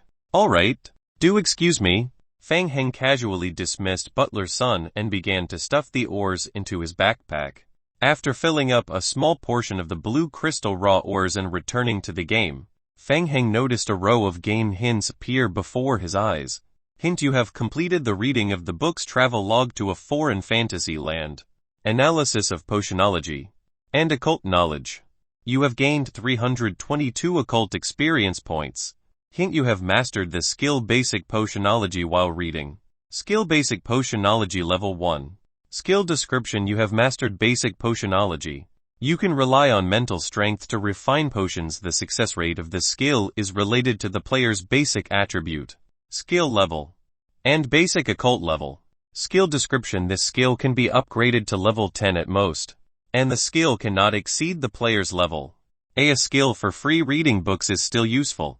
Fang Hang's heart skipped a beat, and he immediately opened the skill panel to check. Although he had mastered the skill of basic potionology, when he opened the sub-attribute panel of potionology, there was nothing inside. There was not a single potionology formula. It was as if learning it was equivalent to not learning it. Did he need some potionology materials to trigger it? Fang Hang was thinking when the warehouse door was opened. "Fang Hang, there you are." Mo Jiawei stood at the door and greeted Fang Hang excitedly. "I've been looking for you for a long time. Genius Q has made a big discovery about the first-generation meteorite." There was news about the main storyline. Fang Hang was delighted and immediately put potionology aside. "Let's go take a look." In the shelter's laboratory, Q Yaokang, who had stayed up for 3 nights in a row, was still excited. The night before, he pulled the shelter's research team to study the first-generation meteorite overnight. Even now, the shelter's research team operated at full capacity as if they were on steroids. Seeing Fang Hang, Q Yaokang picked up the report on the experiment table. "Fang Hang, you're finally here. There's good news. I've extracted a part of the worm within the first-generation meteorite as a biological sample and confirmed that there's a gene sequence related to the primogenitor virus in the worm's body." He continued, "It's very strange. Once the worm is artificially isolated from the meteorite, it will immediately die. For safety reasons, I haven't conducted any biological experiments yet. Our research room needs to level up first." Chapter 390: The Next Journey. Chapter 390: The Next Journey. Qiu Yaokang adjusted his glasses as he spoke. "In addition, according to my estimation, As long as we can figure out the relationship between the worms and the first-generation meteorite, we will be able to find a way to completely solve the zombie virus. Earlier on, I communicated with David of the Dark Knights about the discovery of the worms. We will work together, with each of us focusing on a different item. The Dark Knights will mainly study the meteorite while we will mainly study the worms. Hopefully, this will help boost our research speed. Fang Heng saw new game hints appearing in front of him. Hint: you have cracked part of the secret of the first-generation meteorite in advance. Hint: due to your interference with the main storyline. The main storyline progress has undergone a major change. The progress of the main storyline has greatly increased. You have received additional main storyline contribution points. Hint: the current main storyline in this server has reached 58.9. The game will announce the ranking of the contribution points for the main storyline in the entire server in 24 hours. Hint: your contribution points for the main storyline are 276. 200. You are temporarily ranked first in this server. Hint: you can use up 100 King of Gods points to delay the announcement of the main storyline for a week. Hint: after a week, you can use up additional King of Gods points to delay the announcement by another 3 days. Each delay will cost twice as many King of Gods points as the previous time. Hint: player, please choose whether to use up 100 King of Gods points to delay the announcement. The series of game hints made Fang Heng a little confused. FCK. After carefully reading through the game log, Fang Heng was cursing in his heart.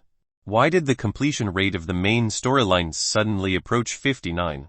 In his original plan, Fang Heng had planned to take advantage of the fact that no one knew that he had acquired the first-generation meteorite to secretly develop himself and quietly do the main storyline. He had not expected the main storyline to exceed 50 so quickly, and there was even the announcement of the ranking.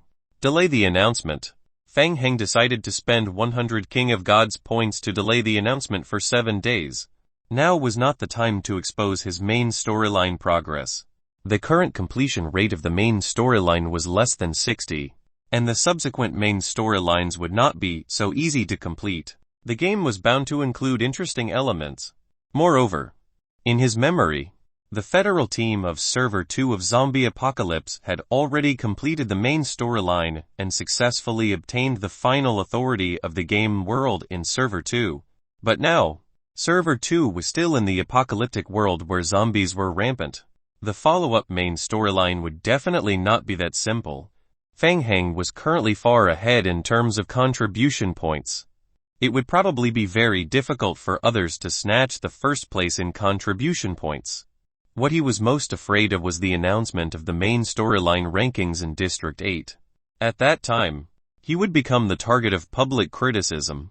In addition, the Night Owl organization would add to his troubles and think of ways to disrupt the main storyline in District 8. Adding to his troubles, he had to take advantage of the next 7 days to complete the main storyline. Fang Heng suddenly felt a heavy pressure. Seeing that Fang Heng did not speak, Qiu Yaokang turned his head curiously and asked, "Fang Heng, did you think of something?" "Oh, no, nothing." Fang Heng came to his senses. Leveling up the research room is not a problem. Make a list of the missing materials as soon as possible. Also, how long will it take to have results from researching the first-generation meteorite? The research is very difficult. It will take at least 3 to 4 days to come to a preliminary conclusion. 3 to 4 days, so slow. Slow. Qiu Yaokang shook his head and said, "It's already very fast." Fang Heng, after the analysis comes to a preliminary conclusion, it will take a very long time to develop the antibodies. Even with the help of the Dark Knights, it won't be possible without at least a month's time. A month. Fang Heng's heart sank. Good heavens. A month's time will be wasted just like that. A week was equivalent to 100 King of Gods points. Toward the end, delaying the ranking announcement would require relatively more points. He could not afford to drag on. Is there any way to speed up the research? Not at the moment. I suggest that you find some researchers to help. Fang Heng lowered his head and began to think. That's right, didn't the Dark Knights from Server 7 do some research related to the first-generation meteorite? If I can get some information from them. Fang Heng raised his head and said, If there are research materials related to the first-generation meteorite, would it help speed up the research? Qiu Yaokang was stunned when he heard that. He looked at Fang Heng in surprise. Do you have relevant information? Not at the moment, but I can think of a way to get some for you. Qiu Yaokang thought for a moment and nodded. If it's also research on the first-generation meteorite, it should be of help. Mo Jiawei, who had been listening by the side, had a realization. Hey, Fang Heng, you're not planning to drop by District 7, are you? He thought. What the heck? Was he planning to drop by District 7 and do the main storyline without saying anything? Overpowered is overpowered indeed. He's actually doing the main storyline in both servers. That's right. I'm planning to go to the parallel world. The Dark Knights there have studied the first-generation meteorite for a period of time, and there might still be research data stored there. The more Fang Heng thought about it, the more he felt that it was a workable plan. The main storyline of District 7 was highly similar to that of District 8. Apart from searching the relevant information on the first-generation meteorite, he could cross-reference the main storyline flow in both servers. That would help him speed up the progress of District 8's missions. 2. If he got lucky and came into direct contact with the owner of the divine potion, he might be able to obtain some information related to the subsequent main storyline in advance. How's the status of the space-tearing device? Very good. Victor already checked and repaired it yesterday. It can be operated at any time. Good, let's not delay further. Well, set off immediately. With the blue energy crystals from District 5, the space-tearing device had sufficient energy. It was enough for Fang Heng to warp for a period of time. He'll go to District 7 now and try to get some information. Well, do research on the worms in the first-generation meteorite for now. Okay. Remember to bring some live sample collectors. Qiu Yaokang left while shrouded in a frosty aura and went back to command the research team. What god? Are you going to Server 7 now? Mo Jiawei did not get game hints related to the main storyline. He only felt that Fang Heng was full of energy. The latter had just come back. Yet he wanted to get right back into action and head for Server 7. Yeah. I'll leave the shelter to you. Let's keep in touch at all times. Fang Heng patted Mo Jiawei on the shoulder. Before he left, Fang Heng hesitated, asking, There's no danger in District 8 recently, is there? Mo Jiawei first shook his head, then thought of something and nodded. He looked at Fang Heng and said seriously, In the entire District 8, the biggest danger should be the tyrants in our prison. Right. Stop joking. This time, you'll probably have to fight with the scavenger army in District 7. In order to complete the mission as soon as possible, it's better to bring more fighters along with me. It should be enough to bring 10 tyrants, muttering in a low voice. Fang Heng opened the game log and controlled 100 vine zombies, 50 lickers, and 10 tyrants. They would be the sacrificial fighters. Chapter 391 Potion Making. Chapter 391 Potion Making. Activating teleportation. Teleportation complete. Opening his eyes again, Fang Heng found himself back in a dilapidated warehouse in Edge Creek Town. It had been 3 days since he left District 7. A few game hints immediately appeared. Hint: as you have not participated in the raids in Edge Creek Town recently, your reputation points in the scavenger army have slightly decreased. Hint: Roch's friendship with you has declined slightly. It's a bit troublesome, Fang Heng muttered in a low voice. Running back and forth between the two servers, he couldn't trigger some of the scavenger army's quests, which directly caused their friendship value to drop. If he delayed a week or two later, he would probably be expelled by the scavenger army.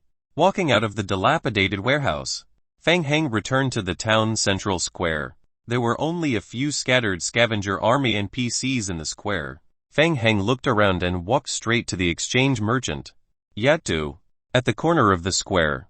Fang Heng, where have you been these 2 days? Roch has dropped by to look for you several times, but you were never here. He's very unhappy. Sleeping. Fang Heng stretched his body muscles. I've been dozing off a lot recently. By the way, is it a side effect of the divine potion? Are you here to cheat me? Friend Yatu raised his eyelids and replied, The divine potion can only make people excited and improve their physique. It's not a sleeping pill. I'm just joking. Fang Heng laughed. Where's Roch?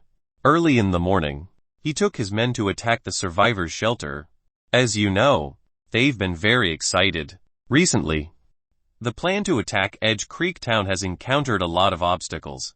The survivors' shelter has always been able to make defensive arrangements ahead of us. Roch has become more and more irritable. Oh, Fang Heng helplessly spread his hands. He thought, with Cheng Ye, the Federation spy, in the scavenger army, it would be a wonder if Roch and the others could succeed so smoothly. Is there any mission that I can help you with? Fang Heng asked. You should ask Roch about this. Isn't he coincidentally not here? Fang Heng checked the exchange column of Yotu and said, I have nothing to do. What materials do you need? I can think of a way to help you find them. Yadu replied, I don't lack materials. I only lack survivors who can make potions. If you can help me find a suitable person, I am willing to provide you with a satisfactory reward. Hint: you have triggered the mission. Troubled Yadu. Mission description: Yatu is currently worrying about making potions. Please find some potioneers and bring them to him. Mission reward: scavenger army points. Making potions. Fang Heng's heart skipped a beat. He had just learned potionology by reading books on occult. Potionology was a branch of occult. In the current world of zombie apocalypse, potioneers belonged to the branch of potion making and medical treatment. Could potionology be used to make common potions? Fang Heng wondered. It's always the darkest under the lamp. Fang Heng pointed at himself. Look, I'm a professional potioneer. Yu Yadu looked confused, sizing up Fang Heng. No matter how he looked at it, he felt that Fang Heng was talking nonsense. Of course, before the zombie apocalypse, I had a professional potioneer's license. Unfortunately, after the zombie apocalypse, Yadu didn't believe a single word Fang Heng said.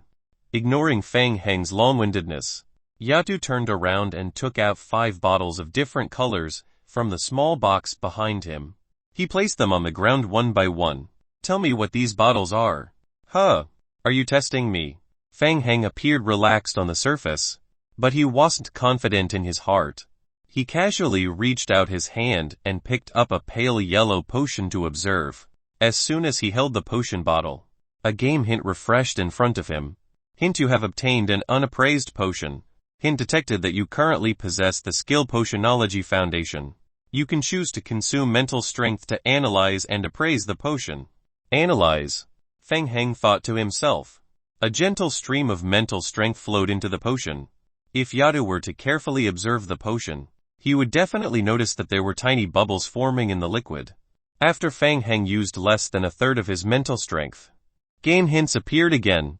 Hint: through the skill Basic Potionology Level 1. You have analyzed the potion formula and its effects. The potion has a short-term pain-killing effect. Hint: you have obtained a new potion formula. Please name the potion. I can get formulas just by using a little mental strength. Fang Heng raised his eyebrows, thinking that the potionology skill was amazing. An ordinary potioneer would have to spend money to buy the formula or work hard to get the formula. Pain-killing potion. Hint: player has successfully named the potion. Player can choose the said potion in the formula column to make it. You need to prepare the ingredients in advance. A hint of surprise flashed in Yada's eyes. Did he really make a judgment and just by looking at it? Usually, a potioneer would be extremely careful with determining unknown potions. They would need to go through various means of determination, and the final conclusion might not even be correct. Yatu thought. It's not possible to determine the type of potion just by observing it with the naked eye. It could also be a random guess that Fang Heng made. Maybe he just happened to use such a potion before. He then said, expressionlessly, "You're right. To increase the difficulty." Yatu pointed at a colorless potion. "Let's see. What about this one?" Fang Heng picked up the potion and injected his mental strength again. This time, more than half of his mental strength was consumed. Hint: through the skill Basic Potionology Level 1. You have analyzed the potion formula and its effects. You have determined that this potion is a basic level potion. This potion has a shorter muscle response enhancement effect. It can quickly increase the player's basic agility attribute. Short-term basic agility enhancement potion, said Fang Heng. Hint: player has successfully named the potion short-term basic agility enhancement potion. Player can select the potion in the formula column to make it. You need to prepare the ingredients in advance. Looking at the surprised look on Yatu's face, Fang Heng curled his lips. Yatu, it's not that I want to say this, but isn't the effect duration of your potion a little too short? Yatu saw Fang Heng in a new light. It could be passed as a fluke if the latter had guessed correctly once. But he had guessed correctly twice. Why aren't you saying anything? Am I wrong? No, your analysis is correct. Yatu looked at Fang Heng. How did you do it? Fang Heng shrugged and said honestly, based on feeling. Based on feeling. Yatu thought that Fang Heng simply didn't want to reveal his tricks. So he pointed at another bottle. Try this one. Part 6 of the series ends here. If you enjoyed it, please give us a like and subscribe so we can be motivated to make even better videos in the future.